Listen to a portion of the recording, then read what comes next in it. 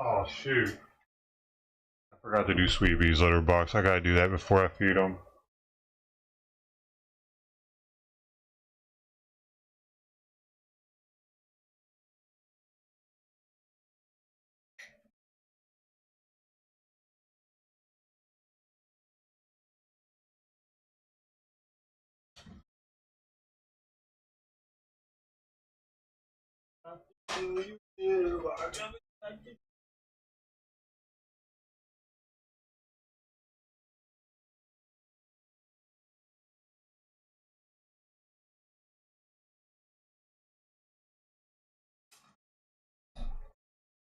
Hey, come on, man. Fuck.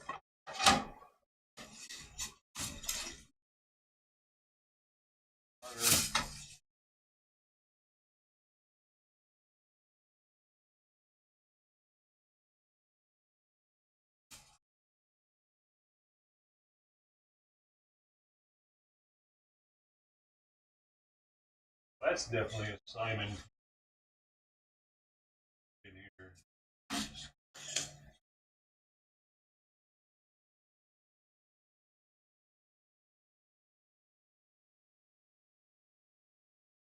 Come on, man.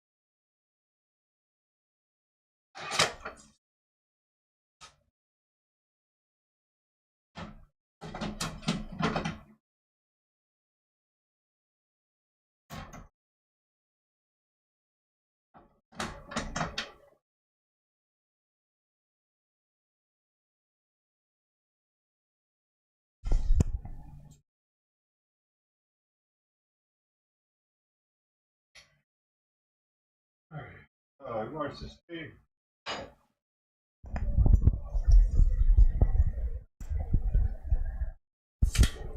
Okay, I'll see if Mama's gonna eat this stuff. I got a churu and one of them other ones mixed in with it.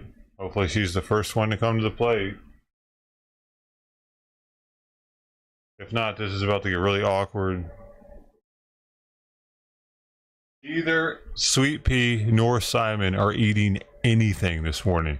0 bites out of either one of them. So, and it took me like 10 tries to split Simon's thyroid medication correctly this morning without it being outside of 10% off from the other half. It's fucking, dude, it's been a shitty week, man. I wish Simon would eat, man.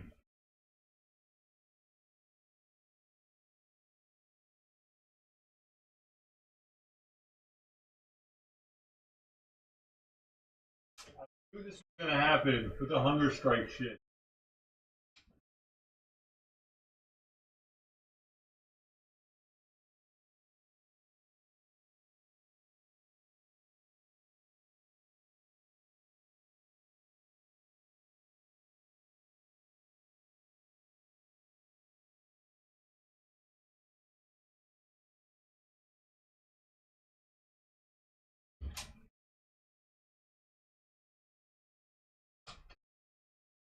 What did I say? Whenever he was eating her food, I called. I was like, dude, he's gonna hunger strike me. Watch, he's gonna fucking hunger strike me because of this shit now. Because he's gonna be like, oh, I want that food. Only I want her food. That's exactly what he's doing today.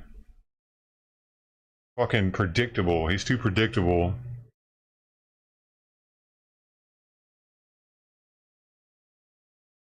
So he's probably not going to eat until 11 o'clock now because I got to pull his food up in about 10-15 minutes. Shut the fuck up, cat. Damn. Eat on your fucking own. Done with that shit. I'm done with that shit, dude. I'm putting her food up when I'm putting his up, and she's just going to go hungry all morning, too. I'm not doing that shit anymore. This shit's overwhelming my life, dude. It's too much. It's too much fucking cat. I need help, man. I need fucking some help with this shit. It's too fucking much. My life revolves around cat. I don't like it anymore. I haven't fucking liked it for a while.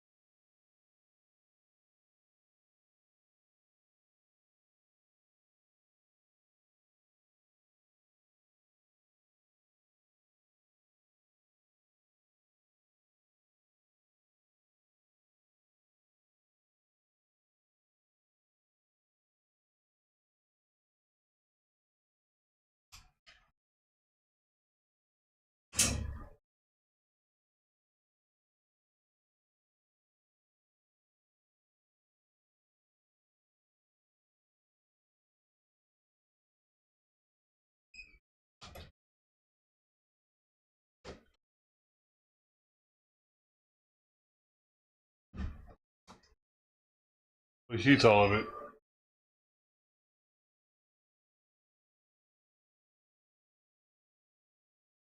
Shut the fuck up, man. I really wish you would just eat on your own, cat. I don't need this shit anymore, man. Give my fucking stop.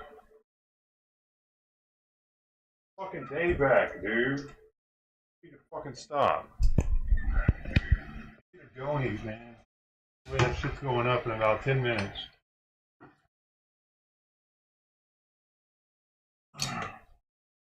Well, today's the day, cat. We're not doing that anymore. No, no, get fucking away from me.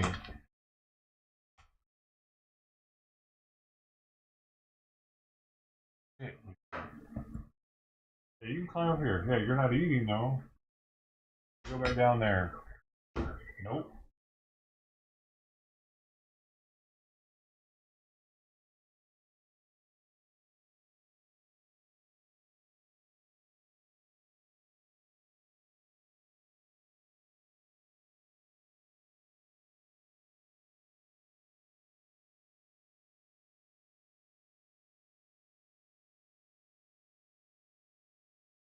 It looks like that's one way to get mom to eat her medicine.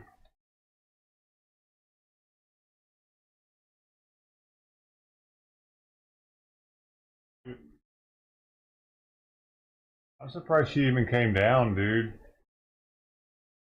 Because I saw her way down the alley. Now I'm gonna put some real food out.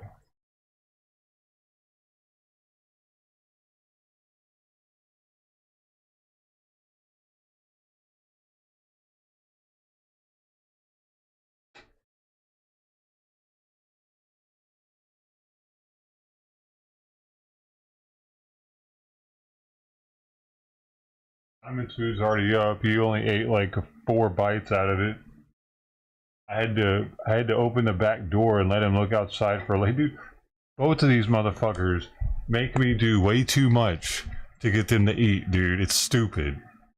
It's I'm the fucking stupid one for fucking bending over backwards constantly for them because they're gonna make me do as much as I let them make me do.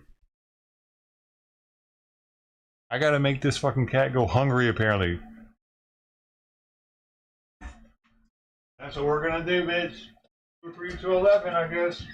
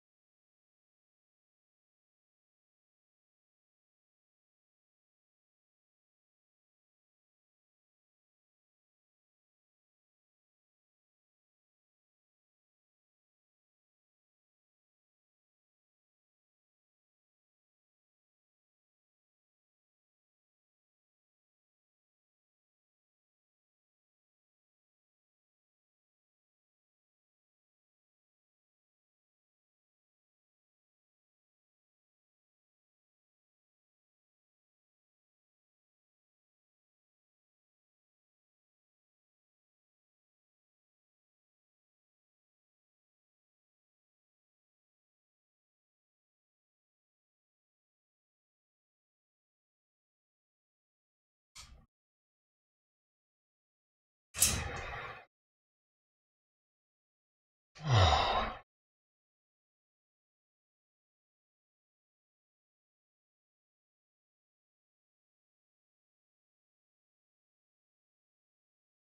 might bring it out again at 9 when I give Simon his heart med. See, I'll give her another try around then.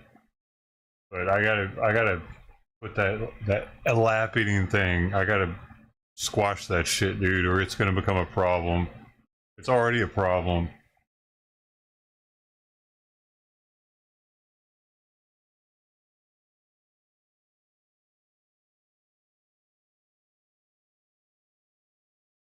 Why is she so skittish if she has a collar on, man? You see, does it look tight to you?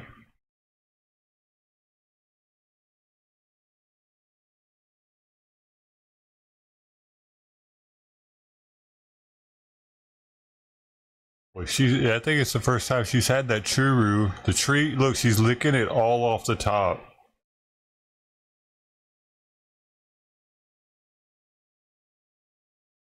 I wonder if I can go up to her right now. Let me see.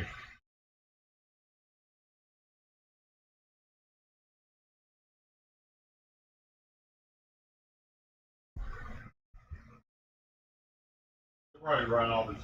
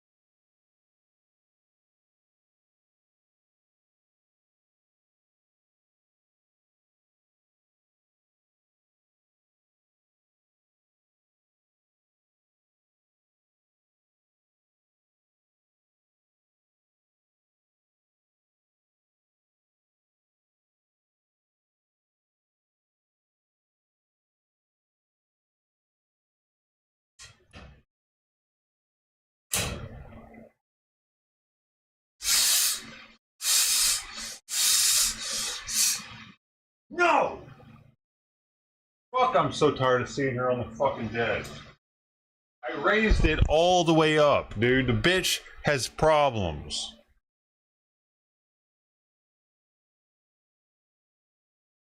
Not the fucking cat whisperer at all, dude. They're fucking controlling me. Toxoplasma gondii is fucking coursing through my veins, apparently.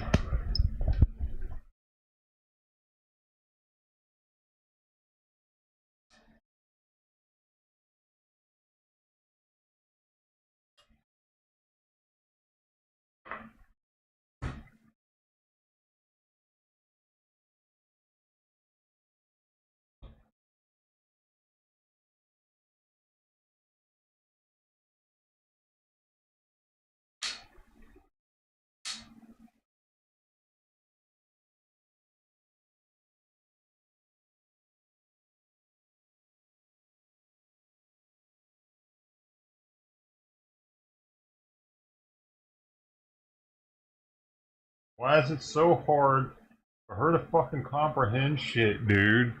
Simon understands when I tell him enough times not to do something, he gets it after a while.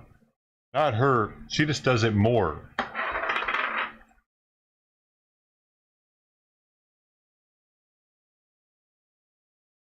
Mark.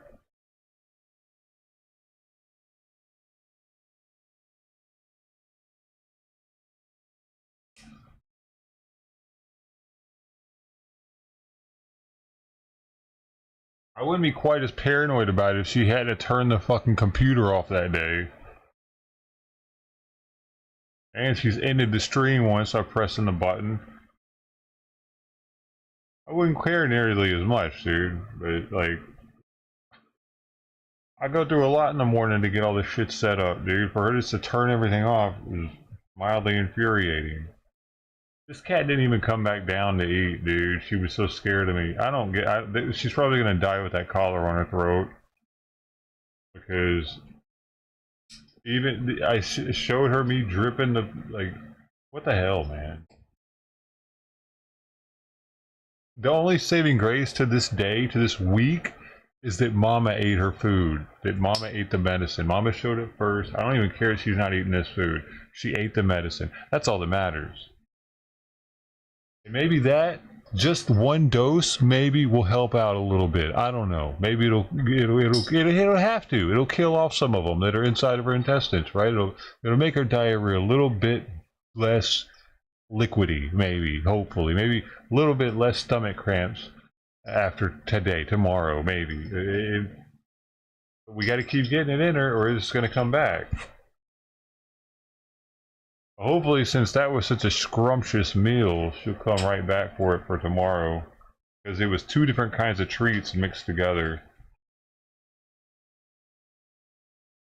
And now, of course, Sweet Pea, what she's done is she's taking a bottle cap and she decided to position it behind all the Cat 5 cables that are coming out of my modem and my router. And that's her new favorite fucking place to play with that. And all my internet cables. There's an entire fucking room here, but you picked those cables to play in.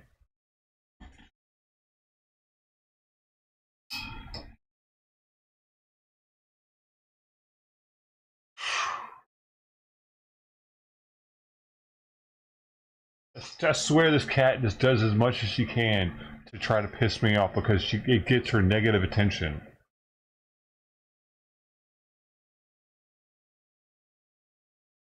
An attention whore. Like literally, she won't eat unless I put her in my lap and give her attention. Well, not this morning. No, we put an end to that one.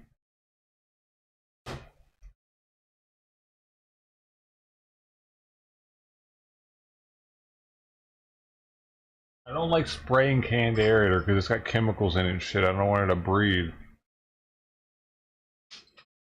Canned air isn't actually just air. It's like it's freon pretty much. Tetrafluoroethane. At least it used to be. It probably still is.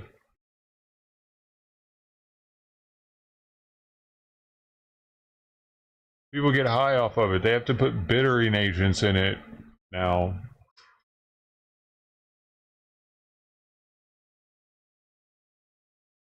So I feel like that's probably not good for her kidneys. If she inhales it, she'll have to process it out of her body. And I noticed that whenever I'd spray canned air, she'd be sniffing the air like she could smell it.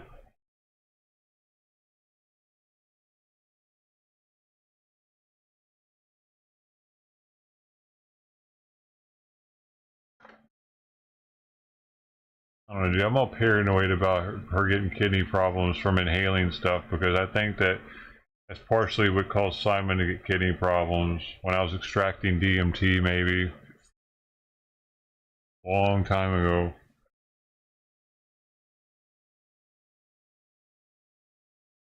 Oh, I know, Sister G. I know. I thought about that too.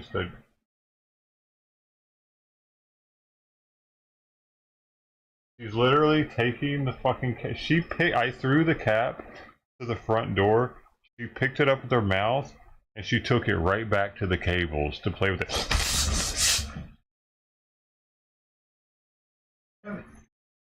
Guess what, bitch? No cat for you.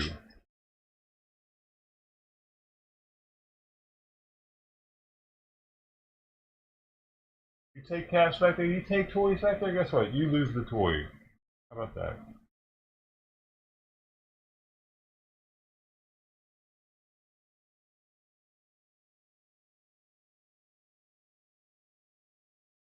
Another toy back there. We'll get this room cleared out at a quickness.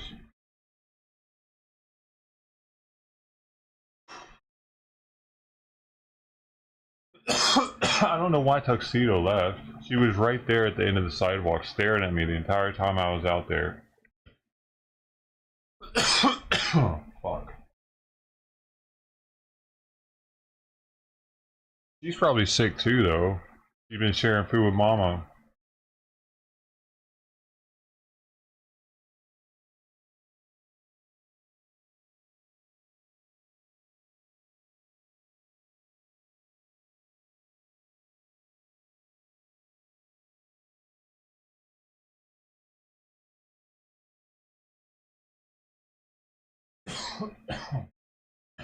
First stab of the day.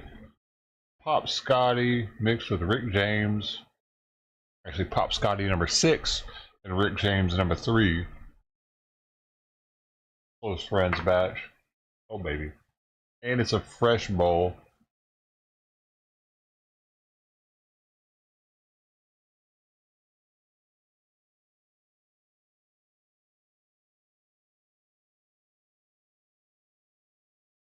Yeah, I know. She probably got it too. Probably like they all got it a bit, but like it's like I don't want to overdose any of them, you know.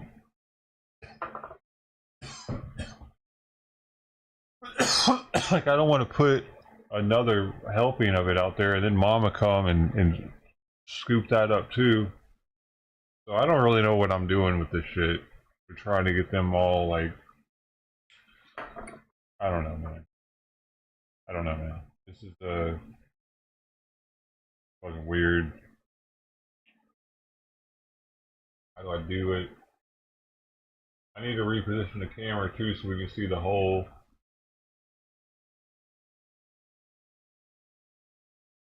Oh my goodness, where are they at? Come on. Don't tell me a whole nother goddamn full bowl of food's gonna go to waste because I went out there trying to like get her collar off. No good deed goes unpunished.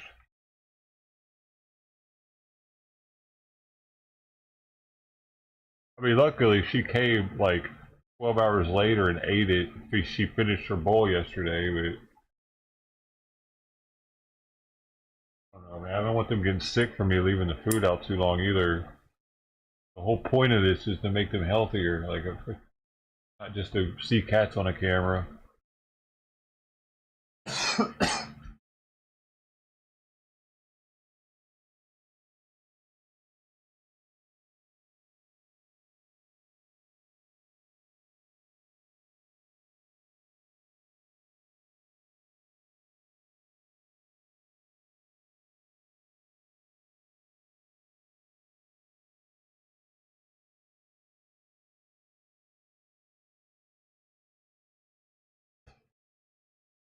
Oh.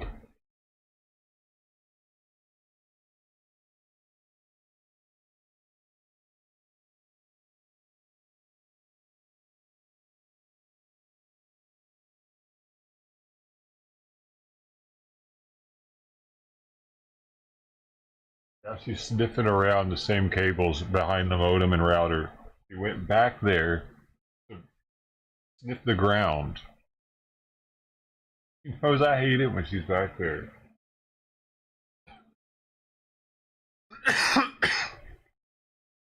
But she keeps doing it. Simon wasn't like this, dude.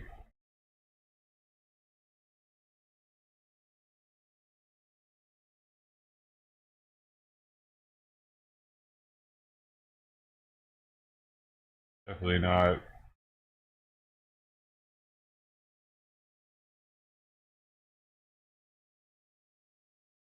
She's acting like she's eating the carpet behind it now.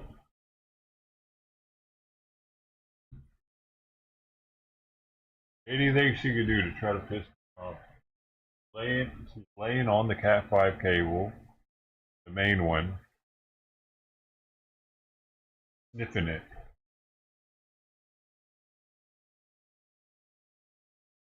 Like it might make a good treat.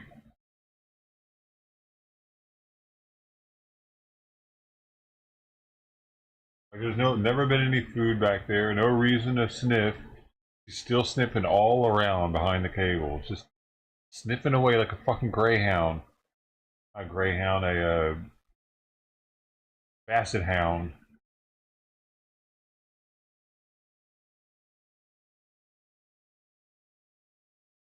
No, she's not biting it. No, she's not like. What? Like, what are you doing?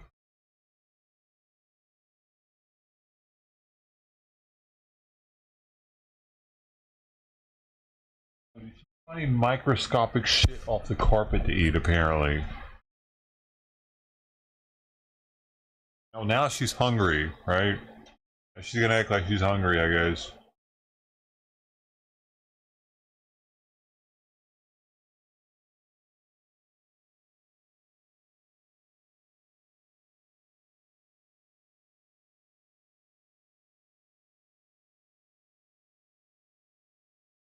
Yeah, I might have to fucking get some water on her, dude.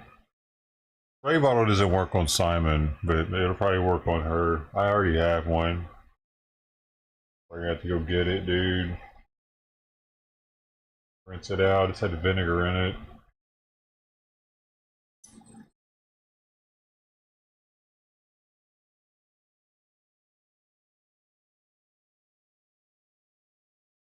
Cause her obsession with doing shit to piss me off is, I gotta change that somehow. Like Simon will like do something to piss me off, and then he'll go away when he sees I'm mad about it. Be like, okay, well, I won't do that. Her, she says that sees that something gets me mad, and she repeats it over and over and over and over and over.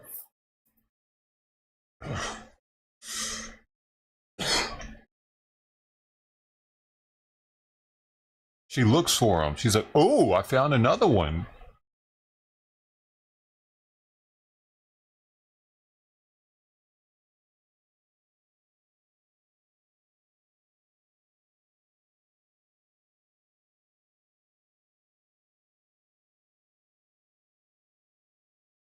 Maybe it's, dude. I've said it before, and maybe it's just a lack of nutrition that she had when she was like the first month of her life. That's why she was meowing like a fucking retard when I first found her. Like, I'm serious. She was acting kind of like a retarded kitten.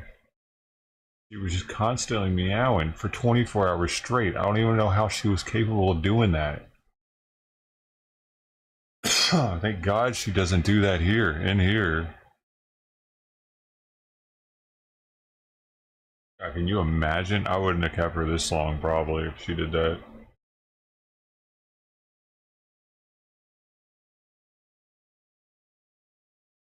She's biting something behind the AC.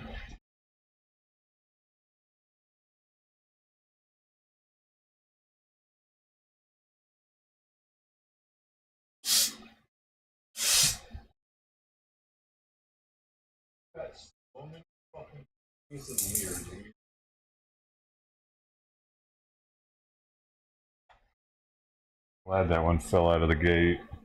I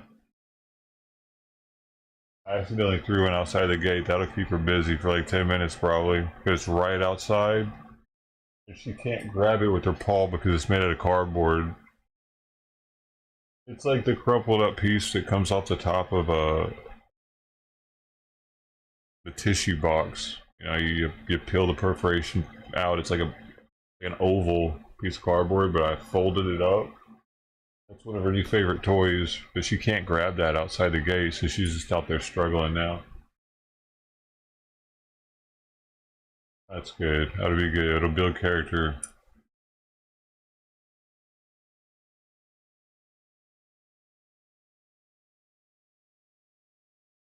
Dude, here's something else that happened this morning I haven't mentioned yet. I walk out the back door and there's like so many flies, dude. It was so many flies that I was like, is there something dead back here? Like, what is going on? Did my yard just turn into a litter box or something overnight? Did it piss like coated? What's like?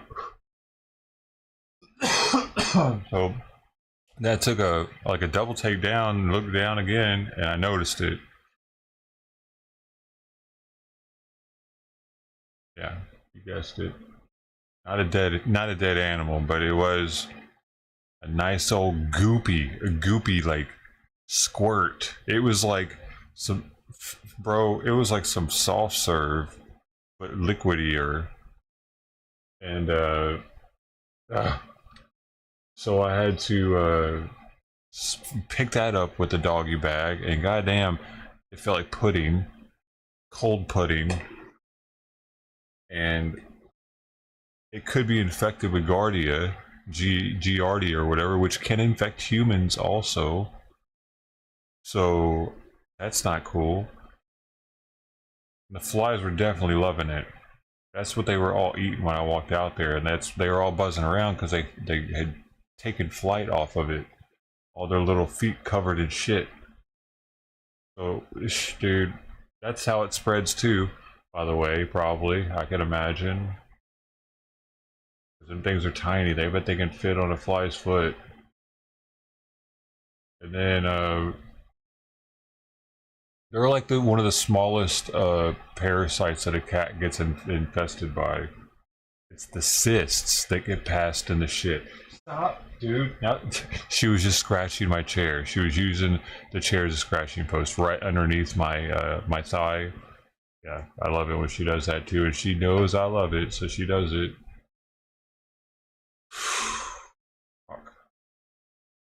Yeah, so they could be spreading it. The flies, there's so many of them were on it. That's not good. Hopefully they go wash their feet off. And also, I'm gonna have to be watching this food now for flies, man. Because once any flies running, it's like starting to get contaminated. I don't see any yet. I really wish that one of them would come back soon. Like, what the fuck? They're probably all sick and not really with appetite unless it's dry food, possibly. But that's a churro treat, man. Tuna chicken. I did tuna chicken because the food is actually chicken liver flavor. It would go better with it than a straight tuna scallop or whatever. Yo, Mama, if you missed it, Mama did eat her medicine this morning. It's pretty freaking awesome. Dude, I only got 4 more days to have to make that happen. I got up to 23 minutes earlier today in anticipation for today being crazier, a little crazier. And because of that, because I know that she's on a certain schedule now, and if I'm too late, she might not come by. So I have to be on time. It's fucked, dude. But okay, we're cool. We're past that. I was on time for Momma Cat. Why does what sound so weird? Oh, interesting. Oh, I know why. Okay, yeah, I'll fix it. Oh fuck. I know why. I just looked at the. I am, but yeah, it's fucked. I can see it. It's the cable. Always the cable, dude. It's either cable or the jack. That's the first thing you always check with electronics. And what happened is this morning she jumped up and that's something else. Yeah, I forgot about that. I come in here and she jumps up and unplugs that fucking cable. So now I gotta like wiggle it around a little bit because it's finicky. It's the oh fuck. Now I forget what it's called. Noise isolator or something. Um, called,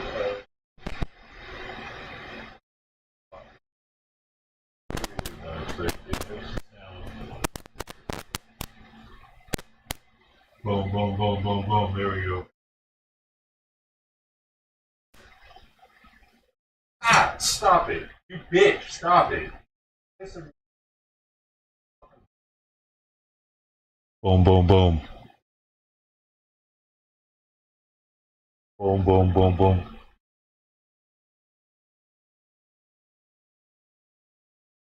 boom, boom, boom.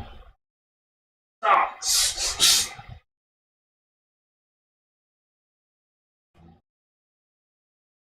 Ryan, he's like getting on top of her. I'm gonna have to move her litter box away from all this. He's making me rearrange my entire fucking house because all the shit that I take out of here, it's got to go in there, and it's a packed house, dude. So there's so much about this that's stressing me out, dude. Right now, look at her, dude. What? Look at this shit right now. She's about to attack my face because I'm talking on the microphone. Right? You see me talking on the microphone. She's about to act like she's gonna attack my fucking face. She's right there. See, like there's no chill. I just want to chill, man. It's fucking 7:50 in the morning. You know, I just got up. I got a lot going on. And bitch, fucking bit me, dude. You gotta stop doing that shit. Fuck that. She's gotta stop doing that shit, dude. I don't want to live like this anymore. If she's either gonna learn. What the fuck, dude? She's doing the same type shit to Simon, too, man.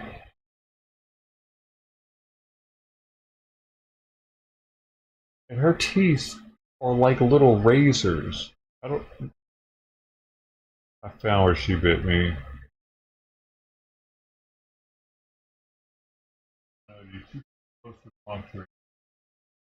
It'll bruise. I'll have a little fucking dot that's a bruise on my hand.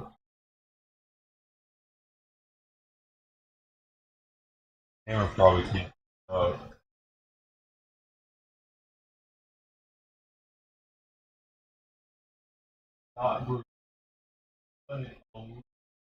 If she would have done it a little bit harder, it would have punctured. And it's like, what? I'm not trying to live like this, thinking that you're about to, like, make me bleed and shit early in the morning. I did everything I could for you, Cat. I did your litter box. I had 2 different kinds of food on your bowl separated for her, with a little bit of water in it, so that she could get hydrated because it's supposed to be warm. It's like, there's no chill. I know she wants out of here, and I just can't do that, man. Because of how she is. If she wasn't so crazy, I would think about it, dude. Being in here might be making her crazy, but I can't know. I can't know, dude.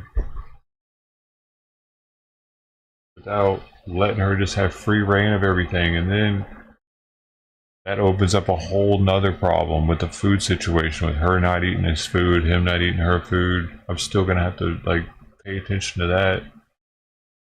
This whole kitten versus geriatric food thing. Now she's playing with a toy in between my feet.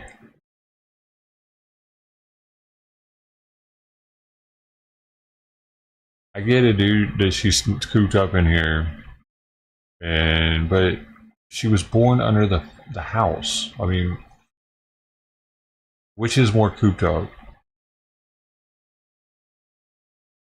And then she went from the house to the bathroom for like a while, for like 2 weeks. Who's that? Came back. She came back. Now she's gonna see what I was putting on the plate. Does she not like it? Okay, no. Now she's gonna see because she knows that I just put that plate down. I showed her it dripping from that tube onto the plate slowly for a while. So hopefully she'll like put two and two together. Like, oh, he's got that stuff again. He's putting it on the plate. Dude, I just want to get the collar off. That's all. Like I did the other one, the other tuxedo. I want to have a wall of collars. Only if they don't have a tag on them, though.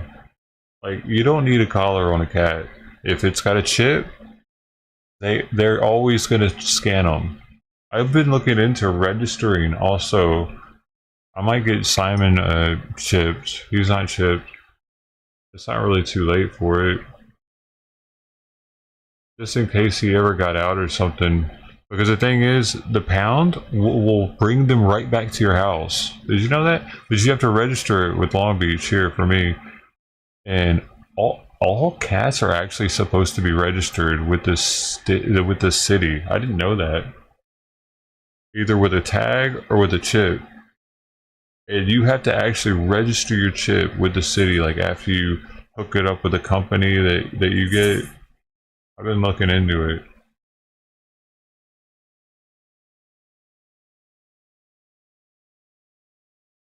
So it's the size of a grain of rice. But once they have that, anytime a cat gets picked up, they're gonna scan it.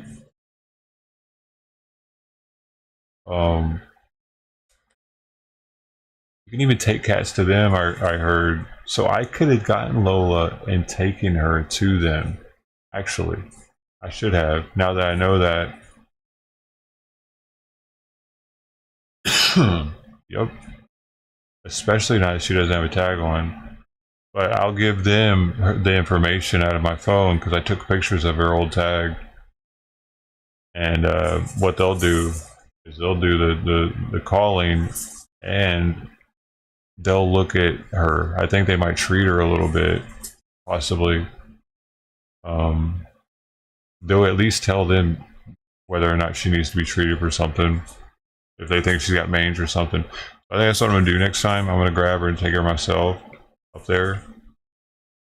I haven't seen her. We haven't seen her though. Hopefully they're taking care of her and not just keeping her cooped up, getting her ass beat by the other cat, and not getting any kind of medical attention. Because that's a possibility. If that's happening, and if that's happening, I'm sorry that I let that happen, Lola. You know, I'm sorry that I didn't take you sooner. They just didn't seem to care. For all I know, they did something to Lola. She's no longer with us. I don't know, dude. People kill people, you know what I mean? So people definitely kill cats. That's common sense.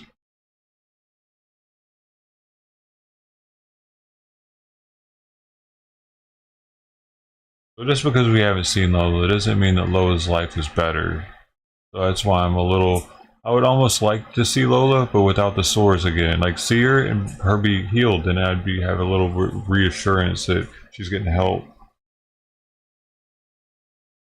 I should have done more by taking her myself when I had the opportunity, especially when she had uh, the collar still on. It'd been easier to pick up.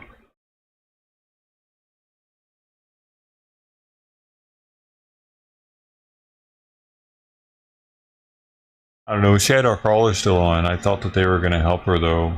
It wasn't until the second time that it was off. It was already the second time that it was already off.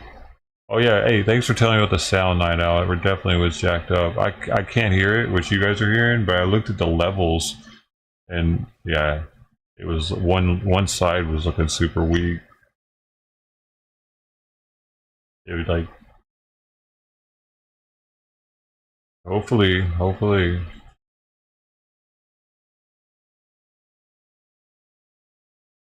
I mean, I'm just the creepy cat guy of the neighborhood, probably. but somebody else is feeding them. But not it doesn't, dude. This one doesn't seem to be eating anywhere else. Very, very skittish of me. I don't know how to get her to start coming up to me, man. Okay, she's got black. I need to look something up. I saw somewhere that somebody had a cat who's in the area that had kittens recently, and it looks a lot like her, but I gotta double check.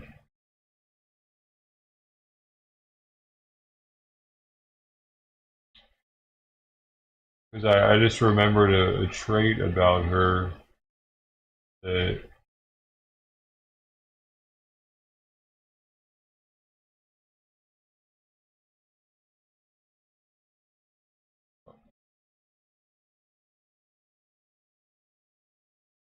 and I come to find out that I probably could have taken P somewhere if I would have found. There are local shelters that I guess are different than like the main shelter. It's like people in the neighborhood that help out. Something different organizations. I should have gotten more on Facebook, I think.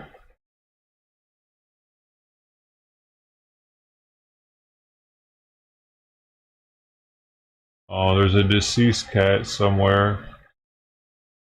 Long Beach. They didn't put a description of what it looks like though. The hell? What a dummy. She said, is there a process for reporting deceased cat? She was lying on the grass on 3rd and Roz. Very beautiful cat. Where the hell is that at? Somewhere near me. I don't even know. Oh, it's close to the beach. They still didn't give a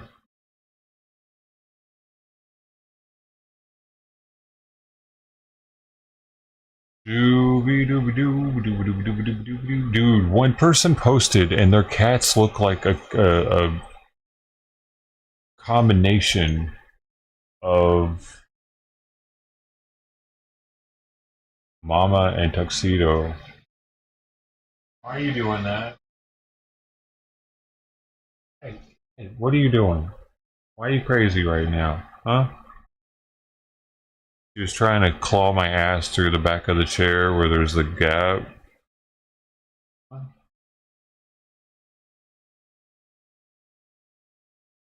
Oh, hey. She's gotten better though. She's gotten a lot better with the biting. It was really bad for a while there. She tried to nip me before she jumped off on my lap.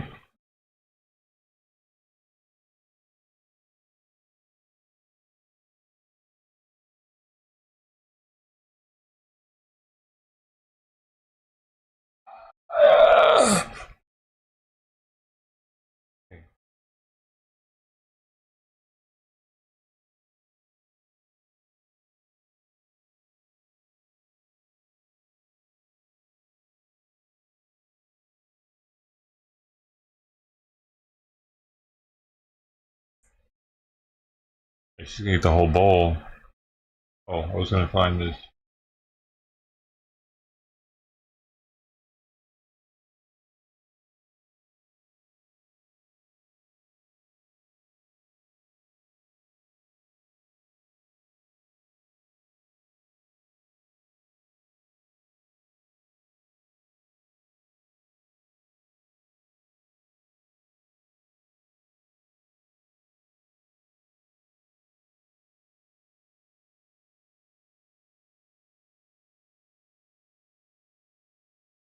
Whoa.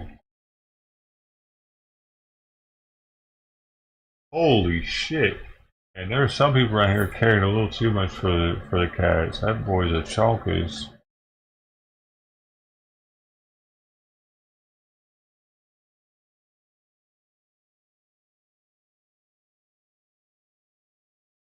A lot of cat ladies on here.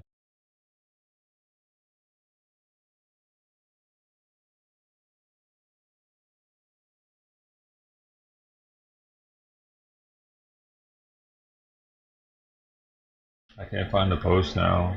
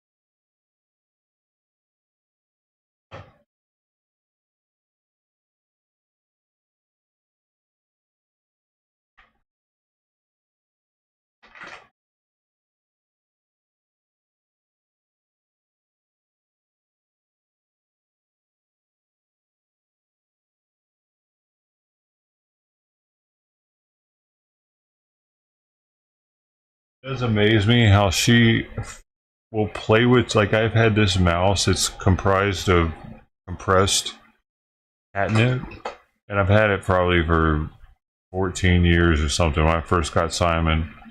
He doesn't ever play with it. She picks it up and she's like her new favorite toy for like 10 minutes.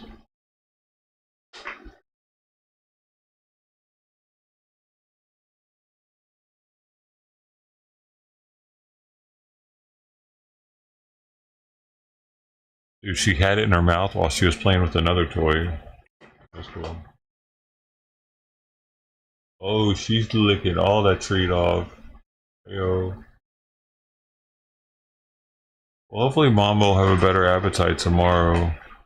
It looked like she wanted more food and went under the house probably to wait on me to bring some more, but um, because she'd be able to hear under the house, she'd be able to hear what room I'm in, and she might know that if she hears me in the kitchen, that I'm preparing another bowl.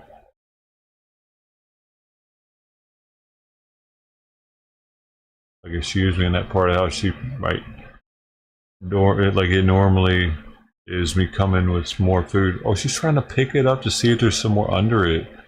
She's really smart. Yeah, but first she went to the right, didn't she? And then she went to the left.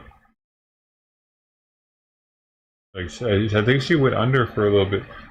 Come on, kitty. Hey.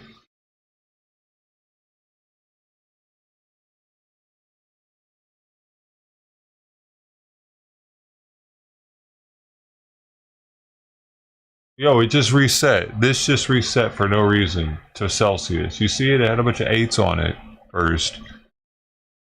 That's the first time I've witnessed it happening ever. And I've had this thing since 2016.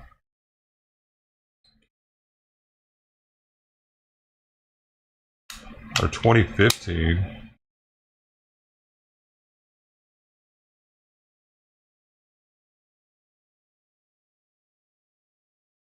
I had to put a camera on it to see it.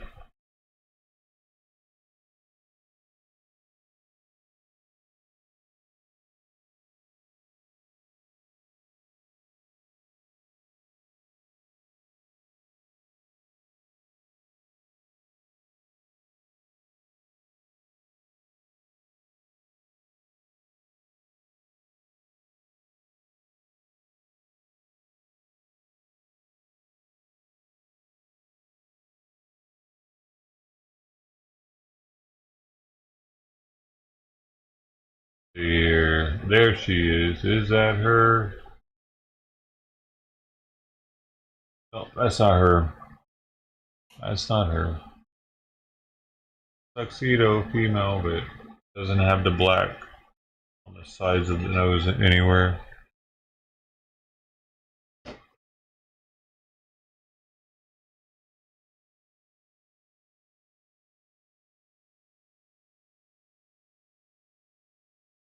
Alright, I have one more can of the cheap cat food that I can do a 50-50 blend with the lamb ziwi, which is pretty much what that was. It was a 50 grams or so of ziwi with about half a can of a cheap food. Dude, I was looking at the ziwi yesterday, Simon's rabbit lamb. Zero natural flavors. Zero natural flavors. Almost all cat foods have natural flavors in them, dude. And almost all human food has natural flavors in it. His cat food doesn't, though. That's crazy, dude. You know bro, it's gotta be good. It might not have the weird, like, crazy tastes that you get out of the natural flavor foods. But that's his favorite. Well, that's his favorite of the food that I feed him. I'm sure that if I gave him the kitten food, that'd be his favorite.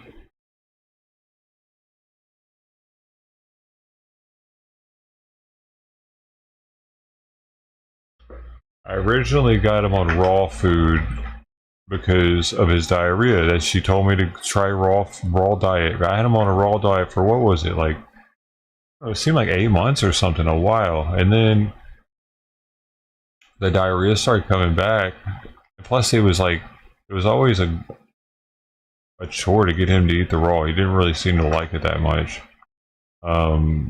Then like, the diarrhea came back, so I had him tested again. He had diarrhea for so long. I think the diarrhea never really even went away for a while. It was just like, but I was just so busy at the time with the streaming. Like, there were a lot of people here back then. It was like 2022, I think. And I let that diarrhea go way too long, dude. I feel bad about that. I probably messed up some of his organs or something. I don't know, man. I didn't know what to do. She wasn't giving me much options. I was trying all the different things. It must have been a thyroid problem, though. It crept in there. That was such a... Oh, it was so gross cleaning that out of the litter box all the time. Poop pieces all over the fucking place because it was like liquid poop. It was so bad. Simon's been through so much, man. I wanted to give him his best life in the end years, and I'm fucking... It's not cool what I'm doing to him now with because of her. It's just not cool. I don't know how to fix it.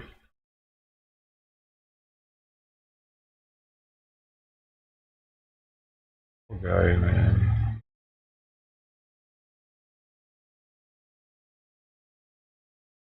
Plus, he already had me ignoring him most of the time because I was doing this so heavily.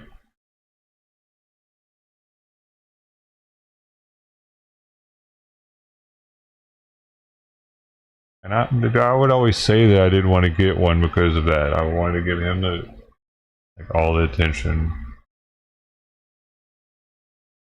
And she bites him. She makes him bleed.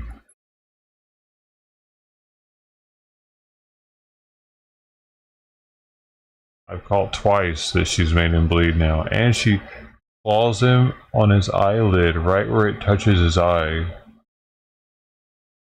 The fuck, that must hurt so... Oh, and she likes to chew on his ear like they're pig's ear, like the dried pig's ears or something.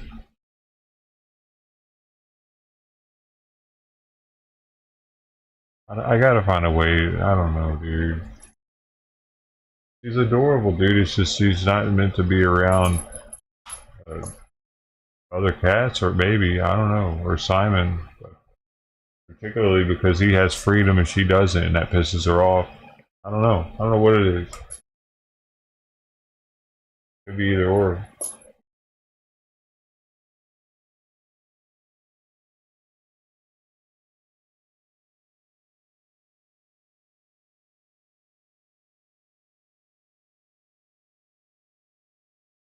I wonder if she would settle down if I let her out of here. Oh, figs? August.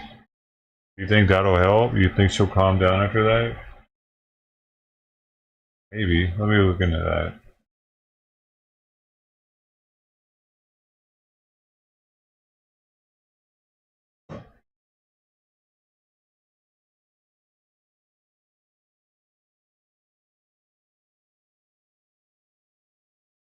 Sometimes it'll make them calm down slightly. It says they're often less aggressive. Oh, well, that would be amazing. And have less tendency to want to wander the neighborhood. Okay. Overall, much, you shouldn't see much of a behavioral change in spayed or neuter cats.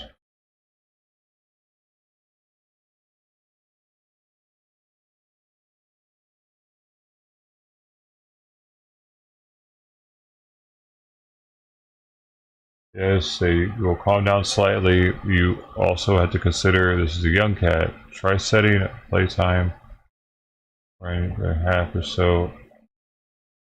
an hour or so. They entertain herself with toys on the time. Set playtime before meals so that she eats after and then relaxes. At this age, she becomes aggressive. Wait, if she becomes aggressive, that is always a sign of overstimulation. It's okay to set her on a timeout where you walk away and don't engage so she sees her aggression is leading to no play attention. Press home.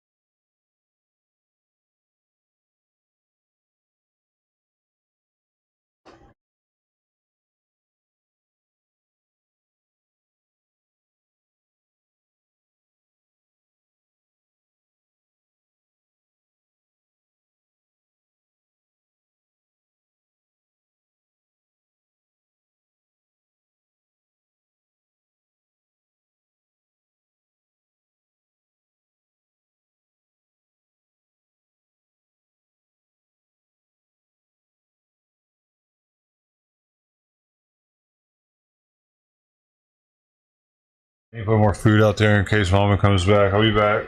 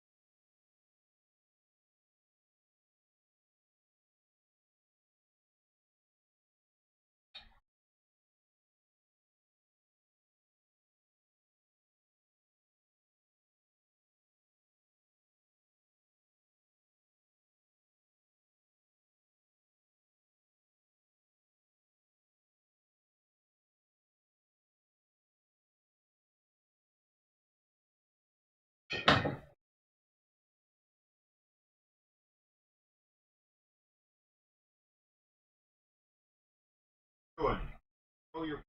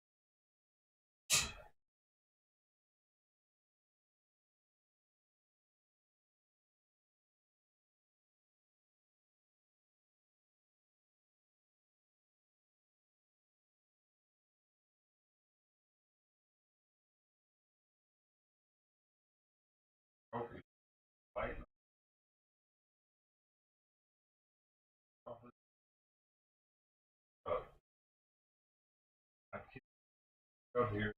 I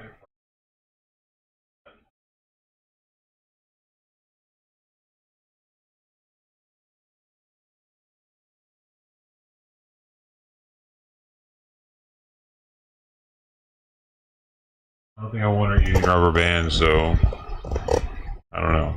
Because if she's able to bite through it, she's able to bite a chunk off.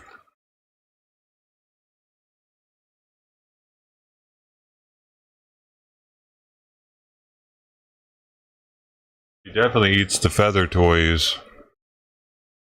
She straight eats them.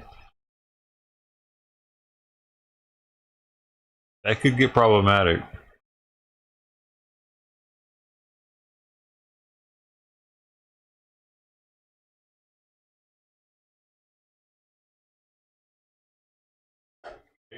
I'm heating some food up. Maybe she'll eat if I eat. Maybe she'll actually eat food. Oh man, I need to vacuum in here still too. I forgot to do that.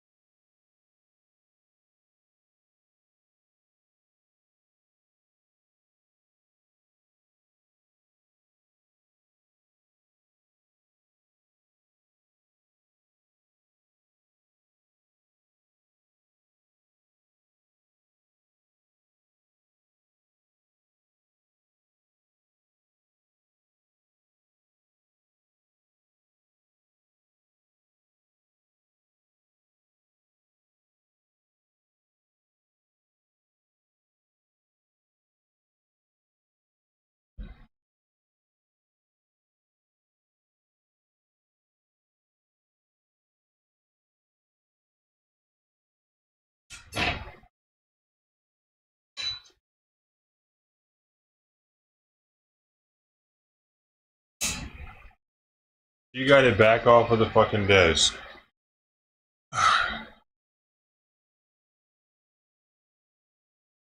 Oh my gosh, dude.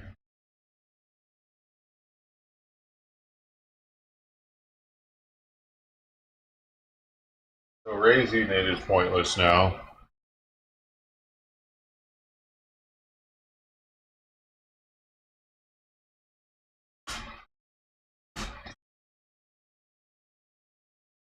Stop trying to put fucking toys into your food bowl. Jesus.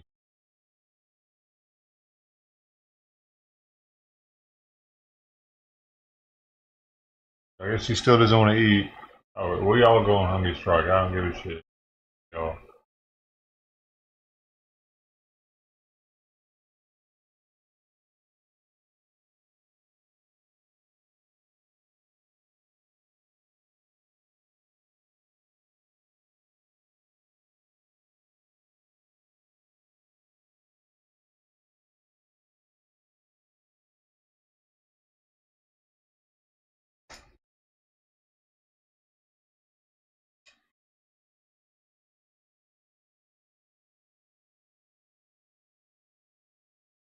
Dude,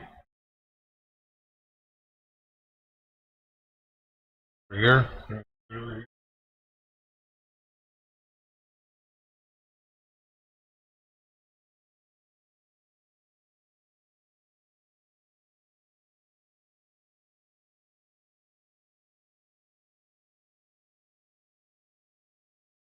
I'm gonna eat it there.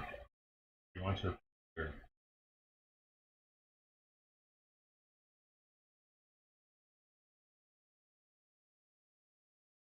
Maybe not.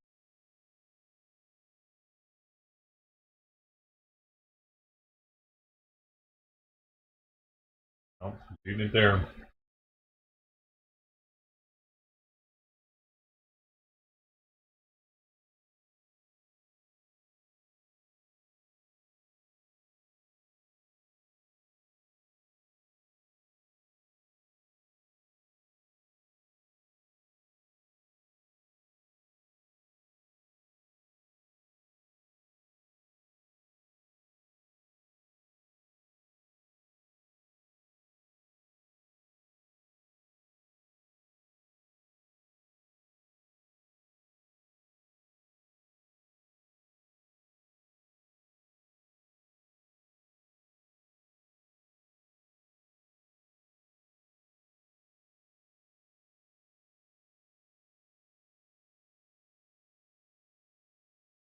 And happening?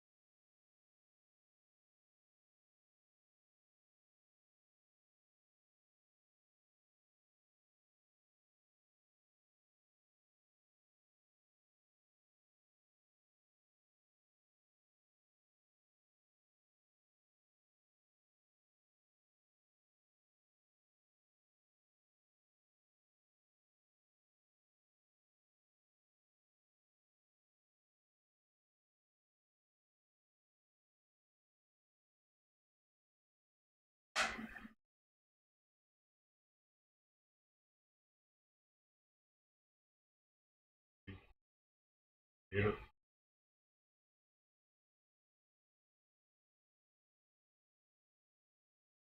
Eat.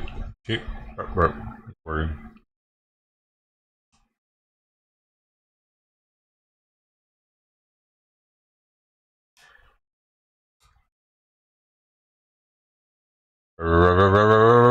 There it is. Oh my god, why does this have to happen every day?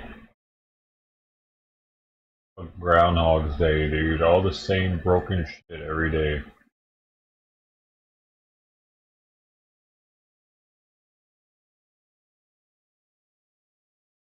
Boom, boom, boom, boom, boom, boom, boom. Alright.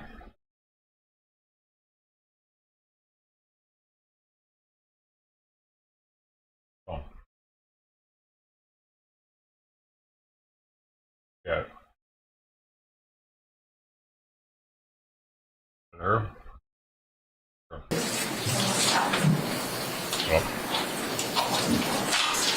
Oh. Come on, man. Kitty, it's my turn to eat. You have your food there. As you've heard me tell other witnesses, just No wonder make her yourself mom kicked her comfortable in out. a chair. Get about 12 to 15 inches from the microphone. It does adjust up, down, left to right. I was like, I ain't And doing if this you shit speak in with you a loud, clear anymore. voice, the electronics will pick up everything. Okay. Mr. Taylor. Good morning. Will you tell us your full name and spell your last name, please? Ashley Christina Benefield, Benefield. How are you feeling this morning, Ashley? Nervous. All right. Try the best you can to relax, and we'll get through this. Okay. Tell us a little bit, Ashley, about where you were born and raised. I was born in Corpus Christi, Texas, and I grew up in Annapolis, Maryland. What type of family values were instilled in you? Objection, relevant. Overruled. I believe in the importance of kindness and compassion, empathy, honesty, hard work, accountability. What type of work did your father do? Objection, relevant. I'll allow it. My dad was a Naval Academy graduate who was a Navy pilot and then started flying privately for the airlines, which is what he still does. And how about your mom? When I was born, my parents decided that my mom would stay home to take care of me full time since my dad traveled so much. I want to ask you a few questions about your childhood. Need up there? Did you have any siblings? I grew up an only child. Wherever Were you want to your eat, parents Gat. active in your development as a child? Yes, they were very active in my schooling and supportive of my pursuit of the arts. Hold on 1 second, I'm sorry. We need some, get some headsets. Headsets. How many? We need some Mr. President to speak up. Oh, I'm sorry. I apologize. I misunderstood. All right, Ms. Benfield, yeah, if you could scoot a little bit closer and speak up so the jury can hear you. Okay, I'm sorry. She's trying to sound Apologize. Go ahead, sir. innocent, though, Sure, do Judge. best you can, Ashley. Okay. You just sound meek and Do you have any hobbies? I love art. I like drawing, painting, sculpting, ballet. I enjoy gardening, baking, cooking. everything nice. Most importantly, I'm a mom. Green spice. What type of high school did you attend? Objection. I'm going to sustain at this point. I'm trying to establish her ballet, Your Honor.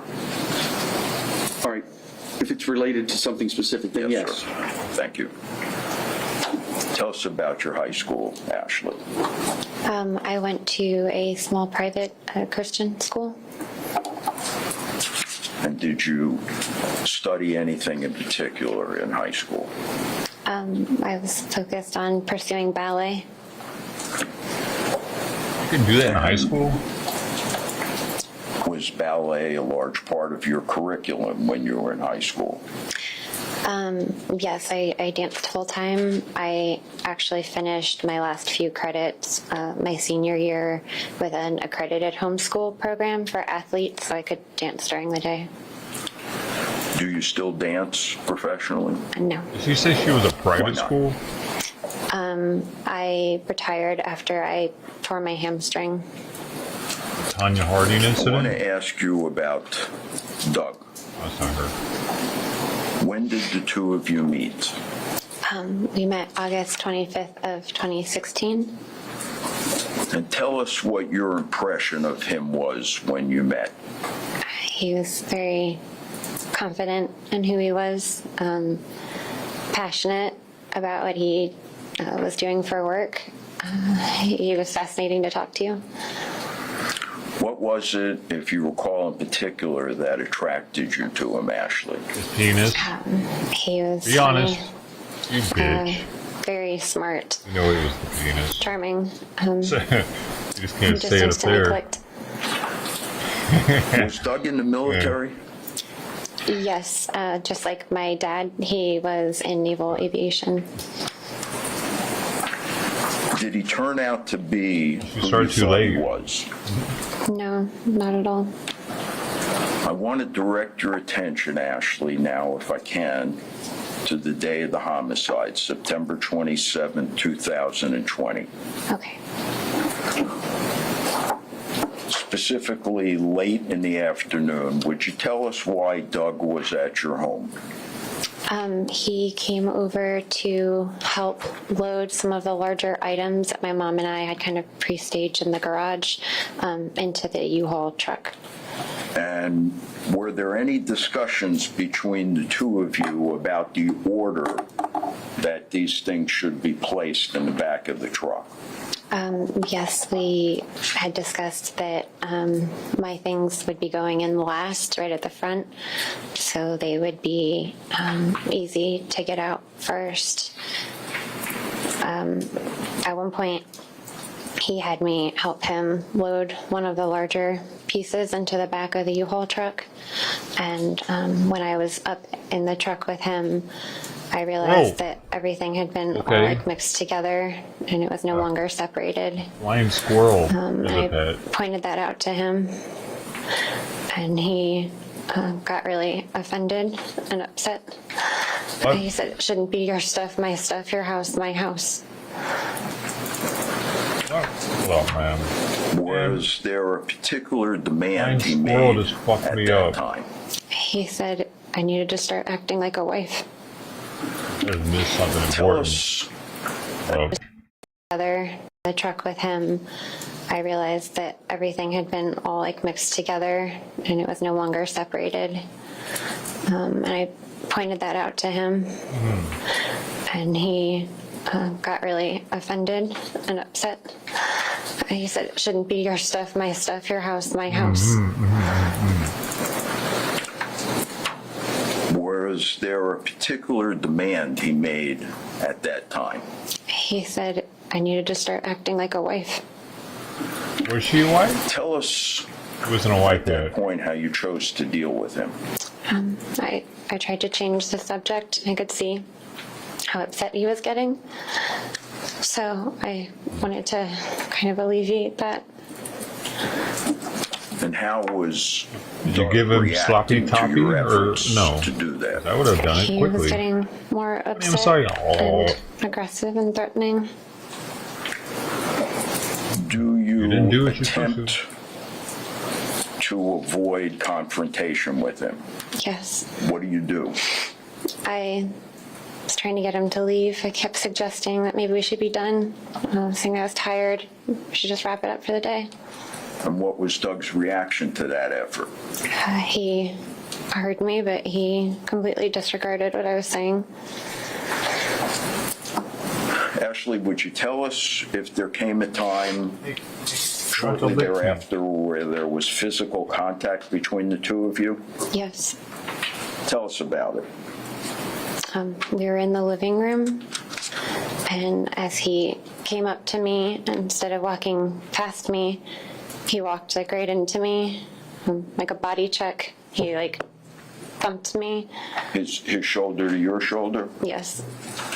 And describe for us, if you can, the force of the bump. It caught me off guard. I almost fell. I like stumbled. How was he acting at that point? He was clearly hostile. He was mumbling under his breath and was glaring at me.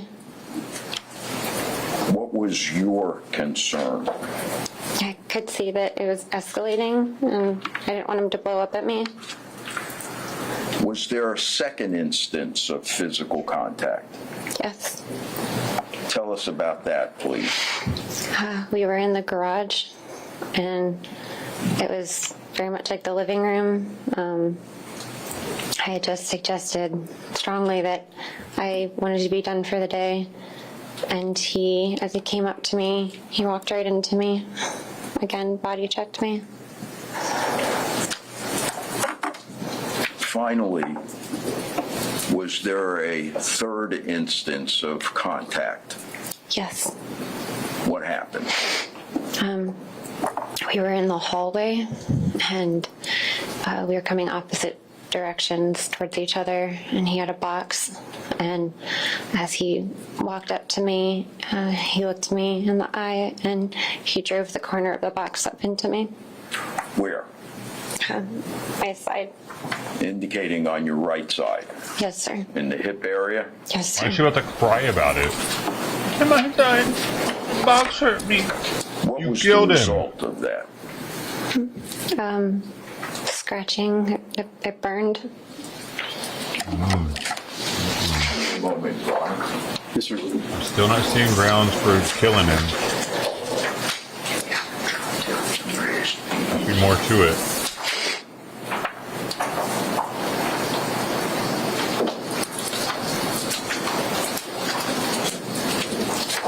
There aren't any tears. She's like acting like she's crying, but she's not crying. She's actually super meek. Is that his mom? Oh, she's shooting laser beams at her right now. Pew, pew, pew. Ashley, I'm going to hand you what's been marked as defense exhibit numbers 8, 9, and 10.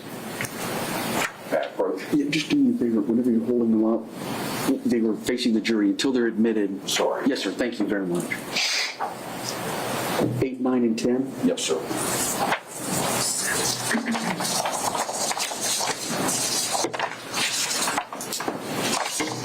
Is that his mom or Can her you tell mom? us what exhibit 8 represents, Ashley? It's a scratch right here. And was that scratch caused by the cardboard box that you just related? Yes, sir. When was that photograph taken? The night of September 27th, 2020, at the sheriff's office. Okay, and how about exhibit number 9? Also scratches on my side. From the same incident? Yes, sir. Also taken that evening at the sheriff's office? Yes, sir. Okay, and exhibit 10? The same scratches as in 9. They're just, it's a close-up.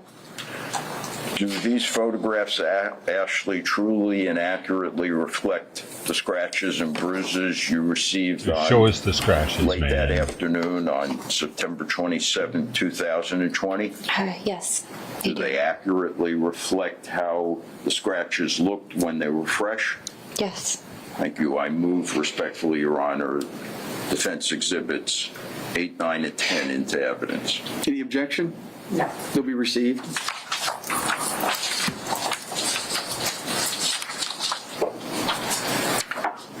What was your response, Ashley, after Really? being Could I struck show by the us? cardboard box?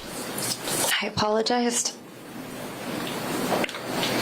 Why would you have apologized? Because I could see how upset he was, and I didn't want him to get more mad at me. Where does Doug go after that incident? He continued to the garage with the box. And what happens at that point? We started getting into a back and forth about being done for the day and what still needed to be packed and that I wanted to be done. And we ended up in our daughter's bedroom, and he started screaming at me. He said, "Shut the fuck up." He started calling me names. And he said, "I can see what you're doing. You're trying to get me to leave." He said, "I don't have to leave. I can stay and spend the night if I want to because I'm your husband." At that point, Ashley, how did you feel with respect to your own personal safety? I was scared. What? Why? Because he wanted to sleep over? Did you take any steps to try to avoid anything further? Yes, I ran to try to leave the house. And where did you run to? To the front door. Did you make it? No. Tell us what happened. He stopped me. He grabbed me by the hand and he yanked me back. I'm not really sure how he did it, but he like spun around so he was in front of me. Was he a Between me ninja? and the door. God. So, He said, I'm sorry, go ahead. where the fuck do you think you're going? What was your response? Do you specifically recall? Tell Where are the us. tears at, though? Not one Just blurted tear. it out. I said, I'm done and you need to leave now.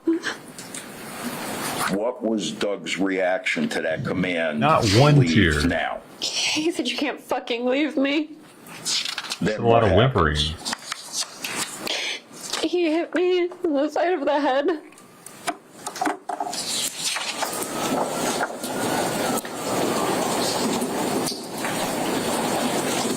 Dude, that must be his mom, right? Actually, I'm going to ask you what's been marked as defendant's exhibit number 7.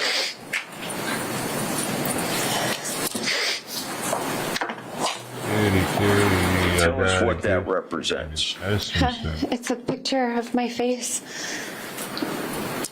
Is it an accurate picture of what your face looked like on that night? Yes, sir. Who took that photograph? I don't remember her name. She was at the sheriff's office. At the sheriff's office? Okay. Now, what is it about that photograph that shows or reflects the slap or the hit that you got to the side of your head on that day by Doug? That side of my face is like swollen and puffy and discolored around my eye. And is your eyelid drooping Yes. on the side where you were hit? Yes. Your Honor, I move defense exhibit number 7 into evidence. Received.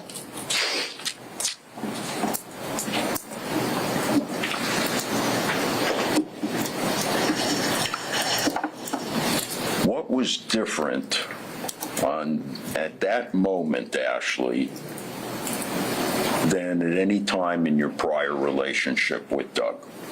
He had never actually hit me before. What did you do? I ran Where? to my room Why? because I was scared.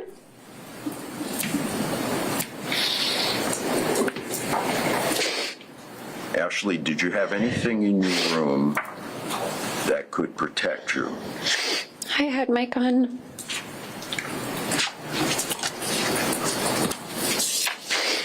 Did you grab the gun? Yes. As you're grabbing the gun, what, if anything, did you hear?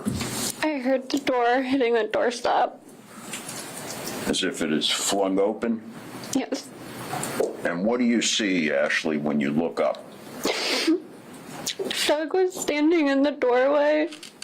His face was red. Like the veins were bulging in his neck. The way he was looking at me, it didn't even look like Doug. His eyes were black. He was turning into a werewolf or what? Does he yell anything at you? He said, "You're fucking done." He just howled at me. And what does he do at that point? I held the gun like in front of me and I said, "Stop." And he like turned and he got into this like a fighting stance. I was just here. I got low and he started like moving his arms and his hands around. And he was making these like jerking motions. What were you expecting when you were holding the gun out in front of you and you told him to stop? I thought when he saw it, he would leave. Did he? No. At that point, Ashley, what are you thinking? I thought he was gonna kill me. See, she has to convince them of Tell that. us. She felt her happens life next. was in jeopardy. He started coming towards me He knows And then he that. lunged at me. And I started pulling the trigger. And he just kept coming. And I remember trying to move to get away from him, but he kept coming at me.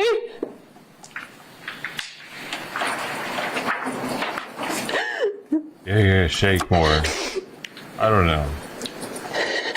I don't quite believe the whole thing. Ashley, would you tell us why, if you're holding a loaded firearm, you were attempting to move away? I was trying to get away from him. I was terrified.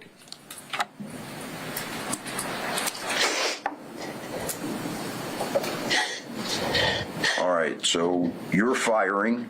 He keeps advancing. What happens next? It was like his feet slipped out from under him and his legs went up in the air.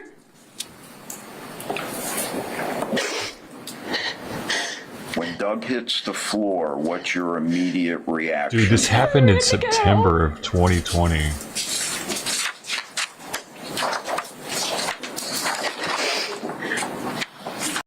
Reaction. I ran to get help.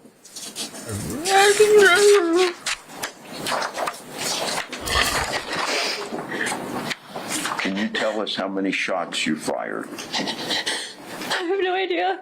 I was in a panic. He's been locked up for like 4 years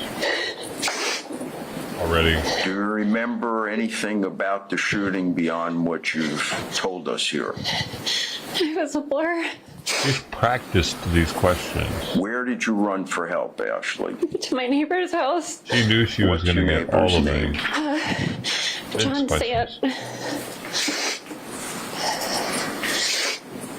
Prosecutor will catch you off guard. I have to ask you a couple of very difficult questions.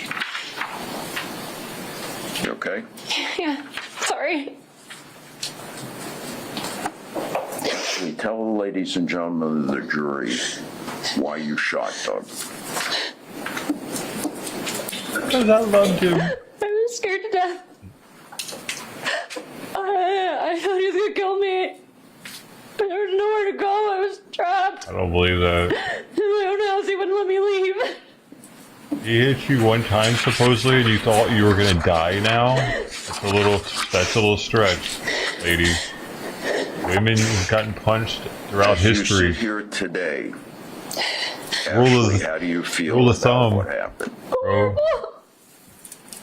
saying like it's like He's the father of my you child. can't kill your husband for punching you. It's okay. You have to explain it all to her. Doesn't work like that. Judge, I wonder, could we have a minute, maybe a brief recess, let have her compose herself? All right. Right? Oh yeah, she Jury, got it. If you could step out for a couple of minutes, we'll bring you right back. Just leave your notes where they are. I wonder if they planned that or if Put them like face down. he's Please don't begin your deliberations. hyperventilating. You can use trying your to phone, get so it don't all talk with getting anybody out. outside the jury about the case. Don't do any research on Dude, these are the people, best places, times things, of or legal these topics. We're of gonna talk into these the court mouth. cases, and when the defendant is actually on. This is like the best part of this entire trial, probably. We just happen to catch it. We're a little off from live. They're at lunch right now, but they're not doing shit. They're at lunch. You know? Who is it? Who are these two people? I really, You can have a seat. I don't know. They like her. They Take a don't moment like to her. Compose yourself. Yeah, would it be all right if she stepped out? No, sir. I gotta give Simon his medicine. He's out the door right now, meowing his ass off. Meow, meow, meow, meow, meow, meow, meow, meow, meow, meow, meow, meow, meow, meow, meow, meow. That's what it's like. She is super comfortable in my No lap. conversation, As long as you don't say anything. Yeah. not say a word. Yes.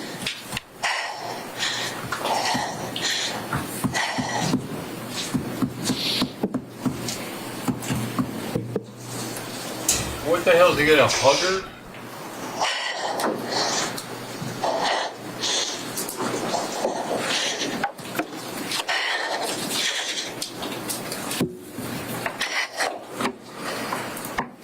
You okay? Yeah, I'm sorry. Ma'am, there's Kleenexes here next to you. Those. Okay, thank you.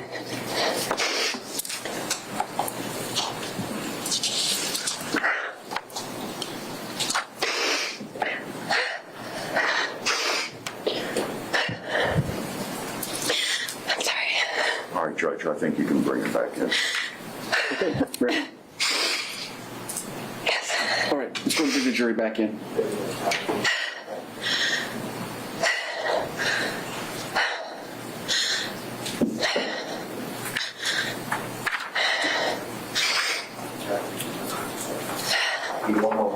Yes, sir. We might have stepped into the facility, so we'll wait a minute.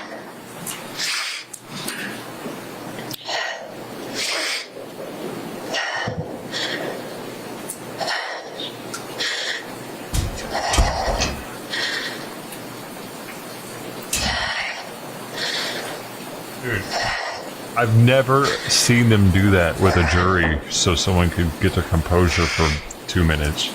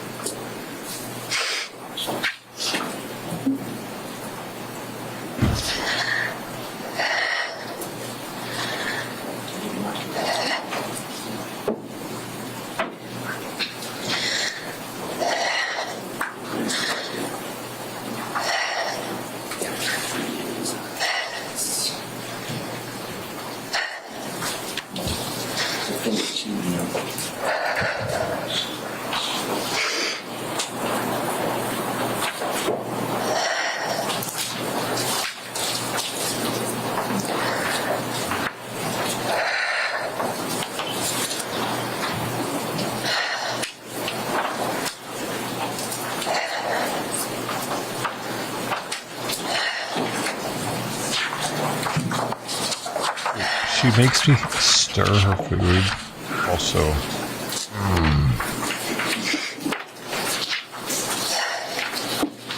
I think I'm going to switch her food to one that she likes more. I don't think she likes pate texture. I'll switch it to the chunkier one. Maybe we'll look at her trying to cover it up there. Or he doesn't want any more. I'm feeding her a lot though. I'm feeding her a lot of food. Extra water in it because it's been hot the past few days. Just a little bit extra water. Like a tablespoon. The entire meal.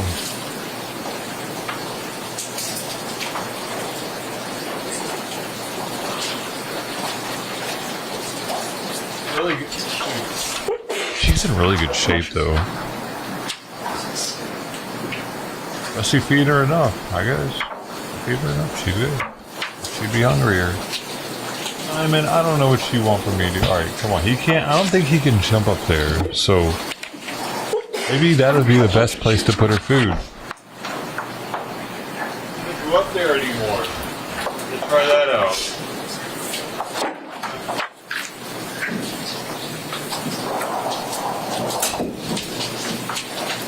Oh my gosh, she just jumped on top of him. From above. Now she's sniffing his penis. Oh my gosh, she wasn't even sniffing his butthole. She went straight for the penis. Another necking. Now he's licking her. Oh, now they're starting to bite each other already. Yep, we've already went to her chewing on his ear. Why is she smiling? What the hell? Why are they smiling? That's all weird. All right, it'll be a couple of more minutes till the jurors are finished with their break. Let's 9:56. Let's say at 10:05 we'll reconvene. Ms. Benefield, I'm going to allow you to leave the stand.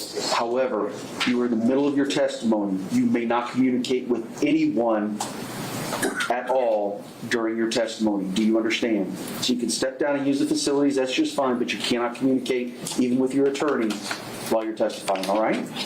Okay, you need to step out, you can do so. So we'll be in recess until about 10:05 or so. Why everybody was laughing though?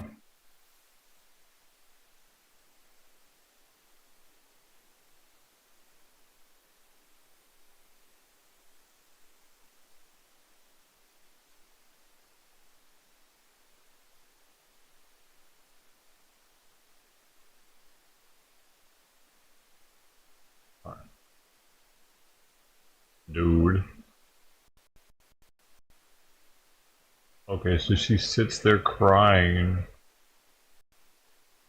Oh, but the jury can't even see this part.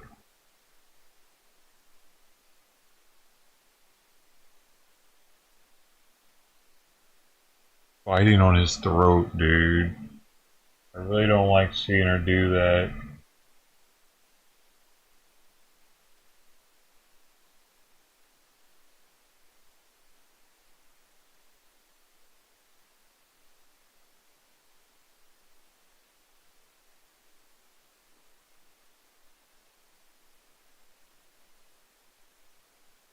Wow, she's really putting the show on up there. She's probably more sad knowing that she's probably going to spend the rest of her life in prison, though. That's probably what she's crying about. Must be real, super real. And because dude, the thing is, they don't think he was facing her when she shot him for some reason.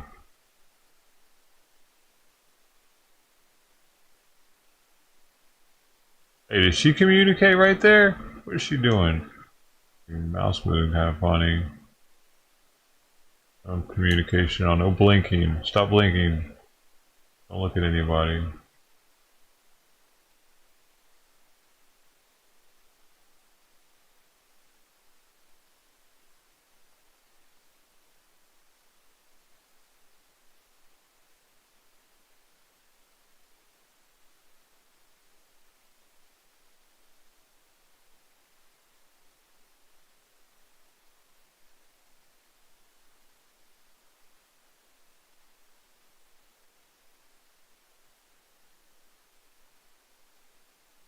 They're both looking outside together.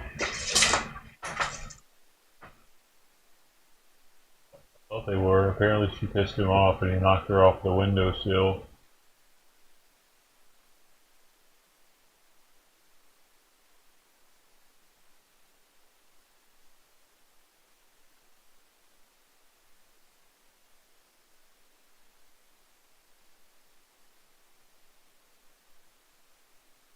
Our food's sitting out there.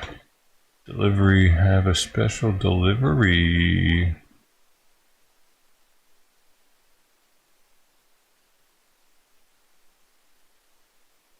Hey, lady. Oh, although we went to the seal. Oh, get back to her. She's like dreading the day, probably, because it would be a stressful last day having to take the stand. No, and prosecution's next, right?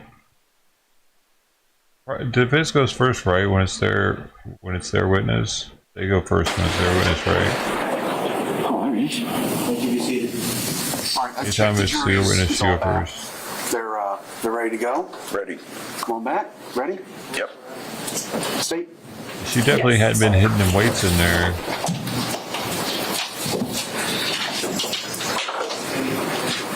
I was teaching her boundaries. Yeah, we're both trying to do that.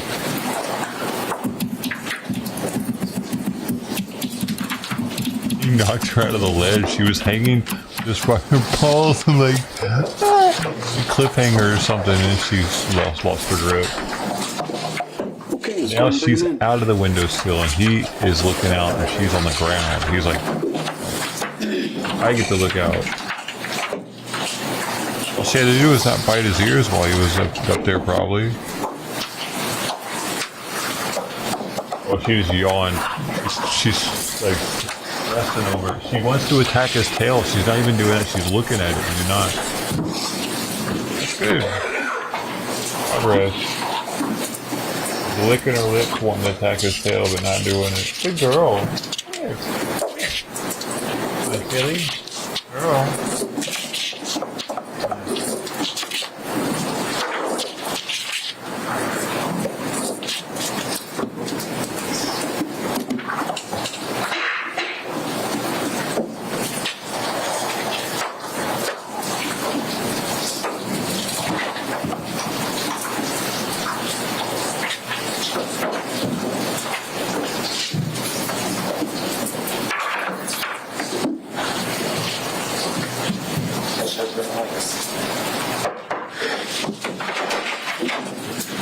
just fixed my weed guy. Oh, favorite customer.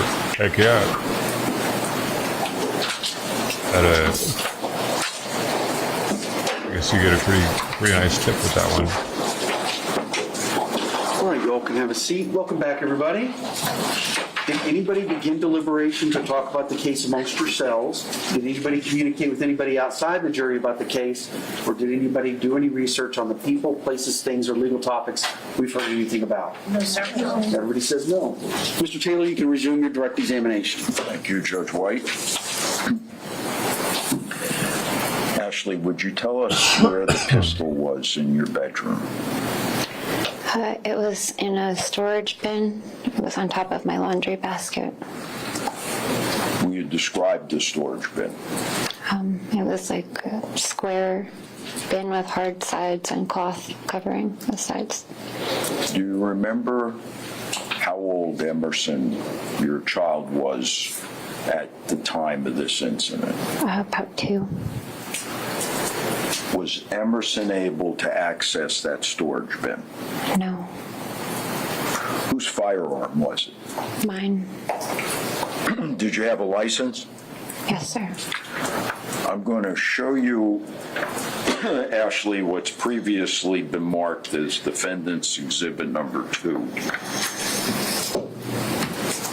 Our license. And Your Honor, I'd like to, if I could, put that up on the screen. Where's the box?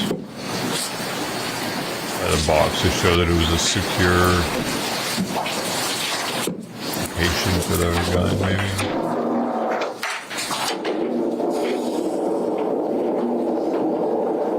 Dude, the defense is reaching with this one if he got shot in the back. Oh, Mark, hey. For the blinds. Oh, we already saw you here. I didn't realize you just got here, though. Hard for you to remember. One more set of lights. Thank you, Deputy.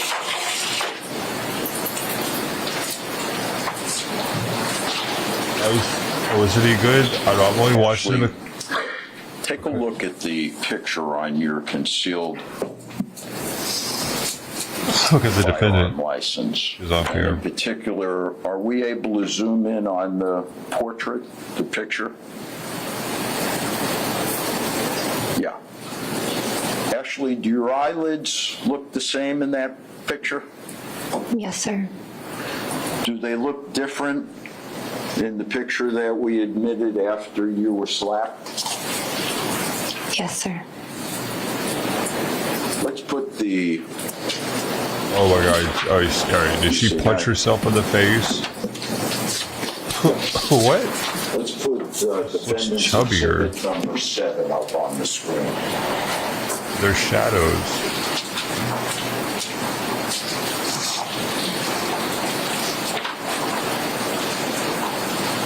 Mark, Mama ate her first dose of medicine of Panicure.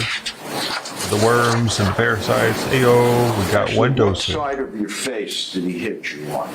Left side. Left side. And as we're looking at this picture, it would be to the right. Correct. Is your eyelid on the right side the same as your eyelid on the left side? No, sir. And how about your eyebrow? The space between your eyebrow and your eyelid on the right side, is that the same as the space between your eyebrow and your eyelid on the other side? No, sir. Hopefully she shows up first all 4 days in a row now, though. This tuxedo collar has been early also. And All right, thank you, Judge. I think we can... she probably needs treatment too, though. Lift the blinds. Do her next, maybe. I don't know, I'm saying complicated. I don't want to double dose anybody. I don't think there's any harm to give them this medication more than the 5 days, though, in Was case. the firearm registered to you, Ashley? Yes. Probably Right, I'd like to 2 doses now a day would be return bad, you, though. direct your attention back to your initial introduction to Doug. How long was it before Doug expressed his devotion to you? It was about 4 days after we met that he told me he loved me. Did any significant event follow after he Okay. expressed his love for you? He flew me to South Carolina, where he was living at the time, and waiting asked on me that, to marry maybe. him. You know and what I I said mean? yes. You remember the date? September 7th. Were you holding that 2016. over his head for getting your pussy, though? How I need old to know. was he at the time on September 7, 2016? 54, And how old were you? 24. What? When you finally moved in together, Yuck. what was it like? Good. Good on that It situation. was challenging. I wouldn't want it. Doug hadn't told his daughter Eva that we had gotten married, and so when she found out, she was really upset. Which was understandable. Wow. Her mom had suddenly passed like 8 or 9 months before, and I was So a complete weird. stranger to her, and I'm moving into her house. At that point in your relationship, Ashley, describe for us the man you thought you'd married. He was very loving and attentive. He was always with me. We did everything together. It We was laughed a lot. destined to fail with an age gap that big. He made me feel very special and loved. He always was looking for ways to be with me and to do things for me.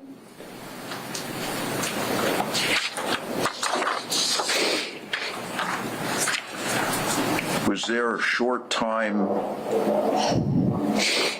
after that you were separated? Yes, sir. And what was the reason? Before I had met him, I had planned a trip, and so I went on my trip. It was a cruise with my mom and one of my girlfriends. Were you able to communicate with Doug while you were on the cruise? Yes, sir. How? We mostly messaged each other. I'm going to pass to you what's been marked as defendant's exhibit number 3, I believe, for identification. Yes. Oh, wait, I'm sorry. Okay. Oh, the ones that we did, sorry. Yes, sir.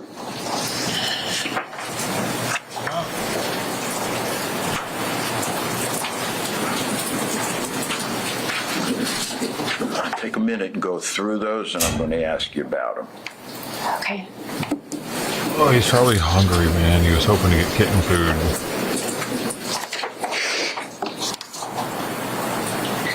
I might bring this food in from the porch right now. It's not just sitting out there tempting some porch pirate.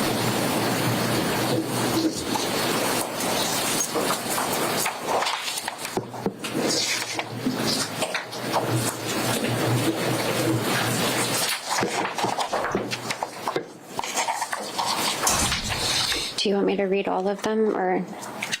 Yeah, Go okay. through all of them.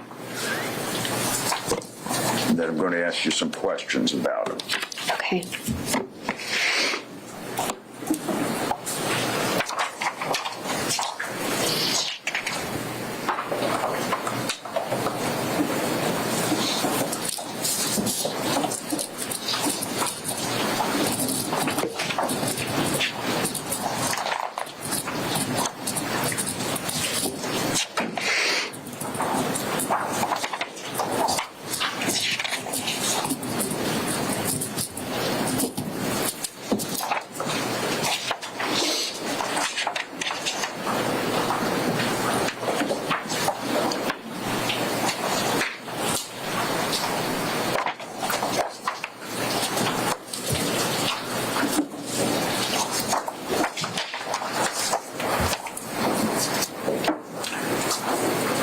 Are those text messages actually a true and accurate copy of the messages you received from Doug Benefield while you were on the cruise? Yes. Your Honor, at this time, I would move defense exhibit number 3 into evidence. Objection? Can we approach this? Yes.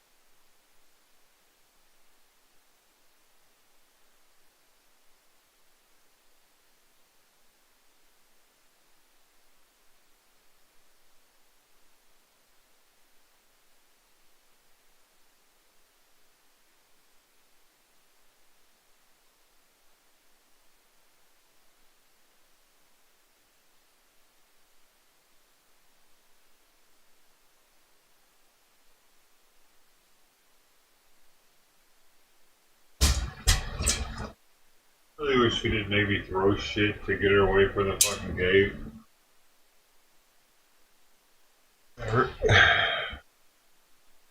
So my neighbors are up by now and there, and I happen to deal with all the banging.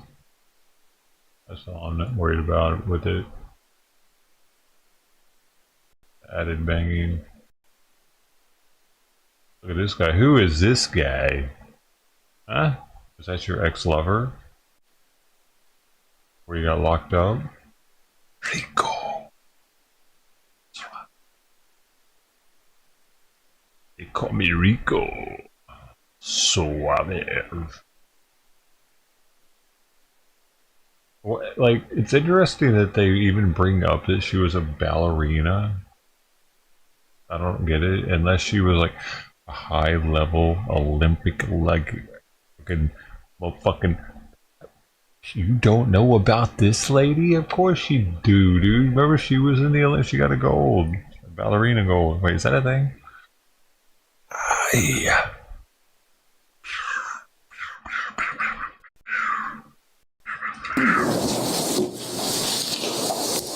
Move to introduce defense exhibit number 3. The text messages of the Additional cruise. objections? Oh, I'm sorry, not other than what we discussed. Okay. Admitted, subject to what we discussed at the bench.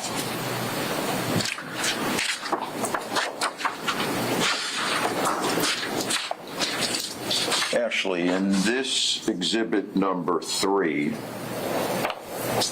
who's represented in blue and who's represented in green? I took take a look again.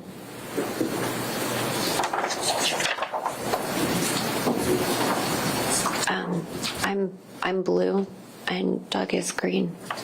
You're blue and Doug is green. Yes, sir. Okay, so I want to ask you what you thought and how you felt after this series of text messages where he said the following to you. And I'll go through them and you can respond. Okay. You can respond. Like always being armed.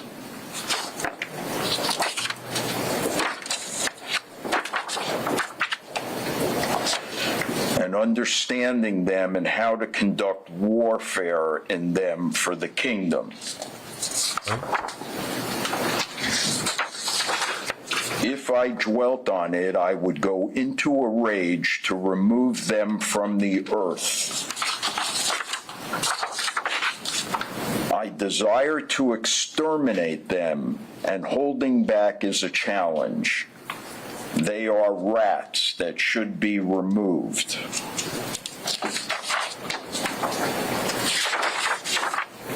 Last night, just the jerks arguing near you about put me in sheer murderous mood, but I was stuck. I couldn't defend you. But could have been a fight, etc. Only you being with me will over time remove the images in my head. I don't know the context of this shit. It's just weird.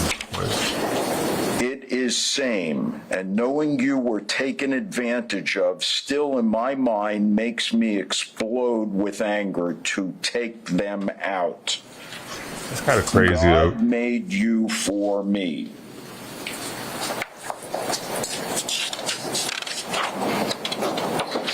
You haven't seen the warrior side and never want to. Interesting. Dude. We went from joy and passion to now I'm in a testosterone rage inside. But kill the bad people.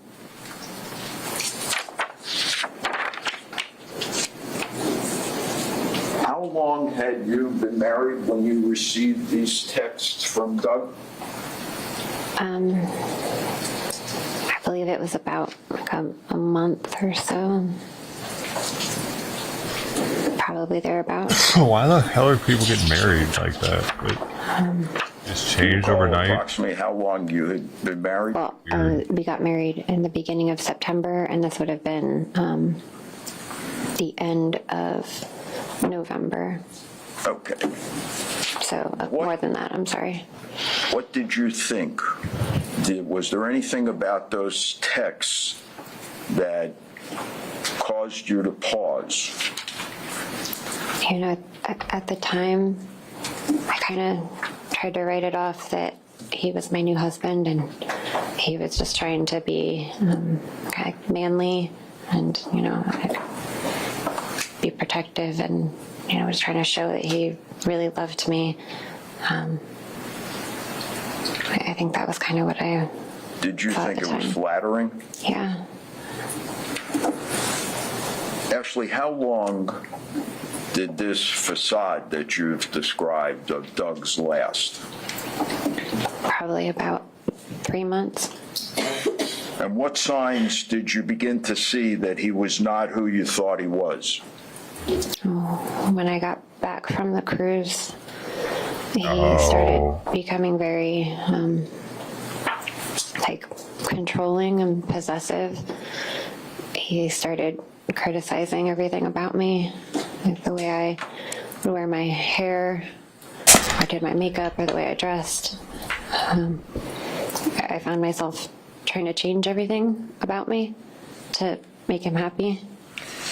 If you had to pinpoint a specific incident, Ashley, early on that stands out to you, what would that be? A friend of his had come to town to visit, and we went out to dinner with him. And when we went to leave, Doug had had a little too much to drink, and so I said that I would drive home. And he instantly got really mad at me. He was offended. He started screaming at me, and it continued all the way home. And when we got inside, I told him that he was drunk and he just needed to go to bed. And that really set him off. And he tried to flip over the dining room table. He threw a chair at me. You couldn't flip He the kept table? screaming at me No. until he stopped, and then he apologized. And he said it would never happen again. He said he's really sorry. And Ashley, did it happen again? Yes. Explain what happened. We had gone to church one Sunday, and after service, They were churchgoers? after everyone was leaving, we Crazy. talked to the pastor in like the lobby area. in Save front. it? And at one point, Doug stormed off, and by the time I caught up with him, it was in the parking lot, and he started cussing at me, calling me names. And when we got in the truck, he accused me of having a thing for the pastor. Oh, wow. He said I was a slut and a whore. And he screamed at me all the way home. Was she telling Ashley, was anybody he about this, aggressive though? and threatening like that in other instances? That's fucking It started crazy. happening more and more with me and with our animals. He would hurt our pets. On approximately how many occasions was he cruel to your pets? A handful. How would Doug react following a dark episode? Why would she think, or would He was she either think that she had a really thing up for? or really down. And after, he'd be very sweet and apologetic, and he'd be kind, and things would be good. And it was kind of like a flip of a switch, and something would set him off again. Did you find anything one day, Ashley, that gave you insight into Doug's marriage to his previous wife, Renee? Yes, sir. Tell us what it was. I had been going through and kind of cleaning and organizing, and I was going through a bunch of old devices like phones and iPads, and I found the texting conversation between Doug and Renee, his previous wife. Oh, he was cheating on her too? What? Come on, bro. This is too much. He was beating the dogs, cheating on her. Was he a pedo? Pass to you, What else is it? Ashley, what we've marked as defendants. Why were you exhibit with this number guy? 11. What's going on?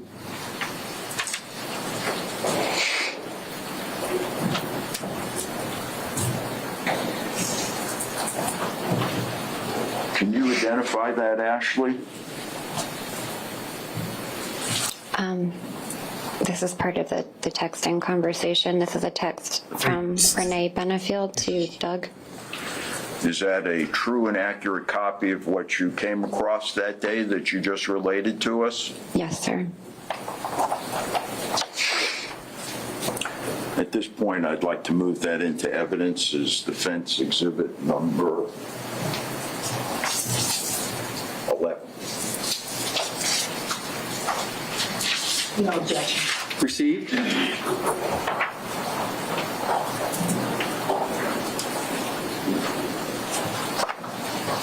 I'm going to read this to you, and let me know if it's accurate. Okay. I was deeply disappointed that you distorted the truth about who you really were when I married you.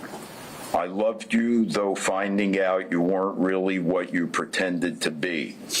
You kicking me so hard on New Year's Eve on our honeymoon because you were having trouble functioning in certain areas.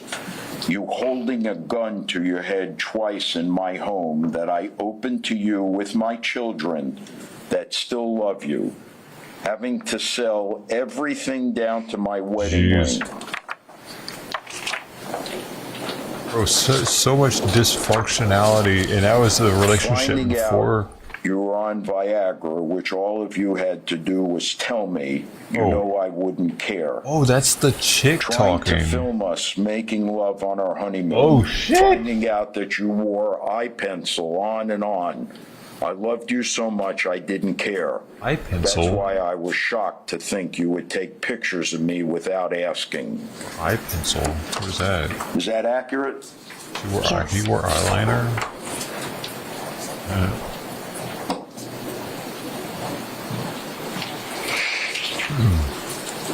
Eye pencil, though. Why do they call it that?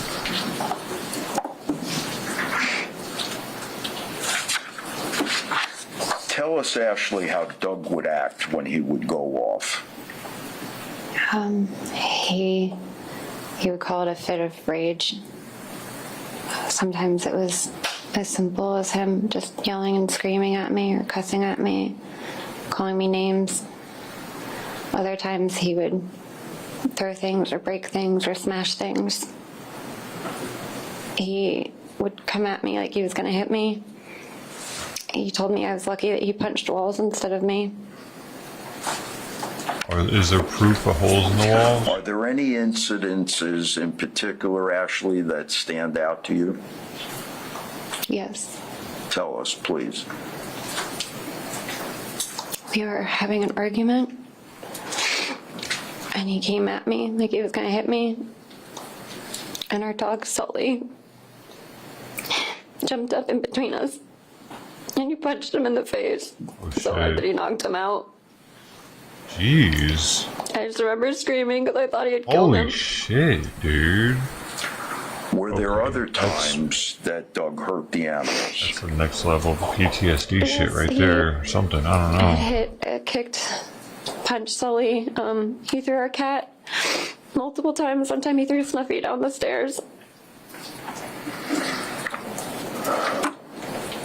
What kind of impact did this behavior have on you? I was always walking on eggshells, trying to do the right things. Because if I said the wrong thing, he would get mad at me. And so I always tried to do it right. If I wore the wrong thing, he would call me a whore or a slut. I feel like I couldn't do anything right.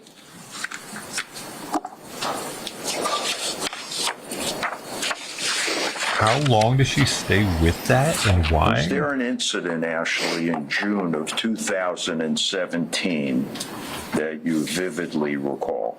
Yes. Please explain it. We were having an least- argument and it 2017. started getting really out of hand. So 3 years. He pulled a gun out and he was like waving it around. And then he threw it at me. And it hit the wall behind me, punched a hole in the wall. So I went to run to try to leave. He pulled the gun out and held it to his head. He said that he's gonna blow his fucking brains out. And I was gonna have to watch him. Oh, wow. And he pulled the trigger and he shot a hole in the ceiling in the kitchen. Ashley, at that point, what were you thinking about your marriage? He wasn't anything like I thought he was. I feel like I had made a really big mistake marrying him. It was like I was just living in this nightmare. I never I can knew what I was imagine. gonna get. You can imagine the makeup sex was amazing. Did there come a time in July or August of 2017 when you found yourself with child? Yes.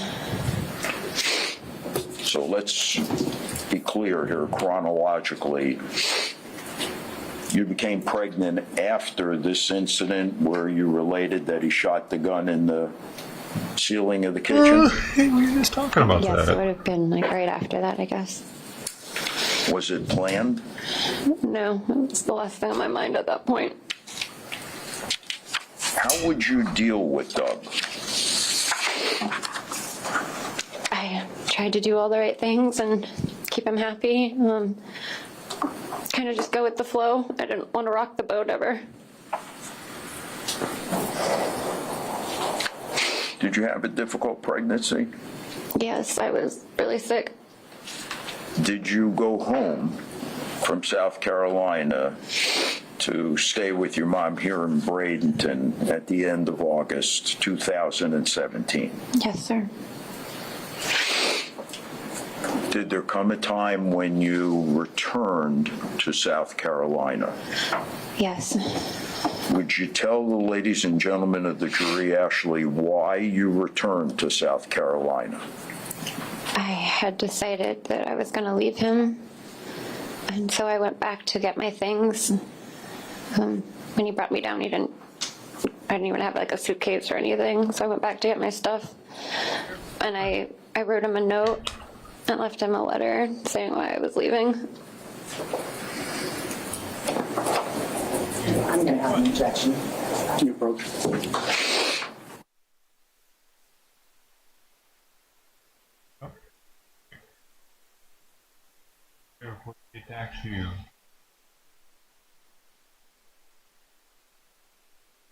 Oh, where are these cats at, man?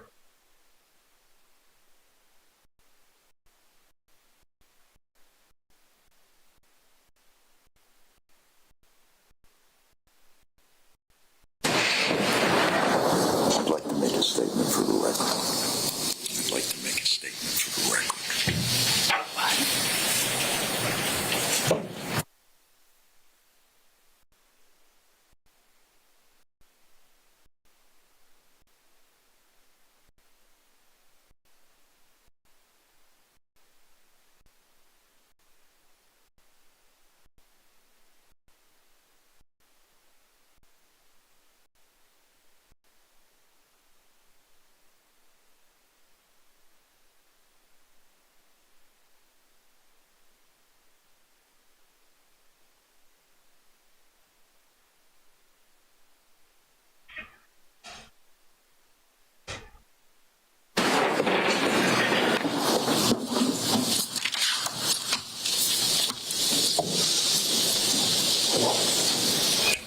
right, Ashley. Can you identify what we marked for identification of defendants exhibit Judge, number? I'm going to object. Sustained. Well, she can't even identify it. No, sir, I made my ruling.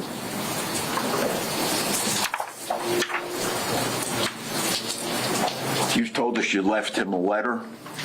Yes. All right.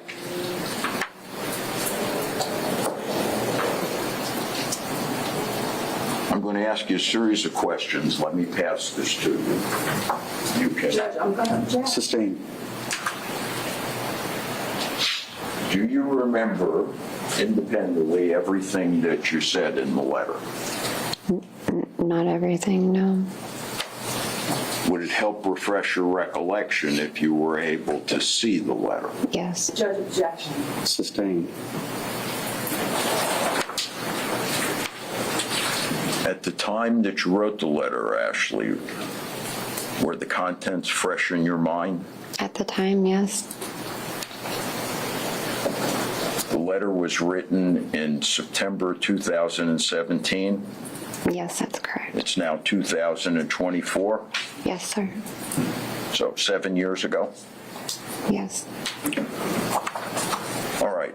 Do your best Okay. to try to respond to a series of questions I'm going to ask you. Okay.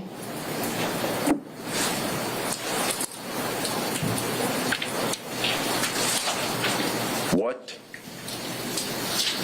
did you tell Doug Objection, Hanson. Sustained. Sir, can we approach, please? Their mom?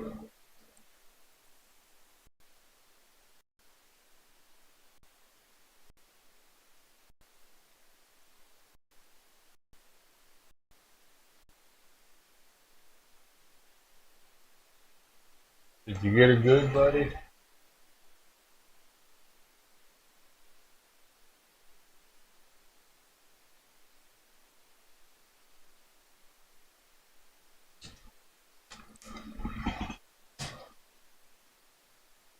Where the monkeys were just monkeying around.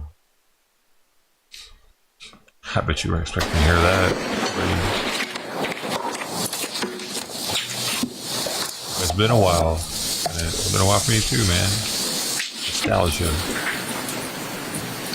How did you feel about your personal safety when you left Doug? I was scared. What was it that made you uncomfortable? It was a lot of things. It was the things that he'd done, like punching our dog and shooting the gun and different things he would say and do. And were you afraid for just you? I was pregnant at the time. I was scared for the baby.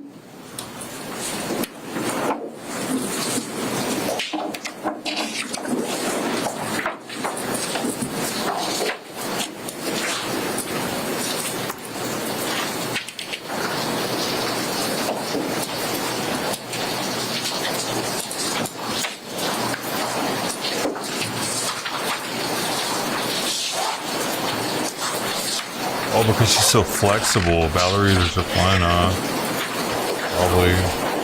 Were there instances, Ashley, where you felt that your own safety had been placed in danger as a result of conduct by him? Yes. Can you give us some examples?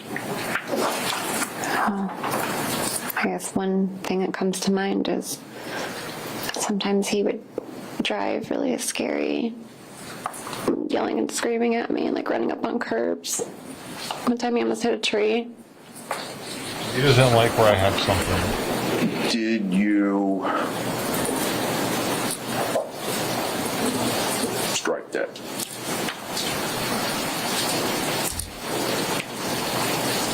Describe the kind of things that would be done to intimidate you. He would get in my face. He'd yell at me. he'd come at me like he was gonna hit me. What about breaking things? He would break things, smash things. He threw things at me.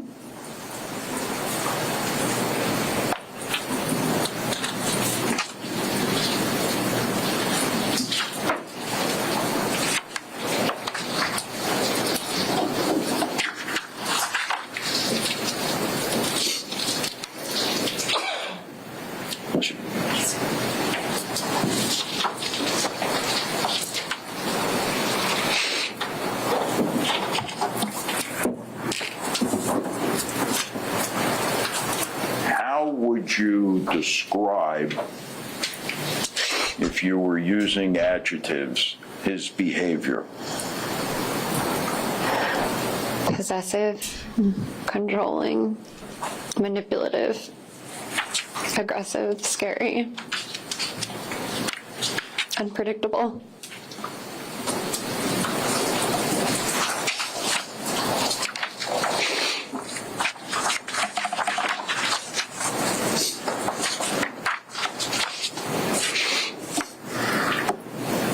Ashley, did you take any steps in addition to leaving this letter to protect yourself in South Carolina? Yes. What did you do? I filed for a domestic violence injunction, like a protective order. In 2017.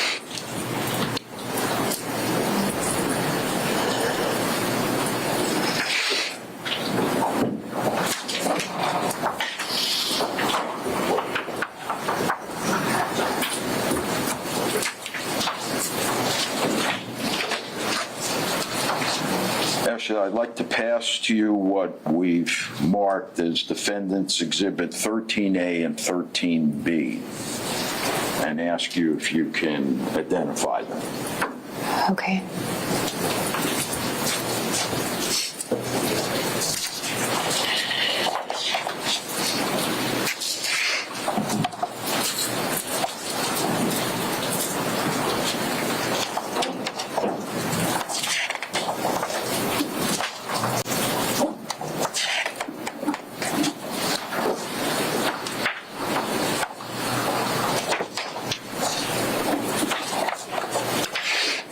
Um, 13A is the Objection,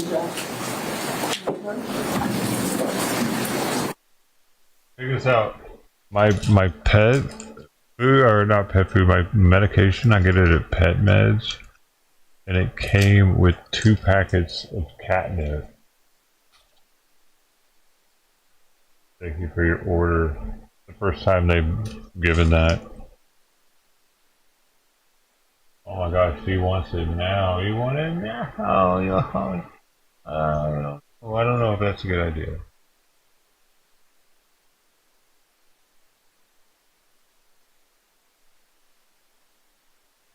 Banana.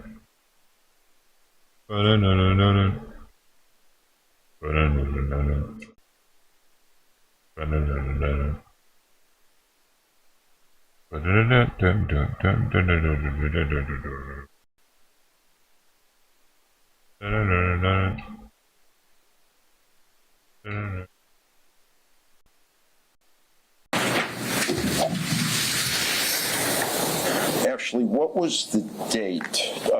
Did the court grant the injunction? Yes, sir. Was there a hearing? Yes, sir. Were you present at the hearing? Yes. Was Doug present at the hearing? Yes. Did the Wow. judge rule Damn. at the hearing? From the bench, yes. All right. What was the date of the hearing?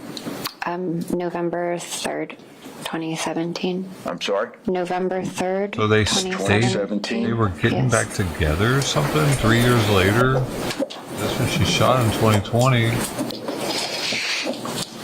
What the fuck, bro? Okay. Now, What are they thinking? Don't ever do that. was You're that stupid for that. order Both of you are stupid for that that. the judge But the decreed violated? Yes. By who? By Doug. How? He sent me a package in the mail. Sent you the package here in Florida? Yes. South Carolina? Yes.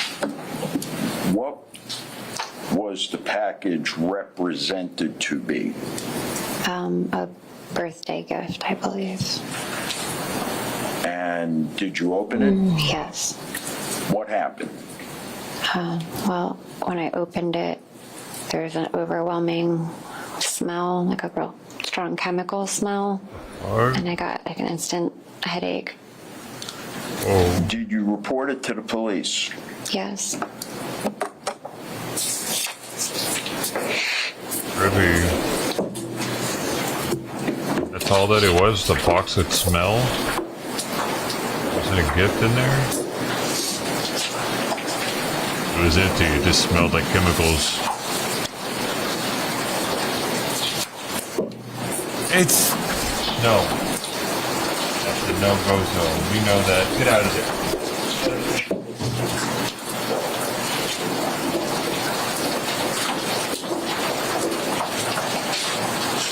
Ashley, I'm going to pass you what we've marked as defendant's exhibit number 14 and ask you to identify it. Okay.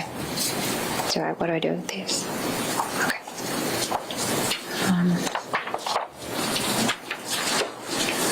Yes. What is it? It's a picture of the package he sent to me. Is it a true and accurate picture of the package that you received on that day in November? The outside of it, yes. All right, Your Honor, on behalf of Ms. Benefield, we move that into evidence. No, Judge. Received. Defendant's Exhibit 14.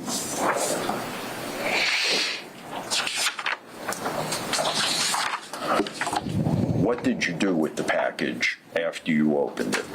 I sealed it back up and I put it in the garage before I brought it to the sheriff's department.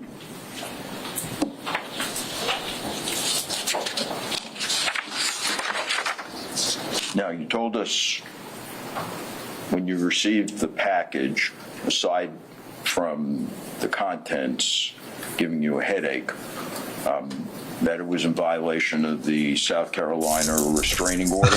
Yes.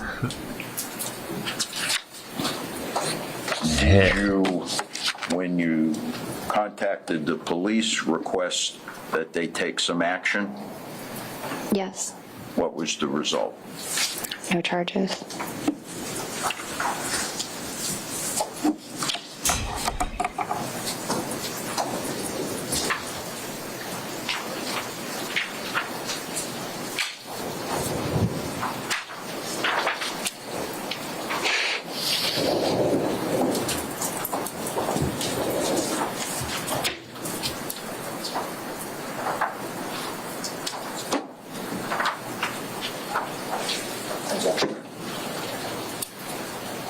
Okay.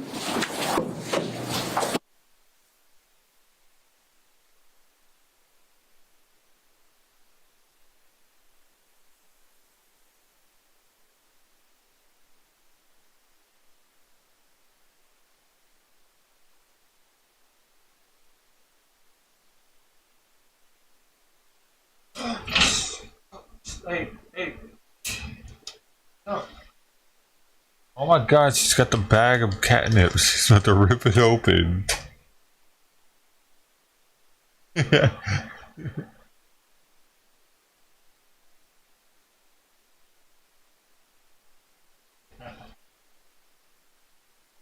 Fuck, man. She's so fast. I just went in there for a second. Now she's just laying down all casually, like, yeah, I'll get it next time. I gotta take that out of the room now. Everything, dude.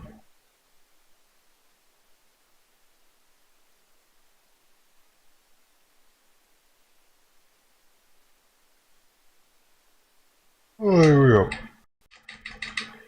His office. Do you think she's guilty or not? I don't know. If he was shot in the back, Subsequently that's a notified problem. Ashley by the state attorney's office here in Manatee County that no charges were to be filed. Yes. Do you remember the date that you were notified? Not off the top of my Let head. me show this to you and see if it refreshes your recollection. Okay.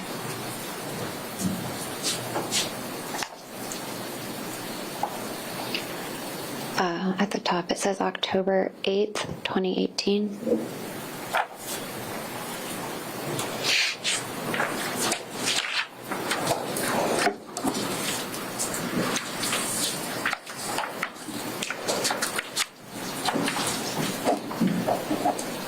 Ashley, when did you give birth to Emerson?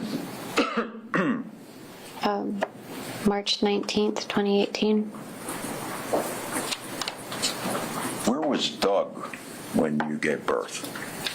He wasn't there. It was during the restraining order from South Carolina. So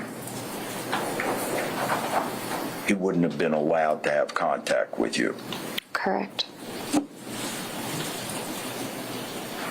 Do you remember how long the South Carolina restraining order was to last? I believe it was 6 months. Does there come a time when you're concerned about the South Carolina restraining order expiring? Yes. So at or about the time of that, what steps, if any, did you take to protect yourself? I filed for a domestic violence injunction here in Florida. What was the result? It was denied. And was there any directive entered with respect to Emerson? There was a time-sharing agreement set up. Shortly after that, or at or about the same time, was there additional litigation that you filed? Yes. Do you recall what it was for? Divorce and termination of parental rights. In the termination of parental rights petition, Ashley, did you tell the court? Objection, here's Go ahead and finish the question. Did you advise the court in your petition about prior domestic acts of violence by Doug? Yes. Overruled. I'm sorry. Overruled. You may answer. I'm sorry. You're okay. Go ahead. Okay. Yes.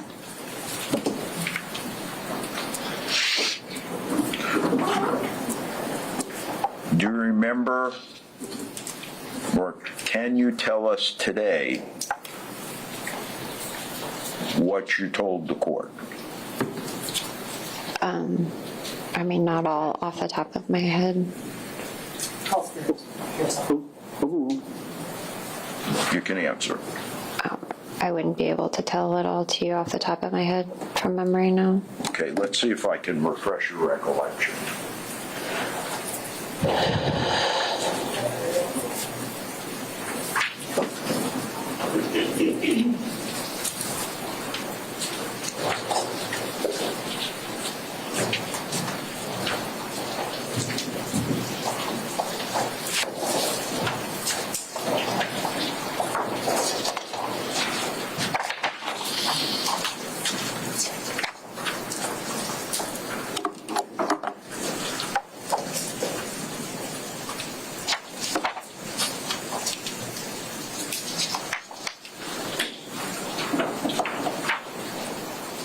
Smiling.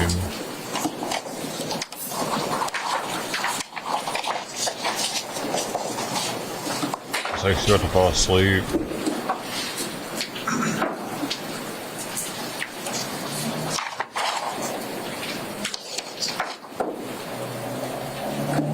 Not many people in there. That's a prosecution, right?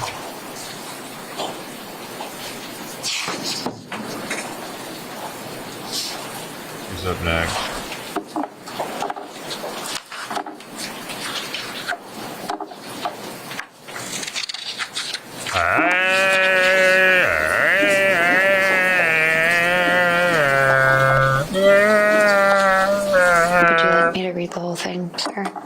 I'm sorry? Do you want me to read the whole thing?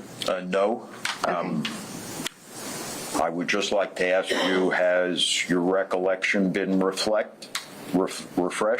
I'm just getting to that part now. What I just Okay. did was ancient. Without referring to what's in front of you, tell us. Can I finish reading this I section? gave a toaster You oven. need to remove the document if the memory's been refreshed. I just said I didn't finish reading that part. So he needs to finish reading. I'm sorry. Gee, what the? Okay. What in the actual fuck, man? Defense shooting himself in the foot. What was I saying? Oh, I took a toaster oven that I'd had since like 2011. It had a burnt-on Hawaiian roll, like from someone leaving. My ex left a pack of Hawaiian rolls on the top of the toaster oven, and I went to visit. We visited her family out in New York. Like her aunt had the same thing on her toaster oven. What if her aunt did it or if my ex did it when she visited them last? So that's out of here now. I will see that a lot less. I wasn't using it anyway. It was on the side. I was thinking about maybe selling it or something in a yard sale or some dumb shit, but it was all dirty. I mean, I didn't really keep it the cleanest I because don't I was an expect you to idiot. remember all the details. I'm going to ask you Baked for on the high oil, points. shit that you gotta like. There's just a lot in here. You gotta put it through like a volcano to get that shit off or something. I don't know. You gotta do it. It needs to be completely melted and reforged back. None of my cleaners would get it. Okay. It wasn't completely nasty and filthy. There wasn't crumbed up or anything. It was just the metal, So like tell the ladies and tray. gentlemen of I the couldn't jury, get clean Ashley, completely. the things that you had to say. I talked about him punching Sully and kicking him, throwing our cat Snuffy, about him trapping me, grabbing me, yanking me, tripping me, shooting the gun in the house, punching holes in the walls. He trapped me in the closet, smash things like that. All right. As part of the domestic violence injunction that you filed here in Florida, that was before Judge Moreland, was a deposition taken of Doug. Yes. Were you present? Yes, by phone. Who else was present at the deposition? My attorney, as well as Stephanie Murphy, Doug's attorney, and a court reporter. Was the judge present at the deposition? No.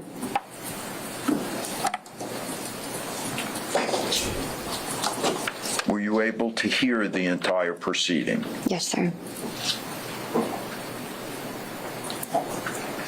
Did Doug make Objection, Paulson. Approach.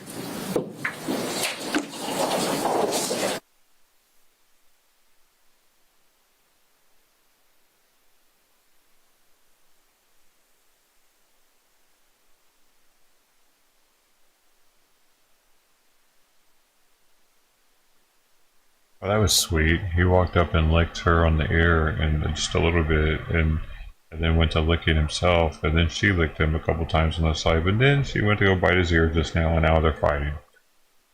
Oh, now he's licking her now. Oh, no, now she's biting. Now he's biting. Now they're fighting. That didn't last long.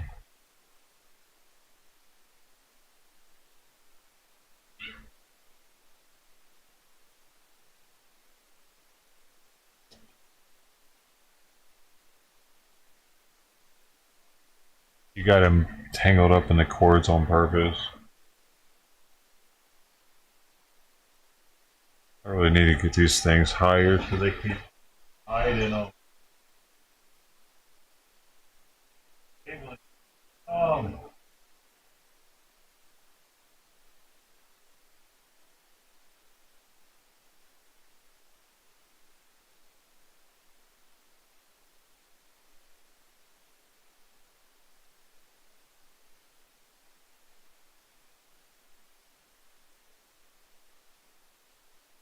pain in the ass, dude. I don't like how she can piss him off and then go hide in the cables the way she does. Because he knows not to mess with the cables.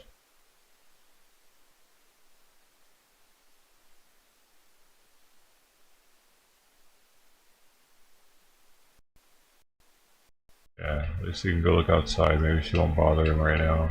I can't feed him yet. I know he's hungry because he didn't eat but a couple bites this morning. I knew this was gonna be a bitch. Him tasting her food the other day, dude. He went on hunger strike this morning.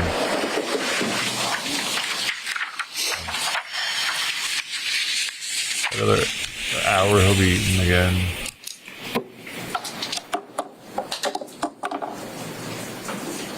Her food being up there so far, that's working. Him not knowing it's there and him not going up there to eat it. Him not eating it, I mean. Oh, that dude just needs to get rid of his beard. Fat dude. He needs to just stop it with the beard thing. It just makes him look fatter. It accentuates his double chin. It's like his double chin strap. It only straps in one chin. And it keeps it there. But he needs to put the strap on the bottom part. Actually, just take off the strap. The strap needs. You gotta shave every day because you're fat. That's how that's gonna work. Especially if you watch Royce Miller. Okay? Because he shaves 3 times a day. He gets Meemaw to shave him. Meemaw, it's time to shave me. Get in here. Meemaw, where are you? Taking too long. I'm Royce Miller. You know I'm famous, Meemaw? That's not how he talks.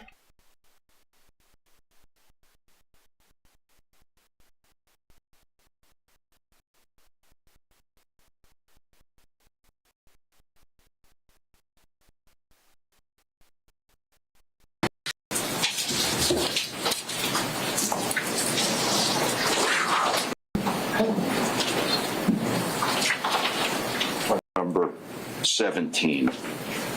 Okay. I'd ask you if you can identify it.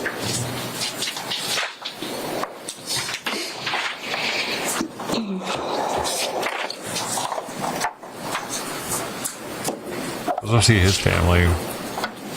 I don't know who's who. The chick in the front's triggering me because she looks like she's ready to pass out. He's going cross-eyed.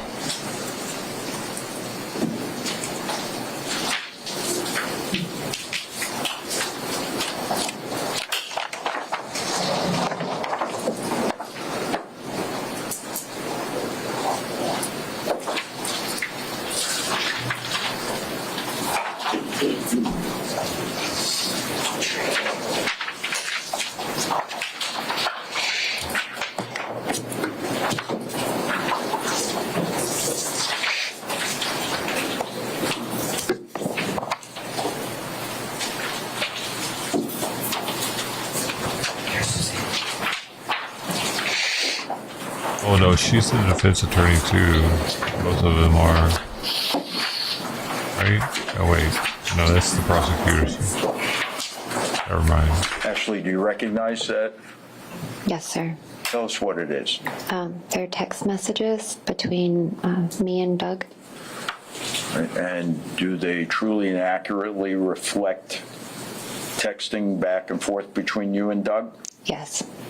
On behalf of the defense, Your Honor, we move into evidence, defense exhibit number 17. Objection overruled. Defendant's Exhibit 17 will be received.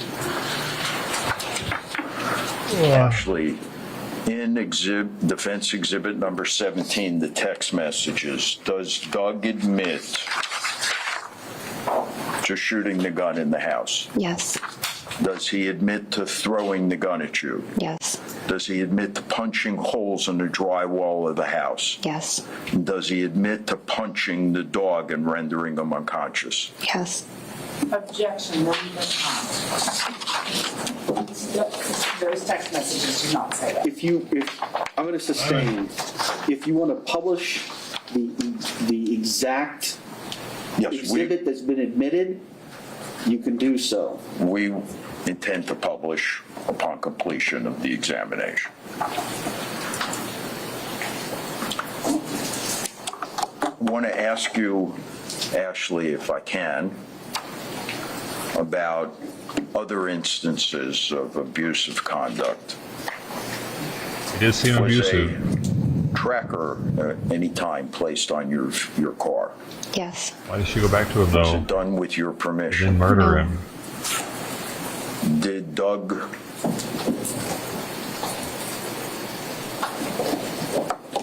No, hold on.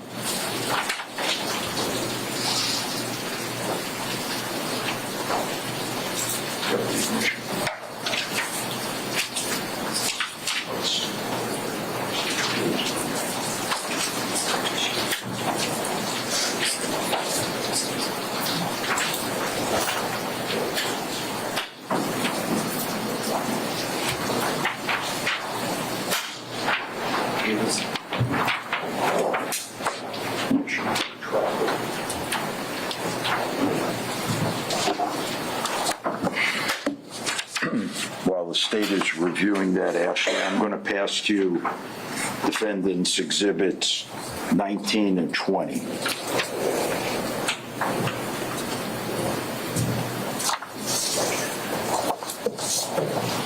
Tell us, if you would, what they depict.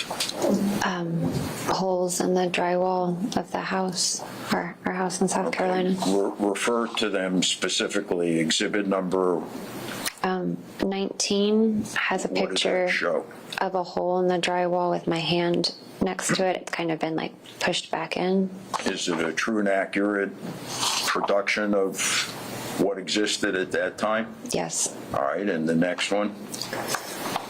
20 has a picture of a hole, like a fist hole through the drywall in our home. Okay, is it a true and accurate photograph of that? Yes. On behalf of the defense, Your Honor, we move them into evidence. State, any objection to defense 19 and 20? No. Received.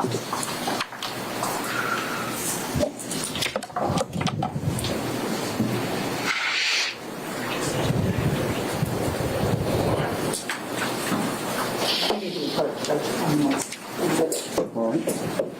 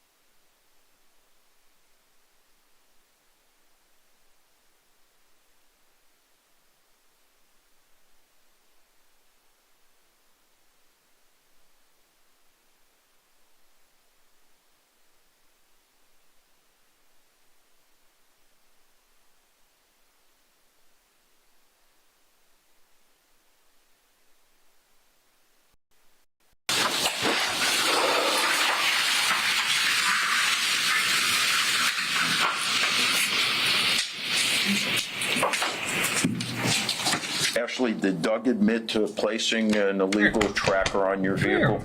Yes. Hey, And kitty. message to me. Did you report that to the police? Yes. What was the result? No charges. Were there incidents, Ashley, where Doug would appear unexpectedly? Yes, a lot. And how would that come about? Can you give us an example? I'd be driving down the road and I'd see him in the rearview mirror, a couple cars behind me, or he'd be right behind me. Or sometimes he would show up at places that I was, just unexpected. I'd see him, or like in the parking lot. And was this while you were living here in Manatee? Yes, I was living here And where was Doug living at the time? in South Carolina. How could he do that? He was driving here. Was this also during the time that the South Carolina injunction was in place? Both then and after as well. Did you report those incidents to the police? Yes. What was the result? No charges. Was there an incident with a neighbor, Ashley? Yes. What happened? Ashley, were you present Yes. for the incident? Yes. He was outside in the yard at night looking in the windows of my house. What is the neighbor's name? Marianne Croft? And was this reported to the police? Yes. Did they respond? Yes, they came out. Was it daytime or nighttime? It was nighttime. In your presence, was an identification made that it was Doug? Yes. What was the result? No charges. Was there an incident, Ashley, where you and your mother came home to find someone in the driveway of your home? Yes. Who was it? It was Doug. What did he do when he saw you? He was on foot in front of the house, and when he saw us, he took off running. Did you call the police? Yes, I had to call several times before they sent someone out. Did they take a report? They did, but by the time they finally got there, he was long gone. What was the result? No charges.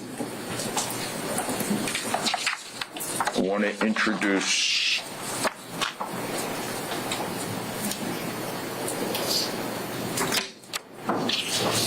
what we've marked as Defendants Exhibit 23 and 24.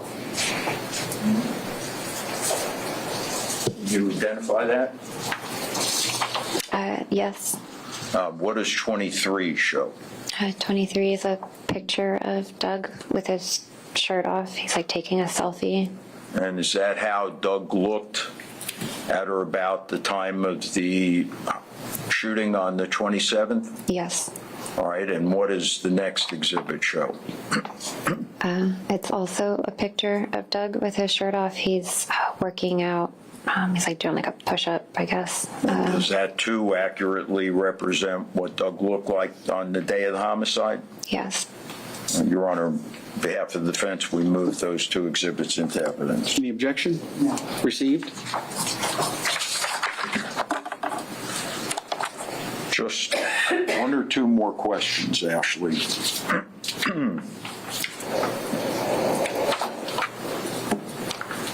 Was there a time back around May of 2020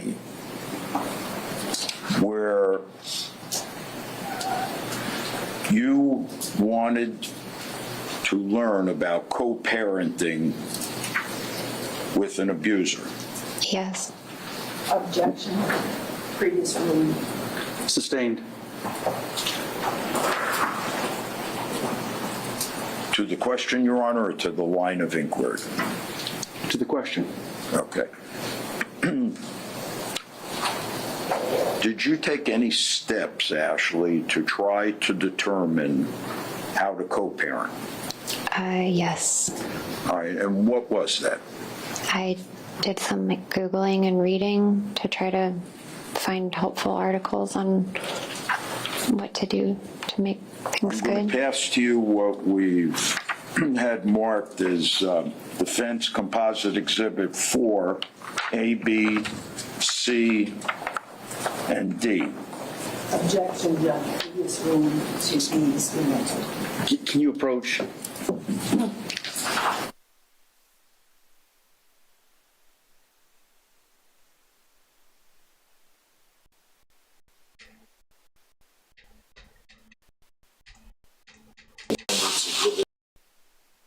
Go ahead. It's gotta be. Thank you. Pass you Defendant's Exhibit number 4. No, I already ruled on authenticity in the past. So, over the state's objection, admitted. Thank you. Take a look at Exhibit 4A, Ashley. What's the date? 5/11/2020. And did you do an internet search on 5/11/23?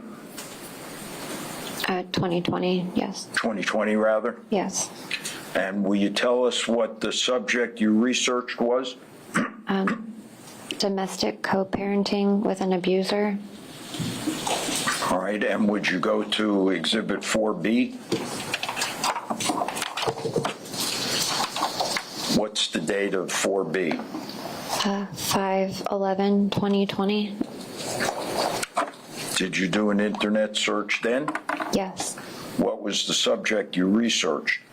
Ask Amanda, how do I co-parent with an abuser?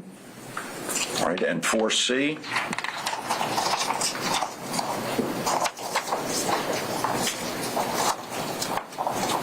Yes. What's the date of 4C? 5/11/2020. And did you do an internet search then as well? Yes. What was the subject? Co-parenting versus parallel parenting with an abusive ex, the Good Men Project. All right, and lastly, 4D. What's the date of 4D? 5/11/2020. Did you do an internet search? Yes. What was the subject? 6 tips to help you co-parent with an abusive ex. All right, Your Honor, I think I'm finished if you just give me one moment. Good. The next one's going to be juicy. I think they're going to go to lunch with this. By the time they're probably back from lunch already too, which will be perfect.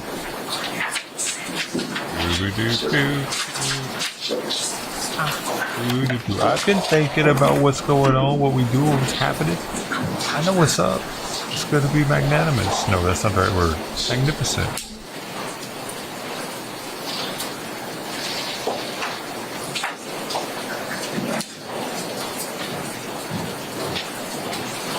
Actually, I'm going to pass you what's been previously admitted as defense exhibit number 6. Okay. Do you recognize it? I wish I didn't have to pick Simon's food up. He doesn't understand. I'm punishing him. Yes. What is it? It's a whole chain of emails that were forwarded to me by my attorney. And what is the date it was forwarded to you on? It says Wednesday, September 23rd of 2020. Did you read it? Yes. I mean, do you want me to reread it now, or? Did you read it when it was forwarded to you? Yes. No further questions, Your Honor. All right, go ahead. Can the attorneys approach, please?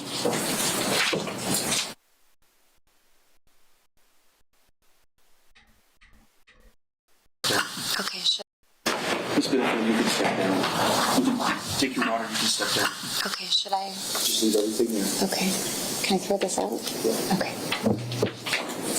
No, you have The to. jury, it's about 11:45, so I'm going to let you go on your lunch break at this point. If I could have you guys back downstairs in that jury assembly room by 1 o'clock. And when I say by 1 o'clock, maybe 5 till, because the goal will be to go ahead and get you on up here and get started right around 1 o'clock this afternoon.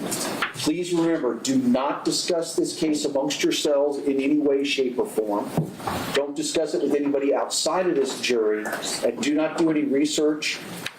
Watch television, read articles, anything at all about the people, places, things, or legal topics we've heard anything about.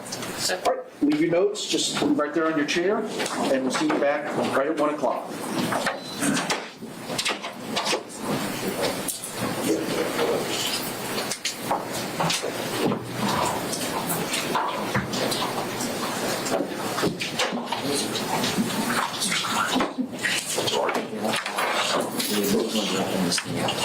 All right, you all can have a seat. Ms. Benefield, when we had taken that break earlier, I had instructed you that you're in the middle of your testimony. You still are, because now the state's going to have the opportunity to do its cross-examination. The rule of sequestration applies to you. You may not discuss your testimony, any questions that have been asked with you, anything about the case, including with your own attorneys and defense team. Do you understand? Yes. Okay. Otherwise, you guys are free to go. And we'll see you back here. Just maybe a couple of minutes, as I said, state and defense, maybe just a couple of minutes before 1 o'clock, with the goal of getting everybody up here and started right at 1. Okay. All right? Exhibits, do you tell? All right.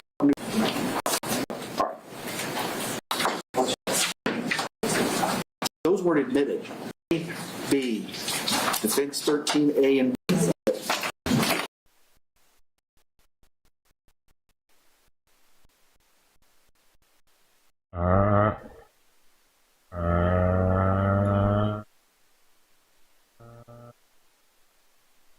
We're fucking going through time, baby.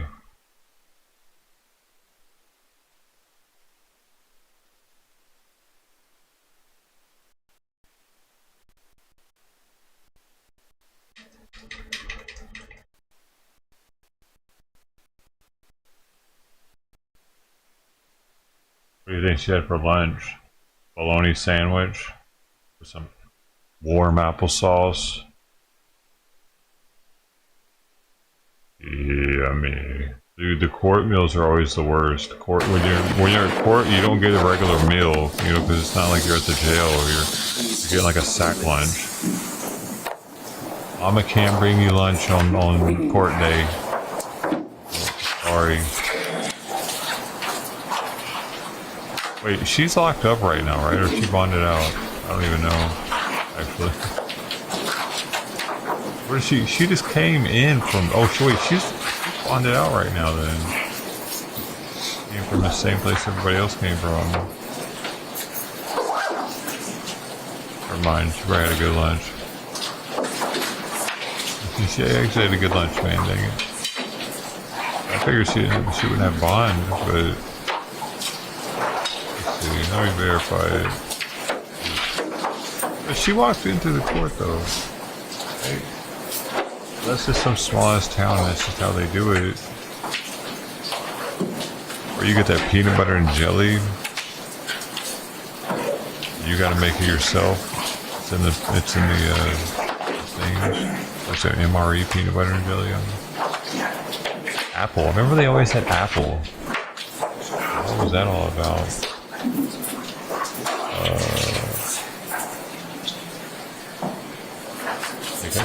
I didn't know apple jelly was so popular. Only in jail.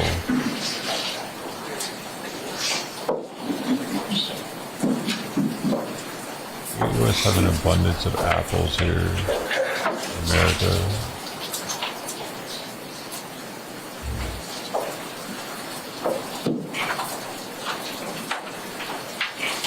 Let's see.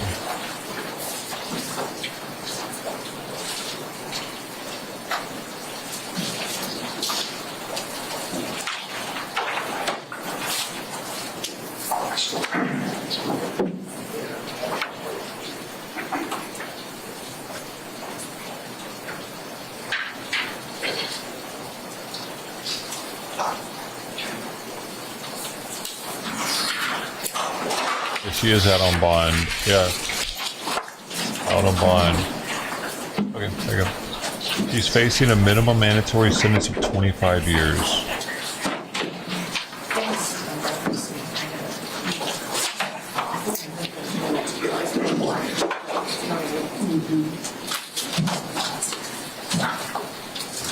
I wonder how much her bond was.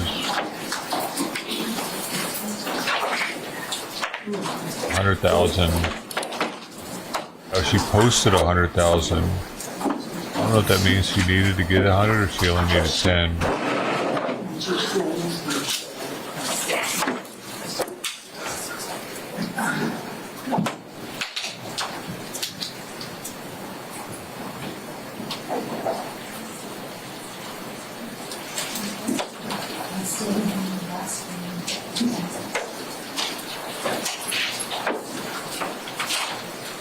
Were they pre-made? I can't remember if they were pre-made, dude. I thought we had the packets of it and you made it yourself. 2 pieces of bread and a packet of shit. I can't remember now. It's been long enough. It was always a plus when you got, what was it? They were like these burritos or something that you could get if you worked too late, if you came back from court too late or something. That was like the best thing in the jail to get.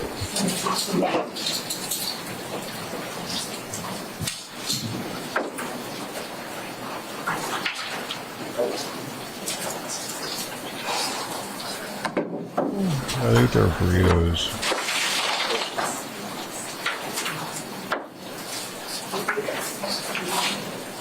I only got it once, so.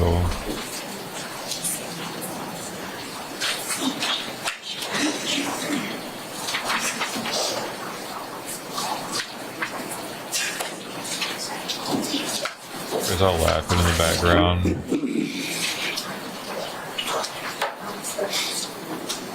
That would be a mind. It is a mind fuck going to court and the civilians or whatever, the people in the outs behind you, like knowing that they can just like do jumping jacks in the background if they want to, and all that's gonna happen is the judge is gonna be like, "Hey, knock it off, get out of here." You do some shit like that on the other side of the bench there, and it's way more serious. Like it could affect your whole life.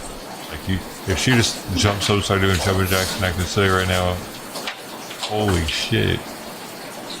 Just the judge seeing it would be like, it could change her sentence dramatically. Like, all eyes are, and then like I can't imagine my case being so big that a camera's constantly on me like this either. I've been to court enough. I don't want to go back anymore, and I've never had a camera in my face like that, except for it was a. Show them some things. Can I take them out and show them? It was a court where I talked to the judge on a camera. If you find everybody. Okay. I did do that once while I was locked up. The day before Christmas Eve.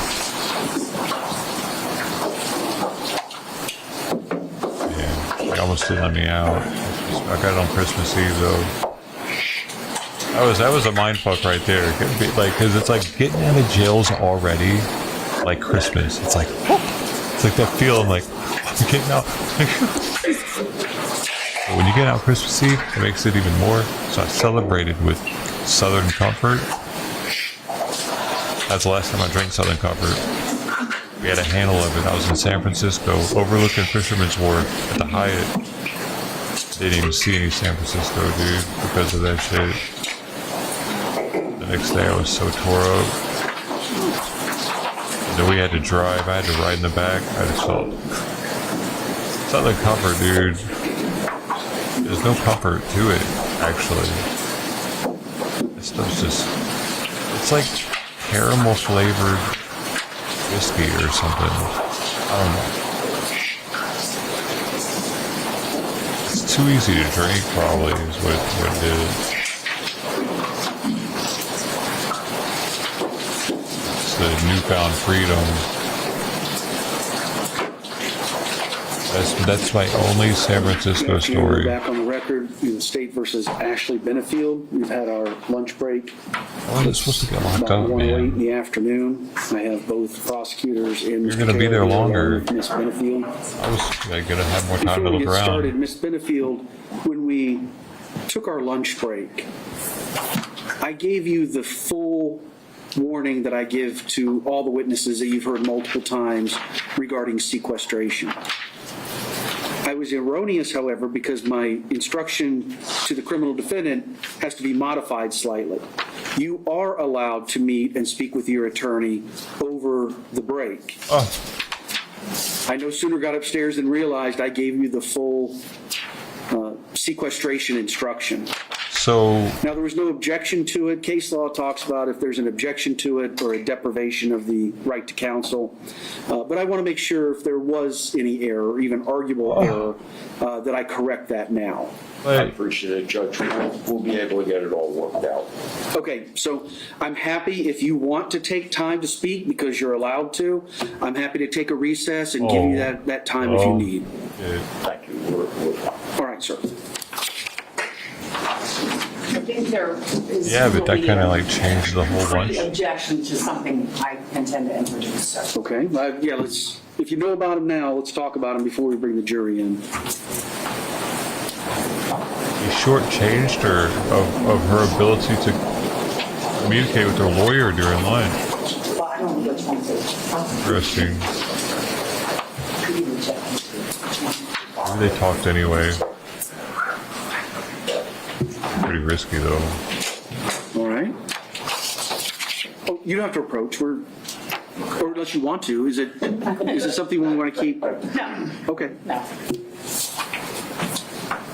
Oh no! Fucking white car parked out there. The worst. So I have States Exhibit 103 and States Exhibit Yeah, 104. go away. Yes. Oh. It's their Oh. objection, so. Okay. Oh, Yes, it's fucking objection. blinding me, dude. Relevance is Damn to it. the modeling photo. You seeing it? And mugshot, we submitted a memorandum to the court. It's pretty clear case law, mugshots are not admissible. I disagree that the case law is clear and mugshot is not admissible. But the relevance of both of those is to Scoot it back a show little her bit. face before and after this incident, so the jury can make their own determination if there's swelling on her face. And I did say when we had a pre-trial discussion about the mugshot that I would not intend to enter it unless the defendant made it relevant by testifying that she had swelling on her face. So I do believe now that she said there was swelling on her face, I can introduce the mugshot of her weeks later to show. I apologize. But I was done, I'm sorry. Objecting party, rebuttal. I know I wasn't able to introduce in the state's case in chief. I don't think they should be entitled to introduce at ours either. Well, I think there was some evidence that was introduced. It all depended on what it was. Thank you both very much. 103, what did you refer that to? A modeling picture? Is a modeling picture showing the defendant's front face down to the chest area. And 104 is, I've not compared it, but you say that's the booking photo that was taken when she was arrested. It's a nude one. All right, I was No. just checking because there's like a speck on it. I was checking to see if that was a paper speck or in the picture. Which I hope so. So, yes, what we originally talked about, I don't think there's, Some ballerina I don't titties. agree that there's a blanket prohibition on the entry of a booking photo. However, it is a bit of a more unique situation if there was an erroneous decision not to allow one party or the other to introduce evidence during the other side's case in chief. It's a fairly simple remedy that the other party can just call them in their case in chief or in rebuttal, lay the proper predicate and introduce the evidence if it's admissible. In this situation, it's a little bit different, obviously. These would need to be authenticated by the defendant, so I don't think it's improper. I'll allow it. The only thing I'm going to require, however, is the 104 is just to be referred to by the date. On such and such a date was your photo taken. And Judge, I respectfully disagree. There's no case law that says a jury cannot know that a person was arrested. The only case law is that a person cannot be made to sit at trial in jail clothes. But there is no prohibition. They know she was arrested. So I believe that helps substantiate the date that it was taken and the time that it was taken. And I think you can ask her the date and time. So, yeah, no, overruled. All right, can I see the exhibits? Of course. And Judge, just for the record, the state has still not received the ordered defense exhibit list that we instructed them to get. Are there any other defense exhibits? Well, let's close this issue out. Yes, sir, I'm sorry.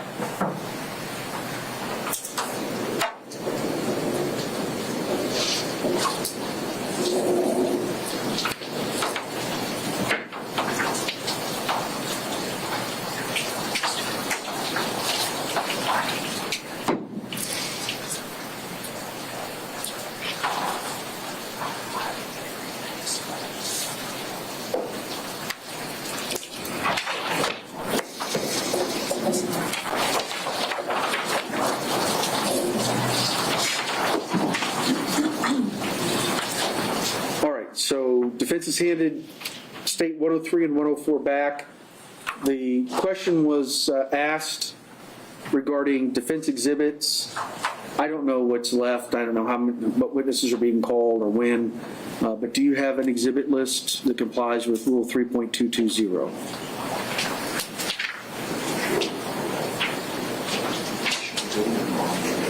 I think we gave them all. No? Judge, they gave us 360-something items, file folders with multiple pages in each one. That does not comport with the rule. They need to tell us what they are going to introduce specifically. Well, the rule calls for what do you intend to introduce? We have them, we will share them with the prosecution today. Prior to any other witnesses being called? Yes. Okay. Are you ready? State. Judge, I just still would ask for a list because it's hard for us to, when showing us them, I don't have the ability to copy them and do all those things like I would have if I had gotten a proper list. And so it's just hard for me to be able to then go find the things to be able to figure out if they're complete. So here's what we're going to do. We're going to have a mid-trial exhibit exchange. And we'll take a break. Maybe it'll be the mid-afternoon break. I have no idea. We'll give them a list. And you're going to get a list. And if not, you can go through them and you can write on a piece of paper exactly what they are. And if you say, I want a copy, they're going to give you a copy. Yes, sir. Thank you so much. Okay. Problem solved. You ready? You ready to go? Yes. All right. When we finish, Ms. Benefield, you were on the stand, so if you could reposition yourself, please. And if we could put the screen down, please. And shut the lines. Thank you. Yeah. The clerk is going to leave the lights. The clerk's going to leave the lights as is. When you need the lights lowered, then let us know. Okay. What number is that? I don't know what you're talking about. 52. I don't need it. Oh. All right, bring in the jury.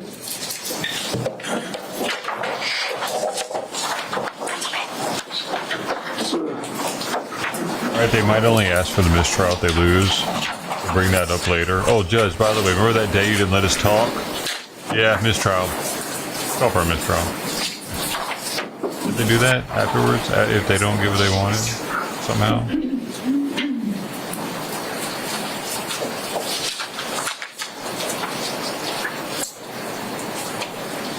They had to do it before the decision's made. Right. Almost time for Simon to get some food. Are you excited? Are you excited? How excited are you? You talk to me, Goose. Is your name Goose? Oh, never mind then. I thought you were Goose. My bad. Over the lunch break, did anybody talk amongst yourselves or discuss the case in any way? Did anybody talk with anybody outside of the jury about the case? Or did anybody do any research on the people, places, things, or legal topics we've heard anything about? No, sir. Everybody says no. State, you may begin your cross-examination. I would like to just start with a couple of issues. So first, Doug Benefield never punched you, ever, correct? Yeah, I think that's correct. Doug Benefield never choked you, ever. No, He never kicked you. no. He never pointed a gun at you, He waved a gun in my direction. but it was not pointed at you, correct? It was pointed at me while he was waving it at me. He never came at you with a knife No, or a club no, or a baseball bat. no. So there are 30 years difference between you and Doug, correct? Yes, And you got married after 13 days. yes, And you spoke with him about, or organized with him about starting this ballet. yes, Correct. And all of the money for the ballet came from him or investors, right? my mom also funded the part of the ballet. You didn't put anything into it. Money. Not from my account, no. Okay. In fact, during this time in South Carolina, you never worked, did you? He wouldn't let me work. Okay. When you said in the very beginning he flew you to South Carolina to visit before you were married, he paid for that, correct? Yes. Okay. And the cruise you talked about going on, he paid for that? No, He didn't? he did not pay for the cruise. No. Okay. Yeah, he paid for my friend to go, but I had already paid for my mom and I to go. So Okay. So he paid for your friend to go, yes. and he did not go with you? Oh no. Mm-mm. Whoa, that's weird. I want to ask you about the text Who the hell does messages that? that the defense talked to you about. It's going to be Defense pretty Exhibit much paid for you 3. to go. I'm going to hand it to you. And I have the entirety of it on a spreadsheet that I'm going to put up, which is State's Exhibit 99.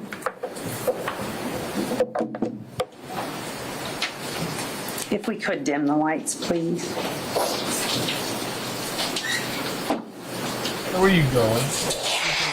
When you gonna leave me? Oh, you know. And Judge, based on the rule of completeness, state would enter into evidence State's 99. Did you want to be heard in addition to what we said earlier? I haven't actually seen the specific message.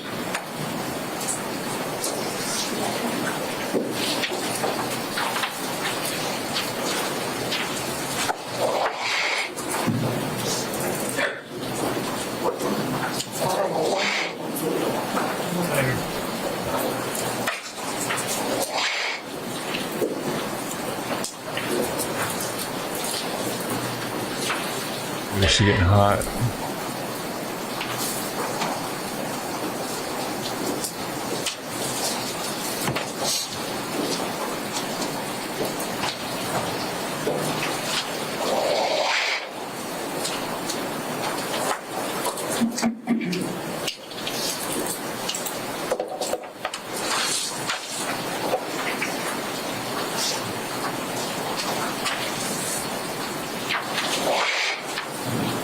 Any objection to State's 99?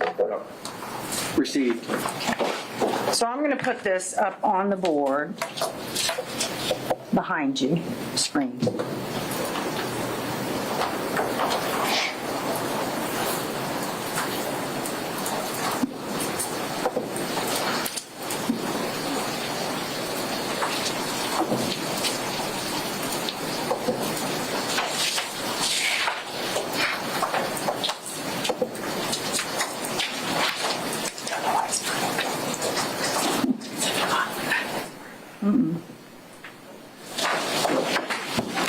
We're trying to get it to come up on the screen.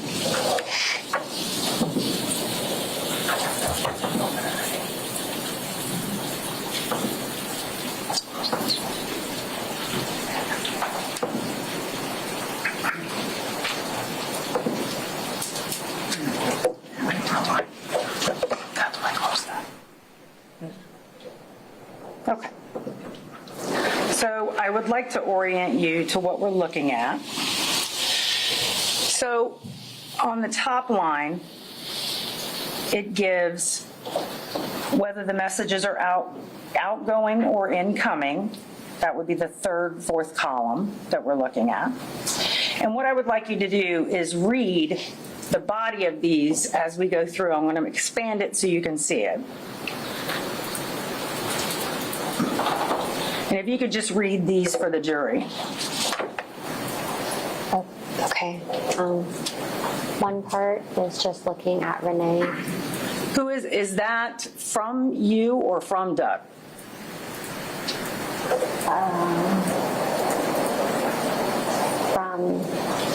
It's from Doug to me.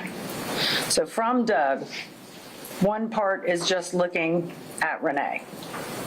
Okay, go ahead. I'll tell that part to start. The day I met her, I felt her before I saw her. Oh. My ex-husband lived to argue.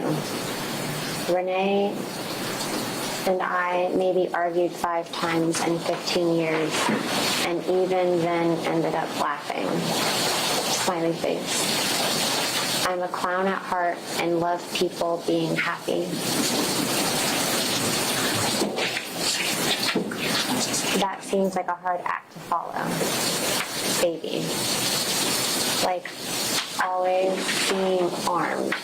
Yes, my love. And the outgoing messages are you or Doug?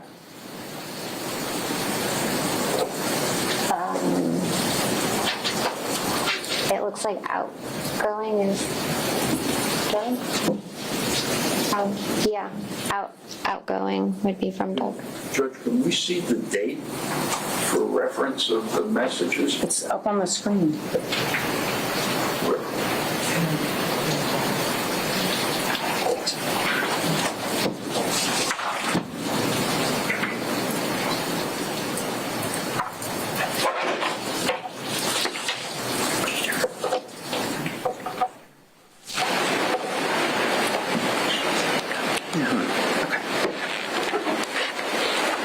So yes, my love, I think was the last thing you said. And then what's the next thing?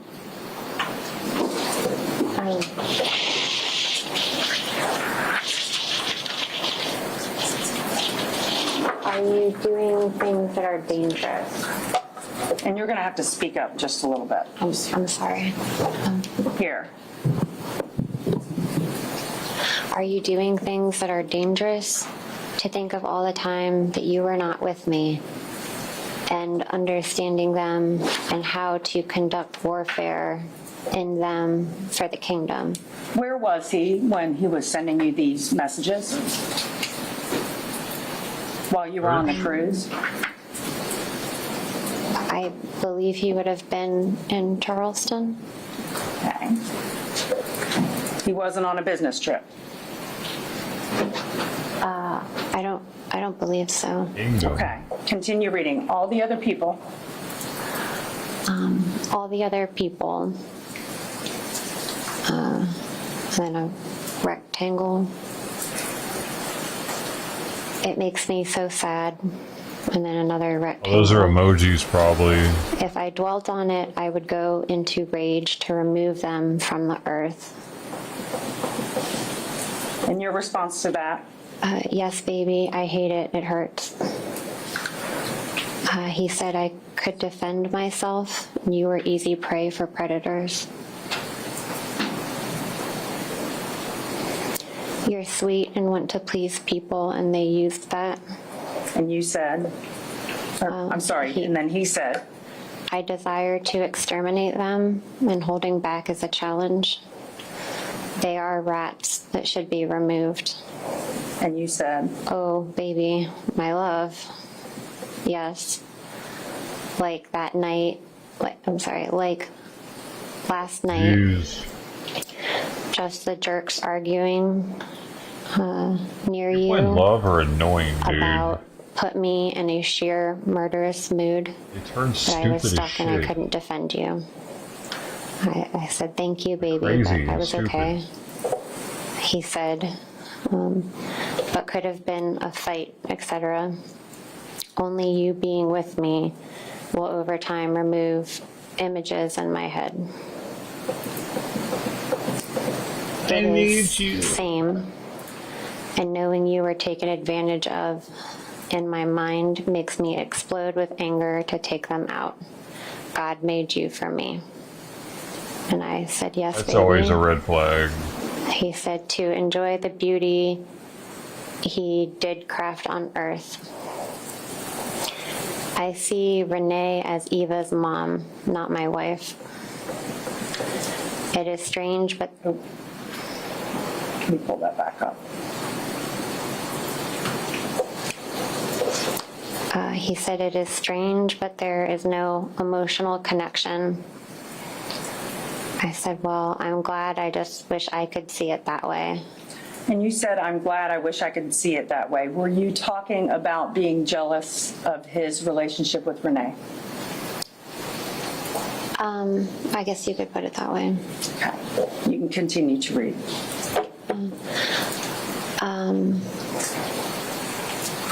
I know we both have a battle to fight in our minds. He was sitting on the mantle in the background. I'm crazy, I know. But it just killed my heart.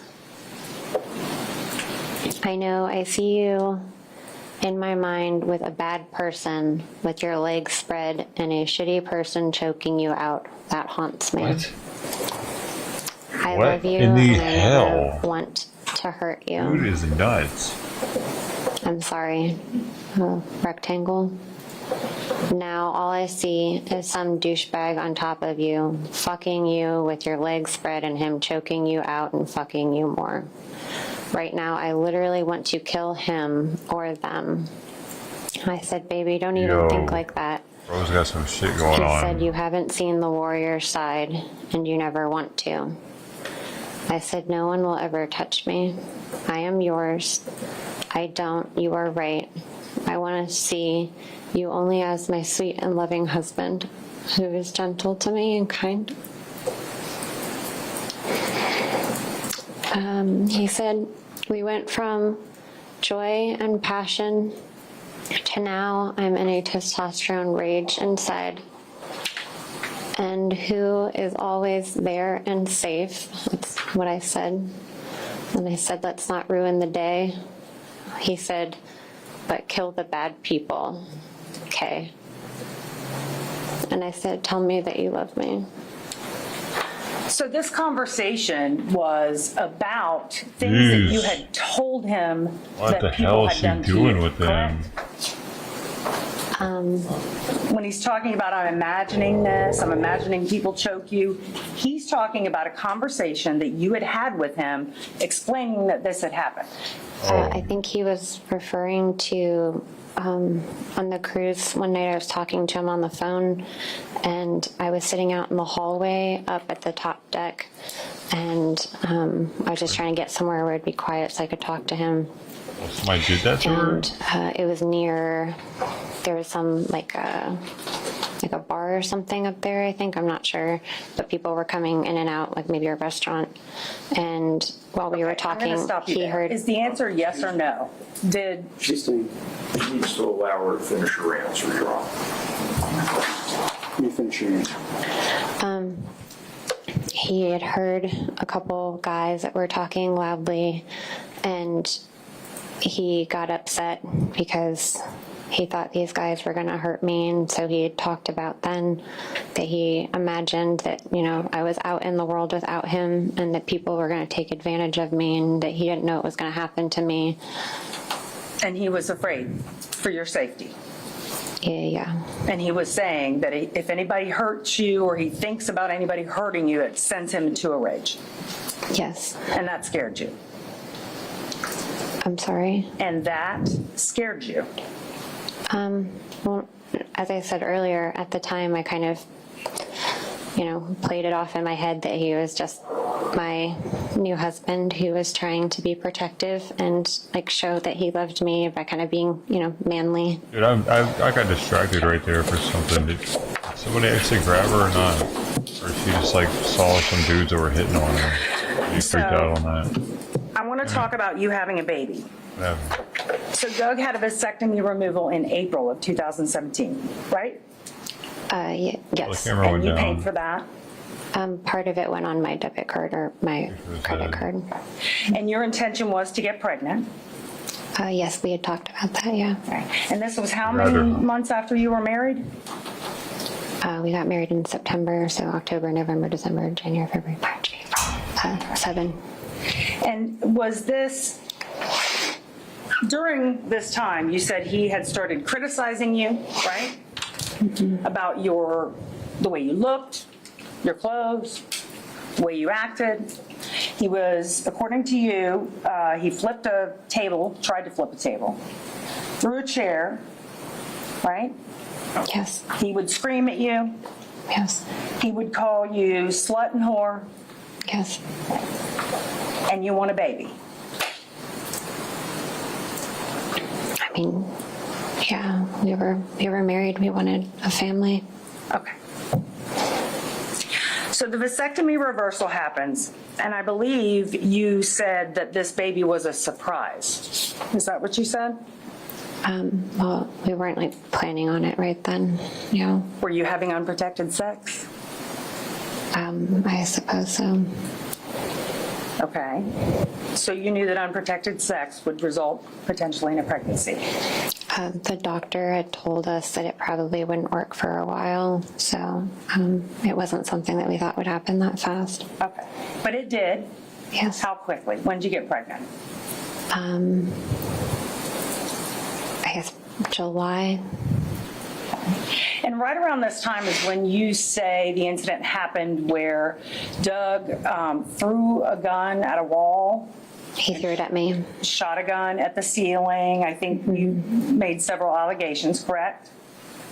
Yeah, he admitted to it, but yes. What were you arguing about?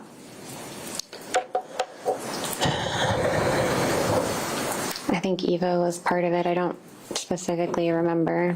And wasn't it true that you had a problem with Eva and you thought she was disrespecting you at that time? I wouldn't say I had a problem with Eva. There was a lot of tension in the house, but yeah, there's a lot of things going on that Okay. were not ideal.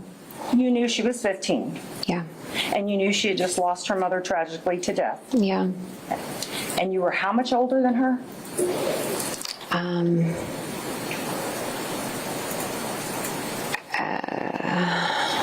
10 years, 9 years, 10 years. And this tension surprised you.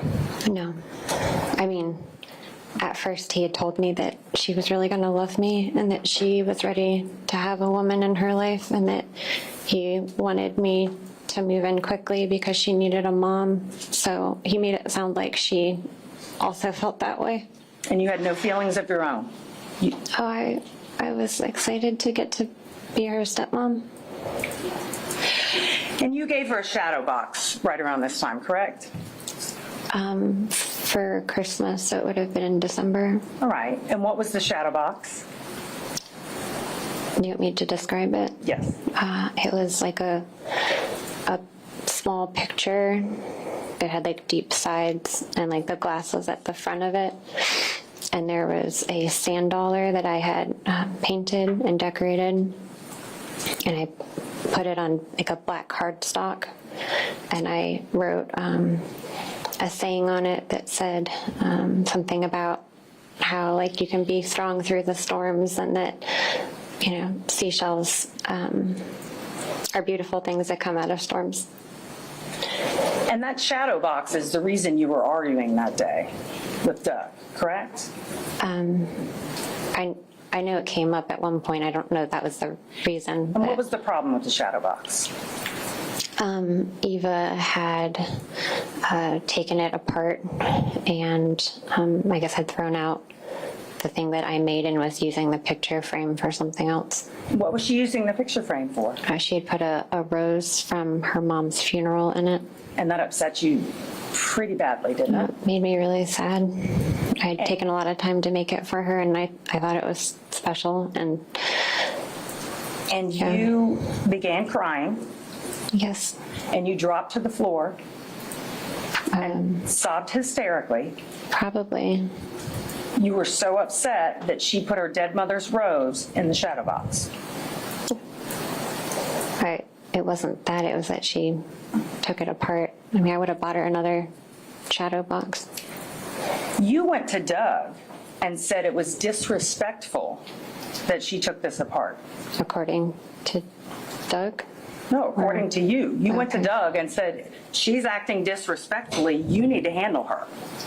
She upset me. I'm crying. I don't remember saying that about that. Isn't it in fact what you were arguing about before this whole incident with the gun and the ceiling? Is this relevant as it relates to the daughter? Can you approach, please?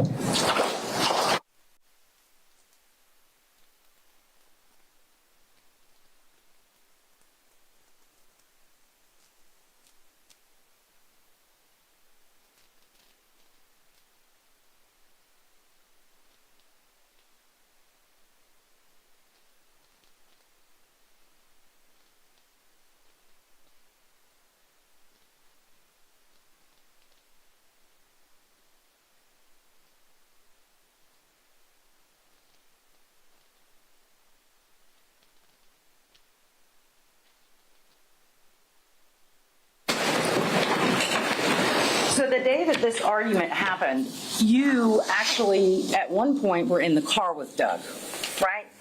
Yes, Okay, you were going to the bank and going to do some other errands, I believe so. and the entire time you're upset about this shadow box.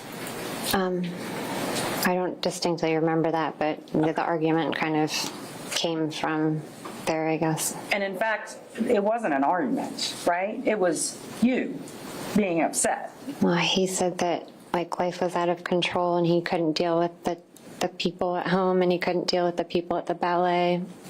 And he felt like everything was just too stressful and he was upset with everybody. And didn't he ask you to stop?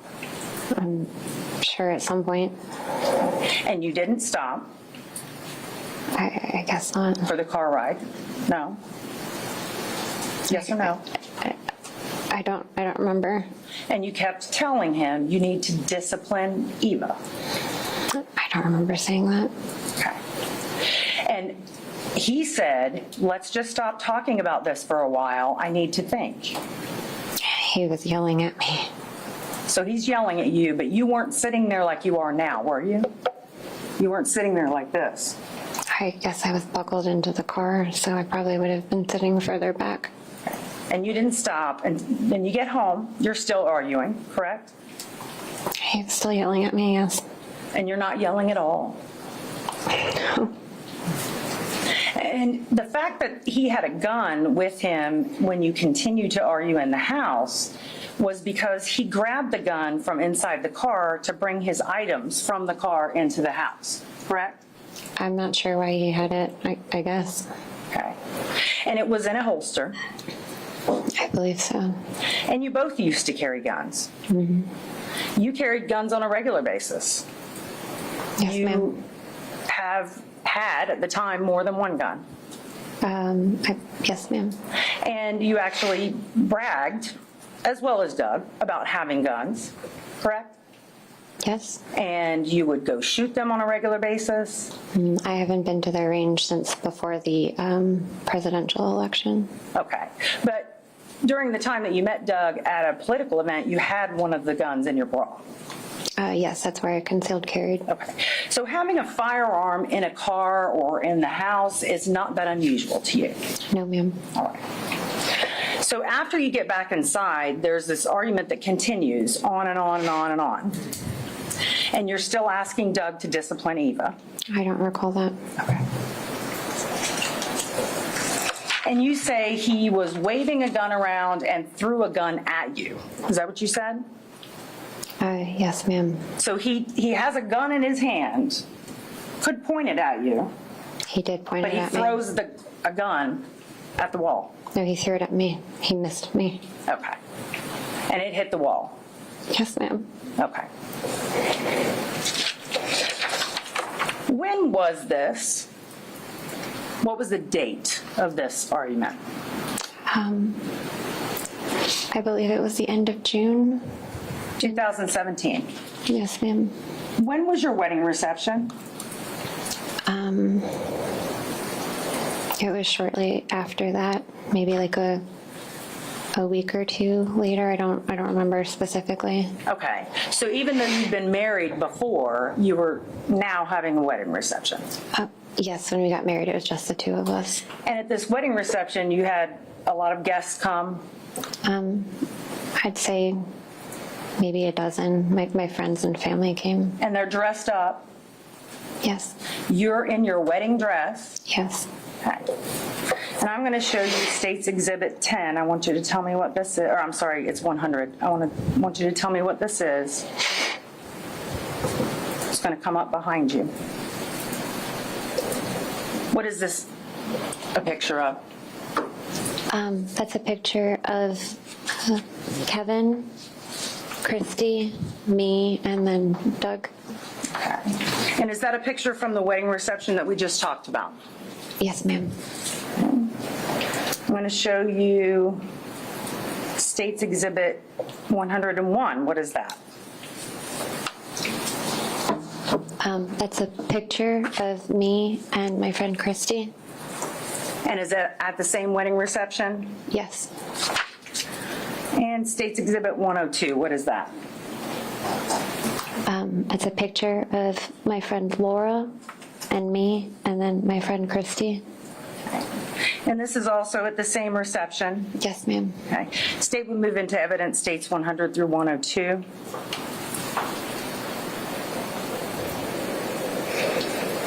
Any objection? I'm sorry, I missed it. Any objection to states 100, 101, 102? No, you are. Received. Thank you. And in states 100, are you scared here of Doug? No, I would not say no. You said on direct examination that around this time you were living the nightmare. Those were your words, correct? Yes, ma'am. Okay. Were you living the nightmare here? Oh, no, not at that moment, no. That was a very nice day. How about at this moment? Oh, it was a good day. And states 102 at this moment? Same. It was a good day.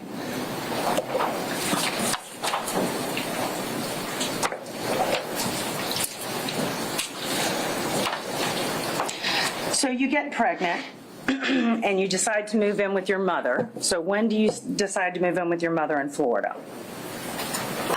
It was the end of August, I believe. I was really sick, and he brought me down to my mom's house and dropped me off. Okay, but going to your mom's house was your choice, right?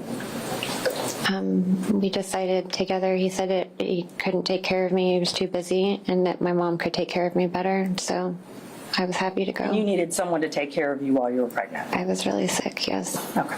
So you moved down with your mother at maybe August of 2017, you said? The end of August, I believe. Okay.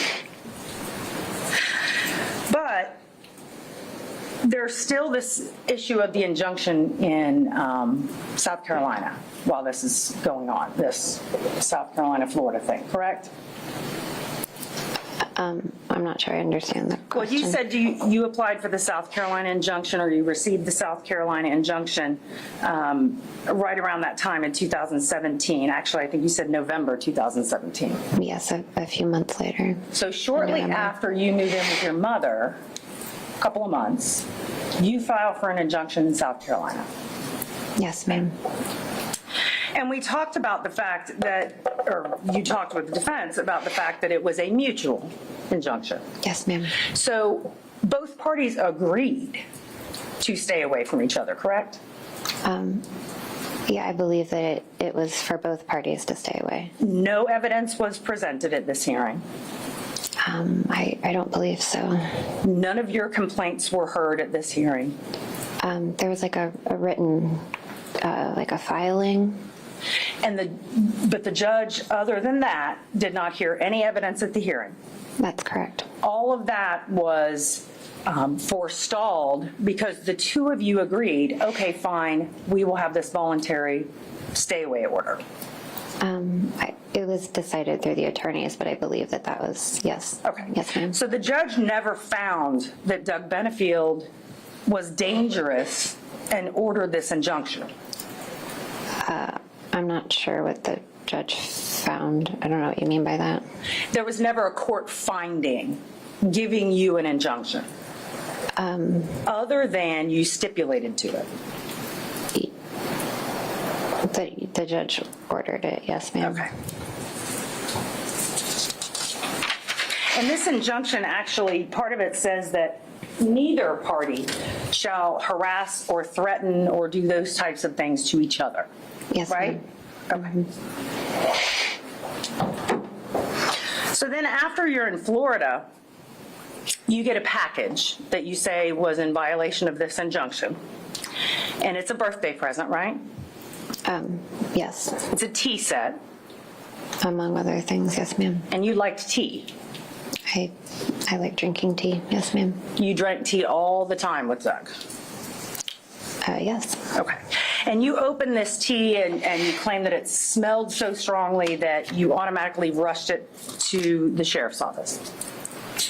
I didn't specifically sniff the tea. It was when I opened the box, the whole, contents had a very strong chemical smell. So you immediately rushed it over to the sheriff's office. No, ma'am. I immediately sealed it up and I left it in my garage. For how long? I don't remember specifically. It was like maybe a day or two. I don't remember. It was a little bit longer than a day or two, was it not? I don't remember. Okay. So after this time goes by, you take it to the sheriff's office, and you claim that this was a violation of injunction, right? It was, yes, ma'am. And you also claim that this was all part of Doug's poisoning scheme to poison you and your unborn child.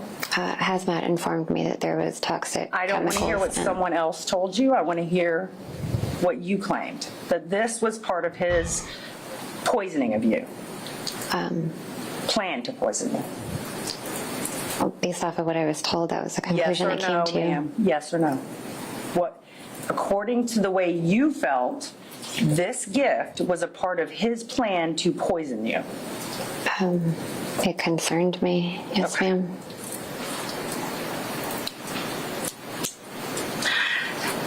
So no charges were filed for that, correct? Correct. So you filed for an injunction based on the same allegations, right? When my injunction in South Carolina was getting ready to expire, yes, I filed for one in Florida. Okay. So when you filed in Florida, about what time was this? What date?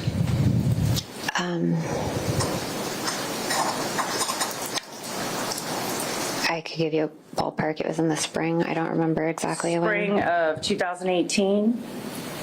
Yes, ma'am. Okay.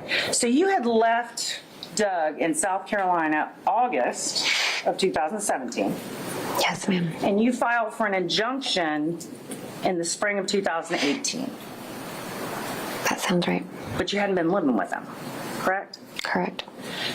You hadn't even had any contact with him for a very long time when you filed for that injunction, right? Well, other than him sending the box and, yeah. Interesting. So what violence were you trying to prohibit by filing this injunction? The smelly boxes. He was trying to fuck with him. Everything that happened in South Carolina. Well, I was just hoping that wouldn't happen again. Okay. And at the same time you did this motion for an injunction, you also did a motion to terminate Doug's parental rights, right? Yes, ma'am. Okay. Wow. So during this time that you haven't been with him in almost a year, at least half a year, there hasn't been any violence other than you say the T said. You're filing for an injunction all at the same time that you're trying to terminate his parental rights. This is all correct, right? Sounds correct, I And believe. you hadn't even had the baby yet, As Oh, of when? as of the time that you were trying to terminate his parental rights. I don't remember what the date was, but it would have all been around that time. And then there's the hearing that goes on for this injunction, right? And this is in front of Judge Moreland, correct? Yes, ma'am. Okay. And you had a 2-day hearing on this. Yes, ma'am. Partially, it was a motion for your injunction based on these issues, and it was Wow, also 2 Doug's days. motion to be able to see his child, right? I believe at some point things got consolidated, but I don't recall specifically. So at this point, Doug had not seen his daughter. Correct. And your daughter was how old? As of the date, like the last court date, Yes. about 6 months old. And had there been any violence towards you between the time that you filed for this and the time when you had the hearing and she was 6 months old? He had showed up at night in my driveway, but I mean, there's no physical contact if that's what you're asking. Okay. And was this a time when the baby had been born? I don't remember the date of when he was in the driveway. How about, since we're talking about this, let's talk about the incident you talked about where the neighbor said that that Doug was there. Can you tell me about that? Yes, ma'am. He was outside, standing in the yard at night, I guess trying to look in the windows of my house. And where's this neighbor's house? She's directly across the street. Okay. And isn't it true, in fact, that this was very dark? It was very dark out. Yes, ma'am, it was at night. Okay. And your neighbor told you that she saw someone in her backyard walking, correct? I think she said that when she confronted him, he kind of ran away. Okay. She never told you he was at your window. What she said was that he was trying to look in the windows. In her yard. The way the houses are situated, where he was standing, he was looking across into the windows of our house. Yes, ma'am. She couldn't see who this person was. Object. She told you. She's asking Ms. Benefield about what the neighbor knew. Overruled. She told you she could not identify this person. She said by just looking, as dark as it was, she had a hard time identifying him by his face, but that she identified his voice. That's interesting. So let's talk about that. So when she tells you that there's somebody in her backyard, you go to her house, right? You end up together with her. Yes. All right. Not at her house, but yes. And you play a recording that you've recorded, like a voicemail from Doug, for her, right? She believed it was Doug, and she said that she could probably identify his voice because he had a unique voice. And so I played a voicemail I had from him, and she identified him. The fact is, from she that. didn't tell you she thought it was Doug. You just asked her if it was Doug. I believe she contacted us and said that there was a strange man looking across into our windows, and she was freaked out, and she wasn't sure if it was him. Okay. I don't remember specifically. I'm sorry, this is a long time ago. And you play a recording of Doug's voice for her. Yes, ma'am. And she goes, oh, that's him. Yes, That's ma'am. the one that was there. Yes, ma'am. So that is the ID that Doug was in her backyard. I believe she also described his body type, his stature. She said he was wearing a baseball cap, which he often did. So I think that was probably Don't a part lot of of it. people wear baseball caps? But she needs to allow Ms. I'm Benefield sure. a clear answer before she cuts her off. I've been able to follow along, so I'll overrule at this point. There's a lot of people that are 5'9", right? Oh, yes, ma'am. A lot of people that weigh 160 pounds.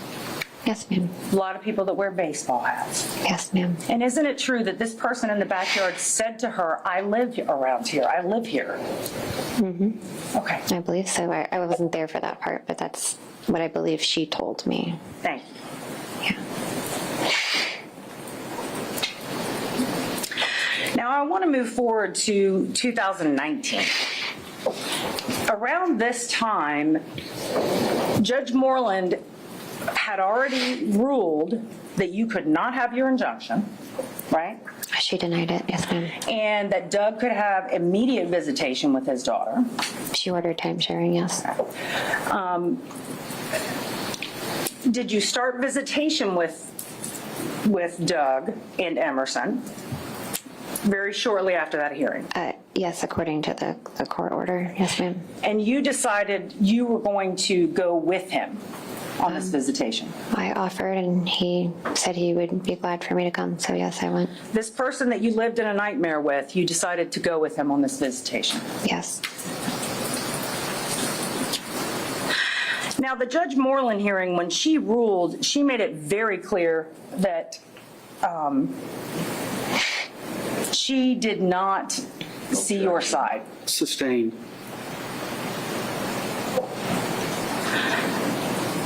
You had no faith that Judge Moreland was going to help you from that day forward. Overruled. You had no faith that Judge Moreland was going to help you from that day forward. I don't know that I'd say I thought she would never help me, but I mean, she denied the injunction, yes. So you go for this visitation with Doug, along with him and Emerson, and that begins sort of a, I think Stephanie Murphy called it like a honeymoon period or a happy period piece. Would you agree with that? Yes, ma'am. Okay. So during this time, you spent a lot of time with Doug Yes. and a lot of time with Emerson, Yes. and you weren't scared of Doug at that time. He was being very kind.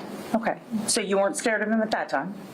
No, I mean, I had things at the back of my mind, but he was being very kind.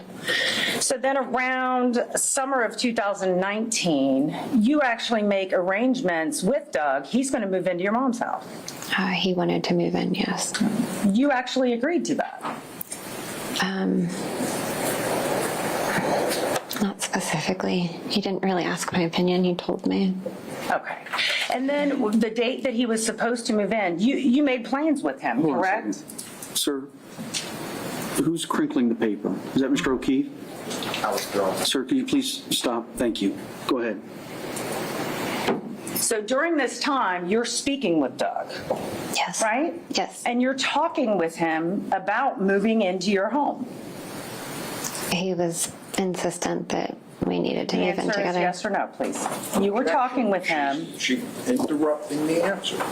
If the question calls for yes or no, the questioner has the right to expect a yes or no, or I don't know, or I don't recall, as opposed to a narrative.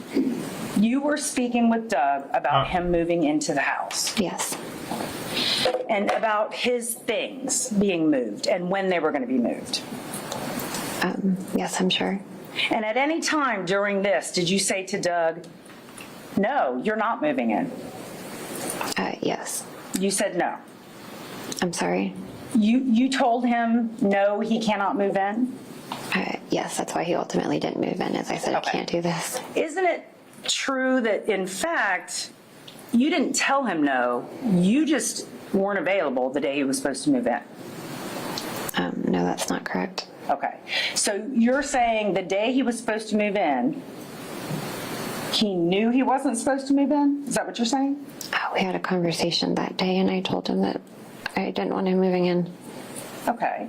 And then you did not take his phone calls, you would not speak with him. I think the word was ghosting. You ghosted him. I don't know whose word that is, but that's fine. Yes, ma'am. Okay. But visitation continued. Yes, ma'am. All right. And you continued to exchange custody of Emerson where? The sheriff's office or?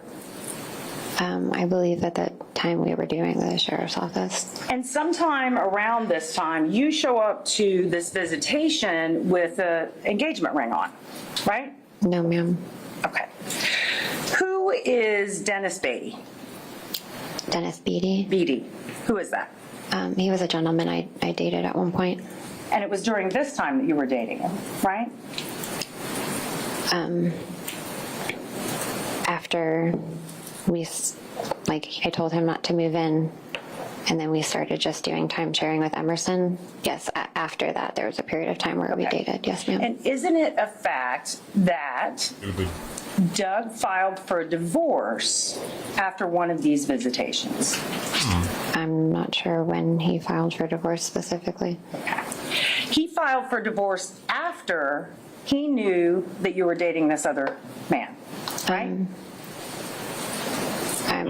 Once again, I'm not sure when he filed. How did he find out? Did you tell him you were dating him? No, ma'am. Right. How did he find out? I think he was stalking me. It wasn't the ring on your finger? It was not an engagement ring. ma'am. Well, it was a ring. Did he see the ring on your finger? I'm not sure what he saw. I wear rings all the time. Okay. So Doug files for divorce, and all of a sudden you file for, well, you start a bunch of complaints, correct? About his treatment of Emerson. What you say, his bad treatment of Emerson. Well, she started coming home hurt. It's a yes or no question. Did you file complaints about his treatment of Emerson?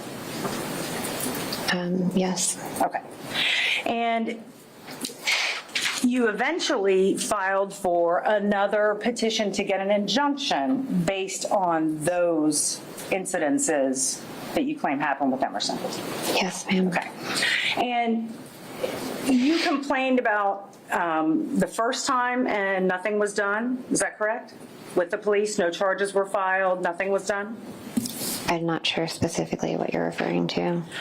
The first complaint that was made About, Emerson and Doug. you agree that you made allegations. Object. Can we approach? Yes.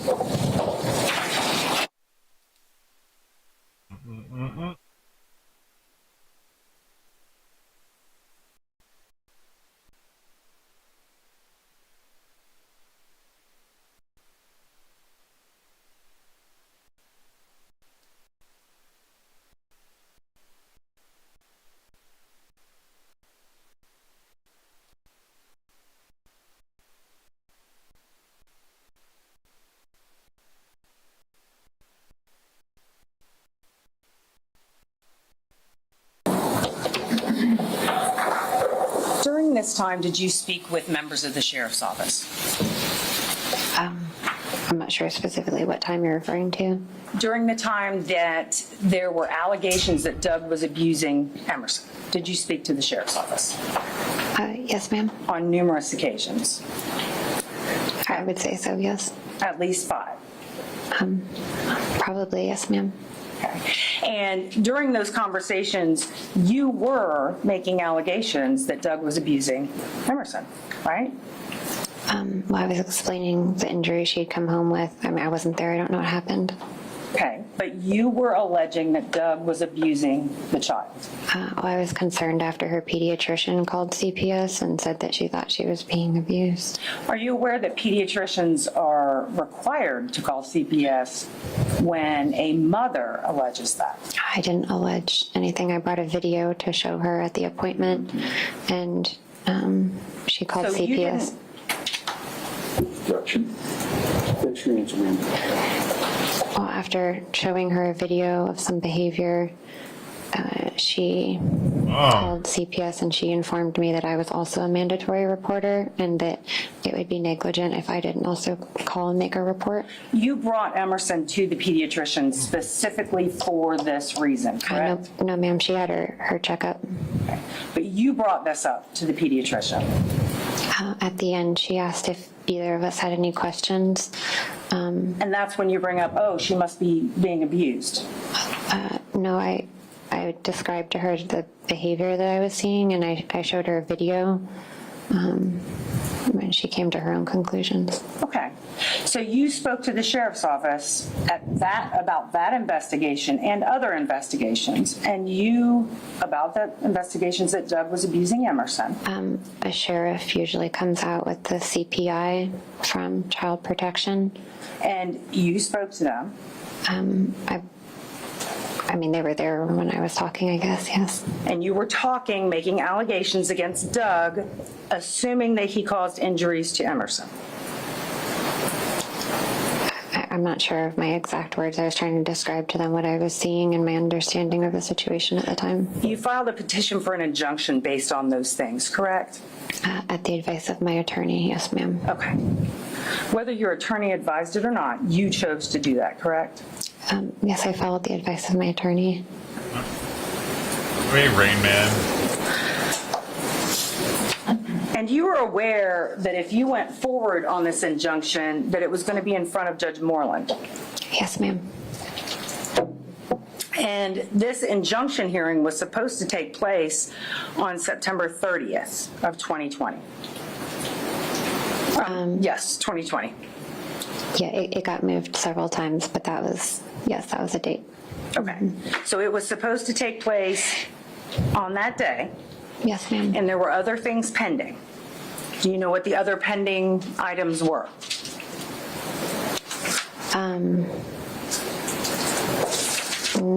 Not specifically. Okay. I'm not sure what you're asking. One of them was Doug's request for a divorce, correct? Yes, we had both filed for divorce at that point. Yes. So Mr. Benefield filed for divorce, you file an injunction petition, then you file for divorce. I filed for divorce first. Okay. I believe. And then you're scheduled to have this hearing on 9:30. Yes, the hearing was scheduled for 9:30. Yes. And you're speaking with Doug during this time, right? I mean, we just Yes. heard 200 and whatever text messages between you and Doug. Yes, ma'am. So do you at any time in that say to him, I'm going to go forward with this injunction on Wednesday, on the 30th. No, ma'am. In fact, based on those text messages, you were dropping the petition for an injunction. Yes, we talked about dropping everything, yes. No, you talked about it, but you said you were going to. Yes, ma'am. And that is what the result of the mediation was, that there was not going to be any mediation really because you were reconciling. Yeah, we agreed, I guess, in order to move to Maryland. My understanding, the attorneys were advising us to, if we close things down, that it would make it easier, like legal-wise, for us to relocate. So you were telling Doug that's what you were going to do. Yes, we were trying to work things out so we could all go to Maryland, yes. And drop the injunction. That was one of the things. And you wanted him to drop everything, right? The motion to release the report, the dissolution of marriage, you wanted him to drop everything. No, we filed a joint stipulation so we could get the report.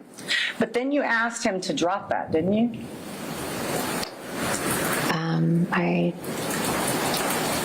I know we kind of went back and forth with so many things. Okay.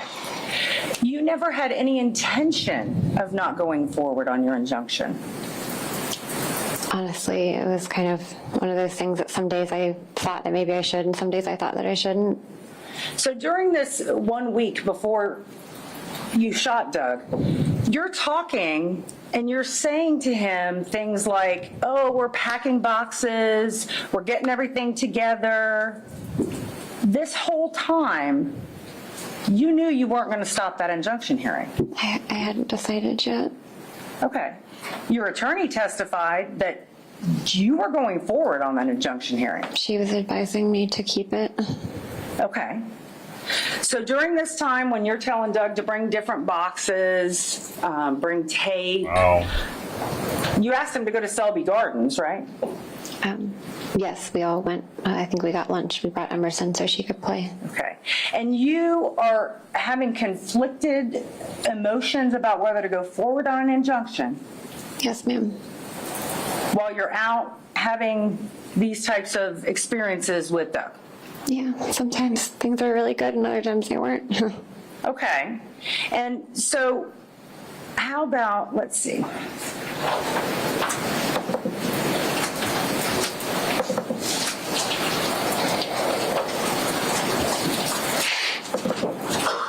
This is part of State's Exhibit 98.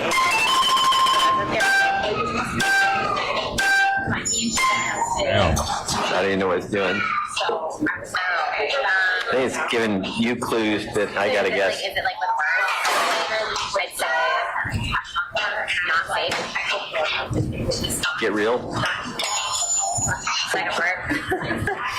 Real? Working mother, not a working mother.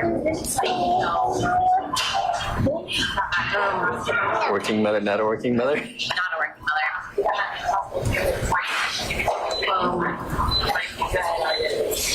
I live in a Slum.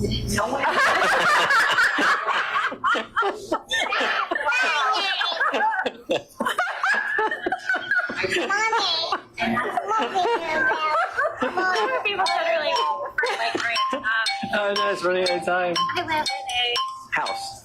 and Real house. White. So put together. Housewives of. Real house.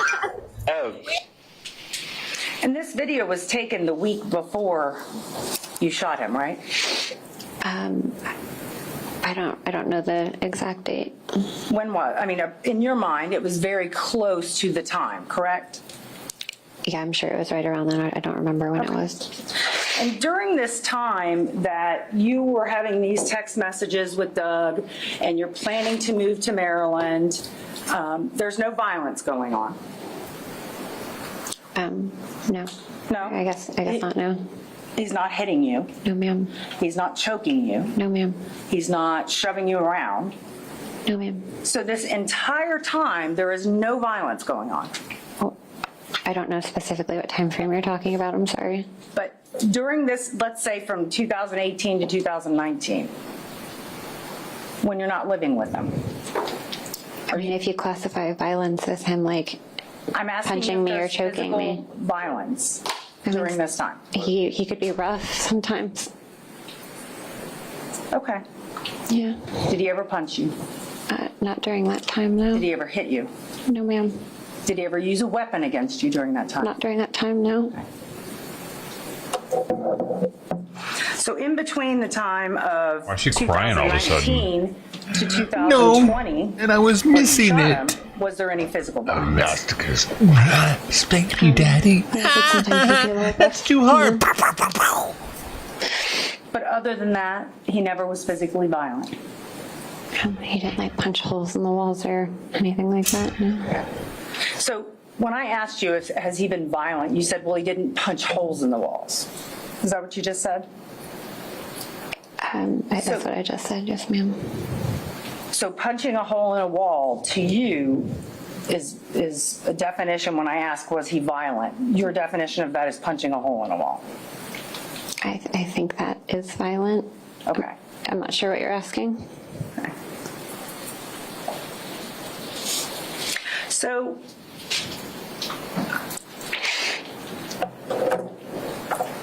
hang on just a second.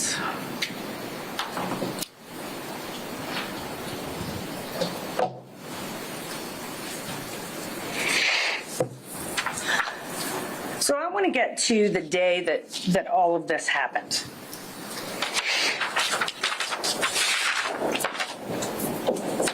This happened on a Sunday, right? Yes, ma'am. And you're moving on, or you have a hearing on Wednesday, I believe that's correct, and yes, you're ma'am. moving right after that. I think the actual day of move was kind of in flux. It seemed like it changed 1,000 times. You're all getting in the car together, not together, but you're driving cars together to go to Maryland. Yeah, I believe he was going to be driving the U-Haul and pulling his truck. And I think that my mom was driving her car and I was driving mine. And you were telling him during that time that you were going to move to Maryland and attempt to reconcile. No, ma'am. You weren't telling him that. No, not in those words, no. Did you hear Dr. Broder testify about that? That he said that when you were with Doug, Objection here. Sustained. so you're denying that you ever told Doug that you were wanting to reconcile with him. I said I wanted to find a way that we could do things together as a family for Emerson's sake, you know, and that's why we started doing things differently. He wanted to move back in, you know, together, and I told him that I didn't want to do that. I didn't feel comfortable with that. Did you say that in Dr. Broder's office in front of Doug? No, not in front of him. So when you're with a safe person, a psychologist, you're not telling Doug this. What? I'm sorry. You're saying that you told Doug when it was just the two of you that you didn't want to move in together. Yes, ma'am. And you felt safe telling him, I don't want to move in with you. Right? That's what you're saying. Yes, we had that conversation many times, yes. But you're in front of this psychologist who one would think is a safe environment with Doug sitting next to you. You hear Doug say to Dr. Broder, we are going to Maryland and we are going to try and reconcile. And you don't feel safe enough to say to Dr. Broder, no, that's not what I want to do. I would want to make him look bad in front of somebody else. Okay. I wasn't going to disagree with him in front of anybody. Okay.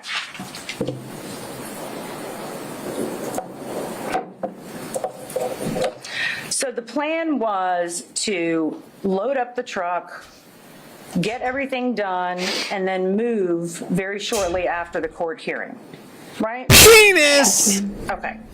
Penis! You That was a had no penis alarm. intention of I don't know what to dropping that do. injunction, so you knew Stay strong on your the day of missions. that hearing, he was going to know, right? I'm sorry. You That's knew weird. that Doug was going to know that you had no intention of reconciling with him. We had the conversation many times. I think he understood where I was at. Okay. You saw the text messages between you and him, right? Yes, ma'am. Would you agree that those text messages do not indicate that? It doesn't say we're getting back together, moving in together. It doesn't say we're not going to reconcile. I mean, not specifically, no, I wasn't going to argue with him. What happened to the? If you got your injunction on that day, September 30th, how would you have moved together? Speculative. What was your plan if that injunction This is why we lost viewers, y'all. I got to keep temp visible at all times. That's what they're here for. Heat.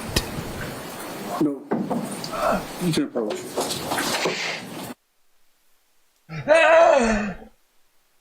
The hotness.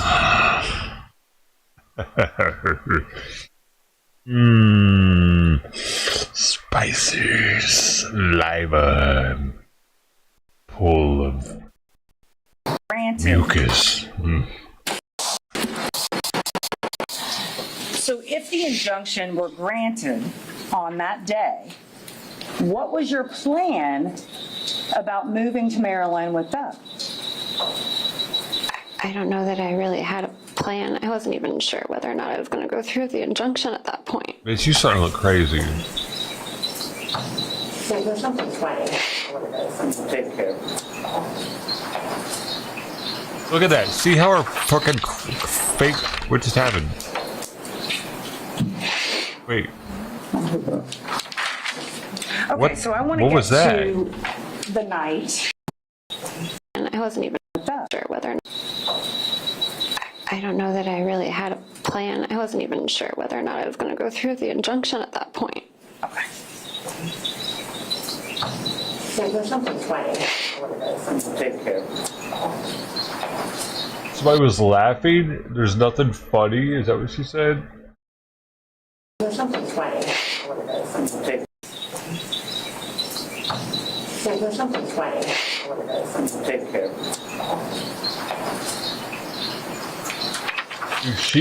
Does he think that she's fake crying? Because look at how look at how her face changed from there so quickly. It's the first thing I noticed.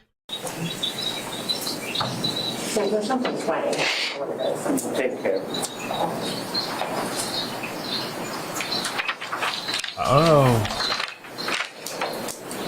There is something funny. What's really going Okay, on? so I want to get to the night that all this happened. So you knew Doug was coming over. The bastard cut artist. You invited him over Yes. to help you move stuff in the house, Well, specifically stuff in the garage, but yes. stuff in the garage to the truck. Right. And he came to your house a couple of times. He came and then left and then came back again. Yeah, I believe he came twice that day. And there is a gate to your community. And when he's at the gate, you had to let him in. Sometimes, because he was frequent in and out, sometimes the gate remembers license plates, and sometimes it opens and sometimes it doesn't. Sometimes he would just follow people in. The gate kind of stays open for a while. Yeah, sorry. But on this day, you weren't concerned about him coming over. No, I knew he was coming. Okay. And when he came over, your mother and Emerson went to the park. I believe they were headed there. I'm not sure. I think they were down the driveway or on the sidewalk, something like that. They were on their way there. You weren't so afraid that you wanted your mother to stay there and watch. No, we were just packing to move. Okay, so you weren't afraid. I definitely didn't expect this to happen. So it was okay They with you that cried. your mother left. Yeah, at that time. Okay. So if I heard you right during your direct, you said he bumped your shoulder twice. Body check, I don't know if that's what you called it. He walked into you with a box, right? Yes. And then at the end, you say he slapped you? He hit me. I wouldn't know how to classify it. He struck me, he hit me. Was his hand open or closed? I don't remember. Okay. Did you put? And because of Put it in the police those report? things, you claim that you thought he was going to kill you. He had never hit me before. Okay. And you thought he was going to kill you. He wouldn't let me leave. I tried to leave, he stopped me. The question is, you thought he was going to kill you. Yeah. Okay.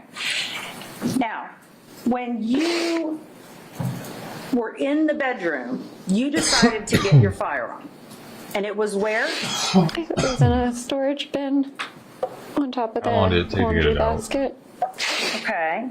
So I'm going to show you State's Exhibit 52. If you could turn around and look at that. Where was your firearm? It was in the bin on top of the basket. Here? That's the basket. Why'd they let us see Where was the anything? bin? It's that right on top. Okay. So it was in here. Yes, ma'am. Why would you have a firearm in there? I had just emptied all the furniture and everything out of my room, and it was kind of like what was left from my drawers, and so it got put into a bin. Okay. And that was not your only firearm in that room, correct? Correct. You had a firearm in the closet.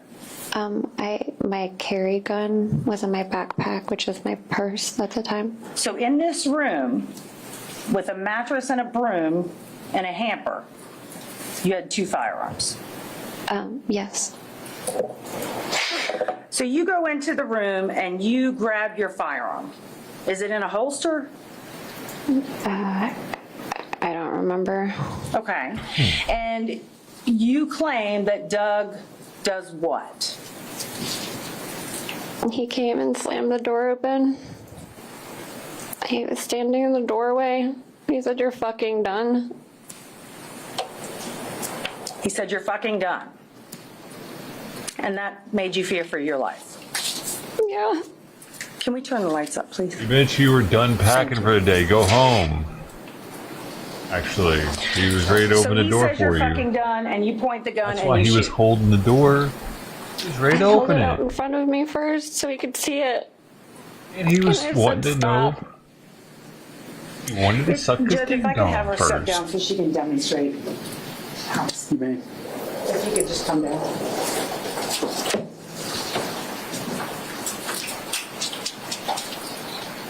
Bro, So Doug know, opens the man. door and does what? at least get manslaughter right there. Standing in the doorway. Kind of like this. And he said, "You're fucking done." And I held the gun out in front of me and said, "Stop." We got into this like fighting pose where he like turned sideways. And he was like moving around with his like arms in his hands. Like a monkey? And he started like inching forward towards me. So he why do you call it a fighting stance? He looks like a fighter. Like I don't know, like a ninja or something, I don't know. Okay, so No. he's standing there. Oh no, like a He turns ninja. it like this and starts moving his arms around. Like that. Well, show me. What was he Kind of like that when he got like this, and he was like making like fighting motions. I don't know, I'm not a fighter, I don't He know. turned his hands into doing? Did swords. he have his hands in fists? Not at that point, they were like, I don't know. Was he coming at you like this? And he lunged at me, he came very quickly. Okay, so he lunged. Was his fist up when he You're lunged? lying. Remember? I did. Good So you start memory, shooting. Sister D. And he does what? He kept coming at me. She said Okay, so then you keep shooting again. she doesn't know how he was in front of her in front of the door. Somehow he did that. His legs went up in the air. Okay, where do his legs go? In the air. How high in the air? I don't know. His legs went in there when she shot him. I don't know, it's like his feet slipped out. Okay. And were And you, his feet and his legs went up in the That air. doesn't sound were you right. still shooting at the time? I don't remember. It was like a movie. People don't do that when they get shot. Dude, supposedly they think that he wasn't looking at her when he was shot. I don't know why that. I've read that somewhere in the ticker. And who is that lady?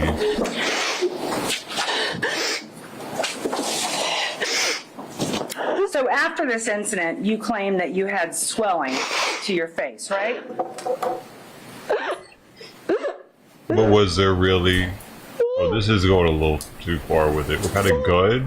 That's another good question. It's not gonna do that though. That's movie type shit, making people fall backwards when they get shot. All right, there's the jury. Can you please close up your notes? Flipping up over your head. I'm going to ask you to step out for a minute. You can use the facilities.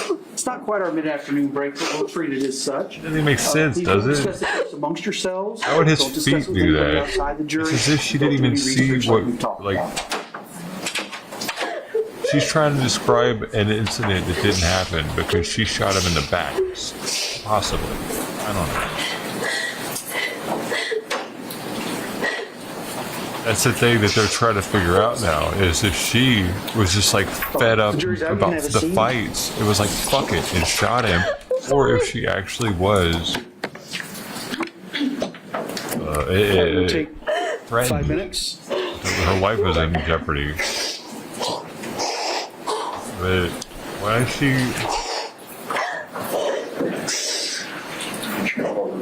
This is over theatrical. Yes.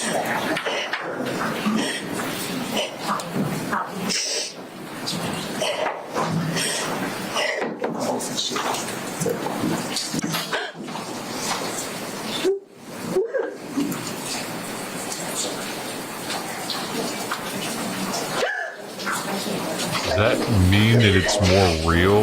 That like that she's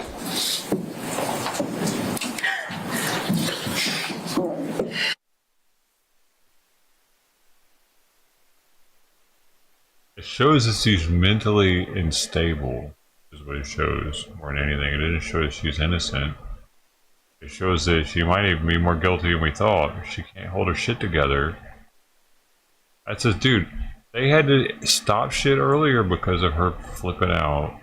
Jury had to leave for like 2 minutes, but then they had to leave for longer because of they ended up wanting a longer break than that, apparently. I don't know what happened there. Something happened there. Somebody couldn't come back in time, so they just like, fuck it, we'll set a full break. It was because it started because she was crying and freaking out. I think that is going to show the jury that she is like she's mentally unstable and possibly flew off the handle and shot him. I don't know if it's helping her to be keeping on doing that. Oh man. What if she's looking at 25 minimum if she gets discharged? Probably just crying about that.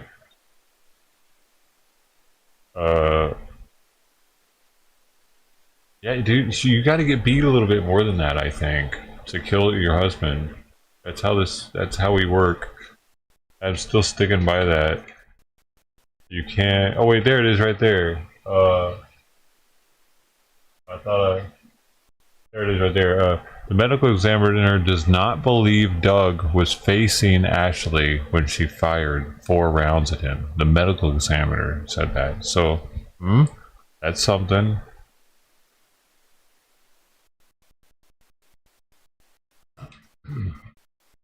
That's what it was.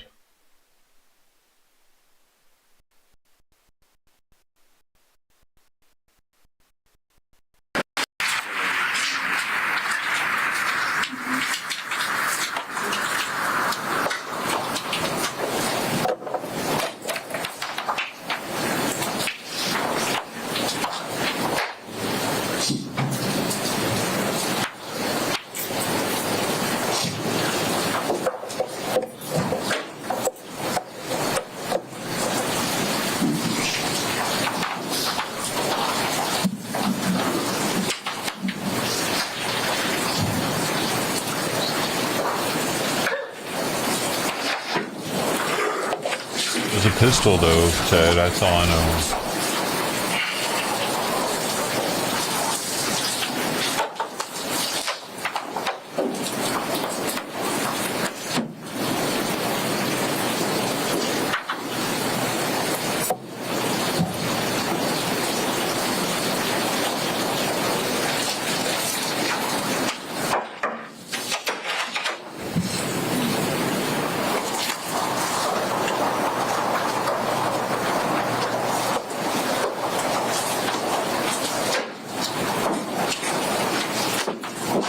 That's her stepdaughter.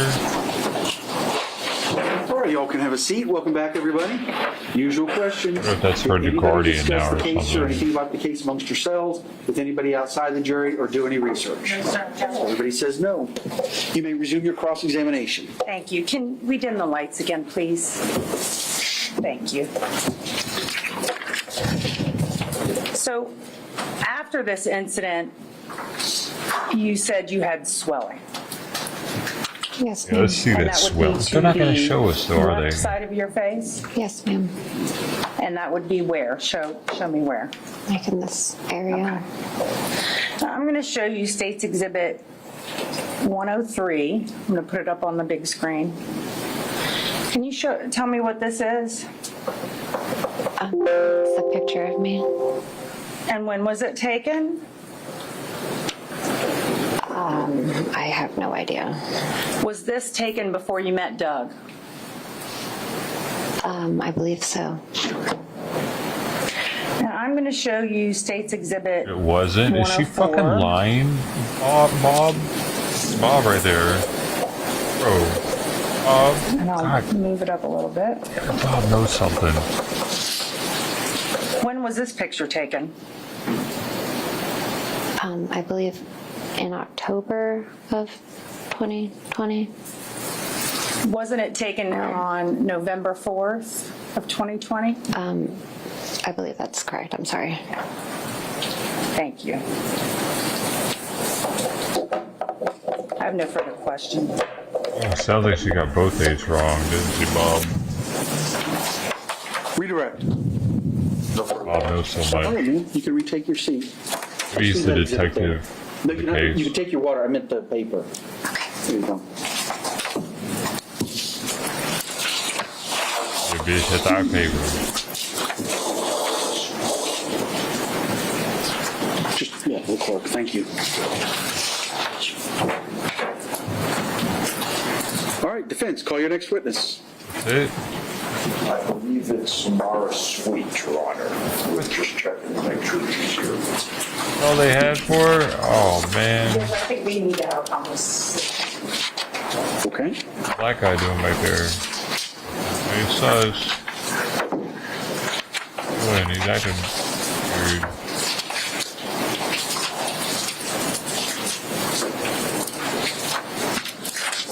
Making a sweater?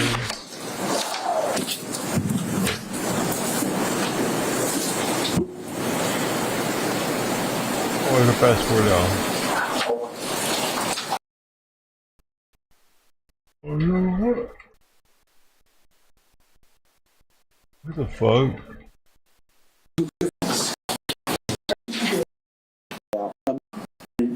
Or leaving for the day. To way because that Oh man, Exhibiting. I don't want to listen to y'all argue about shit. Oh, here we go. Minute a longer afternoon break.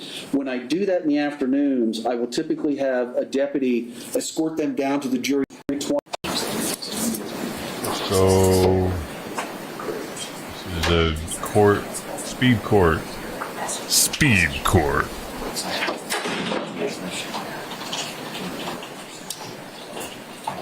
Oh, 47% think that her testimony impacted her negatively.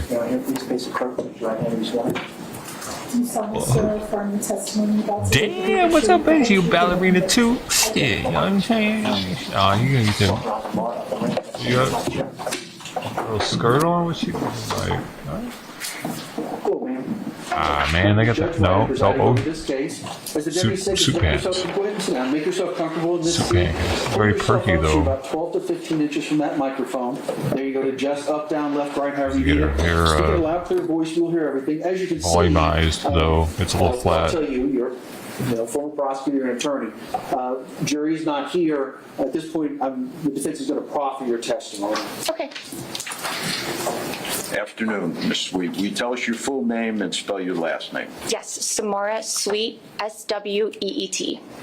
Are you currently employed? I am. What's your title and where are you employed? I am the trial lead of counsel at Lydecker, which is a civil litigation firm. All right, and you're a Florida bar licensed attorney. Yes, sir. Well, goddamn, girl. Okay. At one point, were you a staff attorney for the Manatee County Powerful. State Attorney's Office? Yes, I was. How long did you serve in that capacity? I was there from 2018 to 2022. It's about 4.5 years, I believe. All right, and during that 4.5 year stint, was there any special assignment that you held? I began with the misdemeanor division here in Manatee County. After 6 months, I moved to Arcadia, so I was in DeSoto County, where I started in misdemeanors and moved up into felonies, where I would have dealt with anything from possessions of controlled substances all the way up to child sex crimes and murders. Specifically, did you have any training in domestic violence? We did. Every attorney at the state attorney's office does go through CLE's trainings on how to deal with domestic violence victims, because especially when you're working in the misdemeanor portion, a lot of your crimes are batteries and a lot of them are domestic violence victims. Can you give us an idea of how many cases you handled involving domestic violence? Oh, I think at one point my caseload was 700 when I was in Arcadia, and at least a third of those were probably something domestic violence related. Did you deal with not only abusers, but the abused? Yes, most of the cases I had as a prosecutor, my victims were abused individuals. Were the majority of your victims in domestic violence cases females? I would say a large amount were females, yes. Were you assigned, while in your capacity as an assistant state attorney for the 12th Judicial Circuit, were you assigned to a matter involving Ashley Benefield? I was, yes. How did that come to pass? So when I was in Manatee, I had the caseloads with all defendants that had the last names with B, D, or I. So Ashley Benefield's case came to me, and she was the victim in the case that had been assigned to me for a violation of an injunction. Do you recall specifically the nature of the violation? It was a package that had been delivered to her allegedly from her ex-husband. All right, and the domestic violence injunction that was violated, do you recall from where it had been issued? It was from out of state. I believe it was South Carolina. And did you meet with Ms. Benefield? I did. Do you remember on how many occasions? I believe it was twice, because when the case first came, there's elements to a violation of injunction that have to be met. We had not yet had all the information, so I did meet with Ms. Benefield, got some more information, and then had to follow up on the investigation. I had to meet with her again after that. Did there come a point in time when you made a filing decision? I did not. I have left the office before a filing decision was made. I had been moved to Arcadia at that point. I should have articulated that question better. Had you, as part of your investigation, individually reached a conclusion as to whether or not you felt it justified going forward and charging?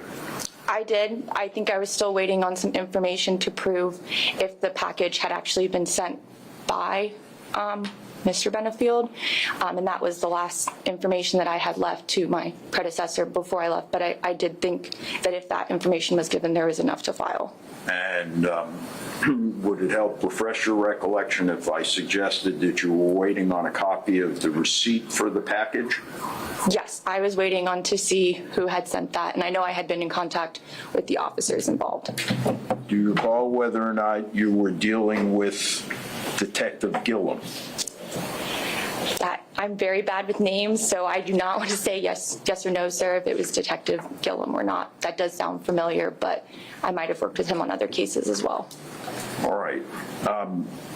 How was Ashley Benefield when you first met her? Can you describe her demeanor? Yeah, she was very upset. She seemed scared, worried. She had come to my office and she was crying when she was sitting in my office with me. I did think that she was worried about the package that had been received. Now, was it your practice generally to always meet with the victims in the cases that you were prosecuting? Yes, it's office policy.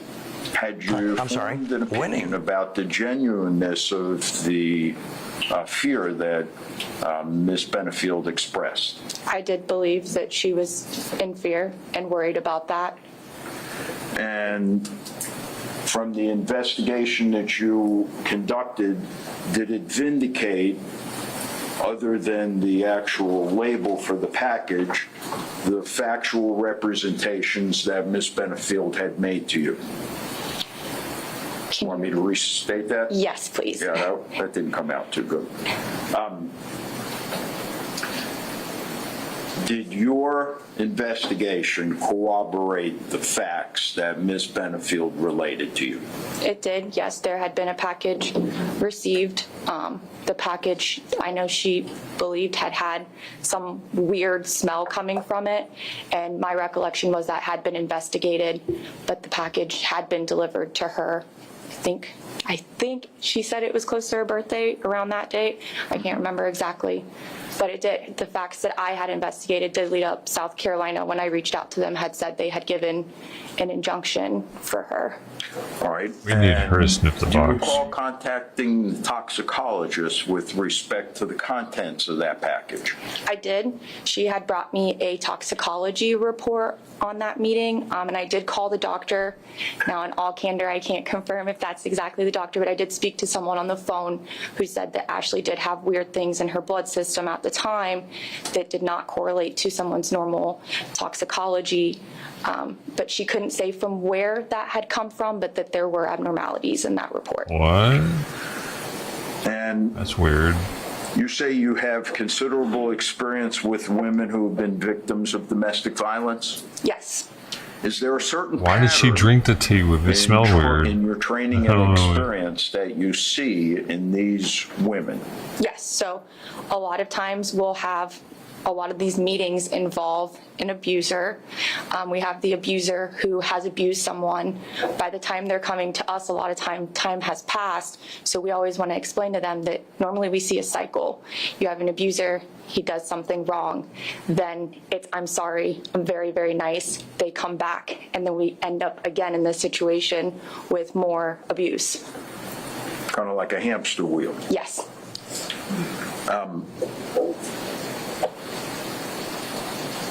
There's a lot of eye makeup. Did you form an opinion as to whether or not in your discussions with Ms. Benefield that she fit the profile of an abused woman?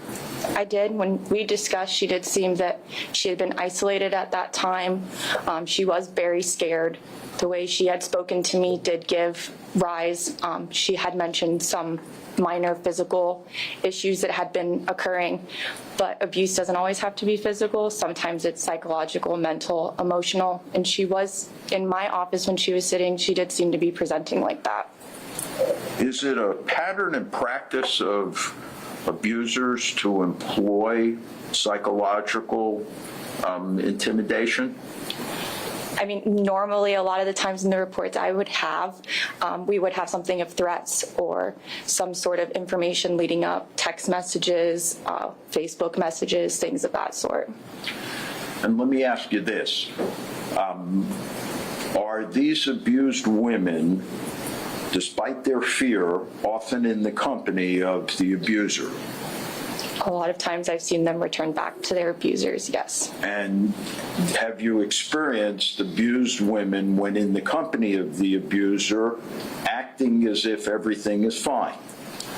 I wouldn't be able to say I've seen them with their abusers, but a lot of times if we were in court trying to present, I would see them come in to defend the defendant that we had or to withdraw claims and that kind of thing. I guess the point of my questioning is merely because the woman appears content, is that an indication that she's happy in the company of the abuser? No. Why is that? Just, I mean, I have more facts by the time I've seen the investigations, I've seen interviews, things of that sort in our caseload. They might be presenting, telling the judge something, but clearly we've seen, photos of abuse. They've sat and given us recollections of abuse, that kind of thing.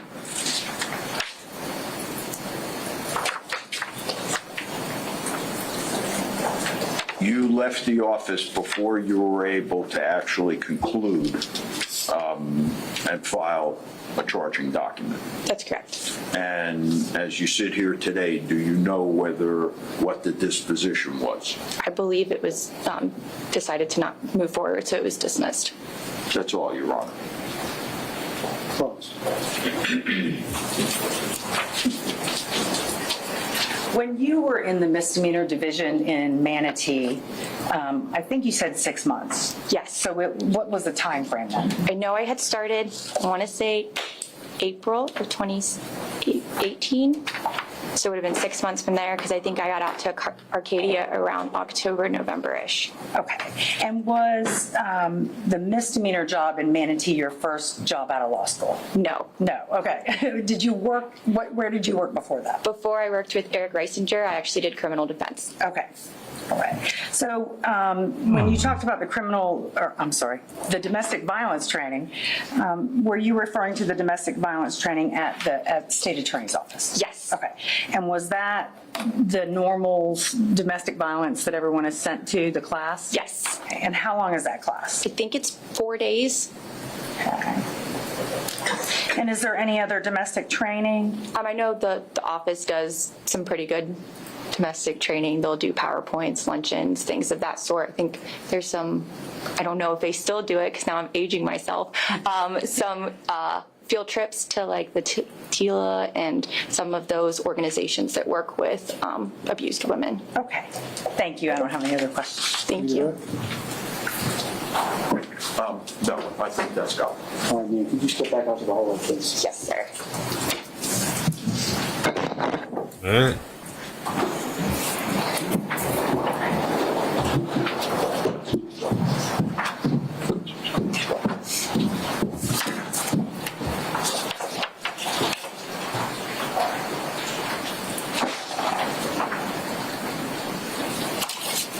All right.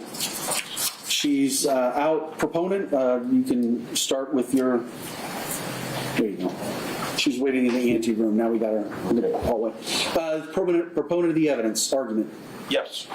So, Your Honor may remember that Detective Gillum made the allegations 2.5 years later, despite the fact that there was no earlier report documenting what he alleged 2.5 years later in any of his 2 or 3 prior supplements, that Ms. Benefield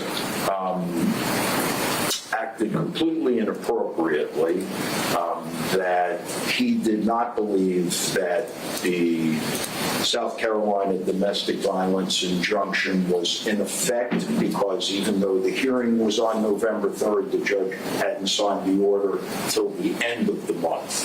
And therefore, he countermanded Deputy Weber's request for a capias. This witness impeaches the statement by Detective Gillum because she was the assistant assigned to the case at the time, and she had made a decision that, in fact, she was going to file but for the fact that she left the office beforehand. She had conducted the investigation, completed it. All she was waiting on was the label of the package, which, interestingly enough, the court may recall, Detective Gillum recovered from Stephanie Murphy. But it apparently didn't make its way to Samara's suite until after she left the office. All right. That's serious. The What do objective you vote? say? Judge, I would object. I don't think she can testify as to anything she just testified to. I think most of it is opinion, and she is not an expert. And even if she was an expert, she wasn't listed as an expert. So she cannot give opinions. And any opinion about whether someone, as a prosecutor, whether someone violated the law or not is inappropriate testimony for court. A lot goes into filing decisions. The prosecutor has discretion the same way police officers have discretion. To add any significance to that, I think would be completely improper. And so I would object to anything to do with her decision-making with the state attorney's office. And also, as I said, I think there was some information that was gained after she left that played into that decision. But additionally, I think she would not qualify as an expert of domestic violence, and I think even if she could, a lot of those things would be inadmissible anyway, what she would say. All right. Mr. Taylor, do you have any final thoughts you wanted to put on the record? Any final thoughts? Rebuttal? That's good. All right, thank you. So one of the very interesting things about this case as we have gone along is there have been some very interesting, and I think I said the other day, unique legal arguments that have been made. Certainly, I would like to think it's in honor of the Olympics starting tonight that you guys have put me through my mental gymnastics for the last couple of months. You know, another judge that's here in Manatee County, I hear him say this a lot, and I think it rings true.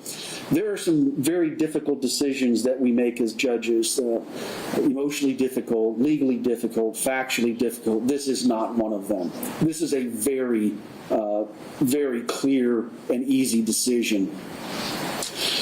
I'm going to put the part about Ms. Sweet offering any sorts of opinion as an expert kind of to the side, because I resolved this matter well before I consider that she wasn't listed as an expert and the Richardson aspects of that.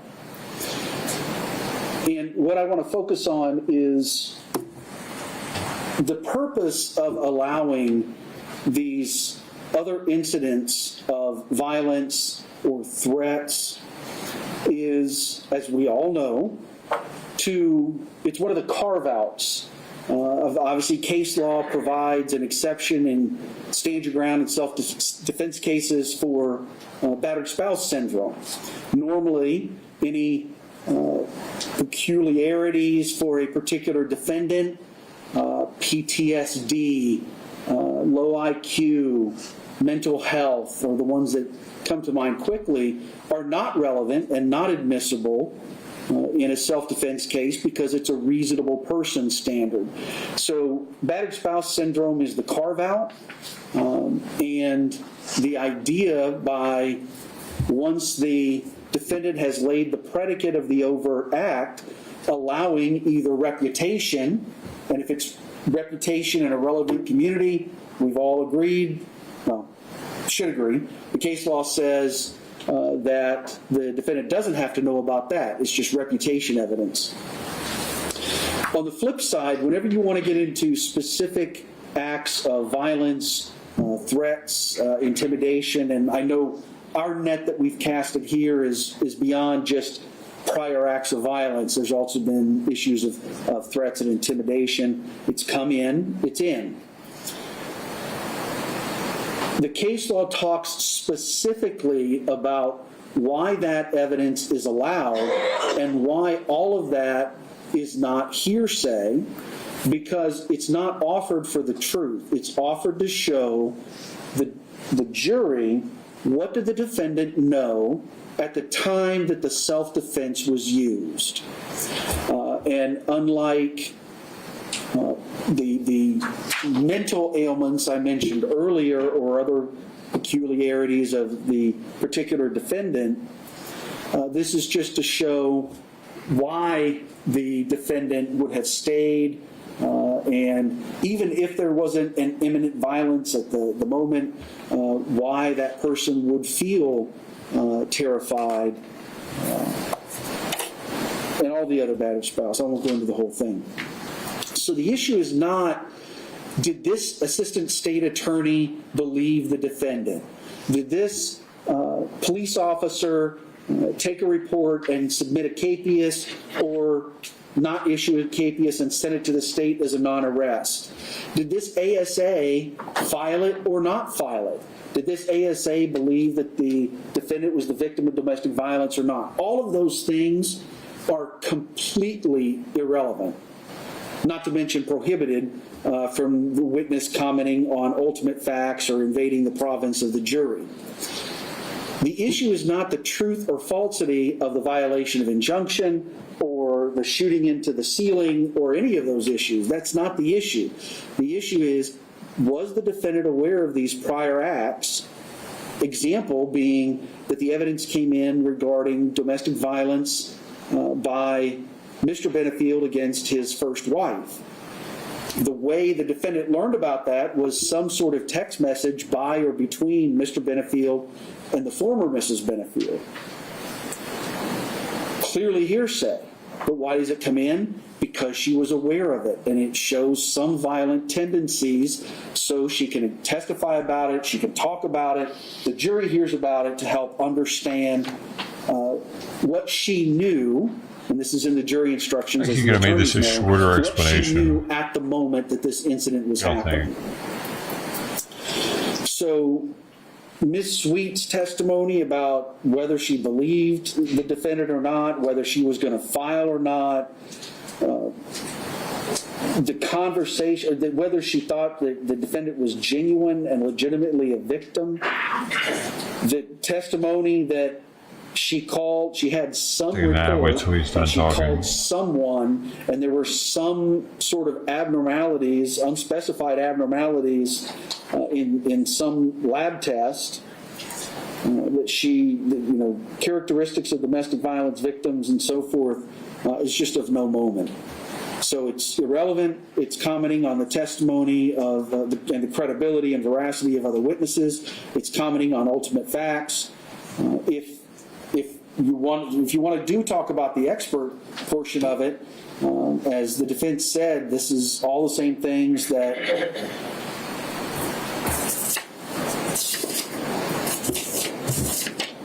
Ferris is going to testify to. So in essence, I haven't heard his testimony, but what I understood was everything.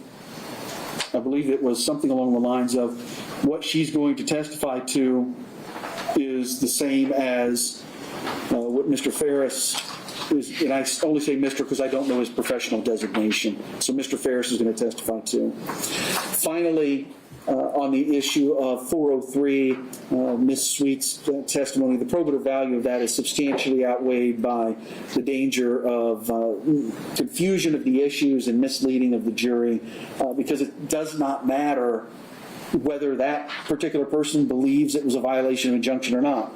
The point is, the testimony is out. It's been demonstrated that the defendant knew about that. She's alleged it was a violation of injunction. There's a dispute. That'll be a factual issue for the jury to determine. But she's alleged it was a violation, which she took as intimidating. And the smell that caused her headache was some sort of physical ailment that would have been caused by the present that was provided. I understand that's her position. The state may have a different argument on all that. But this is not even a difficult question. Ms. Sweet is not admissible as a witness. I am glad you proffered, though, because now it's all on there. But no, she's not going to be allowed to testify to what I heard today. Do you have another witness we can call? Yes. All right. Ferris. We have an objection to him as well, Judge. We filed. Oh, now, Mr. Ferris is the expert. Yes. And the state wanted to have a, Judge, I'm sorry. We do have a lay witness that we want to get on. Amy Carlton, she's going to be quick. We need to get her back to work. oh, hold on, Amy Carlton. And then, I assume, I know that's bad, that Mr. Ferris, tell me, does he have a professional designation? Is he a doctor or? He's a licensed mental health counselor. So he's Mr. Ferris. Former deputy sheriff. His practice and his law enforcement experience has been combined exclusively to domestic violence. He teaches batteries. I just want to know if he was had he a professional designation that I should use. All right, so Mr. Ferris, looking at the Long way time, today. I would think that after we finish with Ms. Carlton, the Daubert hearing is very likely going to take us to the end of the day. So I expect that we would probably start with Mr. Ferris on Monday. Mr. Taylor? Well, Your Honor, actually, we have some case law that I was hoping would obviate the necessity for a Daubert hearing. All right, well, do you want to handle Ms. Carlton first? Please. All right. But Ms. O'Donnell just needed to go to the ladies' room, so. Oh. All right. If you want to bring her back in, that's fine. If you Well, want. yeah, we can start working them back up. Yeah. I think that'll be good. So let me give you guys 5 minutes. If you need to step out, Mr. Taylor, Ms. Benefield, if you need to step out and use the facilities, that'll be fine as well. We're going to start working on getting the jury up. It usually takes about 5-10 minutes. Yeah. Thank you. Thank you.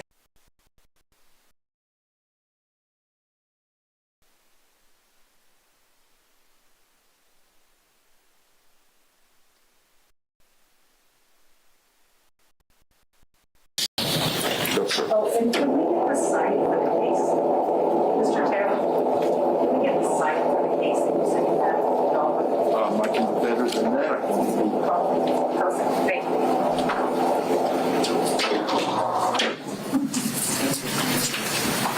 You can't. I think I know exactly which one you're bringing me to bring me, though.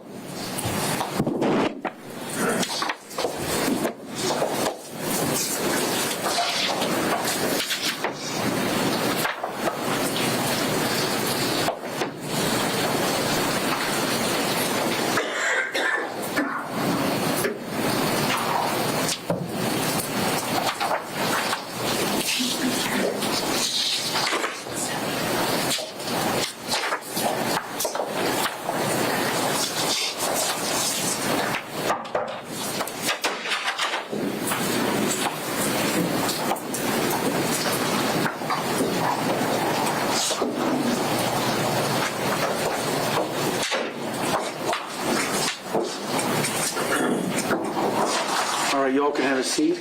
I see the jackets and the sweaters have gone on. Yeah, you would think in the afternoon it would get warmer, but I told you, even with the southern exposure, somehow it just gets cooler and cooler and cooler. So, all right, while you were out, did anybody discuss the case amongst yourselves, talk about anything about the case, talk about anybody outside of the jury about the case, or do any research on people, places, things, or legal topics you've heard anything about? All right, everybody says no. Mr. Taylor, call your next witness. Amy Carl.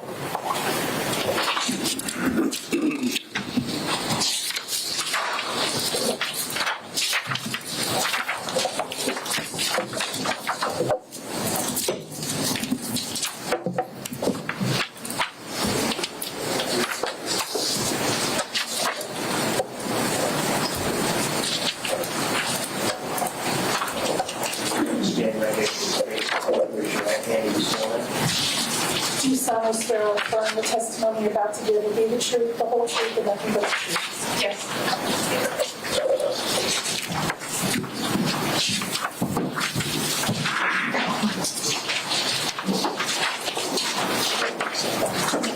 Hello, ma'am.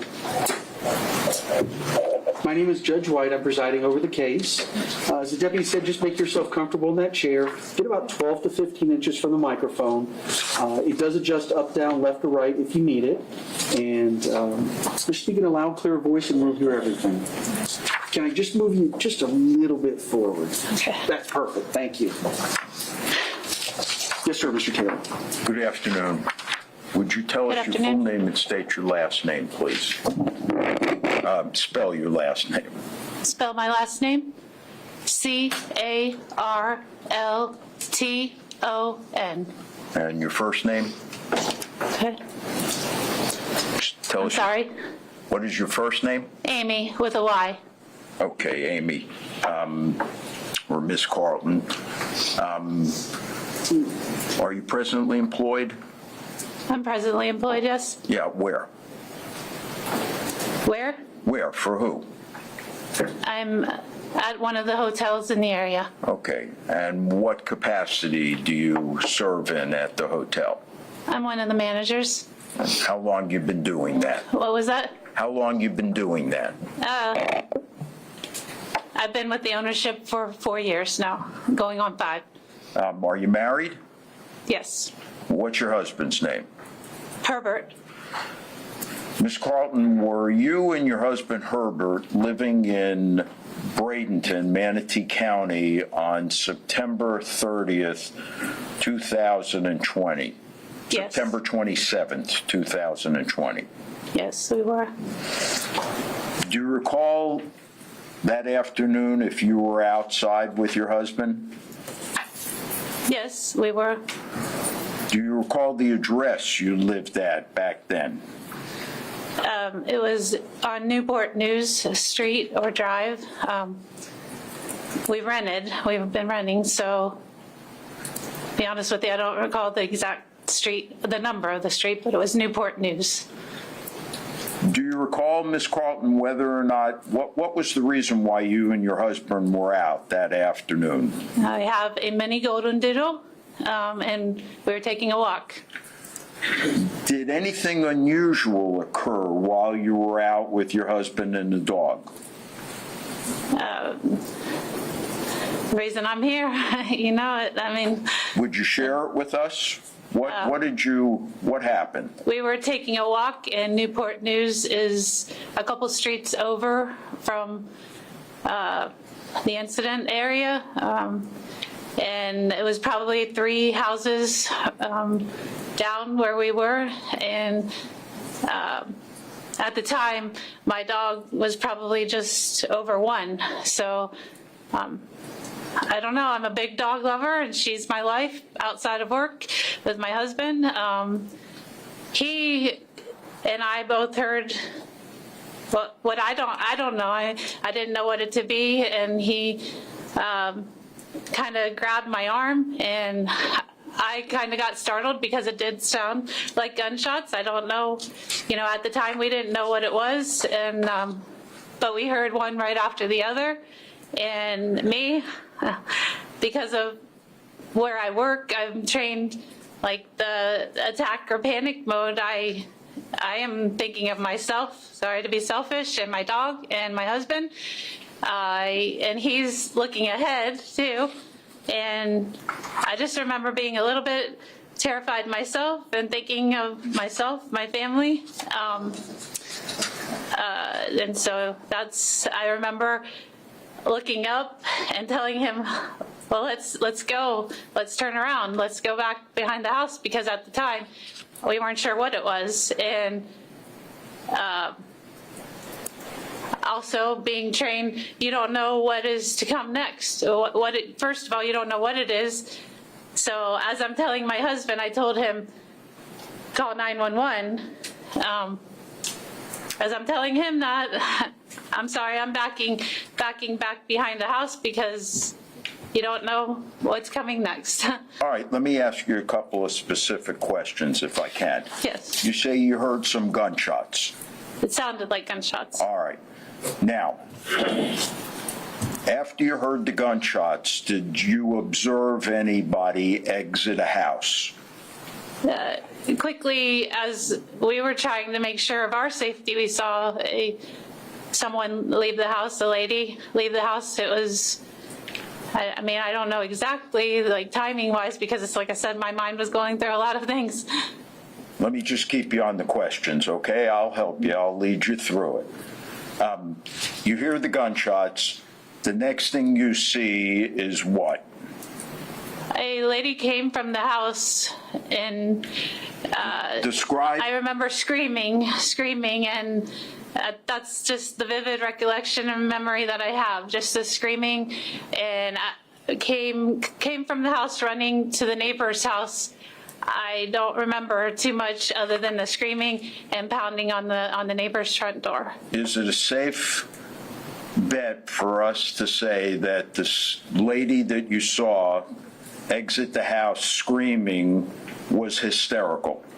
Yes, yes.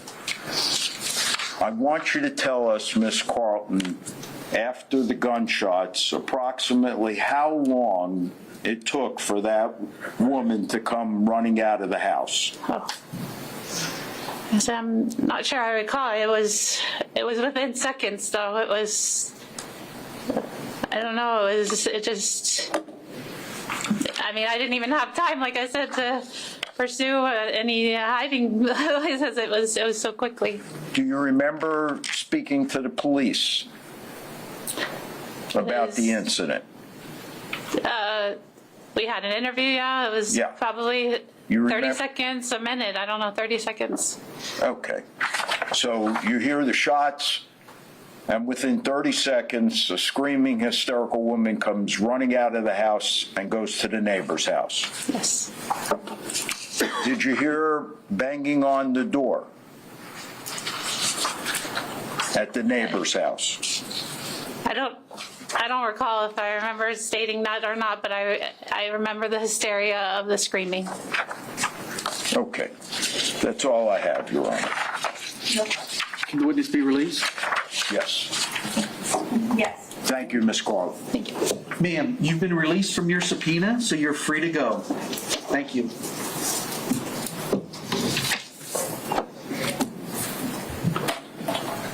All right, go ahead and approach.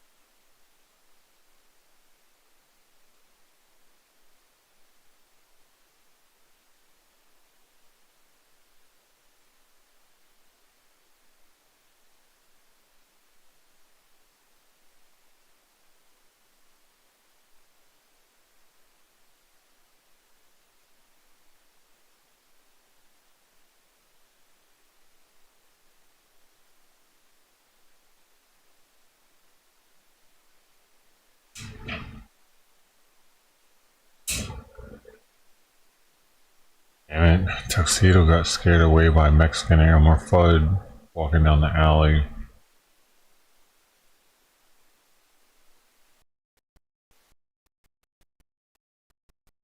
At this point, I'm going to let you go for the weekend. We got a bunch of them? It's over for the He day. got us a bunch. It's like pads and everything. We got them everywhere. Oh, for the day. Do, do, do, do, do, do.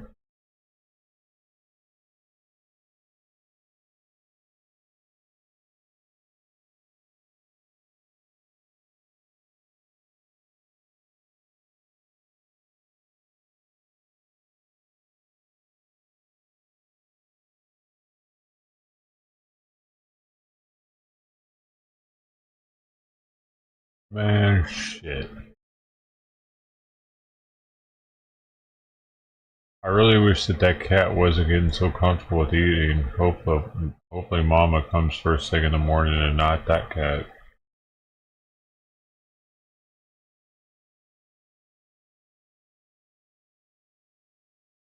We'll see.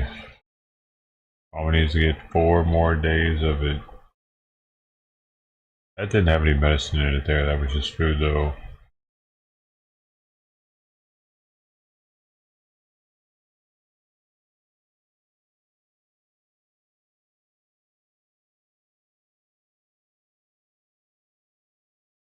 I wasn't sure it's skinny for as much as like how often it comes by to eat.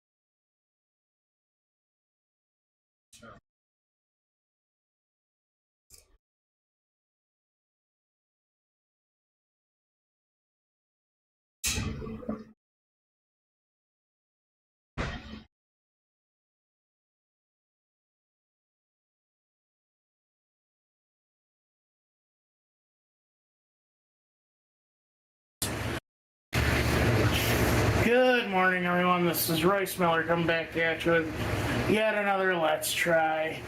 Today on the docket, we have Deadpool and Wolverine DiGiorno Pizza, 1 of 4, Wait special. It's not even the pineapple, guys. I hate olives. I hate olives. Okay, you don't understand. I have tried to like olives. I have eaten bruschetta. I have eaten fancy blue cheese stuffed canapes. I can't stand them. It's not me being a baby. Okay, I have eaten some stuff that most people would turn their nose up at. If you gave me a plate of Rocky Mountain oysters, I would try it.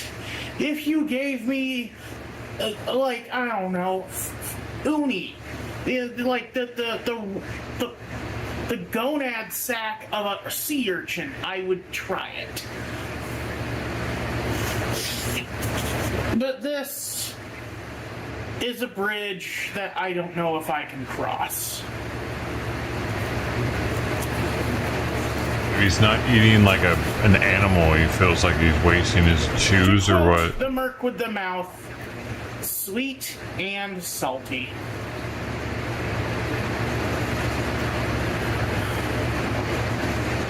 It's taunting me.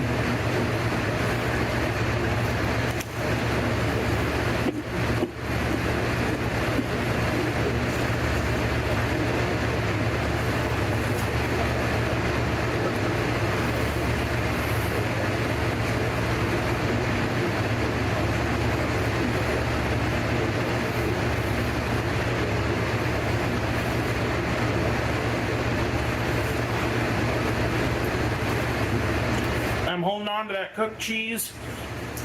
I'm holding on to that pineapple for dear life.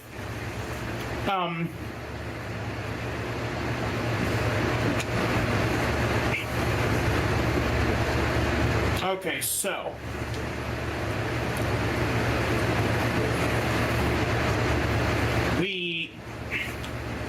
I can't really taste the olive past the cooked cheese and pineapple, thank God. But as we get more toward that centerpiece there, I'll probably get more taste. Honestly, cheese and pineapple, not too bad. Again, like pineapple, especially cooked pineapple for me, it's always been a texture thing. It's very fibrous. I don't like that. I'll drink pineapple juice. I'll eat pineapple marinated pork chops if it's like, you know, some kind of luau thing. Oh, did I forget to turn off the fan? Sorry, hold on. I hope you guys could still hear me through that. He's gonna overheat now.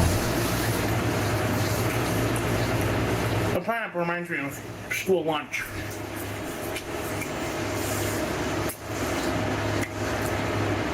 I'll give you that little dollop of canned pineapple onto your plate, or well, lunch tray. What I would do is I'd beniculate it. I'd suck all the juice out of the pineapple like a vampire. Beniculate it?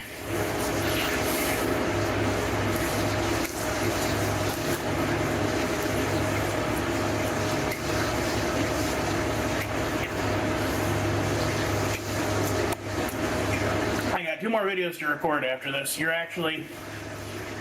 This is day 2 of my trip to Des Moines, but I have to record all these videos in advance. Did y'all ever do, like, school things where you would pretend that you were going on a trip to the Amazon or to Hawaii or anything like that? We did that in kindergarten.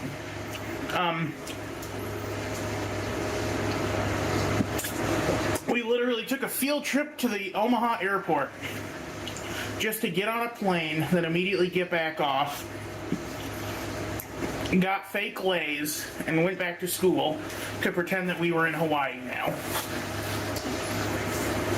And we had a luau, where they gave us, I want to say coconut, pineapple, and hot dog cut to look like octopuses.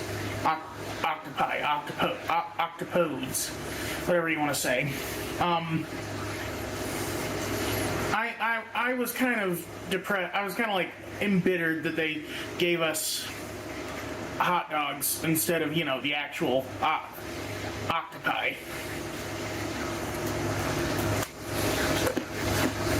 Although, given the prevalence of spam in Hawaii,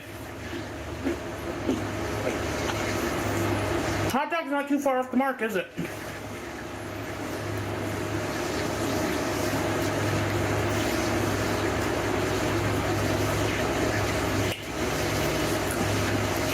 I know what y'all are thinking, like, Royce, if you don't like this pizza, what's going to happen to the rest of it? It's going to my mom and grandma. Both of them like olives, both of them like pineapple. I've jokingly said in the past that you can tell a person has bad politics by if they like pineapple on pizza. Because my mom likes it, my dad likes it, my grandma likes it. I am actually curious where that delineation falls. If you are a person who likes pineapple on pizza, who do you cast your vote for in the general election? No, I promise I'd stop doing politics.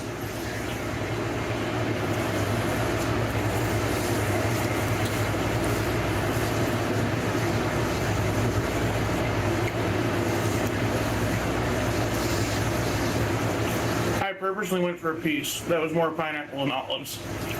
That is how much I hate this. But I can't avoid it much longer. We're getting to that part.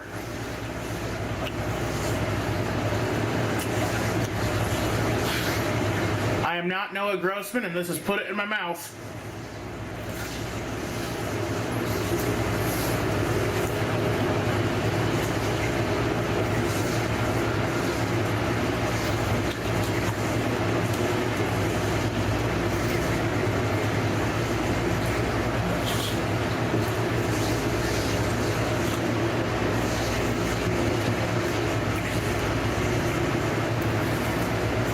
Wonder of wonders, I can't taste it.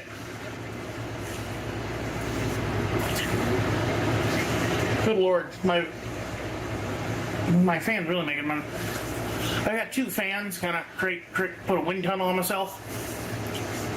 The one at the head of my bed is really making some racket. You can probably hear it.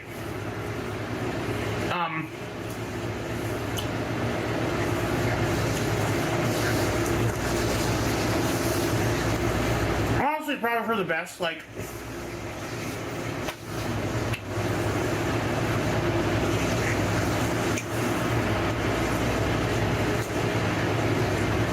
Olives is one of the things that I literally can't stomach the taste of. I don't understand it either, and the rest of my family loves olives. I do not get it. It is so strange to me,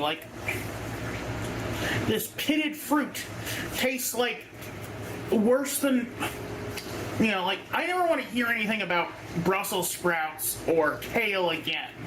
Those taste fine. These taste wretched. Here, let me...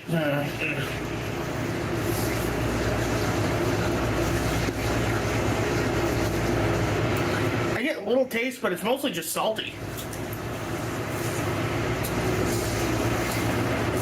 Maybe freezing it has altered the taste in a way that it's okay now.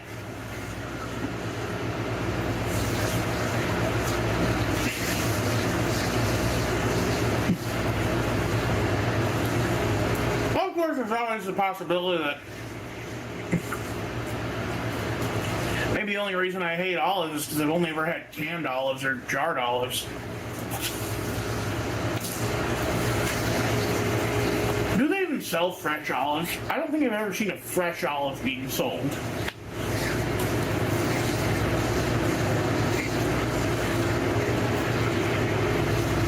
It's like you never see a raw... Or it's like you never see, raw pistachios or raw, Or, you never see cashews in the shell, do you?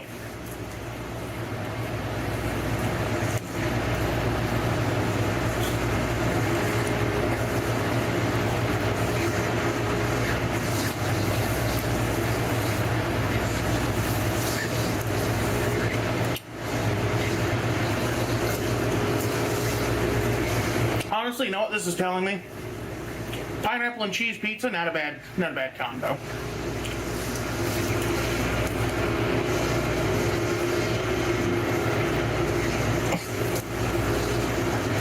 Oh, you know what? I think that's actually the construction for outside. I'm gonna make getting to sleep fun.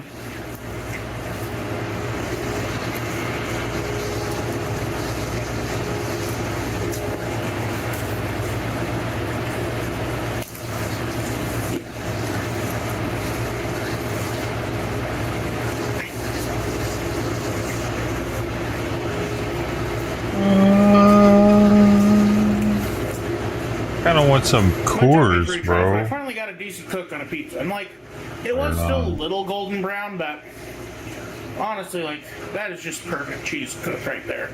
Just a little burnt, golden, crispy.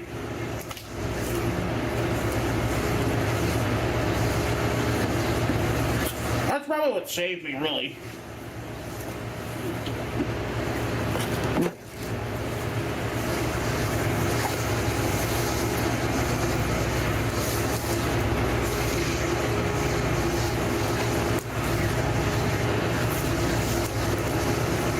Anyway.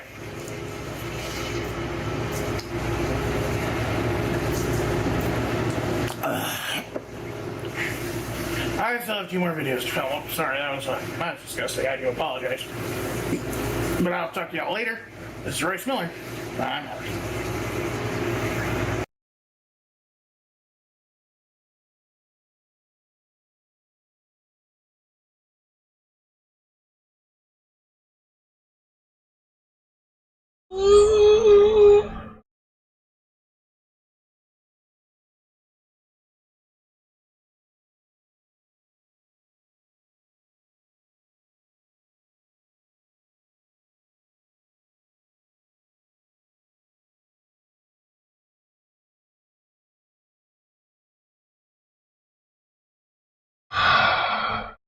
You didn't need to see Royce.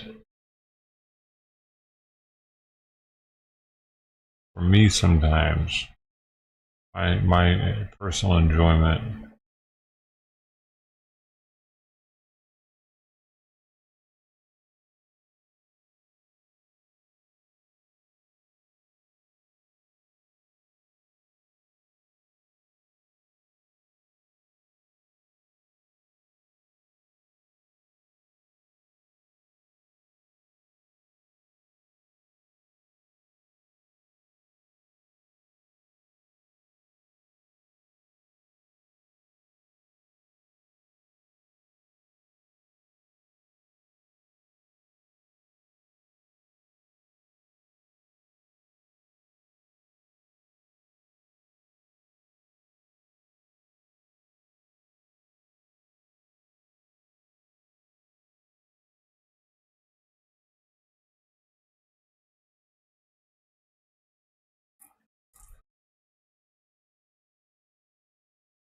Damn. Wait. That's all I ever seen is just them holding them, so they wouldn't get away. Okay, so do you think Interesting, man. So one of the people that this guy, They struggled a little bit. this guy okay. This guy offed himself after he got busted by Alex. I don't know why it's not. Oh, I know why it's not coming up now. I had the wrong button pressed over there.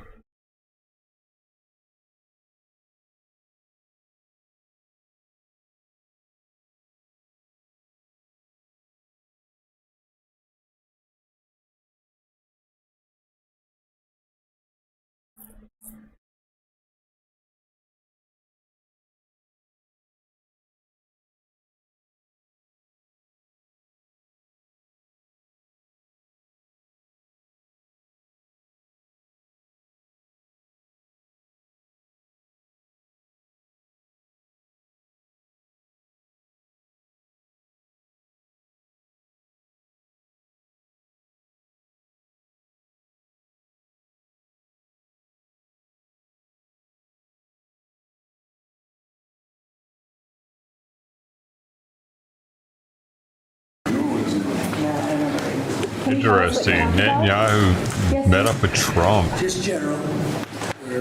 Talk about the hustle. Mr. Prime Minister, could you tell me, Mr. Prime Minister, how Kamala Harris's remarks yesterday might have impacted negotiations on a ceasefire deal?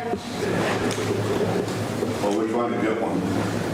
And I think to the extent that Hamas understands that there's no daylight between Israel and the United States, that expedites the deal.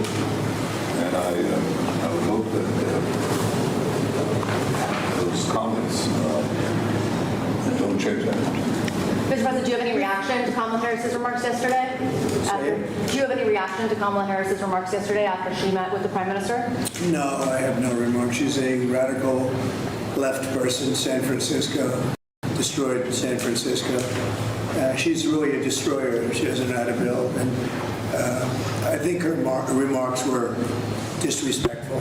They weren't very nice pertaining to Israel. I actually don't know how a person who's Jewish can vote for her, but that's up to them. But she was certainly disrespectful to Israel, in my opinion. Mr. Trump, has your relationship with the Prime Minister repaired at all? It was never bad. I would say it was always good. No president has done what I've done for Israel, and we've always had a very good relationship. And if I didn't, I have a secret weapon. You know what it is? Sarah. You're sitting right over there. I have Sarah. As long as I have Sarah, that's all that matters. Do you feel like after this trip, Mr. Prime Minister, we're any that was closer to weird. a ceasefire deal? I hope so, but I think time will tell. We're certainly eager to have one, and we're working on it. Are you sending teams to Rome? Sorry? Are you sending teams to Rome to continue those negotiations? Actually, the team probably Can you tell us the status of the hostage negotiations? I think there's been some movement because of the military pressure that we exerted. I hope that there'll be sufficient movement to get the deal concluded. It's a very tough situation, the hostages. They have to be given back immediately because there can be no way that they're in good shape. They're obviously not being treated properly. And you hope that they're okay, but there are a lot of hostages, I'm sure, that will not be okay. And that's just not an acceptable situation. Did you guys talk about what your working relationship would look like if you were reelected in November? We don't have to. We've had a good relationship. I was very good to Israel, better than any president's ever been.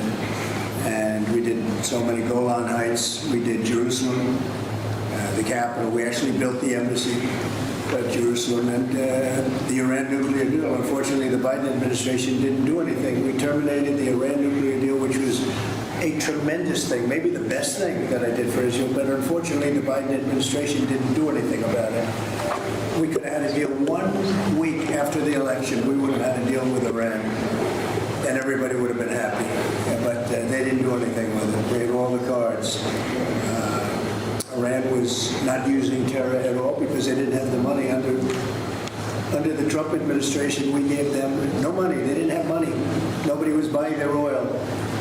And now they're a rich country. So it's too bad. We would have had a deal with Iran, and it would have been a good deal for everybody, including Iran. Would have been a good deal, but it would have saved the Middle East.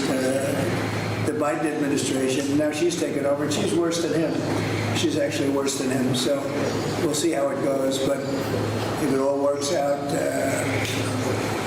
if we win, it'll be very simple. It's all going to work out and very quickly. If we don't, you're going to end up with major wars in the Middle East and maybe a third world war. You are closer to a third world war right now than at any time since the Second World War.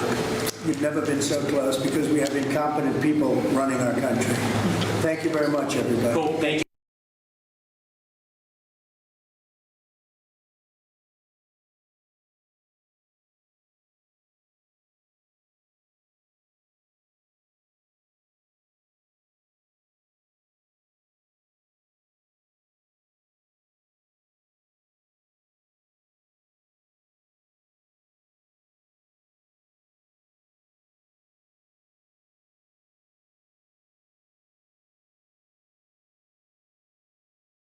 Why are they still talking at that trial?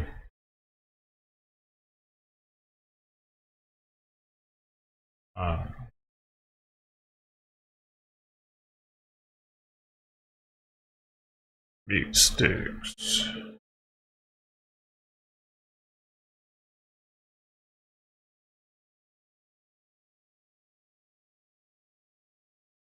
Beef sticks.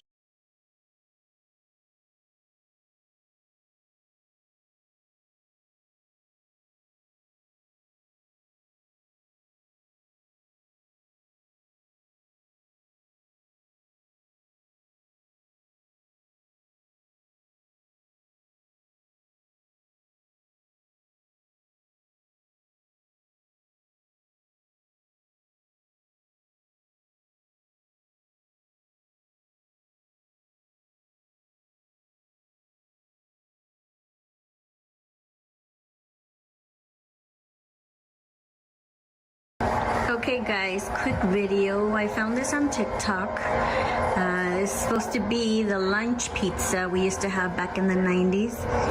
I ordered this. It was $120 with taxes shipping. It's 96 slices. It comes in this box. It takes 5 days for shipping. It comes in this styrofoam box. It comes with dry ice. And then it's this box right here. I will show you. It's the Tony's Pizza. Tony Smart Pizza. Smart Pizza. So, I just want to do this real quick because I don't have much room in my phone. So you get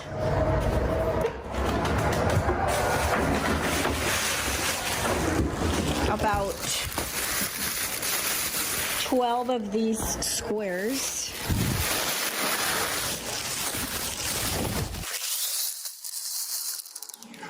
Sorry.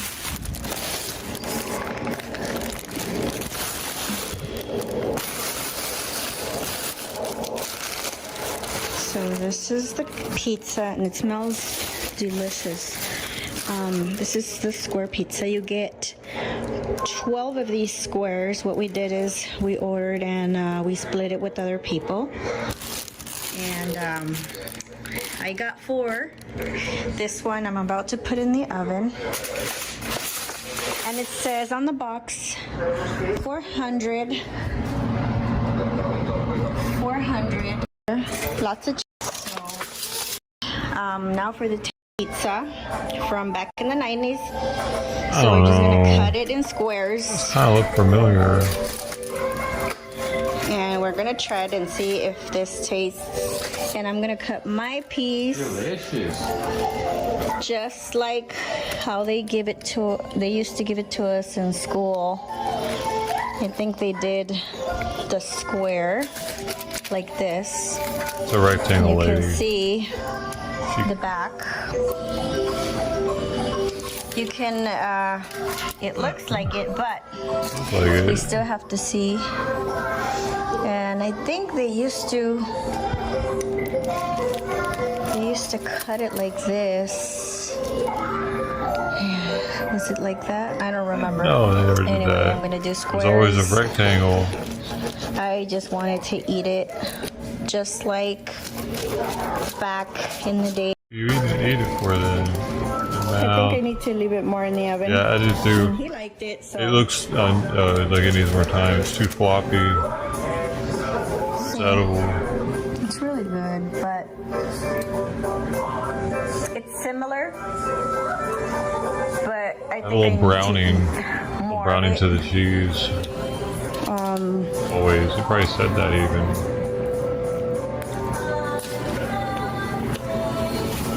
It does taste a little different. Gosh, you can tell she has kids. So it's like having kids. Just listening to that shit all the time. You might want to try it. It's similar, but it's not the same. I'm gonna put it in the oven again. So you guys, I'll show you guys what I think, because this is a little too soft. But I love pizza. What can I say? Okay, so this is definitely It needed more time closest it still. can get to Because you want the oil pizza is from supposed back in to the start 90s. puddling on top of it. It used to build a like, dude. There used to be so much oil. It's If the oil's not puddling, 97, it ain't done yet. 96 slices. I forgot about that until just now. I see a little oil and I like, Split it. it took me back to the really oily that it really was. I think it's super, super delicious. And I did, it says on the box 400 degrees for 20 minutes. I did double. So I did 400 degrees for 40 minutes. So yeah, hope you I guys don't know, like man. There's this something wrong with video. that cheese in, ain't it? So order it and enjoy. Bye-bye. I don't know. Maybe they used to have more oil in them back in the day. Maybe it did say a smart pizza, less fat or whatever. Maybe.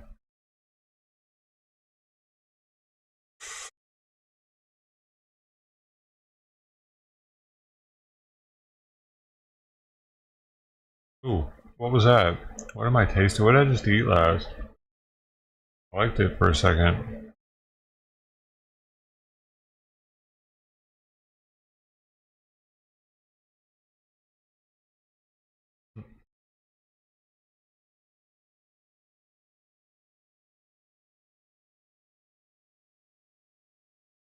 There were lots of spices. The curry probably.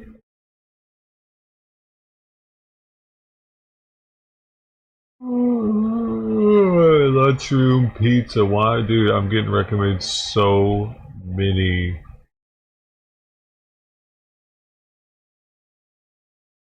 different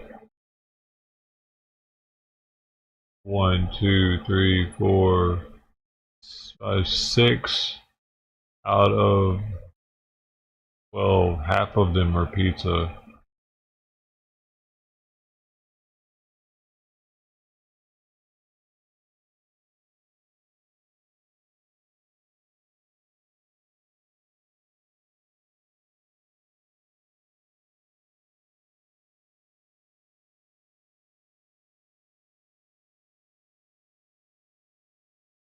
All right, here we are at Eastern High School on the first day of school, and by luck, we're having school pizza on the first day back from summer break. And I'm gonna take y'all down memory lane because I know all y'all guys remember how y'all love that cafeteria school pizza.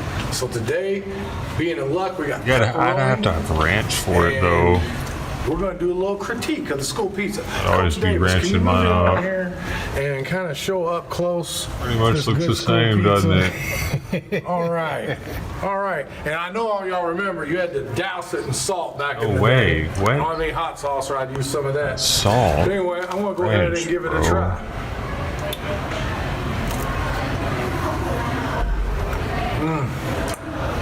Just like I always remembered. All I can tell you is y'all don't know nothing about this cafeteria pizza. I mean, oh, we do know that. Oh.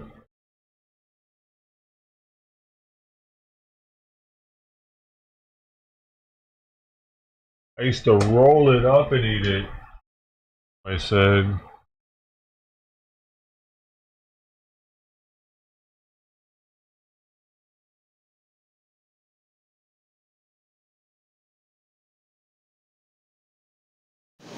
Hello everyone, I'm Jake coming back for another review.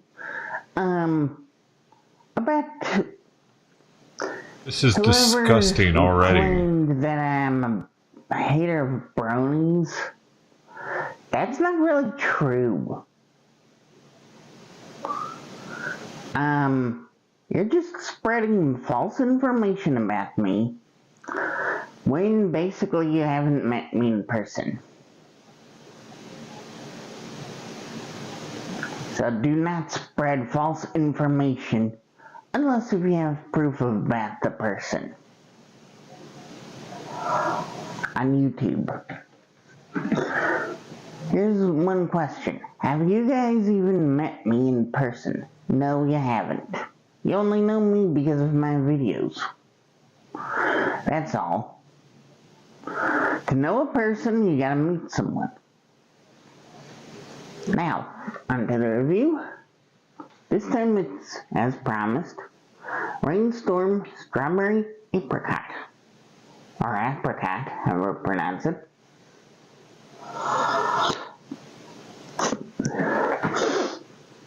10 calories, no total fat. God dang, this guy's hair. Milligrams My shit was bad. His shit is connecting from the back to the front. Monster. Next to sodium. 5 grams of total carbs, no sugars, no added sugars, no. He's extra hairy. Erythritol. No protein, you get your vitamin Why is the A, fly thing in the background? What the fucking throw up? vitamin 7.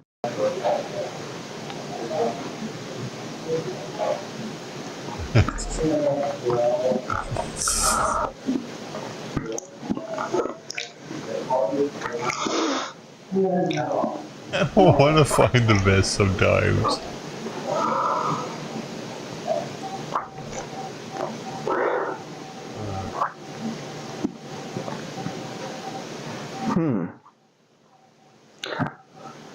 It keeps rotting my brain, bro. They're recommending this sauce to me. It tastes better than Booked Up.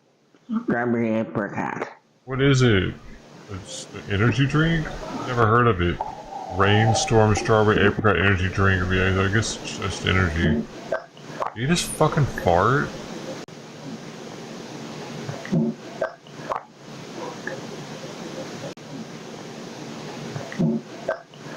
Yeah, his eyes moved right after he did it too.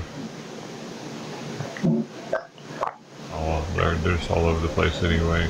No, he first thought. Look. Oh, I had to fart. Oops.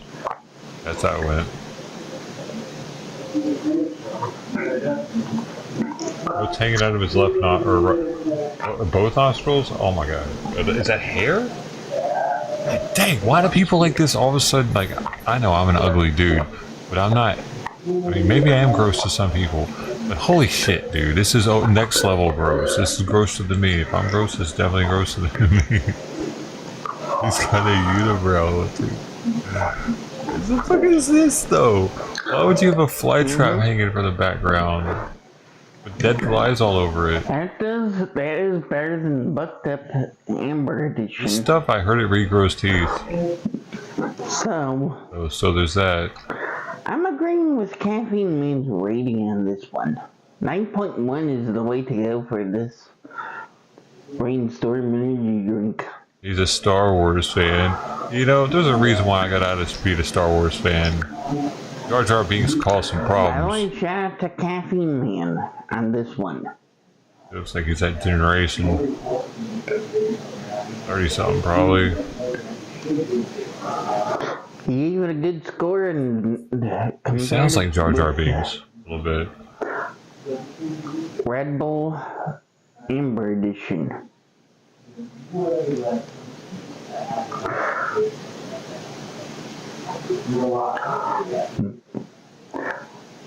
I'm thinking with You right there? name of the flavor, it can compete with Red Bull instead of Celsius.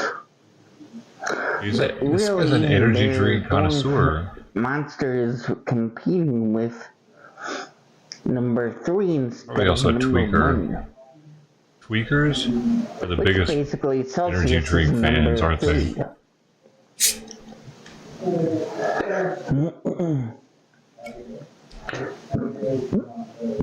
Excuse me, it's also medium to medium high carbonation, not just the high flavor profile.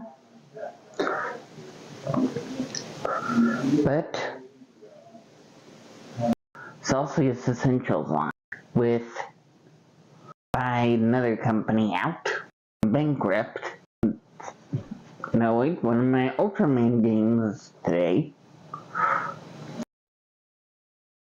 Alright, well, we might as well see what else this guy's got to offer. Is it always soda? Go back. Let's go. My Little Mermaid on us. I don't know what that was. It looks like he's always drinking soda. He is a soda drinker channel. Wait, what? He's eating something here. Cereal. Soda and cereal. Oh look, he used to. Hold on, we just get to the first video. What started this whole thing? This is nuts, dude. Right now, I wish y'all could see it. Hold on. Let me just get the scroll.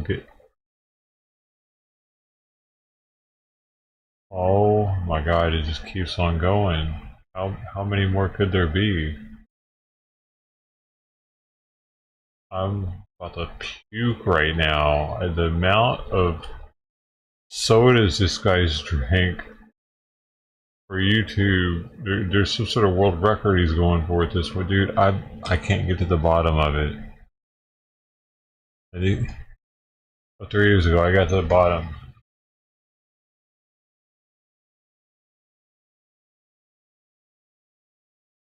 I'll turn the hot monitor on just for a second.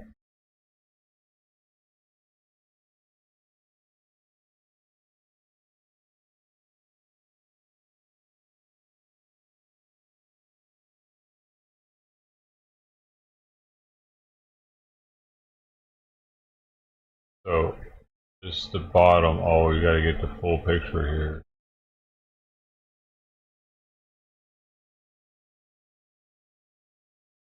What the hell just happened?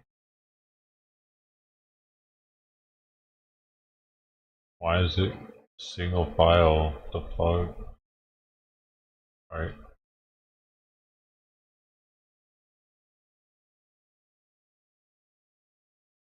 So, dude.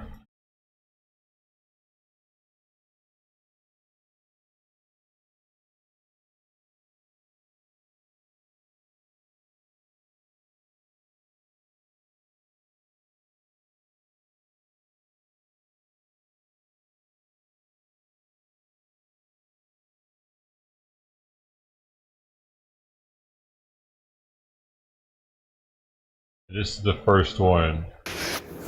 Hey guys, sorry for not being on YouTube in a long time. Oh wait, it's not the first one. But I've been on my Roku device lately. But one thing you haven't seen from me are energy drink reviews. Yo, I'm starting to think he's got issues. Drink reviews. One of them is gonna be Raptor energy drink. Found that online. Not my fault that so many special needs people are trying to be YouTubers, dude. Matthew is now. Not my fault. Isn't a good lifestyle for him. I'm pretty sure this is probably all like one day. He just wanted a soda, or like he does all these in a day. I don't know, dude. There's no telling. You're just like he's addicted to soda or what? Hey everyone, sorry it took so long. Today, I was gaming on my tablet, playing Ultraman Heroes, and Ultraman Legend of Heroes, and DC Legends. Tonight, I'll also be going for another game, which is Power Rangers Legacy Wars. But, without further ado, time for my... Dude, him and Roy, he watches Royce probably. Coconut water. 33 grams.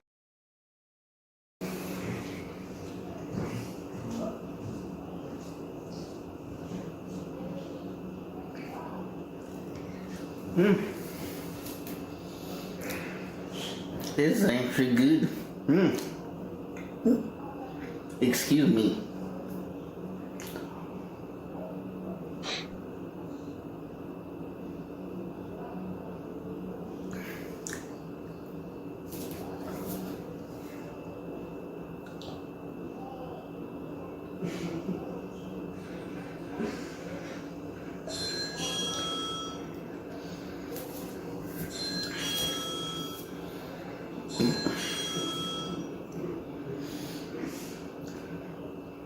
Doorbell.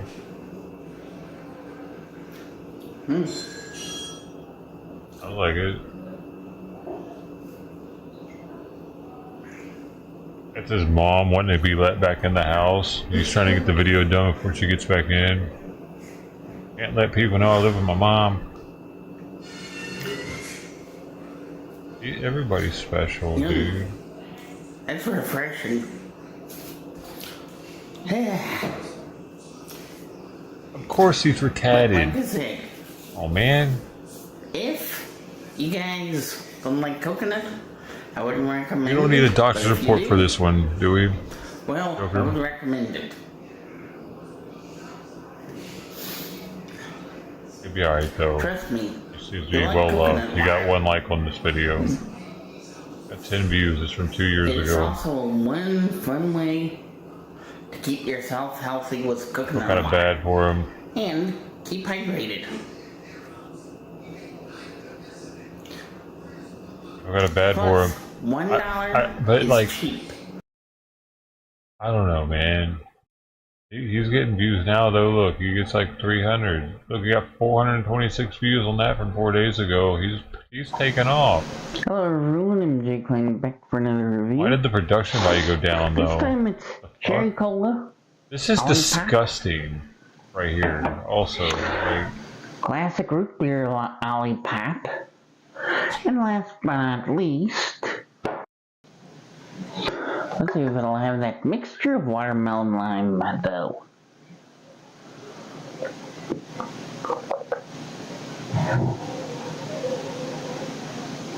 this has 33 likes from 4 days ago. So he finally started taking off, man.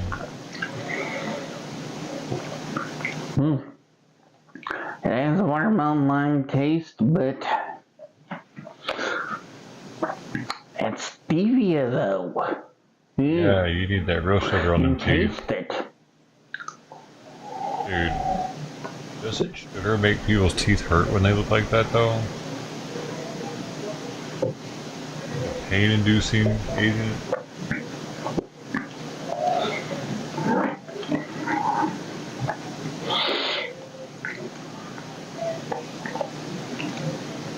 Dude, I just stunned a flesh fly earlier today and got it to go back outside. I smacked it a couple times.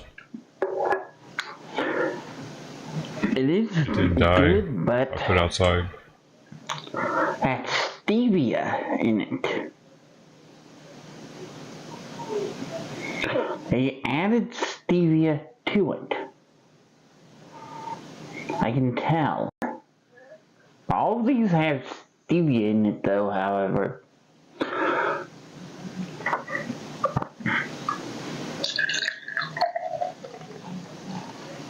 Yeah, just stop drinking sodas, man. Beer is better for you. Except the classic root beer. Isn't it? Beer's better for you, right? It's made out of bread stuff. Love my root beer, by the way. Do you guys want me to... The bread's made out of... This is liquid bread. 50 calories.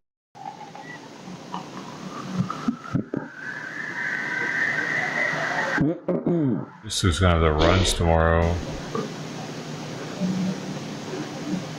I'm drinking like 4 stevia laced drinks, and that what that does. Like within 14 minutes, you drink 3 at least. 1, Watermelon 2, lime. yeah, it was 3. And cherry cola.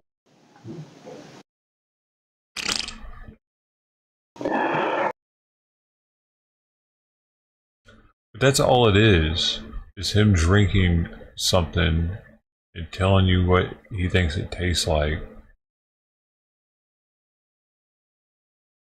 And and he also has a thing for Disney shows. Hello, everyone. He might be a Disney pedo, actually. But not for a review, if you're wondering. He's one of those guys that it's like his mom comes out and she's like, "Oh, Jimmy don't know any better. He's always been like that, taking a liking to the younger girls. He's a little retarded." Well, ma'am, that doesn't make it okay. You know what I mean? Like,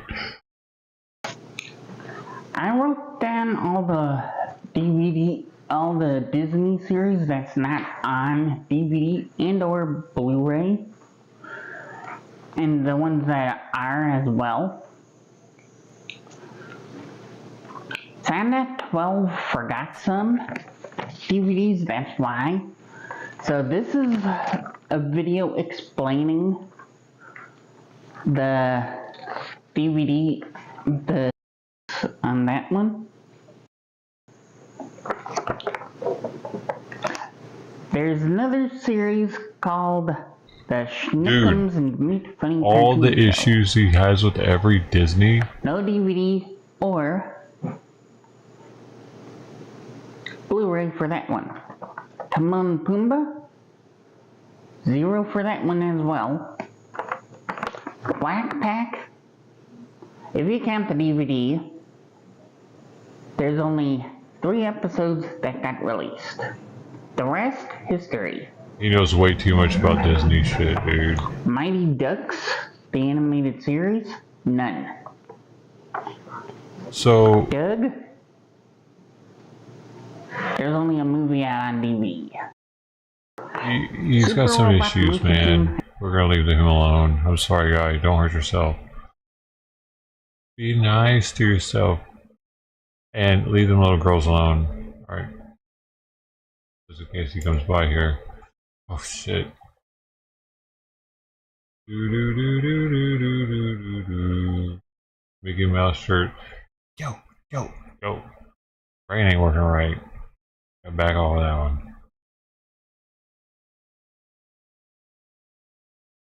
Pickup truck hits cyclist. A cyclist is recovering after a Manchester driver Gate. nearly Oh, slams no. into him, then just takes off. We go live to Fox 11's Ed Laskos with more. And one of those cyclists is talking to you exclusively. Too Italian. Yeah, you're right about that, Christine. He is talking about his very close call, staring down that pickup truck as it's speeding right toward him. It all goes down on Mandeville Canyon, popular spot for cyclists. In fact, the famed cyclist Lance Armstrong just riding up there last night. And then today, this. Watch. Damn. Guys, I think we should call the police. And they did. Dramatic video of what appears to be road rage. The driver slamming right into the front gate of this mansion. After almost running down a cyclist on Mandeville Canyon. Suddenly I saw a pickup truck coming towards me. I wasn't super worried, but then it started veering right towards What the hell is this So I angle he's braked got as us hard as looking I at him could. at? Fucking But then it weirdo. crossed the intersection. Sure, and I'll just do your drove news. straight at me. Your news English. Let me get my camera set up in my special room. Vaguely see God moment and decided that if I didn't throw myself off the road, I was gonna be hit by a Look at truck. my His arm balls. now left in a sling after falling out of the I path moved of my that arm, you're truck. looking at my X-ray show balls. his arm is broken. Schedule the delivery if you're interested.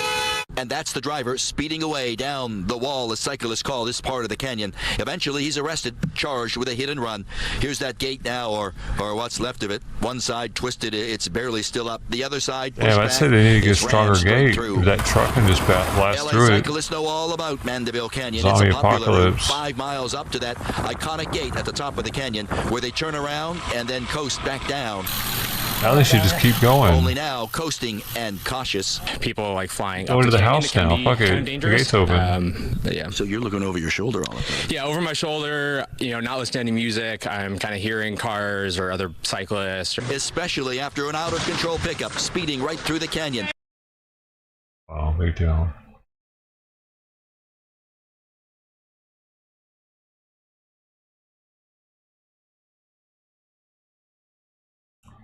Trump is speaking again today.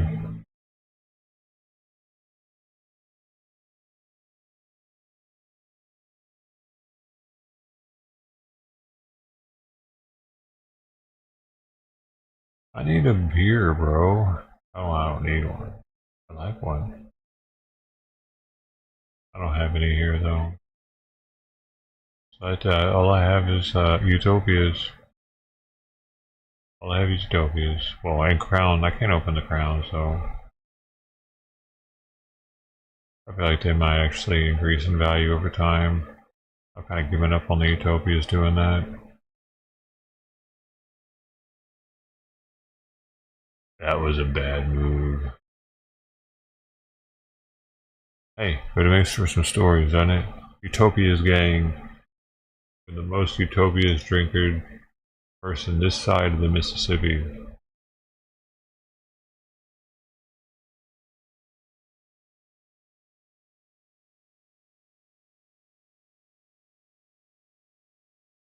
Jamestown, I've been there. We begin tonight down in Jamestown, where a state of emergency is now in place due to a large presence of 300 unauthorized campers in public spaces. Good evening, I'm Scott Levin. And I'm Mary Alice Dembler. The city issued the order in a news release this evening, calling on Chautauqua County for financial assistance and additional resources, saying they cannot solve this problem on their own. Joining us, Andy Payton went down there earlier tonight, and he joins us now from Jamestown. Andy.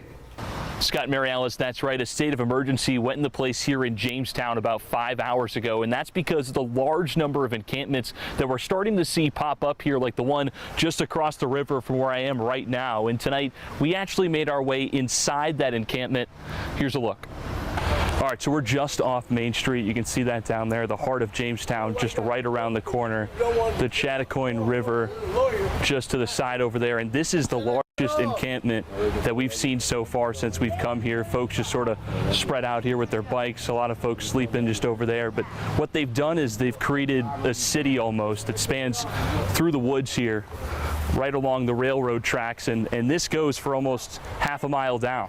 And you can see here some folks' belongings, a couple of clothing items here. And if you follow me this way, deep down there is where a group has set up camp. They're not here right now. We're told once it gets darker, more folks start to come in here, but this is a site that we're seeing that spans, as we said, almost half a mile down. And right now, about 300 people, we're told, in Jamestown are living like this. They're living in tents and just sort of spreading wherever they can out here. So if you don't mind me asking, where are you sleeping tonight? Where am I sleeping? It doesn't matter. Are you sleeping back in Olean? No. No? Nope. Do you have a place to stay right now? Doesn't matter.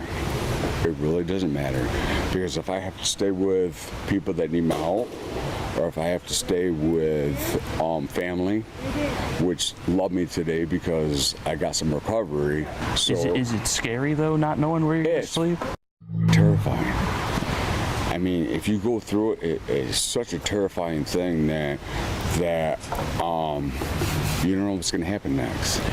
You don't know what's going to happen next. Now, as you just heard Paul say there, he is in recovery. Addiction is something that we're told a number of these individuals are experiencing, and it's also leading to a number of other problems like syringes and garbage being disposed of improperly, as well as public defecation in the river.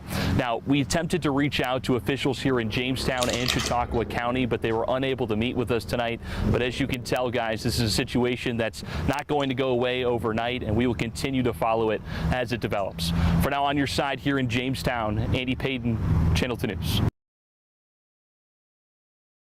My mailman came up to my mailbox, but he didn't put anything in it.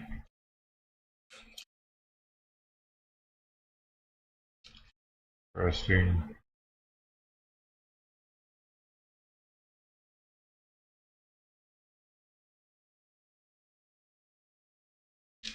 Pretty odd.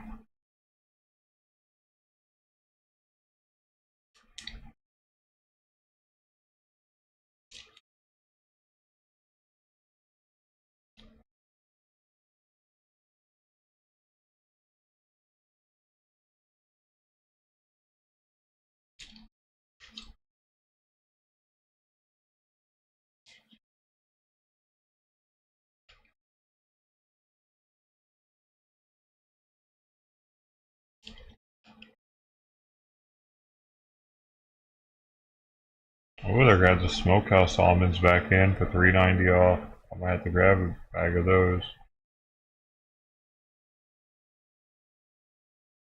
They got the natural flavoring.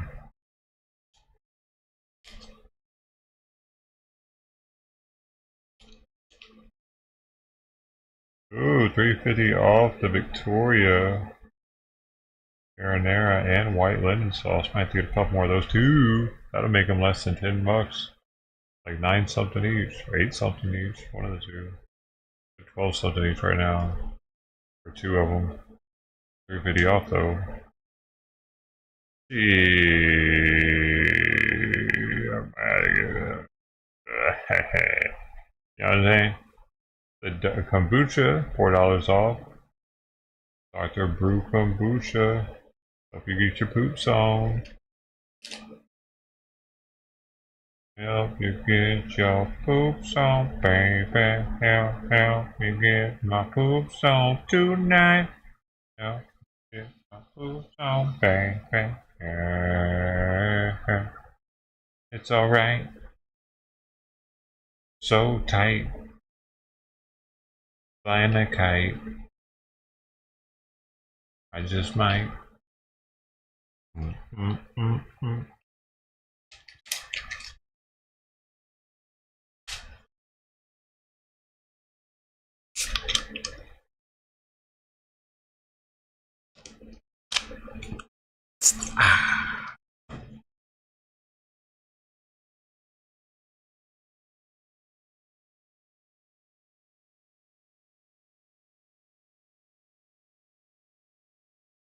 Was I sleeping tonight? Oh, the guy. Almost guy. Hundreds of migrants are on their way here. Here they are. They're coming here. That's what it says. This is from 25 minutes ago. Hundreds of migrants leave southern Mexico as Trump promises deportations if he returns to power.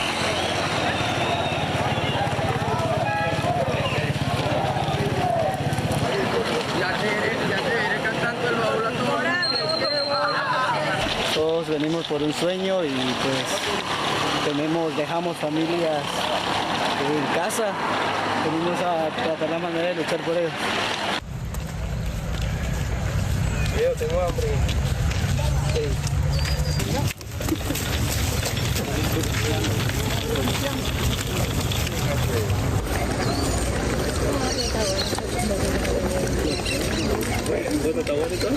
Somos gente tratando de buscar y salir adelante y sacar adelante a nuestra familia. Tenemos que ir allá adelante para estar adelante.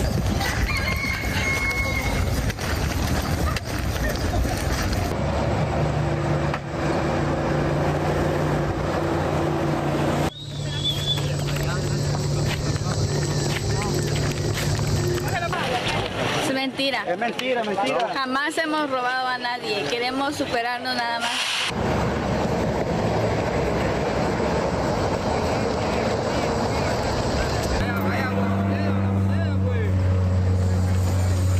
Más adelante.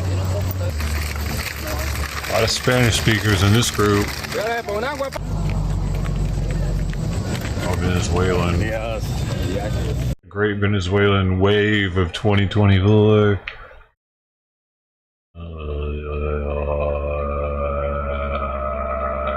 What? And around 3,000 migrants reported on in India. the journey to the United Dude, States. This is Indian news. On foot from a city in southern Mexico, undeterred by the crackdown. Over the past week, migrants have launched 2 caravans. The trek started last weekend, and it's probably the last chance of many migrants to reach the border before November. And this amid fears of new restrictions if Republican Donald Trump wins the U.S. presidential election. Republican candidate Donald Trump has said that if he returns to the White House, he will finish a wall along the U.S.-Mexican border and carry out the largest deportation operation. Looks like they know he's going to win and they're freaking out. At least they think that we'd be idiots for voting for Kamala because they know what's happening. There is a lot flooding of our polemic country. because of Donald Trump's re-election to the presidency of the United States. But we put our faith in God and know that we'll receive our migration permits that will allow us to stay in the US as long as the American government allows us to.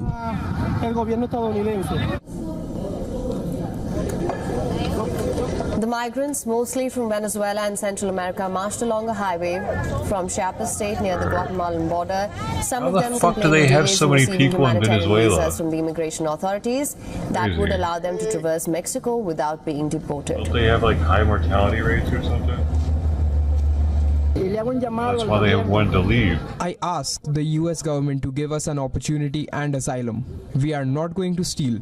We are going there to work. We are honest people with a dream. Remember, we are the driving force of the United States. This guy's gonna come to fucking work. Do the hardest jobs in the US. Right. You're like 60 years old, bro. Fuck hell. Thousands of migrants fleeing violence and poverty travel across Mexico every year for the US border, while some are paying smugglers to transport them in trucks. This dude acting like he built America or something. He hadn't even gotten here yet. The Mexican government has come under increased pressure from the United States to tackle the highly contentious issue of migration in an election year. Like they're like For taking, news, download they're the taking credit for like what their ancestors did. Hey, remember us migrants? We're important for you, and they're on their way here. Remember, we're important for you. Here we come. We're important. What? You're not, you motherfucker. How do we don't. You, who are you? Oh shit. You're a burden. You're about to be a burden, probably on a city somewhere out there. They think we need them because our politicians are telling him that shit, huh? That's what it is. Because the fucking left keeps saying that shit. We need these people to come up here because our birth rates are down. Our birth rates are down, man, right? We need a lot of non-citizens coming here. That fixes it.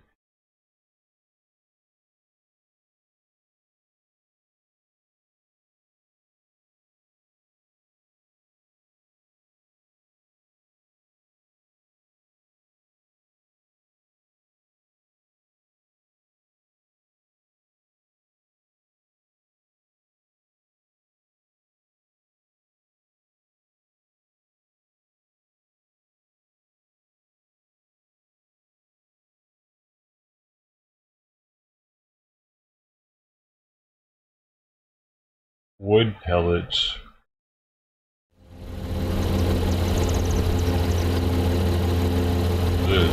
Wood pellet production has skyrocketed across the southern United States to feed the European Union's push for renewable energy.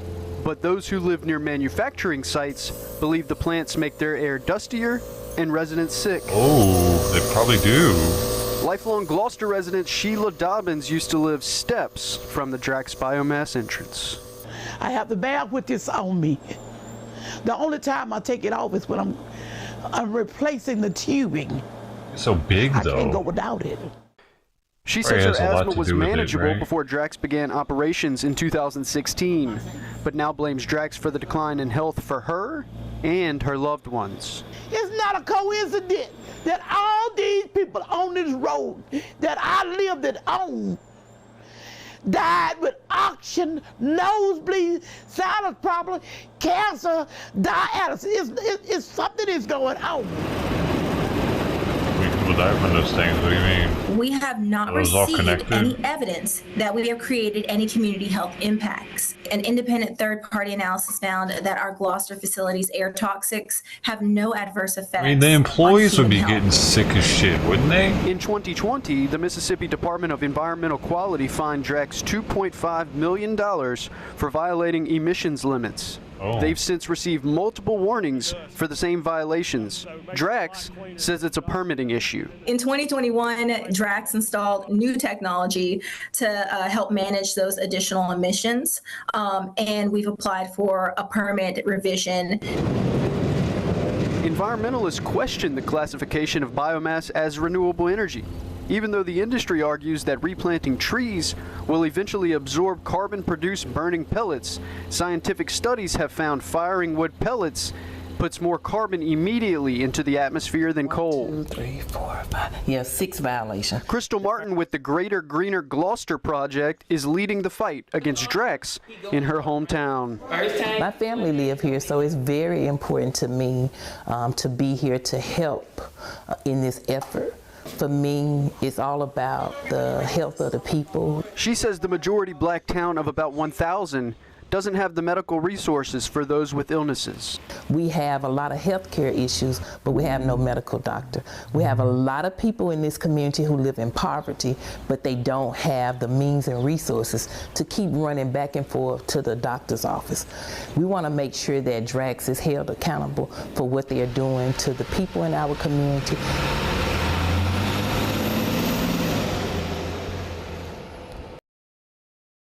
That bus really tied it all together, didn't it? Dude, why is it like, looks like it's like 6 at night right now by the bowl. It tripped me out a second ago. I looked up, I'm like, man, what time is it? Dark out there. It's getting fucking dark out there, boy. I tell you what, ow.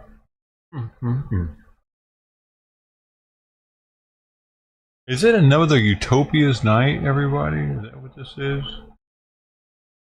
I don't know. Might be going a little too far with it.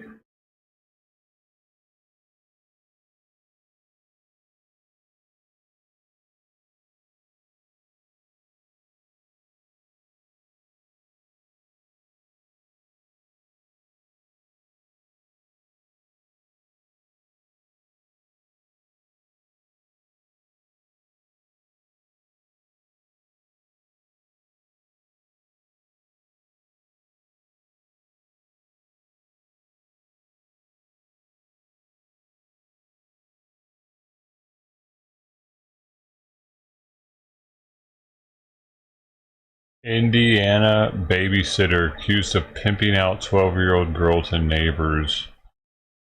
Jeez.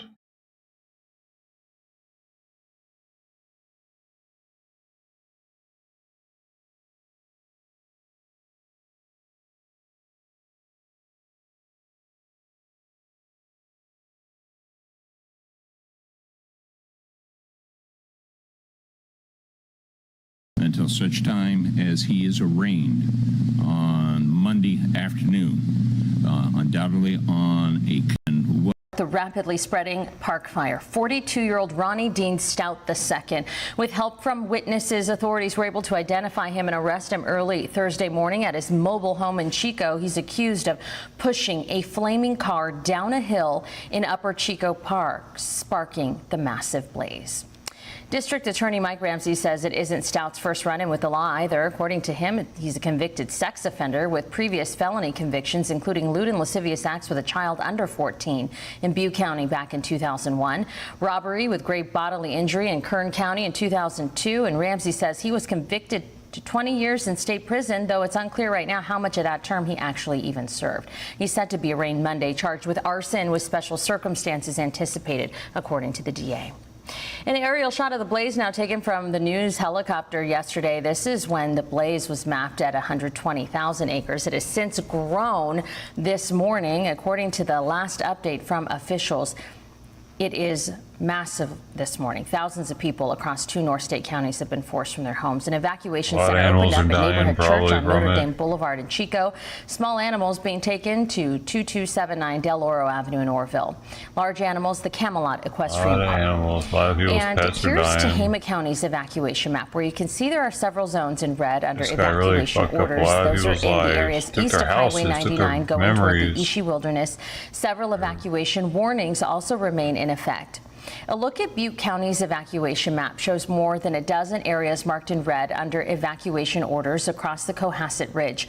The several surrounding areas marked in yellow are under evacuation warnings, well, including areas In the community of Paradise near the Honey Run area, Back where in the people day, they continue would've to probably strung recover this to dude this up on the day spot. from the devastating campfire in 2018. This is video taken by a campfire survivor. Can you imagine? This is during their flight home from Seattle, Tacoma to Sacramento Wednesday night. What must have been going through their mind as they're seeing this again in their community? They tell us their thoughts are with everyone in the path of the fire. They wish to express their exponential gratitude to firefighters working on those front lines right now. Parts of Paradise are under evacuation warnings, a terrifier reminder for many people in the area. Unfortunately, there's a lot of PTSD in this county because of the campfire and bear fire and other deadly and destructive wildland fires that we've experienced. So our citizens in Butte County are very resilient. We have a lot of empathy towards them. We have an article with all the latest fire and evacuation information on our website, krcrtv.com. Just put Park Fire in the search bar. Is it cheap Several to live there yet? evacuation warnings in Plumas Hey. County have been lifted and several orders downgraded as crews continue to battle the gold complex. It is made up of 2 separate fires mapped at a combined total of 3,000 acres. At this hour, with containment up to 10% on the Mill Fire and up to 60% on the Smith, for a total of 11% containment on the complex. Only one zone around the fire's perimeter remains under an evacuation order. Several other zones have now been downgraded to warnings. We have the latest on evacuations for the gold complex on our website. Several evacuation orders prompted by the Shelley Fire. He's accused of pushing a flaming car.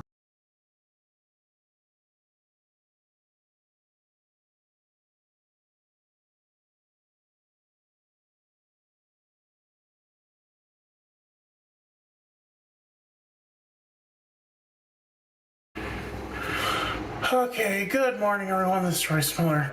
Come back at you with yet another Let's Try. Sounds like he's something. Hurt I'm himself. sorry about yesterday. I was in a very vulnerable state. And it's getting hotter. 86.9. Doctors never fun, and I kind of had, again, it's the stress, it's Jasmine, it's so many monitor's making it hot. But not helping. We're going to try to pull through by doing what we keep on trucking. Anyway, today on the docket we have Popeyes Louisiana Fast Store. Love that chicken from Popeyes. I forget what it is. Love that chicken from Popeyes. What is it today? Well, we're going to be trying the legendary, this much sought after Popeyes chicken sandwich. We're going to find out if Popeyes chicken sandwich really is the shiz. Sorry.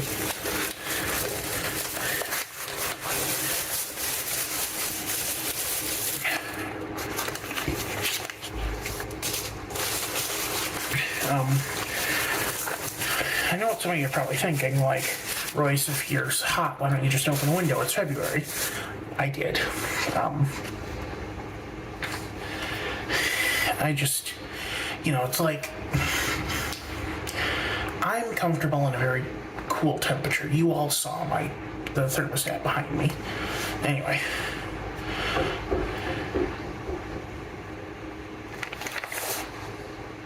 Let's, hold on just a second. Sorry about that. My cousin just got back with groceries. Anyway, let's take these one at a time. This will be my one big expenditure for the week, probably. $15 on 3 sandwiches. And these are actually pretty good priced. $5 a sandwich is good. Okay, so we have here the classic. Yeah? Hold on. Sorry, my cousin was buying stuff at GameStop today for our new apartment. He wanted some, ornaments. Probably, Anyway, Royce really need to we've got the blackened chicken, which is their version of grilled chicken. think about quitting the channel. Okay, hold on. I was trying to put it on a higher vantage point for you guys because you guys like the higher stuff, higher angle, but it was wobbly. Okay, so we got classic, blackened, which is their grilled, and we got their spicy. So let's try them one at a time and see which one I like best. We'll go with classic first. believe they all have the same thing on it, which is a pat of butter and a pickle. Well, 2 pickles, but cheers.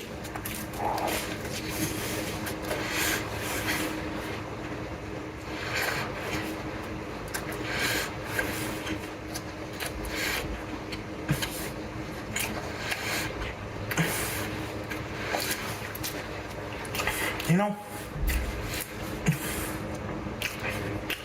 their bone-in chicken isn't my favorite, but their boneless fillets are actually really good. Weirdly, they remind me a lot of Long John Silver's for some reason.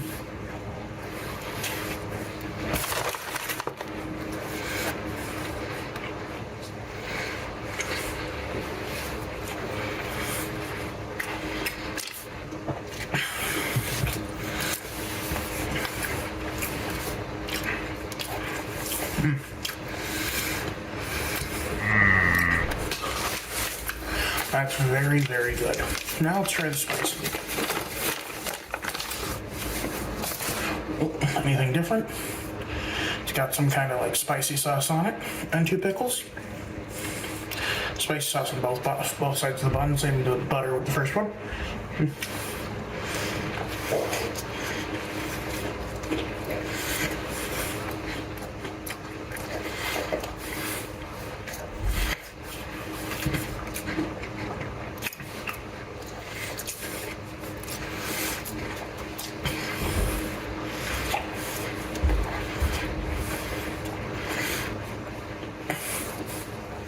The chicken is kind of a rubbery texture.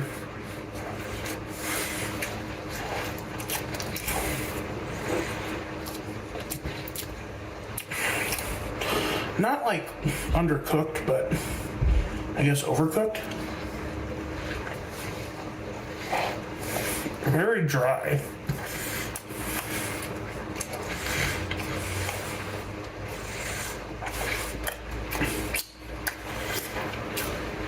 Also, I'm getting a lot of sinew in that one. Ew. As for the flavor, it's spiced, but it's not overwhelming. And again, I only had like 3, 4, or 5 bites of the sandwich. All right, finally, we have the blackened.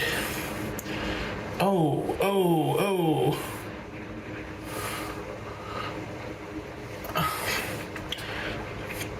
Well, the good news, I guess, is that that's a piece of fabric and not a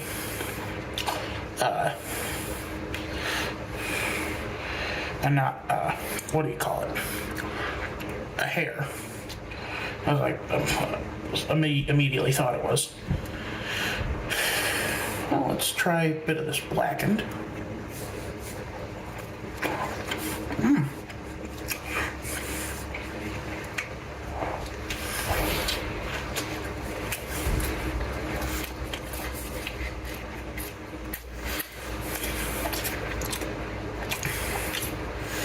Honestly, this might be my favorite. It is very lightly breaded. Here, let me Yeah, off a little bit. really, I never thought that people would be making content of them eating But everything, and it's got like a good peppery Cajun seasoning. anything. You want to watch me eat? It's not overwhelmed with, well, it's not a sinewy mess like the spicy one, and it's not, well, like the crunch of the original sandwich isn't bad, but there's something to this that's very unique, especially now that most places have done away with their grilled chickens.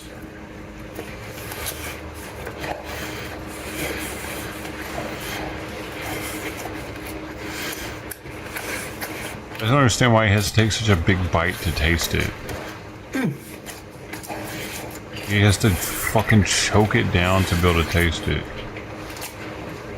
The pickles are working with it, the mayo. And he doesn't even hardly chew it though. It's like, It's a really good chicken sandwich.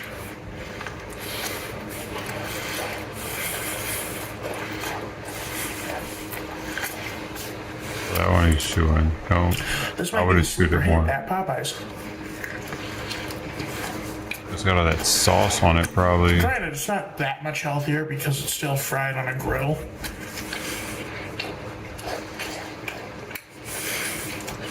Right on a grill. But if you order it without the buns, it could at least maybe count as keto. I don't know. The seasoning on the outside looks still looks suspiciously like breading.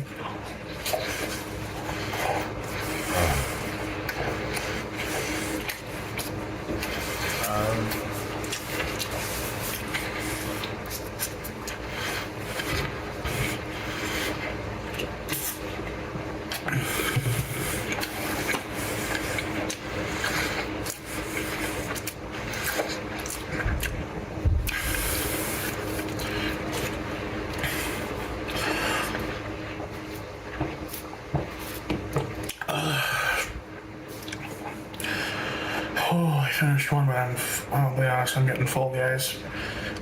I don't know why I thought I could do 3. This isn't a subscriber special or anything. I don't think I'm going to try to force myself to eat all of it. I'll take one more bite of each for posterity's sake before I put them in the fridge, but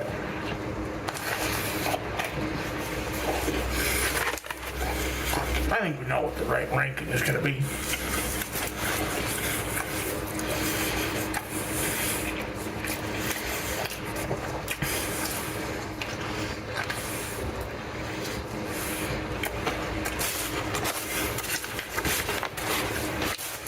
The hell, he spit it out. The best one, yeah, it's the original crispy because it's got this wonderful breading to it that I really like. Then I really do like this blackened chicken. I thought it was just gonna be a grilled chicken. It is way better than that. Give this a try if you haven't. And then last but not least, there's something wrong with that spicy. There's something wrong with the texture of that meat. Like, white meat should not have that texture to it. Anyway, that's going to be it for me today. Y'all have a good one. This is Royce Miller. I'm outie.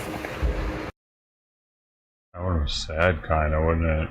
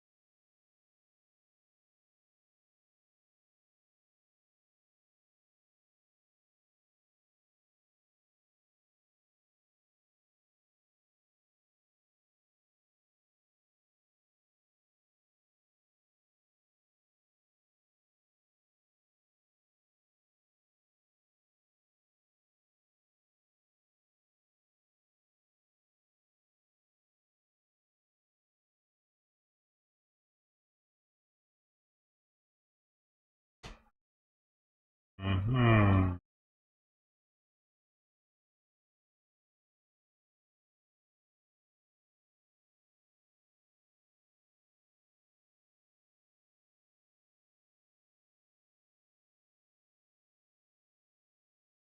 going That's on. our position. All right, thank you. This is done for the day. State. Thank you, Your Honor.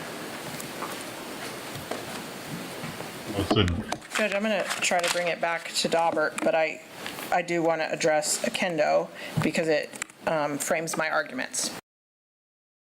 I think the jury's gone.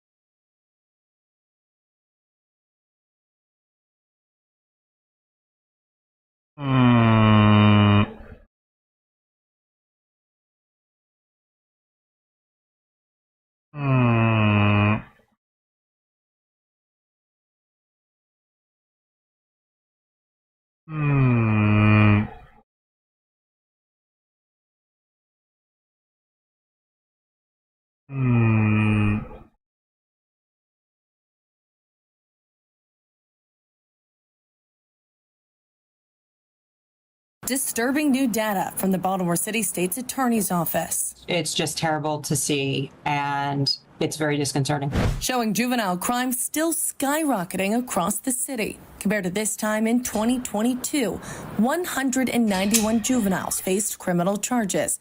In 2023, that grew to 304, and now this year to 590, a 208% rise in overall juvenile crime over the last 3 years. We are seeing more and more violent crimes from kids at a younger and younger age. Some of the top offenses: car thefts and carjackings, driven up 158%, and robberies seeing an alarming 1,347% increase. It's disheartening. I guess we have to work harder. Just within the last week, a quiet Northeast Baltimore neighborhood rocked by a brazen armed robbery. The suspects arrested, only 16 and 12 years old. Just a few miles south on Pulaski Highway, a 16-year-old arrested for a deadly hit and run. Bus is turning. And west at the Mondawmin Metro Center, a 14-year-old shot and killed, along with a 19-year-old who survived the attack. On social media, BPD asking the public's help identifying this suspect, another seemingly young face. Some residents shocked. I just pray they stop killing each other. But not surprised. These kids today, they are dangerous. We was mischievous in my day, but these kids today, they dangerous. Many holding out hope change will arrive in November when Maryland's new juvenile justice reform law is scheduled to take effect, expanding the charges those under the age of 13 can face to include sex offenses, gun violations, and cases of animal cruelty. But will a minor adjustment to consequences stop the dramatic rise in children committing major crimes? If they're 16 and below, 18 and below, they get a little slap on the wrist and they go home.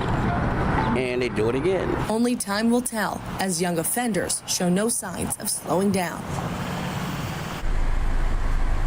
Now, it's also important to note that the state's attorney's data only includes the number of teenagers that they officially charged with crimes. Many more could have also been arrested and released. Reporting live in Baltimore City, Rebecca Pryor, Fox 45 News. I'm Mary Bubala. Thank you for watching. Here's another video for you to watch. Also take some time to subscribe to our YouTube channel.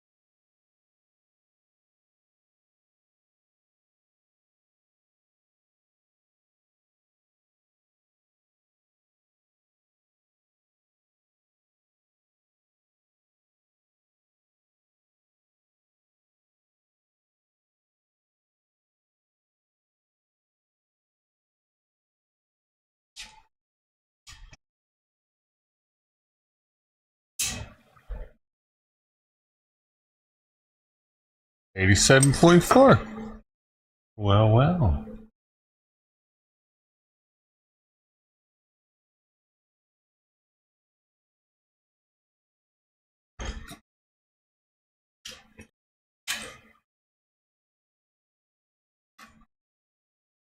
Transformers, more than meets the eye.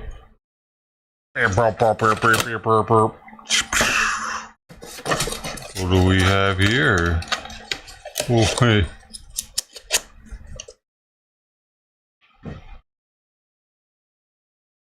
Anyways, I mean, what do we have here?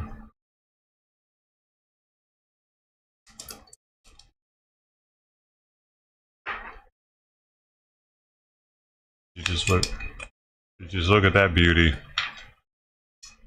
We have it here. Come on in. We're going in. Oh, we got number 7153.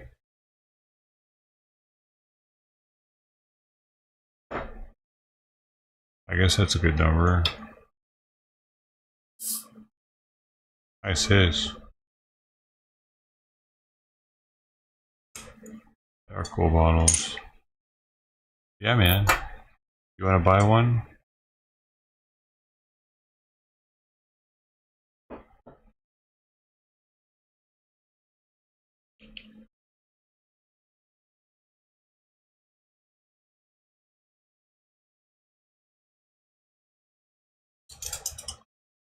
A little shake it a here. I forgot to shake it. It's a little sediment.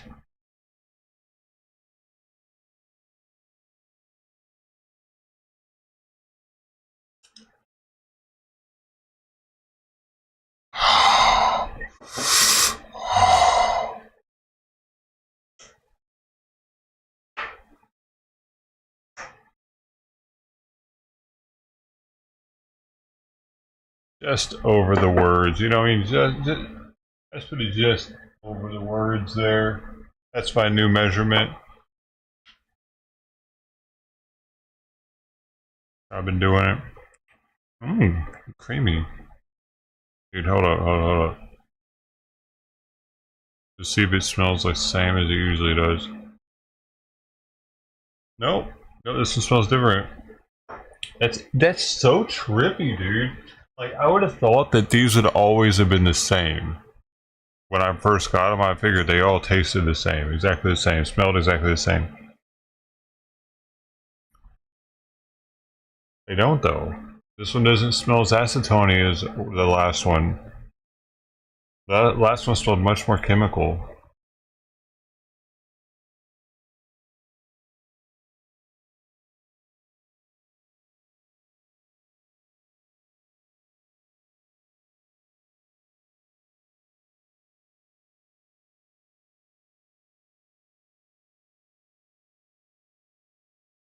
This one tends to, it seems like it actually smells more like cherries than chemicals, but a little like roasty too. A little beefy. I see.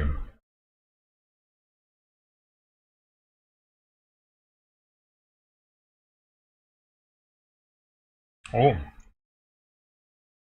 that's a little cinnamony. Interesting.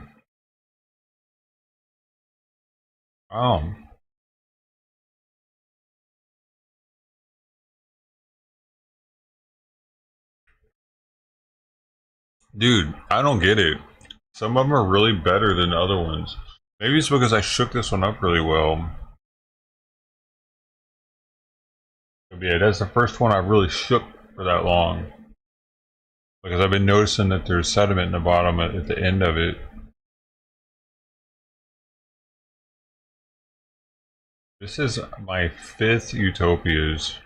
Dude, most people don't even have the opportunity to try one of these, so I'm really grateful for being able to partake in a very limited beverage.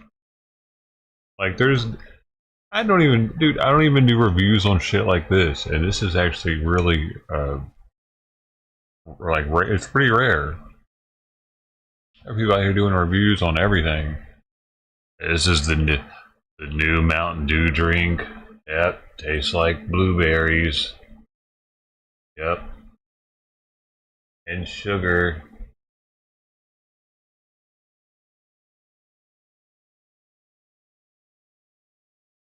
This is 30-year-old beer. It was sitting in a barrel, aging. Well, not all of it's 30 years old, but it does have 30. Oh, it has beer in it that's over 30 years old. That's what they say. With the maple syrup, with the cherries. Dang. Did you like your message? Which one? What did it say?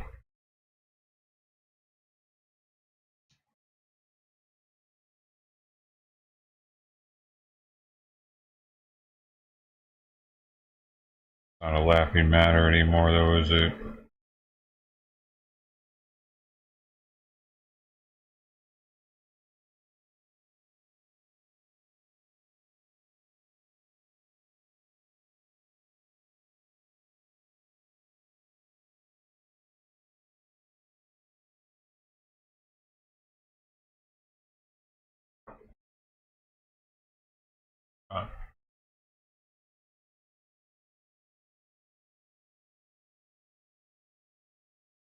Race might come for you, yeah.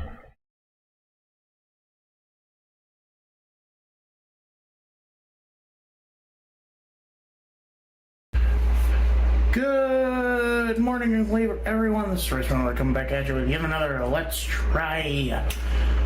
And hey, you guys, I've redonned the pirate hat and found my eye patch while I was packing. So we must be doing another seafood item.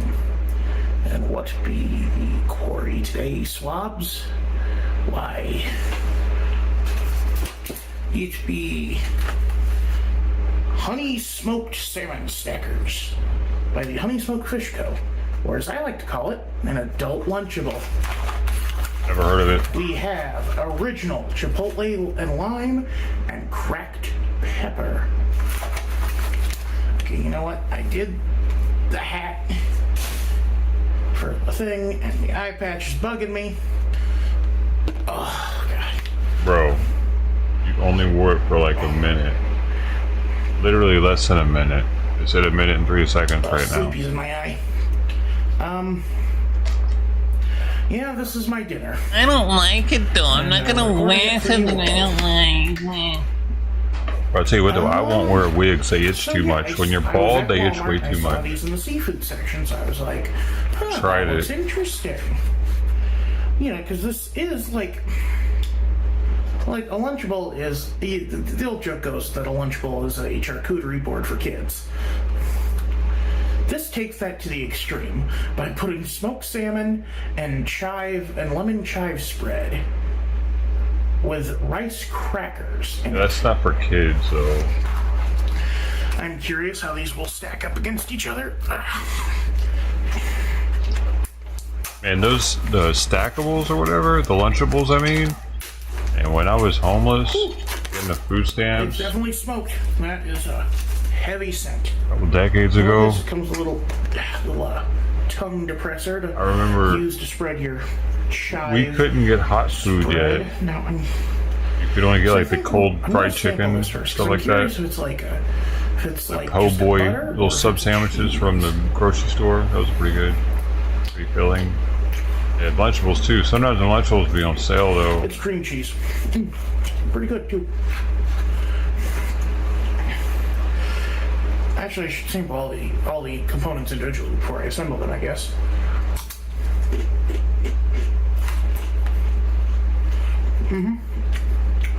Now, rice crackers, if memory serves, rice is low in gluten. So it's good for, it's more healthy, I guess, alternative for people. But it's, if I'm being honest, it's not as good as a Ritz or a Club Cracker. And then put a little salmon on there. I should try a little bit of the salmon too, just to see what There's it's much like. fat in it, probably. Ritz crackers are so fatty. Crackers too. Smoked salmon's got a bit of freezer burn to it, but that's okay.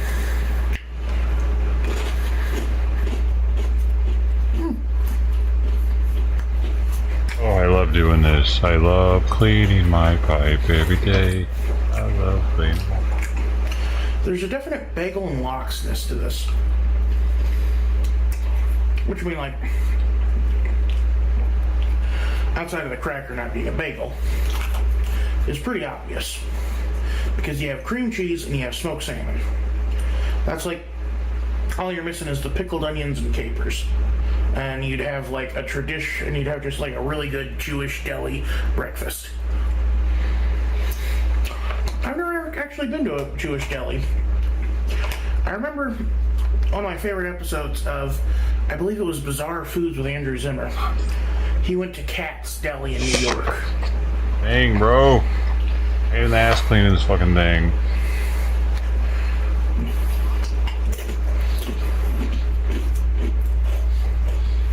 I wish I just smoked joints.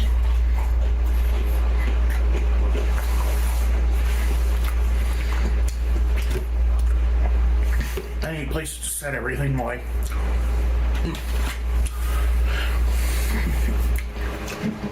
Always more pissed off when I leave it sitting though. I need to compare And have to clean it right before I hit. I prefer it to already be clean. I'm ready. Smoked salmon is salty. So, of course, I'll be drinking very... That's why I always clean it when I'm done. We normally, I don't know why I did last time. Actually, we're... Well, I guess it's only 2% sodium. That's not too bad.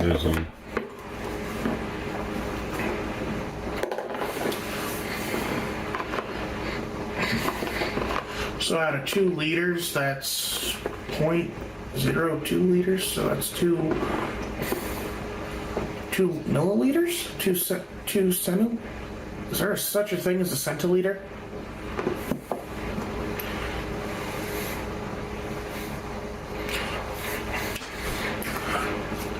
My brother's 360 is sitting on top of the trash can. That's what I'm putting it. Yeah, I'll be filming that video next. What? The fuck? How did this move? Anyway, next up, the cracked pepper. Now, they're all over it. Given that the lemon chive spread is in all 3, I think this one's probably going to be the best, just because it's just because I feel like lemon chive would go really well with a little bit of spice on the salmon. A lot better than the, well, because like this is a very traditional thing. The cracked pepper is like a very traditional like thing on charcuterie boards anyway, because you know you have cracked pepper in the salami and stuff. Whereas the chili lime, that feels a little too like. He tries to act like he's cultured because he knows from the rest of the stuff. What cracked pepper is. Ooh. Oh man. That tasted like the plastic on the side. That tasted like the plastic on the side of a pool smells. You ever get one of those big pools with the inflatable top? Like the above ground pool that has a little ring so that it lifts up as a float. Anyway.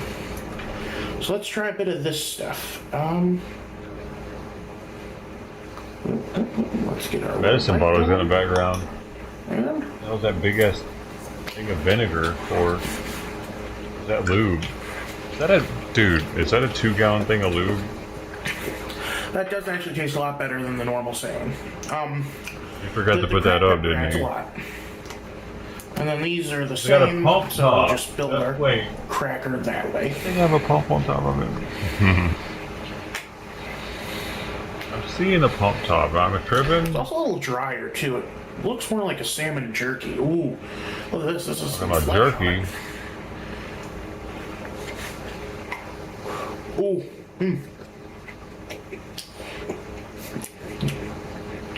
There was a superior bite of smoked salmon. Here's the next cracker.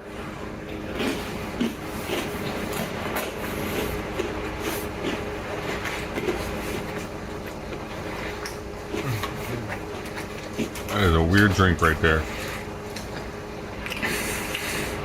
Because the smoke flavor is a little more mild on it, you don't taste it as much against the chive cheese, but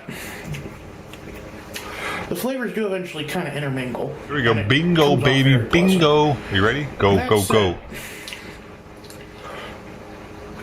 This is my fourth cracker in, and I'm not tasting much of the chive or lemon.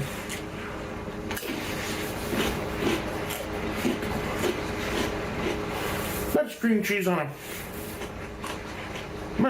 with salmon, so it's okay.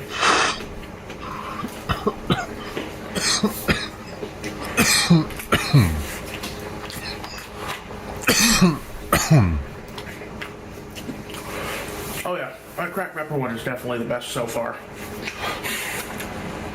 Now for the weird one, let's see if chili and chipotle and lime can prove me wrong and show that it is the best one.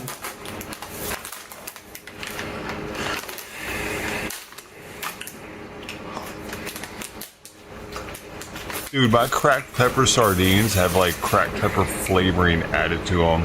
So we'll try That's some shit. Ooh, we got another flesh. Why can't they just use pepper? They gotta flavor everything, man. It's kind of bullshit. They gotta put those natural flavors and everything.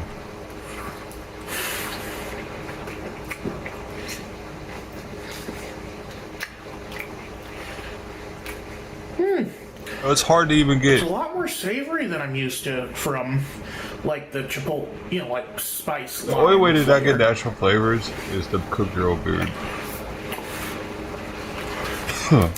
Nowadays, like from scratch.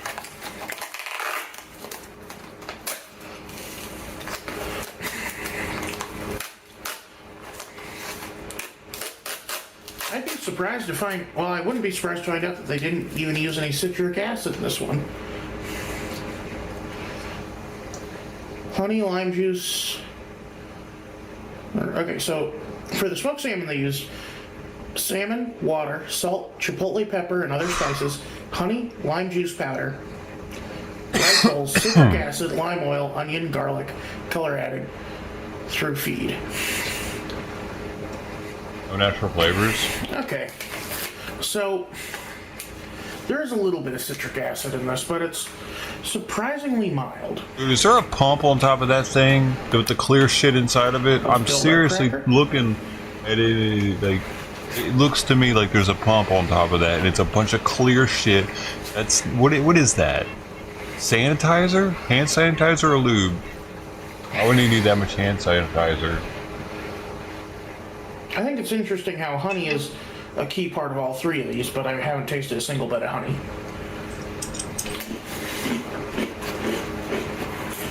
Body oil.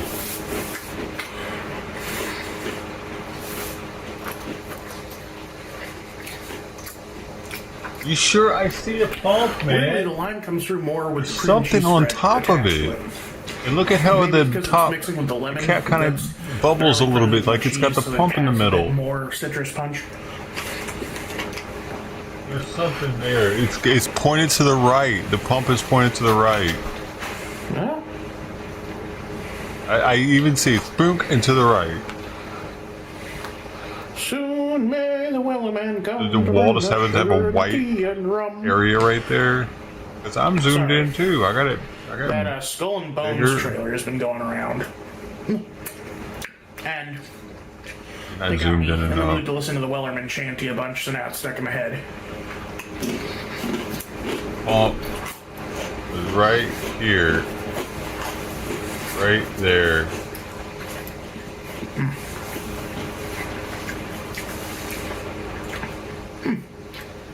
Very salty, but really good. We're down with this vibe. What a pump there.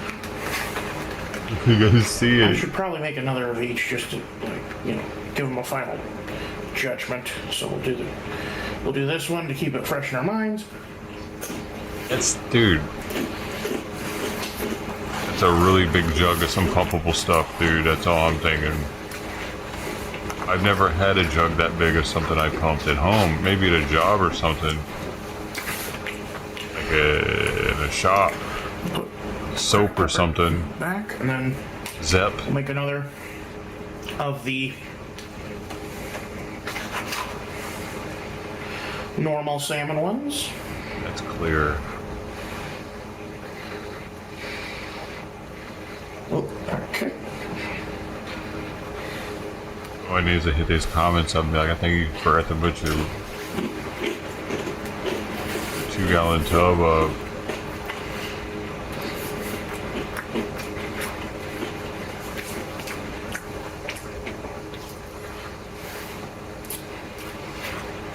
Still not tasting that honey. My grandpa George was actually a huge fan of smoked salmon. Baker's in Omaha. Baker's is literally owned by Kroger. So if you've been to a Kroger, you know what a Baker's is like. Man. That's lube, bro. We used to occasionally bring in smoked salmon from Baker's whenever we went up for Christmas or what have you. Thinking about how people watch them smoked eat. salmon because Hy-Vee also has some smoked salmon on sale during Christmas season. Want to try that? He watches each view each time he'll stare at his analytics while he's touching I'm himself. pretty sure they liquidated their access into their sushi bar. That's a view. We all saw how that turned out. Ooh, another view. Ooh. He's got a sandwich in one hand, his dick in the other. I'm curious since honey is listed as an actual ingredient, not just like a flavorant.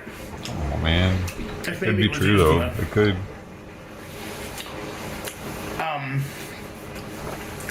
If it was only used in the preservation process, because honey is a preservant. Was he done mushrooms? Like, you can use honey to preserve stuff.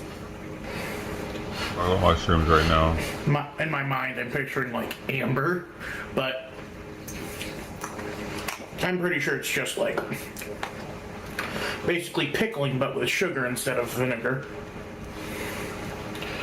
Sugar is also preservant, actually, come to think of it. That's how you make oleosaccharum, is you just put a bunch of like lime peels and, or a bunch of like citrus peels and sugar, and let it turn into like a oil. Oil's delicious. Oil's my favorite. O'Doyle rules. Yeah, I'm finishing off the. Oh my god, this last cracker is shattering.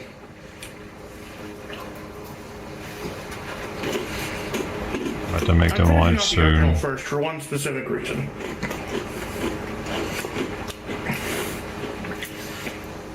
It's the one I like least. So, it's the last taste I want in my mouth. Or, it's not the last taste I want in my mouth.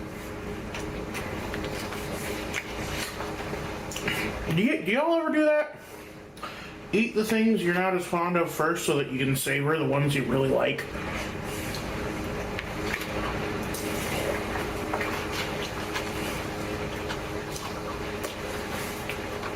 You're an addict, bro.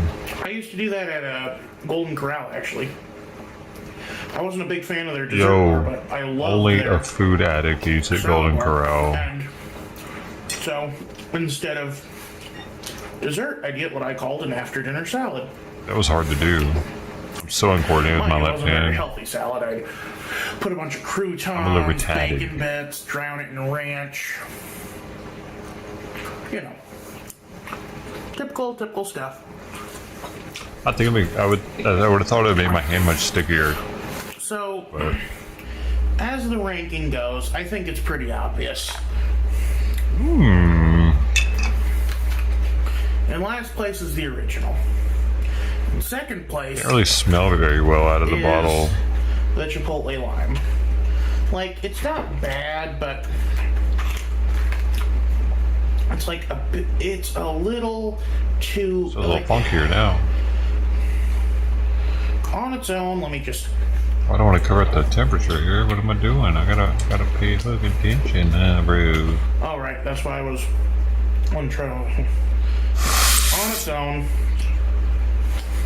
87.2. We want to add that in there. There we go. Okay. And then when you add this, the salmon to it, or cream cheese spread to it, it gets a little too citrusy for me.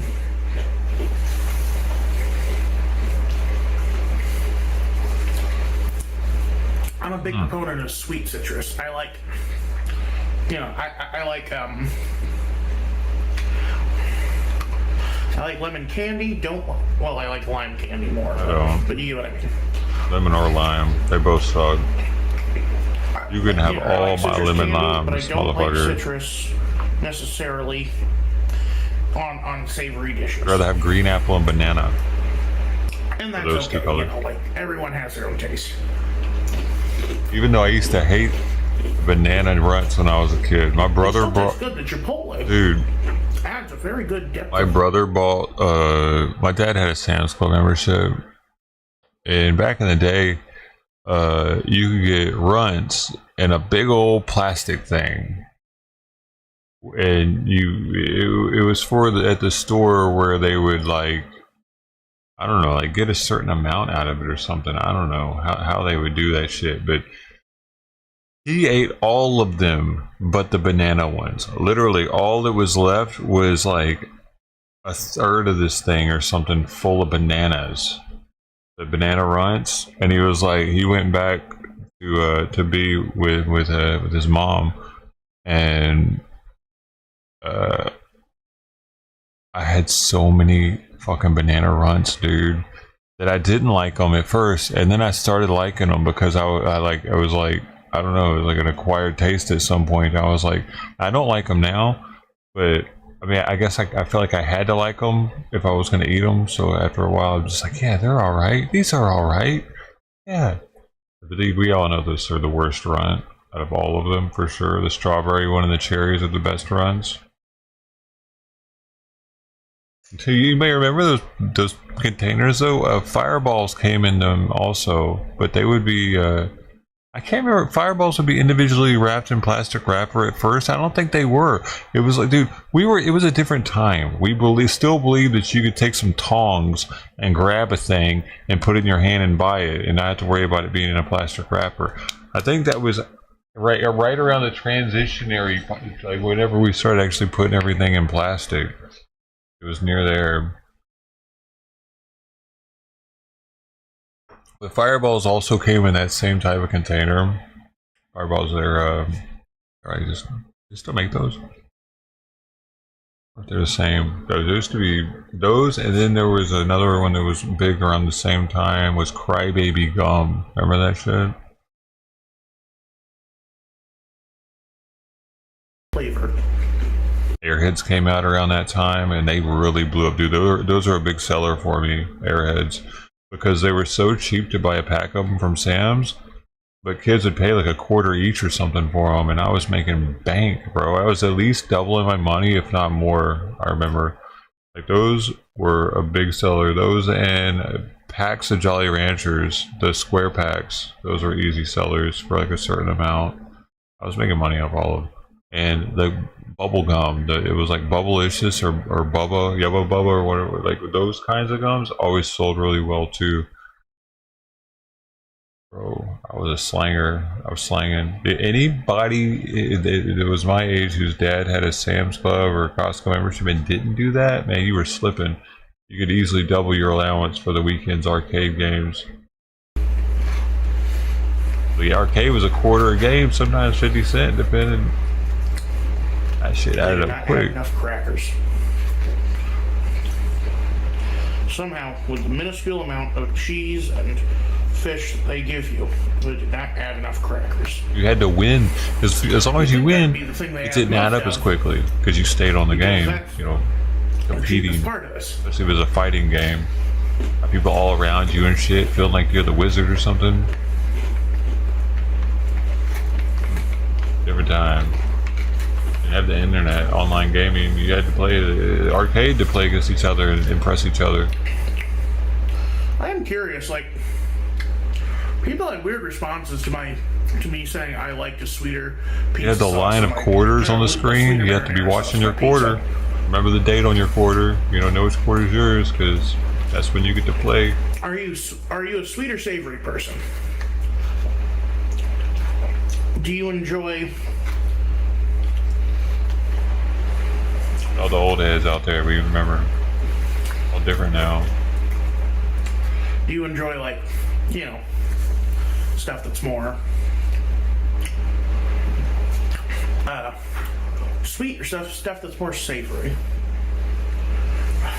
Stupid trash can's blocked. That depends on whether or not I'm drinking. Savory, but actually, I can have sweet. I crave more savory stuff when I'm drinking because I already have the like sweet. In a savory scenario is really good. Sweetness. That's why barbecue is so good. If I'm not drinking, I crave sugar. Like smoked meats are so good. Like I'm literally having honey smoked salmon. It's not as sweet as it sounds, but still pretty good. Yeah, I'm actually not a big fan of honey.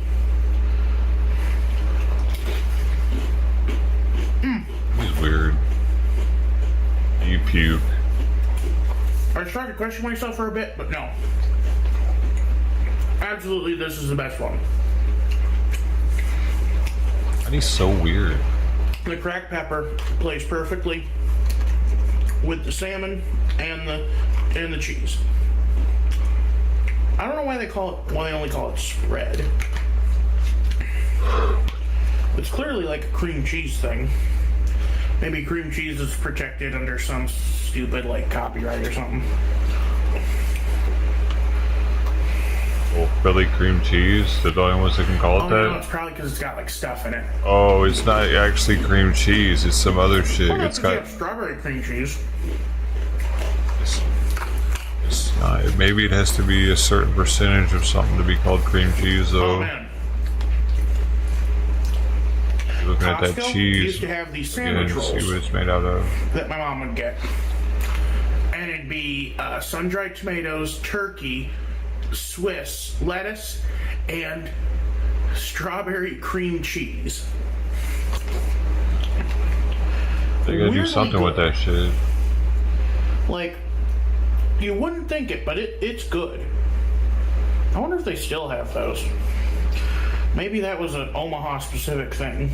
Like, I don't, dude. Anytime I see that, I instantly don't want it because I don't know. I don't need you flavoring the cream cheese, bro. It's it's naturally flavored. Some shit. It's not like they put strawberries in it and mix it up. So I'm not really trusting it. Maybe they do. If it's a restaurant that says that they did it themselves, they blended the cream cheese with the strawberry. Oh, it's our in-house made strawberry cream cheese. We blended ourselves. Now that's different. Same with the jalapeno cream cheese. Like, if you blend it yourself, but if it's like got natural flavors and they didn't like squirted some jalapeno extract or something or essence up in there to make it taste like some jalapeno cream cheese, that's kind of whack. I'm a little bummed that my sardines have. I don't have them now, but I've eaten them before and I liked them, but they have natural flavorings and pepper extract. They multiply the pepper flavor in them with like flavorings other than pepper. Why not just use the pepper? Why isn't the pepper enough? It's the best one, but it's also the most salty. It was enough for me, and you can't take it out. You know, I can't take it out and be like, yeah, I don't want that. I'd rather them just take it out for me. You got to spend like 3 times as much to get shit that doesn't have flavorings in it. It's weird. Why? Fucking dude, there needs to be laws against this shit. They're tricking us. Like, and they're thinking their food's better than it actually is. Well, hard to pronounce ingredients, as I understand. Sometimes I'm out of it's water, just too. vitamins. I'm gonna have to drink my distilled water.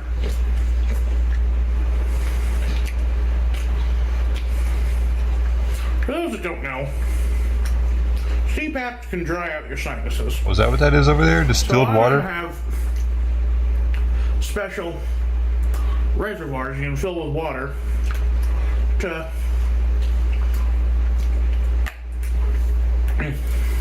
A nettle pot. Humidify. Preservatives. Oh, that's good. This only has alcohol as a preservative. That and wood juices. And so, but you have to use distilled water. You can't use tap water. The minerals get left behind and coat the bottom of your reservoir. Anyway, that was really good. Like I said, original. Nothing to write home about. Chipotle lime, pretty okay. The cracked pepper, legitimately good. Like, again, like if you want an adult Lunchable, that's your thing. That's the thing right there. Anyway, y'all, go on. This is Rice Miller. I'm outie. I'm gonna have to make dinner for the kitties soon.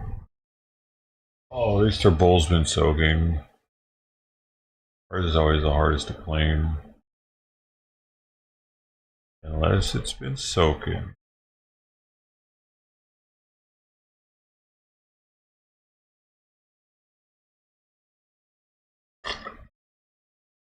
Oh my God, what have I done? Lobster pizza. Royce makes lobster pizza. Totino's frozen pizza. Dude, Totino's sucks. There's no way he likes this thing. Good morning, everyone. This is Rice Miller. Welcome back. Totino's Yet another is frozen quick, pizza review. but it sucks. And You can today fold on that the thing docket up we into have one slice pretty much.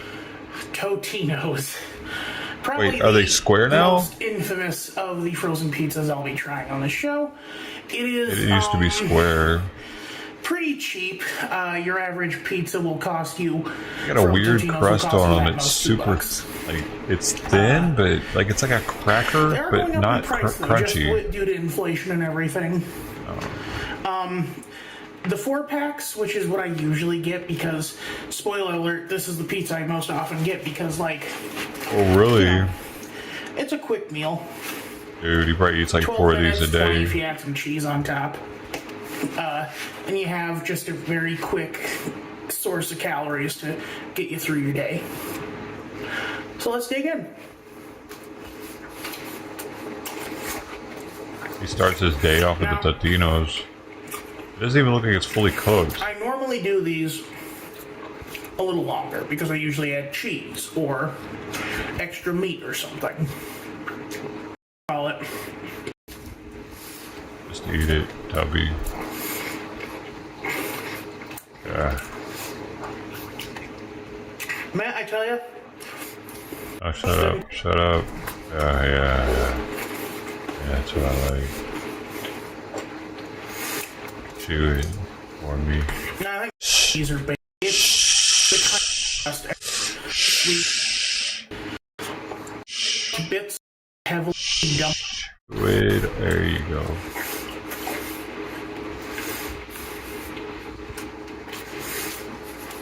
Breathe and breathe. Don't breathe to breathe. Again, like.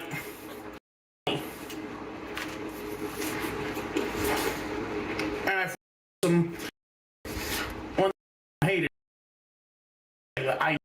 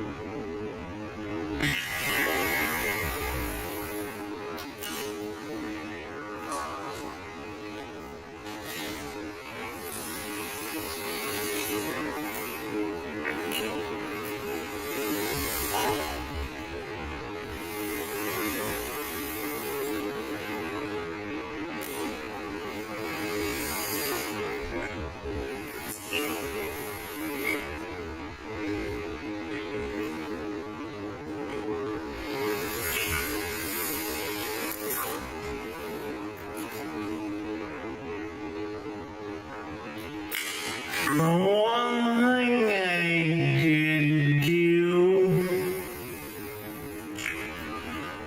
was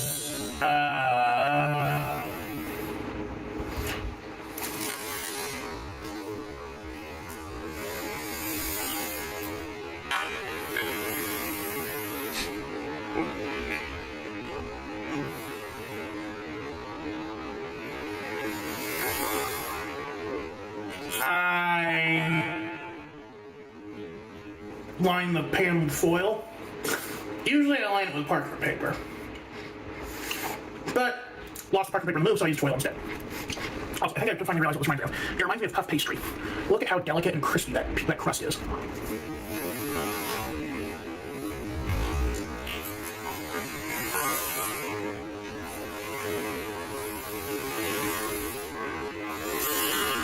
Those pockets of ornament.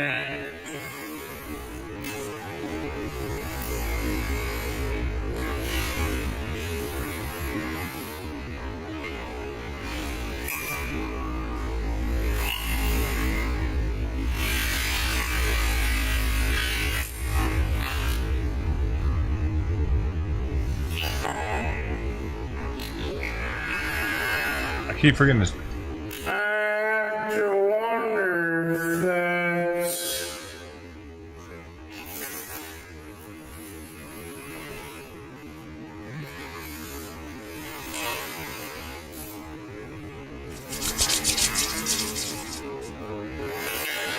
like puff pastries made with a lot of butter.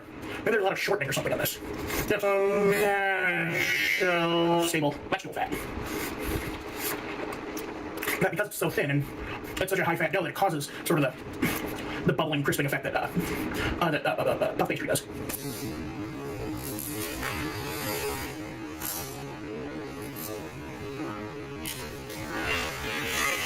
That's what puff pastry does. All little pockets of butter that you put into the dough create the layers of laminate. And, you know, I'm not a baker. You really don't want me describing how to laminate pastry.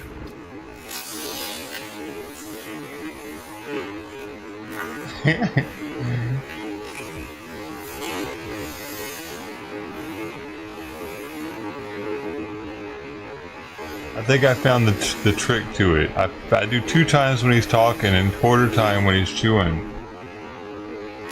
That makes it the best cinematic experience. I think people would agree at home.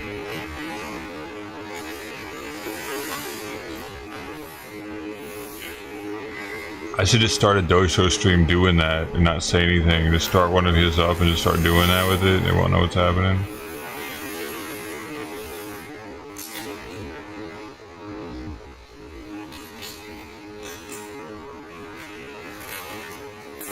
And just be serious with it the whole time. No smiling. No smiling aloud. Just like watching.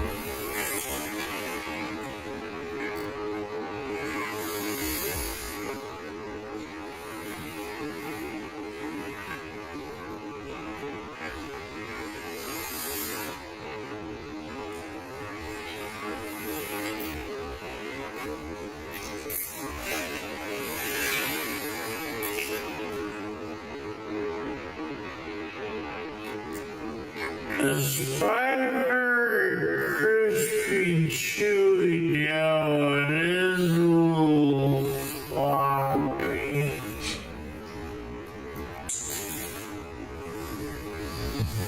Sorry, I forgot the 2 times on that one. I didn't know it's time anyway. How does the cheese look right? I don't think that cheese is right. It looks like it's plastic. It's getting brown.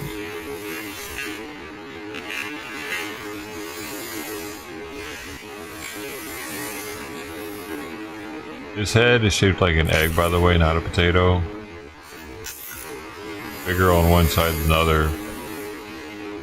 The bottom end is fatter. And you make this yourself. I do recommend maybe 15 minutes instead of 12. Just give the cheese a little more time to melt.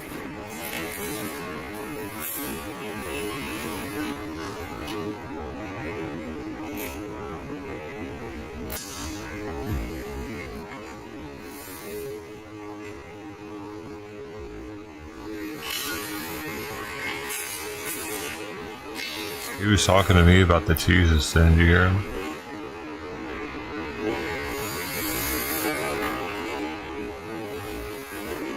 We talked through time. We're connected.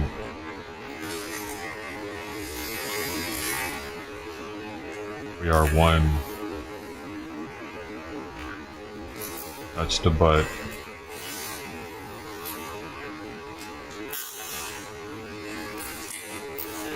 Touch the butt.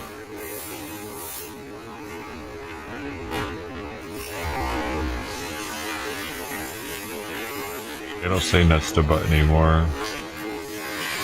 They said heel to toe when I was in. They said nuts to butt when my dad was in boot camp. They tell you to get closer to one another, to pack it in. To pack it in.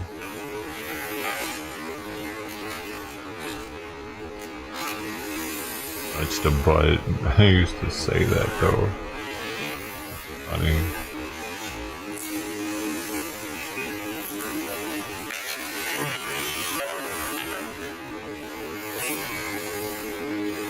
He's not talking much on this, and I thought I'd have much more 3 times speed by now. Is this a high quality pizza? No. Is it a good pizza? To me, yes. But your mileage may vary. Again, it's not like a really good piece of pie. It's junk food. You know, it's literally just taking a bunch of Totino pizza roll goo, slapping it on top of the cheapest dough you can find, and baking it. So let's see, where would I put it? Again, the crust is probably the best part of it. I give that 3. I'll say an 8, which is high. 8. But I like the crust. The sauce will give a 6. It's sweet, I like it, but I have to also account for the fact that I'm biased. I eat these a lot. The cheese is garbage. It's a 2 at best. And then the toppings. You know what? No. The cheese is a 1. Okay, the cheese is like barely above 0. And then the pepperoni, I'll also give a 1. It's bad. Like, there's a reason why when I eat these, they're with actual toppings, not that. So let's see. 8 plus 6 is 14. Plus 2 is 16. 16 divided by 4. Wait, 16. Wait, what?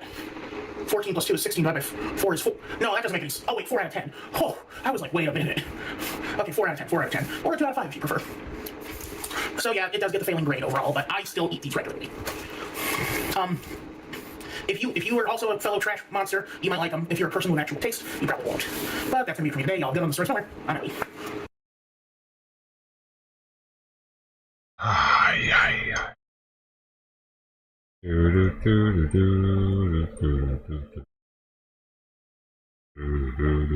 Harley Davidson, the homecoming crowds arrive. Well, the event motorcycle enthusiasts have been all waiting for. Big weekend for them. Our Gabriel Preciado joins us live with how people are kicking off the 2024 Harley Davidson Homecoming Festival. Well, let me tell you guys, it's a mixture of great weather, great vibes, and most of all, lots of motorcycles taking over Milwaukee.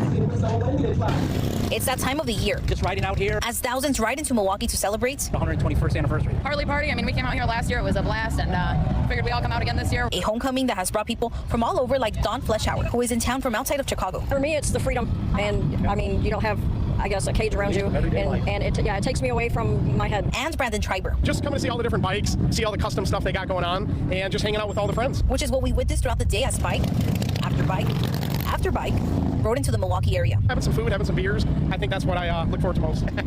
We were here last year for the 120th. We did see someone from Canada, so and then I did see some friends lower Illinois. So again, I'm sure a lot of people are coming from other states.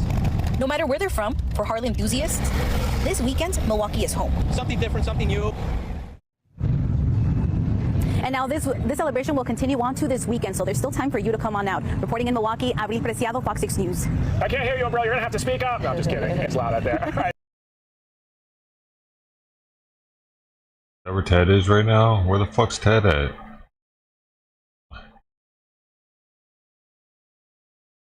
Didn't have much luck this morning, but it's going to go to the final in junior. Stauber, AA Auto Salvage. Alright, what is this? Oh, it's juniors. Man.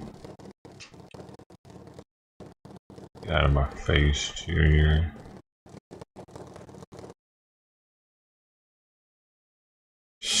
Shit. Alright, what is this? This lady's going viral. In my property, get moving now! Now you're in my property line. Move it. Ma'am. A battle over the sand is underway in Laguna Beach. A homeowner caught on camera telling beachgoers to get off her property. But the question tonight is the beach public or private property? Mary Beth McDade Were they is on her live property? in Get the Laguna fuck Beach off with if more they on are. this disturbing But if they dispute. aren't, MB? you going crazy, lady. Yes, and Mike and Cher, let me tell you, these Maybe beachgoers were very they upset stepped by on the her way property. this woman treated them, and they say they spoke Were to they some of migrants? her neighbors who Like told migrants? them that she does it all the time to beachgoers. It's not harassment on the beach, it's harassment in my home property. Whoa. Get out of here. A Laguna Beach resident is captured on video screaming at a bunch of beachgoers who were on vacation from Oklahoma. Yeah, that's what happens when you're angry for no reason. That I'm angry. This is not an Instagram moment place. You're in my property, get moving now. Now you're in my property line. We're told the incident occurred a week ago while a group of friends and family were visiting Victoria Beach in Laguna Beach. We were by the water. Our kids were building sun castles, and we were the sun was already kind of setting, so we had decided to leave. Rosie Garcia tells us as they were packing up their stuff, the resident first confronted them and told them they weren't allowed to have a tent. So we were kind of like, that doesn't make sense because there's nothing wrong with having a sun covering at the beach as long as it's under 6 feet. Maybe you're not allowed to have that, though. Tall and 6 feet wide. Garcia says they continued to pack up their stuff to leave Are they when allowed the to? resident approached them again and began yelling to get off her property. Move it. We were 6 feet away from her property, and the tide went really high, which is Has the that only reason rope, we were though? actually It must closer be to the hers. home. Garcia says the woman started roping off an even bigger section of the beach beyond her roped fence line. We're trying to get our That's things. her actual property, and as she was probably. coming closer, that's when she threw the rope and said that she was going to build a fence. Garcia's group found the whole thing very upsetting, and Garcia contacted the Coastal Commission, who Garcia says told her they would investigate. Yeah, I need to know more, though. I don't think they're giving us everything. And yeah, we were shocked. I couldn't believe it was happening. The city of Laguna Beach tells us they are aware of the incident, and two park rangers paid the resident a visit Wednesday to inform her that such behavior involving property boundaries is unacceptable. That additional rope line has since been removed. It sounds like those people were fucking And we being did try to talk to a this little resident to nutty. get her side of the story, but no one answered Maybe the they door. were being a little Now, fucking as nutty down before, there, the, like being loud public or as not, shit. well, the Coastal Commission says that all People do beaches that, are dude. public up to the mean high tide line. Well, that's gonna do it for me here in Laguna Beach. Mary Beth McDade, People we'll send it back to you Well, in the it's like studio. these fucking little Mary Beth, stoner thank you. kids that were at 6:30 in the morning fucking getting high behind here, giggling loud as fuck below people's bedroom windows and shit, outside my bedroom window. Like, I had to be up early, but I mean, what if I didn't have to be up early? What the fuck are you doing out here, kid? Like, have some respect. They were probably those people, I'm thinking. Like, I mean, the lady's not gonna just come out for no reason bitching at people on the beach, I'm thinking. What were they doing that was like, maybe she's crazy. She could be crazy. That's not ruled out completely, that she's actually just some dingbat that needs to be on Xanax or Valium or something to calm down a little bit or something. I mean, maybe she might need something. That's all I'm saying. Also, but I mean, oftentimes when people come to the beach from out of state, they might be a little loud as shit and not be thinking about it. Like, oh shit, we are yelling for no reason to each other right here, right outside this person's window. Not really necessary for us to be doing that. And it was probably all in Spanish too, possibly, and that might have been pissing her off because she might be a Trumper. Laguna Beach, I bet they got a lot of Republicans out there. Actually, Orange County is not LA. You know, LA's got all the Democrats. Orange County's got more Republicans, I feel.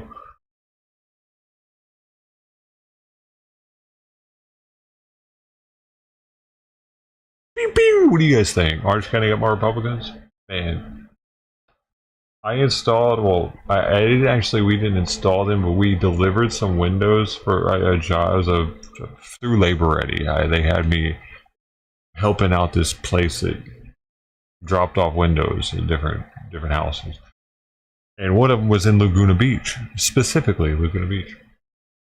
Ocean front, like overlooking, you can see the ocean from this property. One thing I remember specifically, besides that fucking window being heavy as shit, we had to climb upstairs with it and shit. It was nuts. We were gonna break that thing. But this dude had a window from the kitchen where he could see his car, which was gonna be, it wasn't in there yet, but it was gonna be a Lamborghini. That's what the guy said. It was like, oh, he's gonna have a Lamborghini in here. But it had a fucking elevator. The garage is down below, and they went, and it made it so you could see his Lamborghini was going to be, so you could see it from the kitchen and like the living room or something like that. I don't know. It was like pretty nutty because there was like glass separating. You know, it was like a museum piece. It was going to be at Laguna Beach. That's what I know of Laguna Beach. What my experience of it was. The only experience I've had delivering that window, the house that was being built. Yep. Do you think they have more Republicans or Democrats out there living like that? I think more Republicans. Let's find out.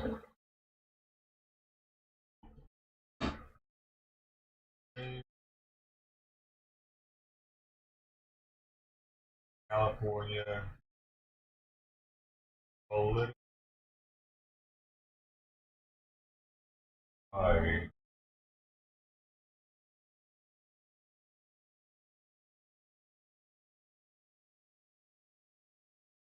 Oh, I was wrong, dude.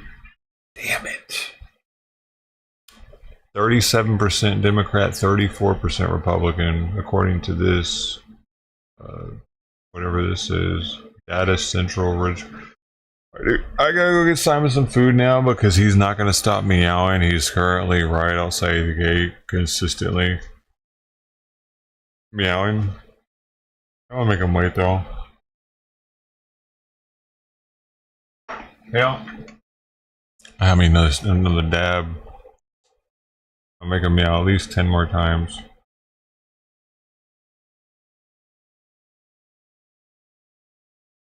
He stopped though. I'll just let him in here. No, I don't.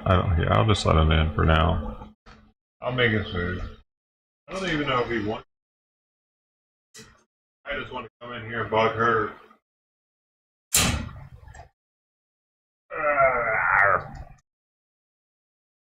Old Man River, that old man river, he keeps on rolling. He's licking her. She's asleep still, but he's licking. She's still staying asleep. Currently 88. It's kind of cool in here right now for 348. It's not 90 yet.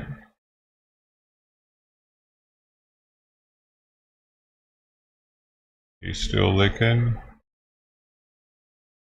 He's giving her a freaking bath right now. Now she's licking him. They're licking each other.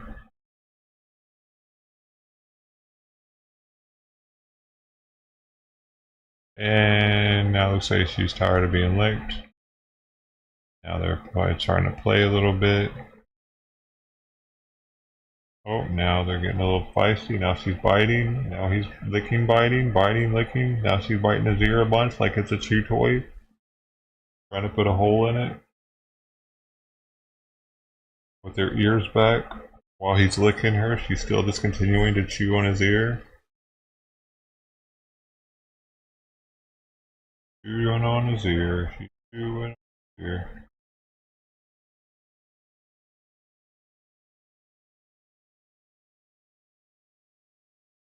Oh, they're getting a little upset about it. Pressing her down and licking her.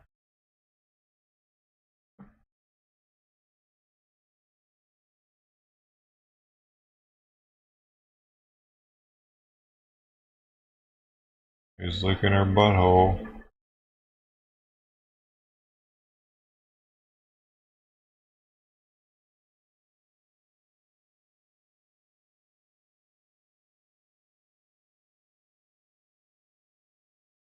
Then he bit her real fast. Oh, he's getting feisty. Jeez, I gotta get her neutered. He's neutered too, though. I mean, he's already spayed. He's already neutered though, so it doesn't really matter.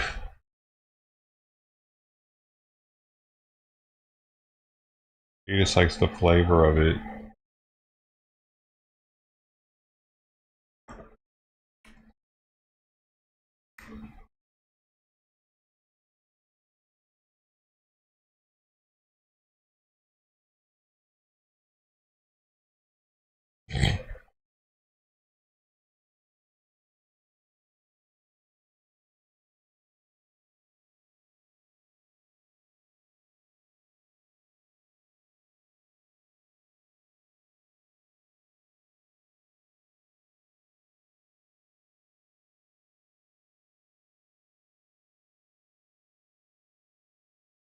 Hey, y'all get out of the wires. Hey.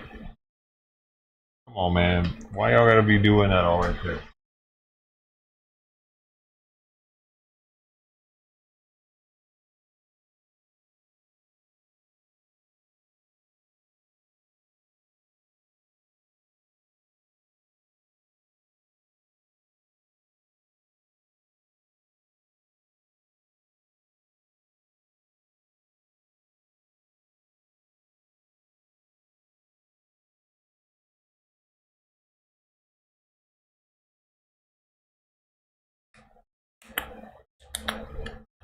Well, I guess I'll end this one and start up the dough show.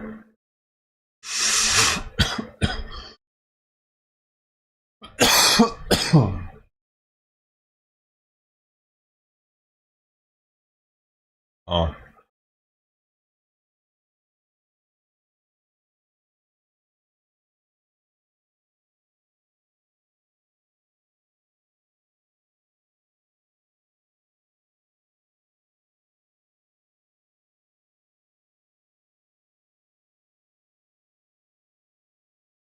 Is that what we should do?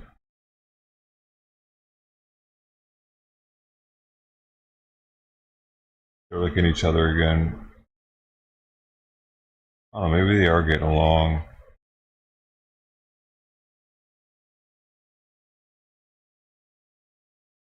Oh, they're looking like they're gonna fight again, though. Like her? Do you like her, Simon? Are you happy?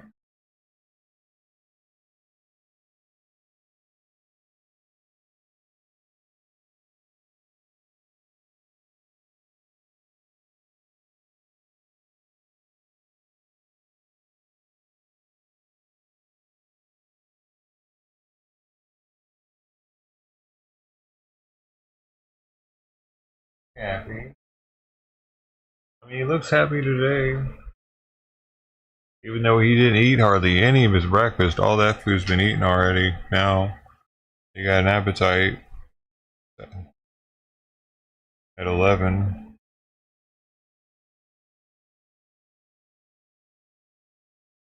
Looks like he's trying to use her litter box right now. Yeah, he's over it. What the fuck? I didn't put the top on very well.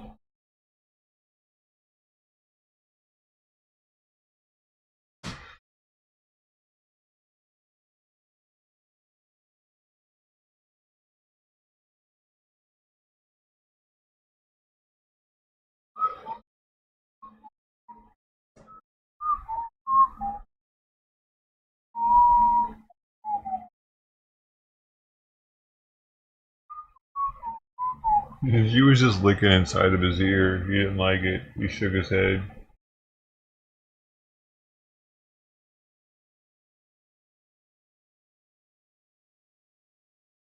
I don't know. Right now they seem to be getting along all right.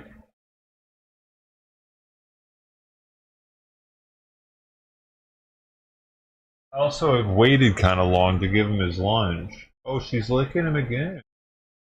She licked his ear. That was very sweet.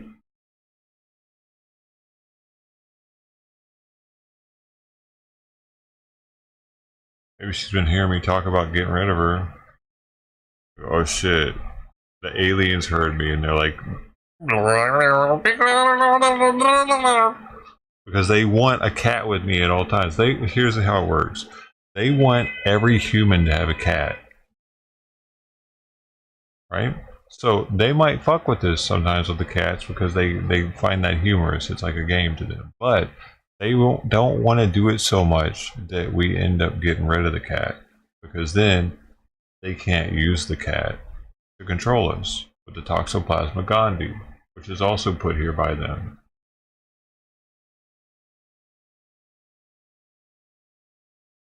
Toxoplasma gondii works on humans and on rats, not just rats. So many things work on both rats and humans, isn't it?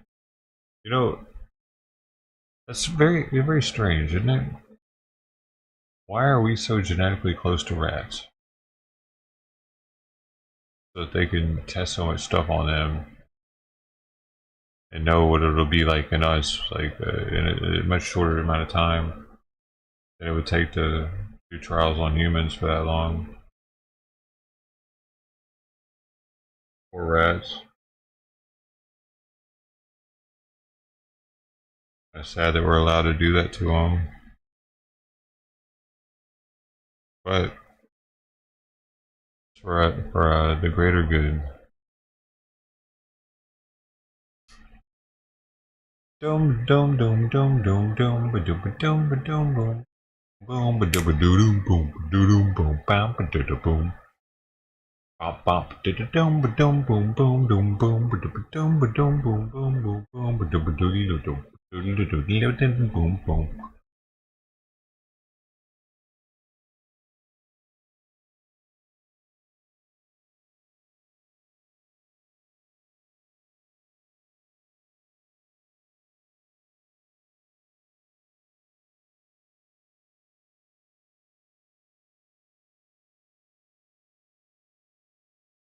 Litzer? That's gonna be the rat. What? Why would you do that? That was an excellent song.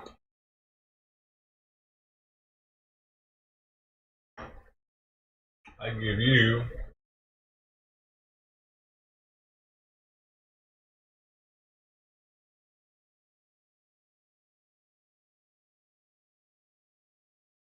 it better be a good one.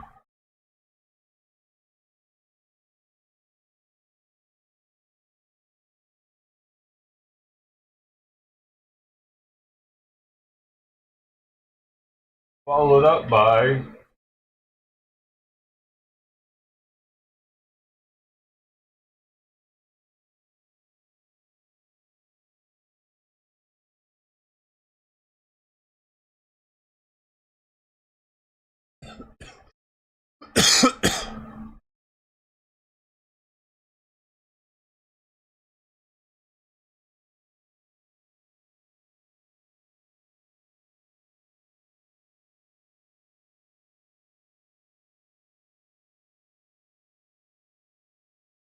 what you got? Oh, what you got? You got something? You got something to beat that? And then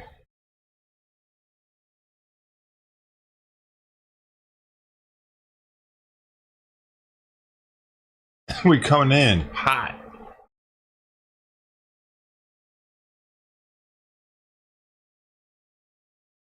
I don't even know. That's not what I wanted. That's not what I wanted.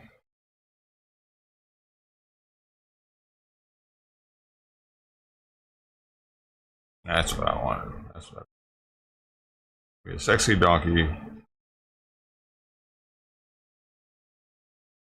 Fuck it. You know what? It's broken.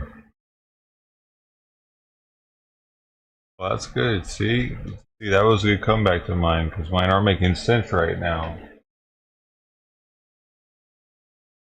That's when I do this. I come out with the double gift. Bop.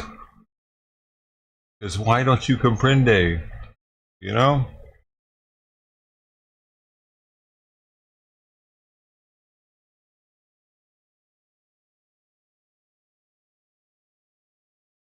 Huh?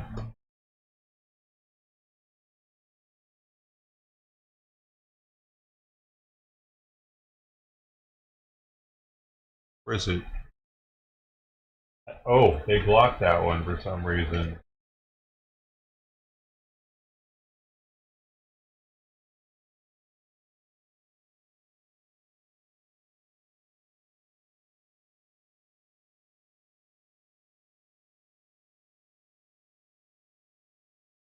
I couldn't do no comprende. So I could do no understand, but not no comprende. Well, maybe you can't do no comprehend. I didn't try that.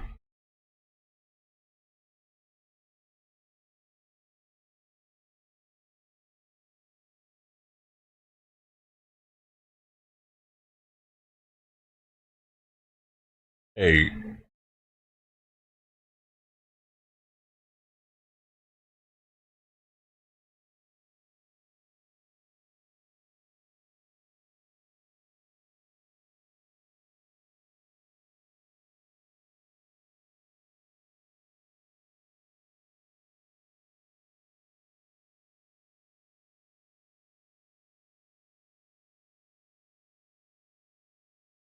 I can't believe that EBK Bubba said I spelled that shit wrong.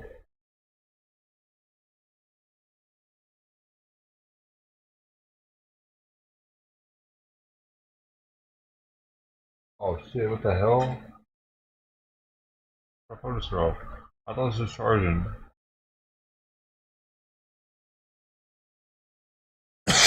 Oh, what the fuck? My phone just shut off while I was dabbing. That's a first. Plugged in though. What? It shows it charging, but it died. Why?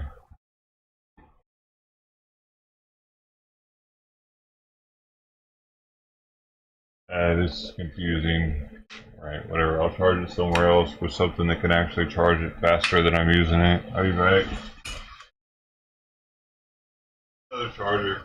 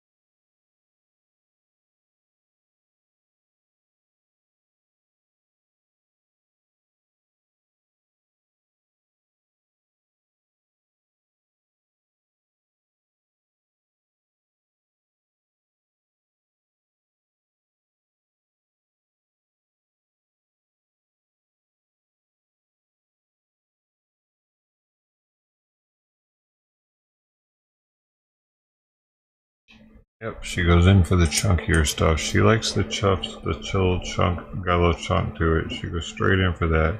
I got it separated.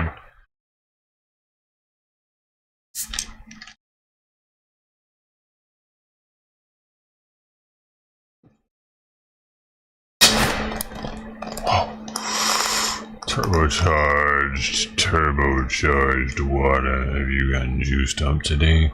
I had to feed the kitties, man. That takes time. I put a little water in some. This time I didn't heat the water up because it's kind of warm. I don't have some cool food. Same with her.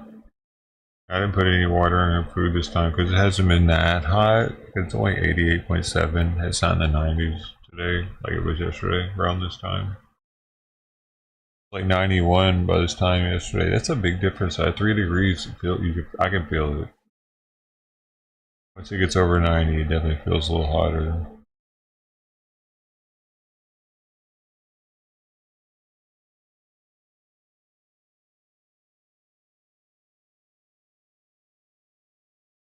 He likes that chunky stuff.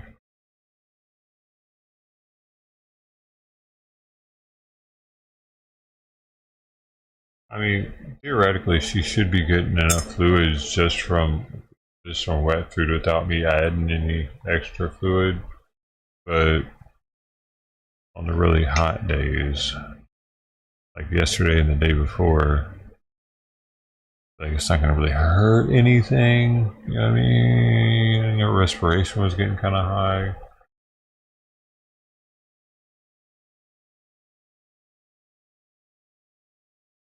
It's the same with electronics too. Like the phone in there, it overheated once today. I had the AC on in my bedroom. That's the room the phone's in.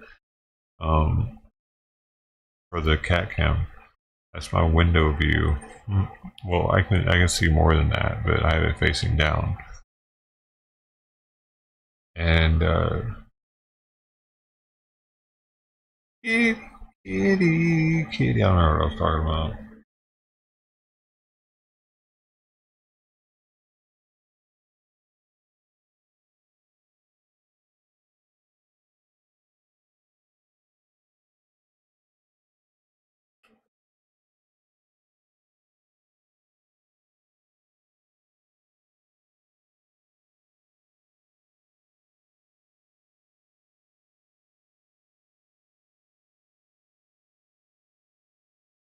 I'll never look it out the. Oh, I remember. It overheated once, and the reason why is because the curtains were closed. It didn't allow the AC to get to the phone. It was cut off because the curtains were surrounding it. It was trapping the heat in.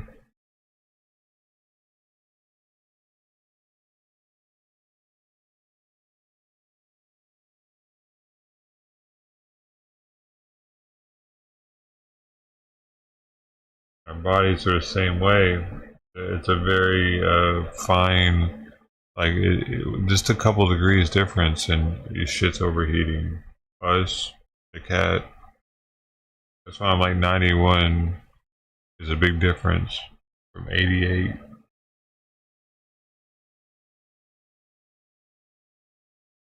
It just is. Maybe I just got the fan on me more today. It doesn't bother me as much. I do have the fan right here. I didn't even realize it. Just like right behind me doing its orbital thing, and it blows me off really good. But cats don't have a very good ability at cooling off like that because they don't sweat.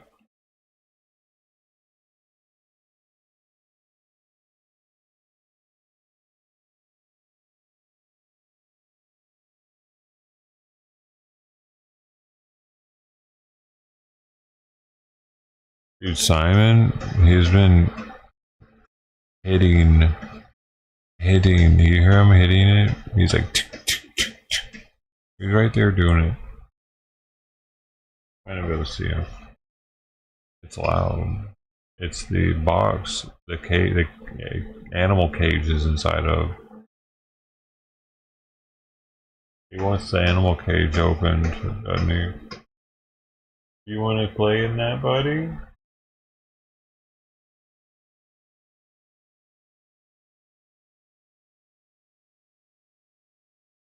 I'll probably walk right up into it too. She probably will too. Somebody run right up into it. That'd be kind of cute. Hey, knock it off, dude.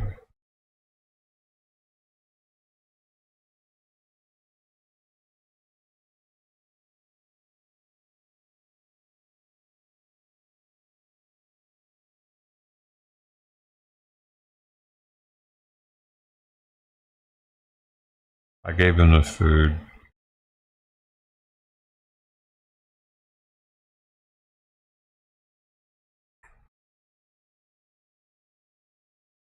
Viscous. One thing about this stuff, it's got some viscosity to it. Whew.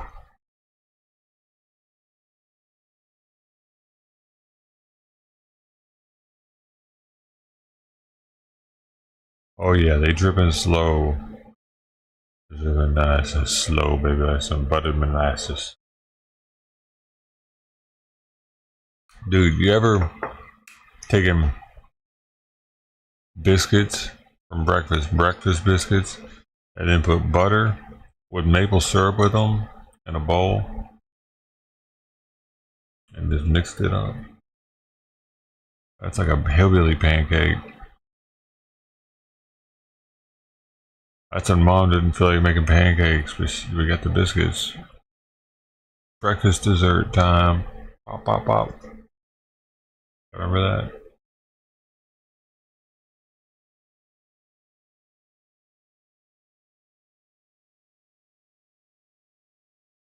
Something about having breakfast for dinner and dessert for breakfast. I mean, a lot of Americans eat dessert for breakfast, though. Donuts, pastries, cereal. Oh my god. Even like oatmeals. People can go super overboard with sweeteners in their oatmeal. Turn that shit into a dessert. I prefer my savory oats. Those sweeteners. I had the eggs and the oats, baby. I got the vegetables, so I'm good. Eggs and oats, eggs and oats. Yeah, I got the oil from the yolks. Oh, baby. Oh. I'm actually out of eggs. I haven't had eggs in days now. I'm going through egg withdrawals. I just realized. I didn't know. I just not thought about it. Y'all, why didn't you say anything? You just watched it happen. It's just entertainment to you, isn't it? Breakfast for dinner the other night. There you go. It's so quick, that's why. Like, breakfast foods are all very quick to make. If you're doing eggs, boom, got those take like a couple minutes to see. Fried up some eggs. Oatmeal's super easy to do for me. I got the rice cooker, it just boop boop. Oatmeal time. And it's quick. Like, it's done way before it says it's going to be done. I have to look at it and be like, oh wow, that's done. It's like only been like 10-15 minutes.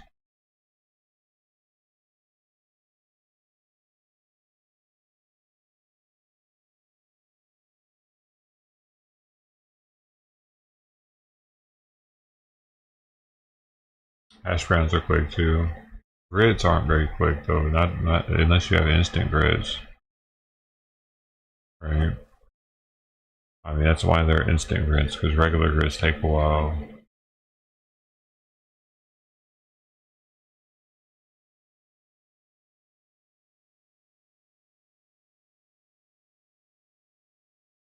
Anything can be breakfast. As an adult, I mean, when I was a kid, those Hostess pies, were they Little Debbie? They probably both had one, but you got the apple, the cherry, those are the main two. Then you see some places might have the vanilla and chocolate, which is like vanilla pudding or chocolate pudding inside. Then you got some places have like grape or blackberry or some shit. Got the like smaller, I heard of brands. There's some over in a box, but those, to some people, my dad included, were considered like having a breakfast. One of them cherry pies with his coffee. It's just a sugar overload, dude, first thing in the morning. Man, I can imagine that made him want to drink more in the afternoon from the crash. If he was keeping up the sugar. Like, I don't know if they were like, you know, this was at a time when it wasn't unheard of for people to drink sodas all day, dude. It worked. And they had a soda machine with glass bottles in it. Where, you know, of course, since they worked there, they could just grab them out of there. Have a soda at work. And none of them were diet, of course. My dad's still around, please. You know what I'm saying? So he might still drink sodas. I'm not sure. They were drinking the Sam's Cola shit last time I was out there.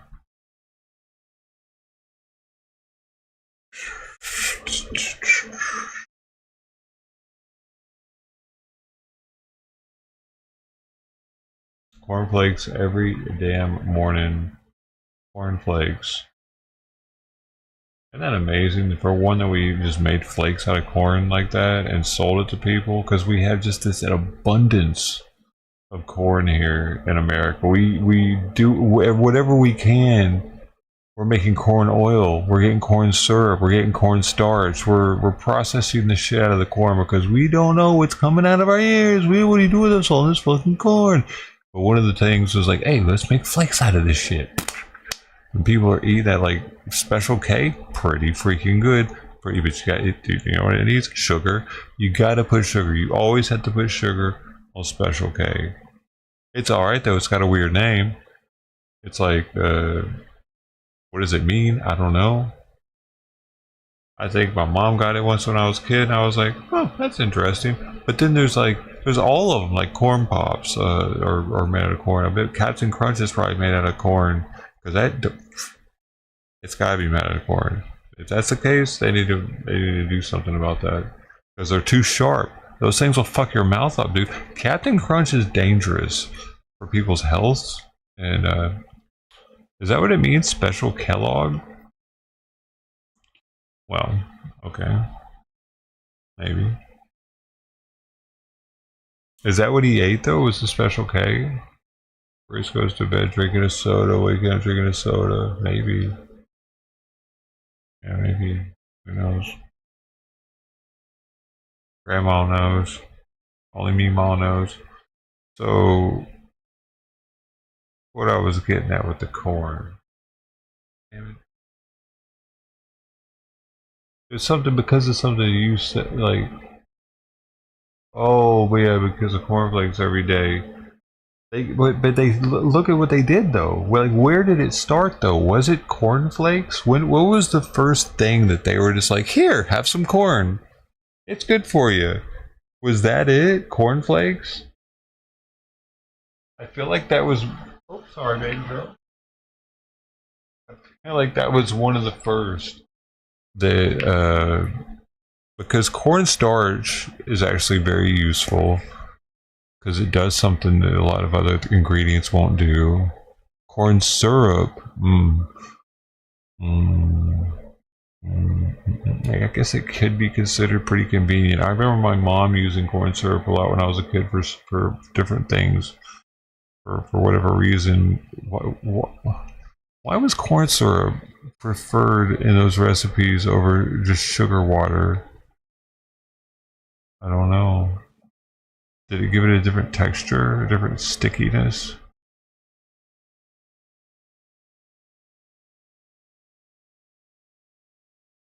Regular cornflakes. Yeah, but who made them, dude? You don't just buy. Yeah, I'd like a pack of cornflakes, please. Yep. Don't make it a carton. Regulars. Whatever sheet. You don't remember, dude? How dare you forget the brand of cornflakes he would eat usually? Oh, god dang! I can't believe it, dude. It's okay. I don't remember if my dad ate Little Debbie or Hostess pies, but I think it was Hostess. Who has the honey buns and that are glazed and that are clear topped? Who has both of those? It was that one. Do they both have both?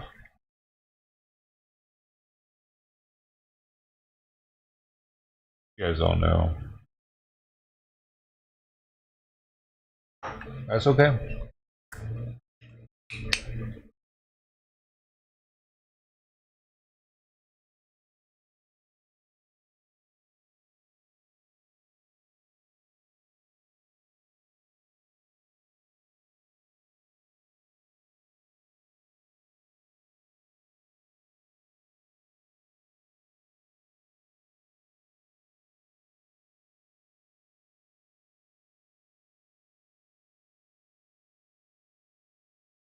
There's two big ass fires that both have helicopters over them right now. Maybe 3.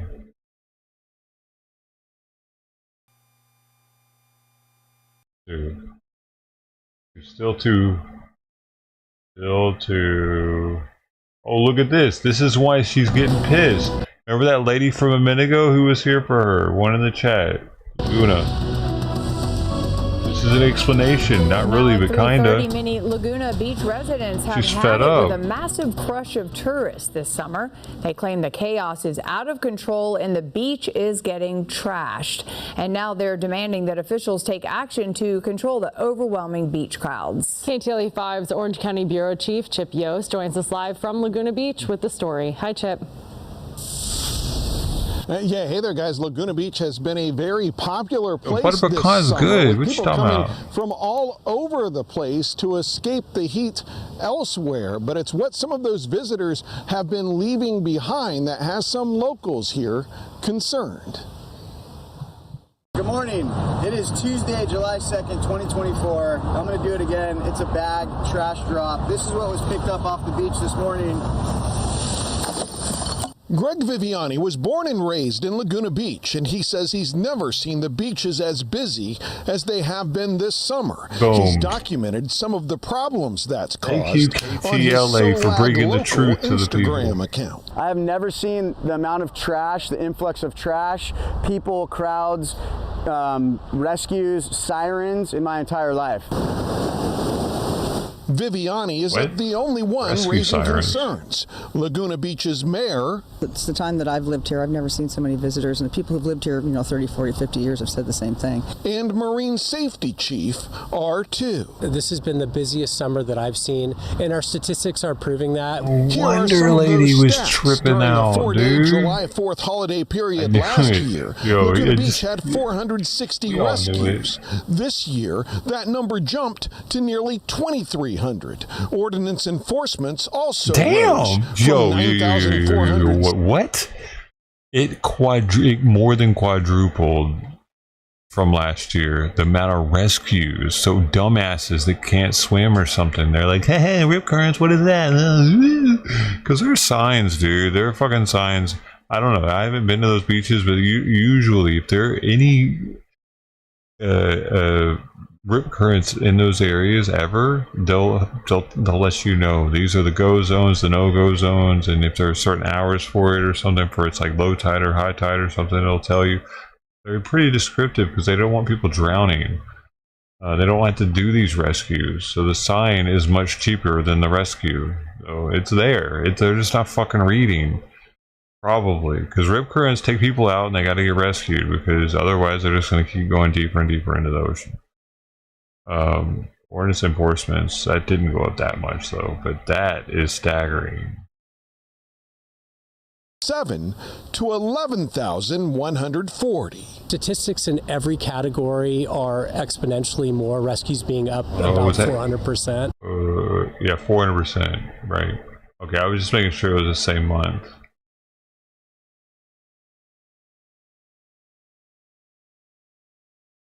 What? Why does it say July 1st through the 4th? July 4th through the 7th. This is from just 4 days? I mean, that's what this would lead me to believe if this information here is correct. This is from just 4 days at the beach, not the entire year. Just 4th of July weekend, maybe. Maybe 4th of July was on a Friday here or something, or a Thursday here, and I don't know. I don't know, dude. It's kind of weird, though. It's a weird chart. This is manipulative. It's not from the whole year. Every category are exponentially more, rescues being up about 400%. You can attribute that to, more people, obviously.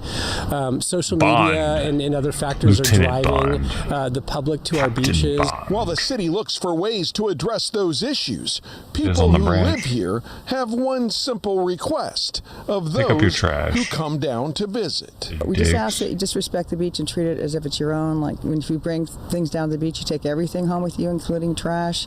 Basically help keep the beaches clean, keep the trash from going into the ocean, and pack in, but whatever you pack in, please pack it out, and everyone can have a wonderful beach day. Dude, I bet their fucking cigarette butts are littered all in that sand, dude, actually. Because that's how they do it. People that come here from other states, I don't give a shit. All those people visiting, and they're more than likely they're more likely going to be a smoker if they're coming from another state, because their cigarettes are cheaper there, and their health consciousness is lower. Especially Laguna Beach, dude. You saw that dude there. He's all about eating the ultra vegan.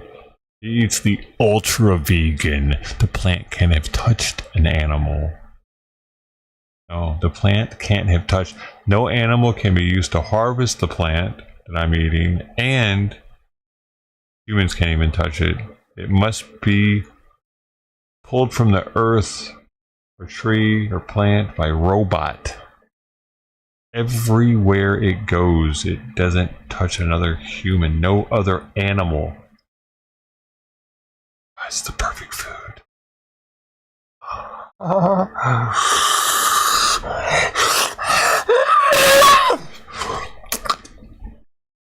Oh shit, there's a kitten right there.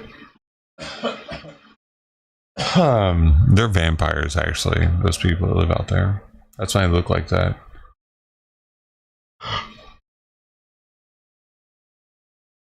I'm one of the hillbillies, you know what I'm saying? I'm one of the cigarette smoking hillbillies. Man, I was smoking cigarettes when I was a kid. Cigarette butts off the ground in Tennessee. So I'm just talking shit.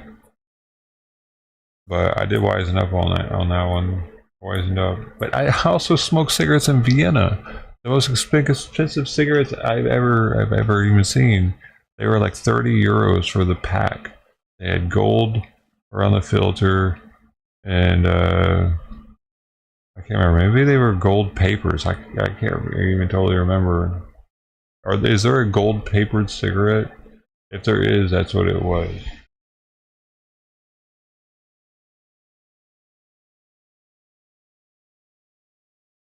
I thought I was gonna quit. Yeah, wait, is that them?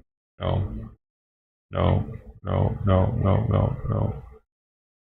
Yeah, I don't know what brand it was now. We went to a cigarette shop. Like, they had all the fancy shit.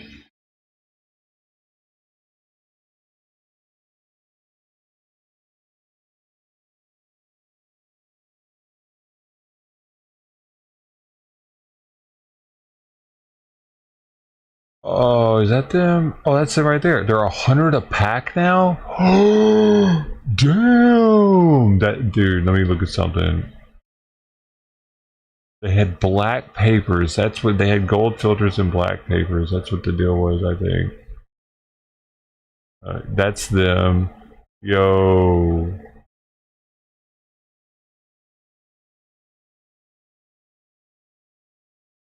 I can't remember. Mine might have been the golds, though.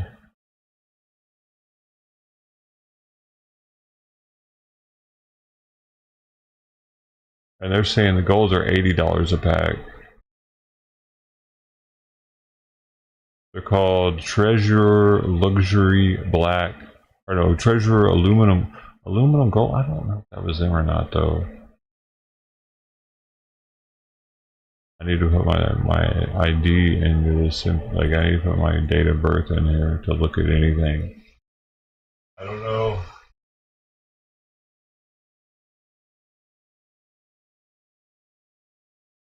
Yeah, that'll work, right? Alright, let's do these.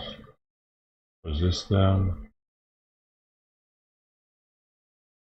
Or no, that's not them. It must have been the other ones then.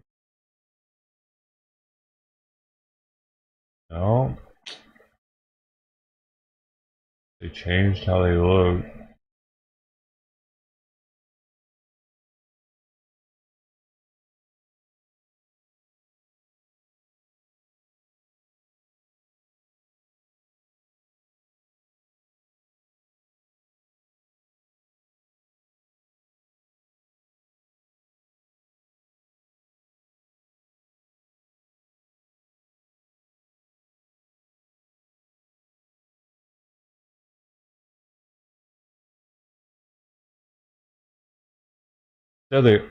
Yeah, there's the ones. Is that them? Oh my goodness.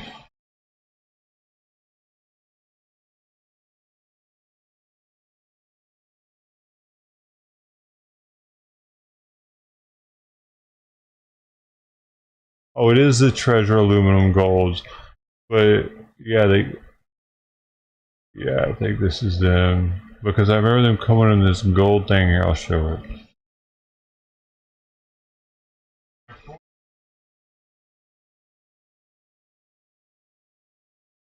This is saying they're $54 for a pack on this site. I don't know why the other thing is saying they're 80. Maybe shipping costs like $30 getting them from them directly. This is what I'm looking at here. I thought I was going to quit smoking while I was out there. I ended up continuing smoking for a little while longer. Or I picked it back up or something. Because I was smoking out in Colorado for a while. But this is them. The fanciest cigarettes I've ever had. But they make a more expensive one too. I guess the blacks, because they have like black paper or something. It might be kind of new. But these weren't that much back then. They were only €30, but still, euro was like $1.30 at the time. So it was more than $1. It was $1 and then like 30% more value. So that would have made them like what, $33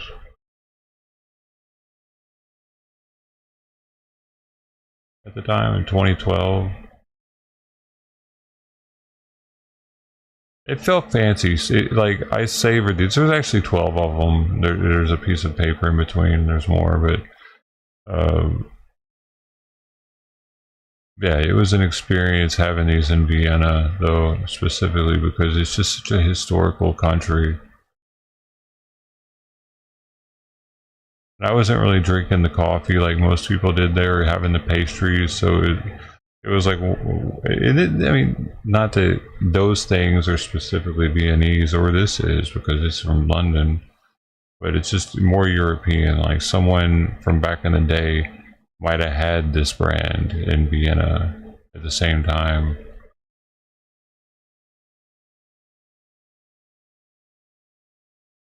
Let's see how long they've been around. Oh, it doesn't say.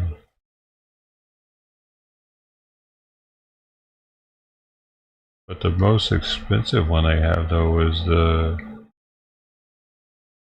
Wait, it was these. Oh, it's only $1 more for the blacks though. $1 less for the silvers. Well, they're all reasonably priced. If you want to try one of the most luxurious cigarettes in the world, these are them.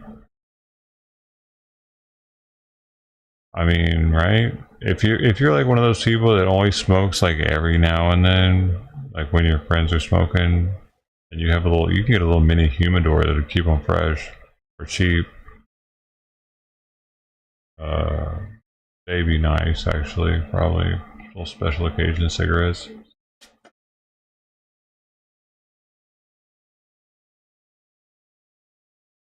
Or like probably any of them. I don't know what the difference is between the colors though. It doesn't say here.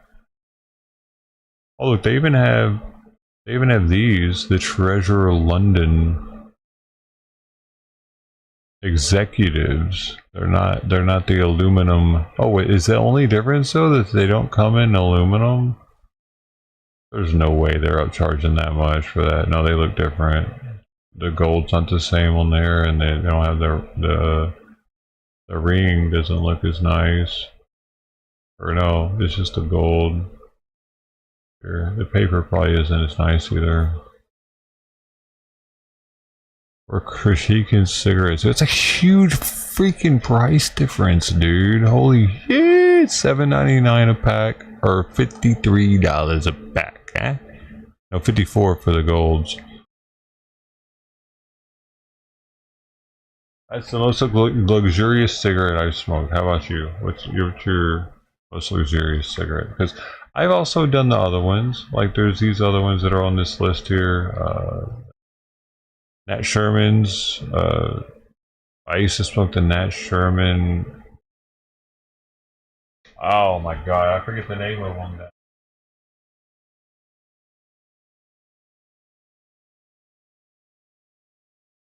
A rainbow because it'll get me there. Fantasia is what they were called. I used to smoke these when I was tripping. I used to love showing up at people's houses when I knew we were gonna be dosing up on some acid. So if I put Fantasia now, because look what they look like. They're all colorful, dude. This was before the gays had taken the rainbow away from us. They all look at it. We had the pink one, the green one, the yellow. I don't know how good that is to inhale that shit, but isn't that rad? Imagine tripping and you got like this dude that's got the color cigarettes. You can have one when you're. Not too many people even knew about them. So, oh, these two. I used to smoke these every now and then too. The naturals. Back in the day. I've had a pack of cigarettes in my my thing in there for about 6 years now. A pack of Marlboro Lights that a girl left here. I bought for her and I made them leave them here. Hey, nope, you gotta leave those here now. I bought them.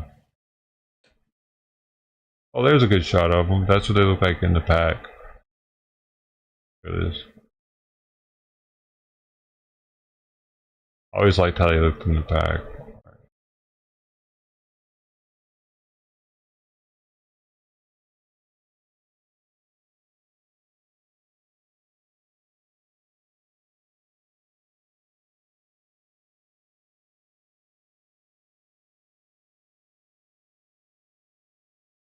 I mean, cool.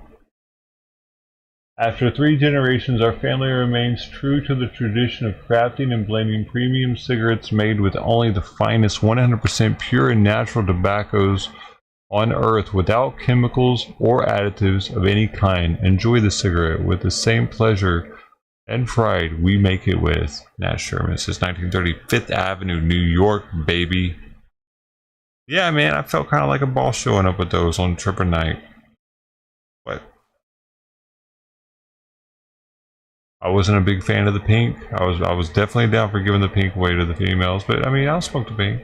Not a big deal. It's not like I was like, hoo.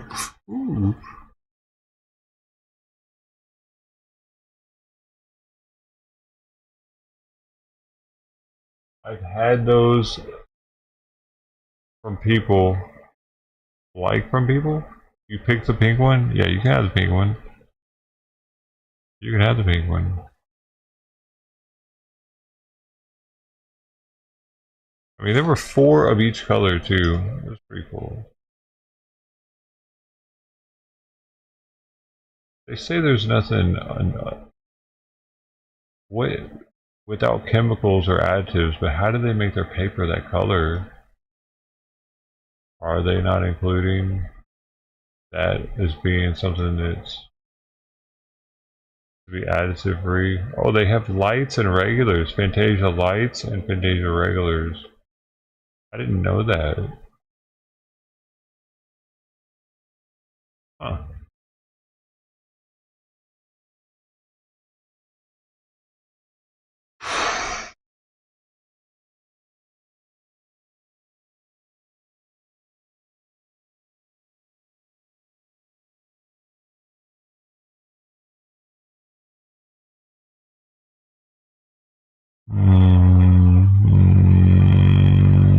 Is anything happening tonight?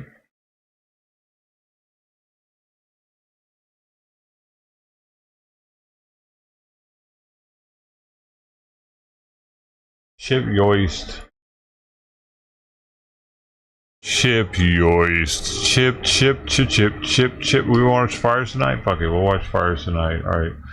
I need to get this stream set up. I didn't realize these fuckers want to just keep on burning. Keep on burning.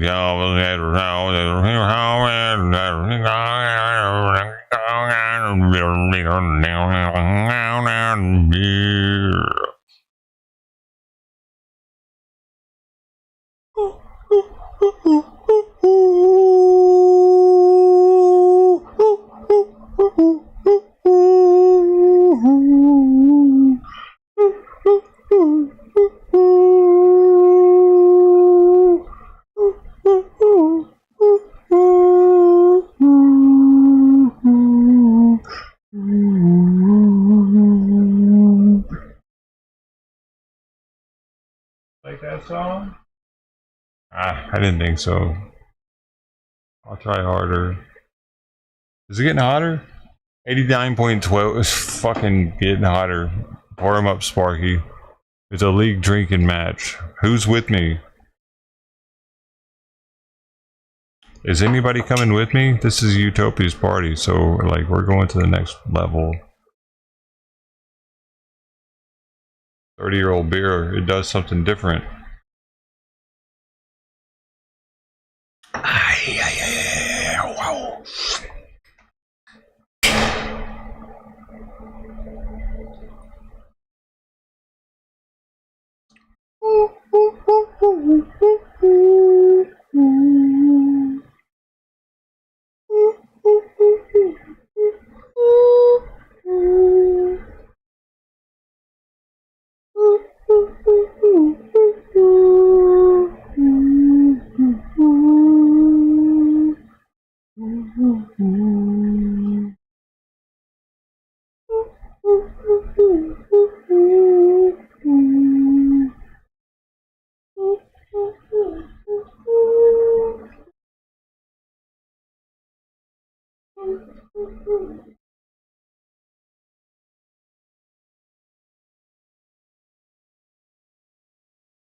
Yeah.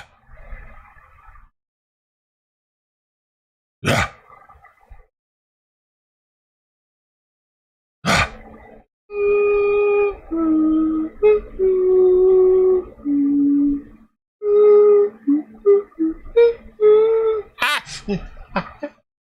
Don't hurt me, Daddy. I'm sorry I didn't sing it right. Sorry, flashbacks. I just tapped into Jackson Family, dude. I don't know what just happened. Well, where was I? Am I still here? It was early Jackson. He was like 1.5. Oh my god. What am I seeing?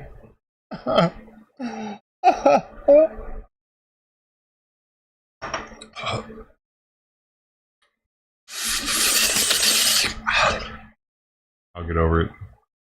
Don't worry about me. Carry on. Stay strong. Stay strong, my friend.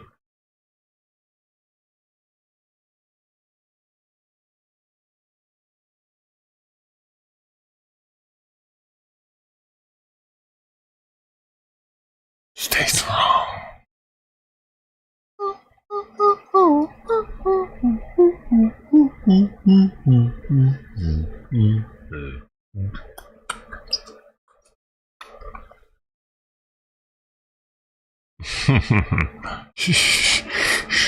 Hush yourself. Hush yourself. Hush yourself. Be cool. There you go. Watching cats.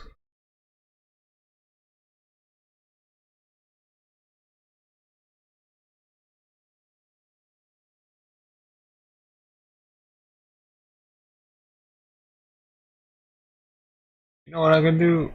I can play Artlist. Not have to worry about it on this channel. I'm trying to get my hours up over here, bro. Oh, I'm trying to get my hours up. I'm trying to get them up. Oh, you know. It's what I do, is what I am. Because it's what I can.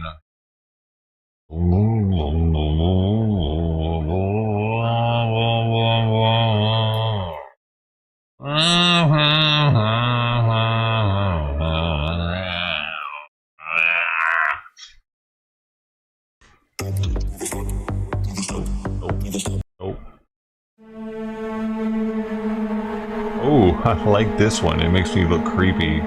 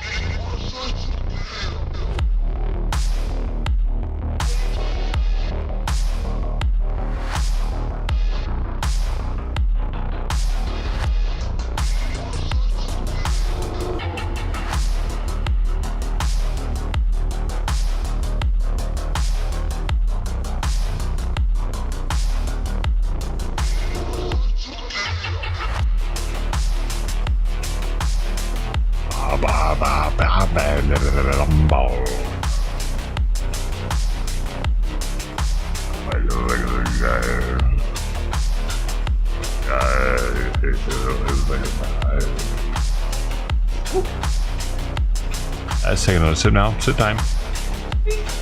Sit time. Sometimes you gotta do a little sip time. Boom. YouTube is ready. Now I gotta get all the other ones ready. That's the first business matter. That's it's my business here. It's my business. Mind your business, buddy.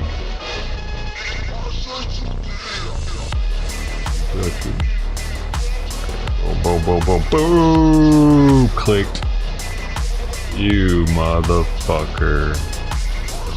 I know what I'm doing. I'm a little retarded though. But I might know what I'm doing. With this, but anybody could do this. It just takes repetition.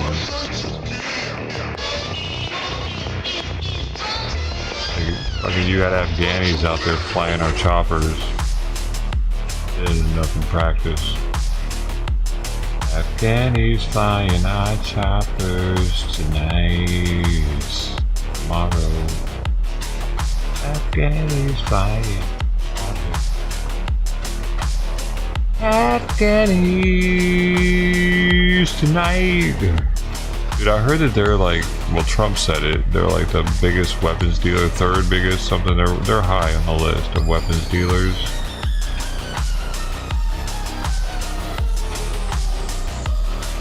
At the moment, because of all the weapons we get, more with that. That's true.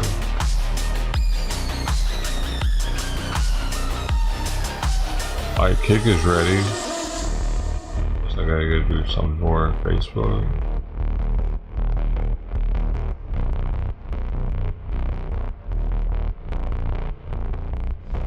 Change that up. Okay, optimal exposure. Yes.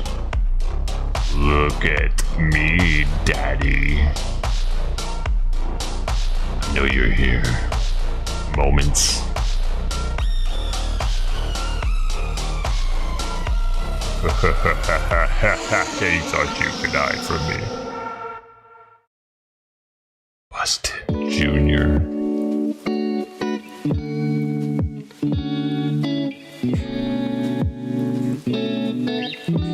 You're fucking busted, bro. Bro.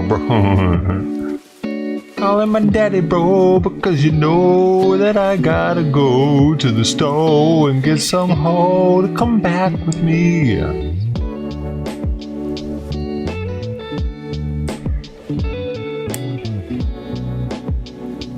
Brown, brown, brown, brown. Oh. Brown, brown, brown, brown, brown, brown.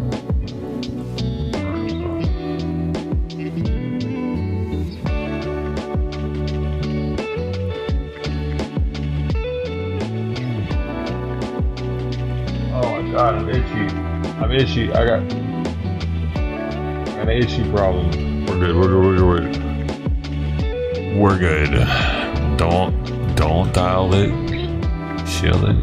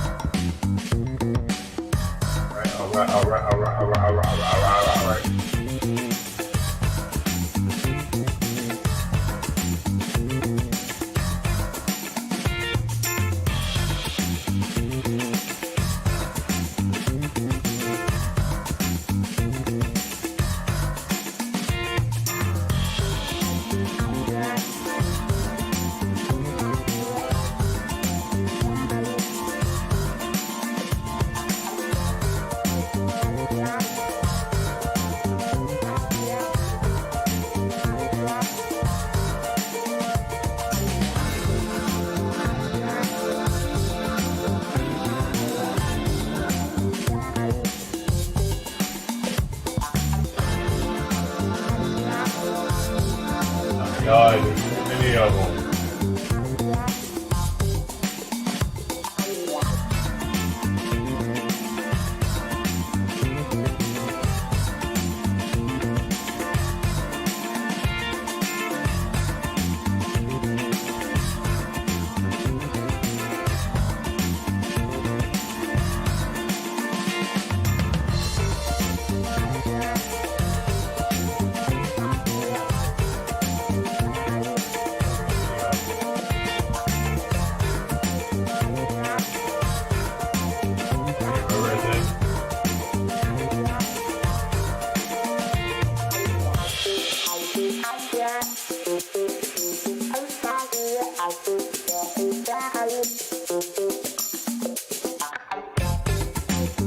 I gotta separate them.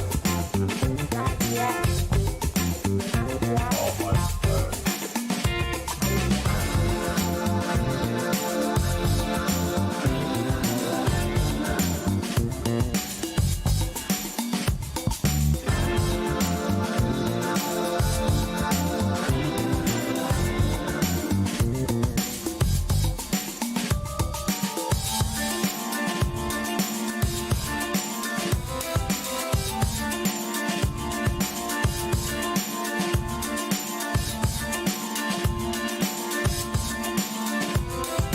Oh, baby, I did it. I made a bunch of tags for Twitter. Alright, so that's done. Give me a fucking workout right now. My shoulders. Right now I need to change Twitches. Twitches, baby, you need a title that's fitting to you.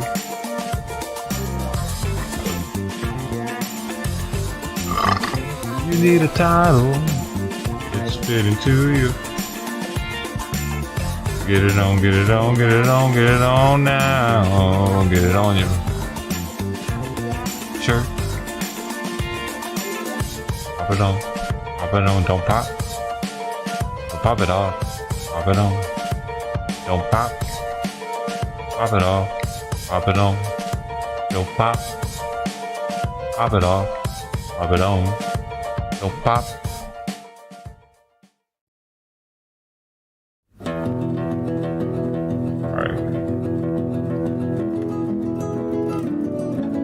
Hey, welcome to the restaurants. We're here to serve you. Would you like some Sam Adams Utopias? Just before your tacos arrive, everybody gets complimentary tacos here at Jean Doe's Taco Emporium. Would you like some Utopias, sir? Yeah! Sorry, so I can look excited. Oh, thank you. Thank you. Well, thank you. Well, that's alright. I like it here.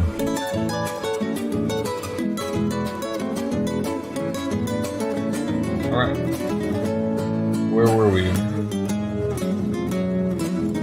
That's done. I think they're all done now. I think it's a go time. Right, so what I gotta do now is shut all the streams off, and then we're gonna come all back on. I don't think you're ready for this. We're not gonna be back here on kitty cammers. We're gonna have to come over to the Doe Show. DOESHOW. If you type it into the search, you should be able to find it, because YouTube, you can't hide that channel, can you, you shitheads? I'm too popular. Popular. I'm so popular. The ladies want to see my fruits, that's why.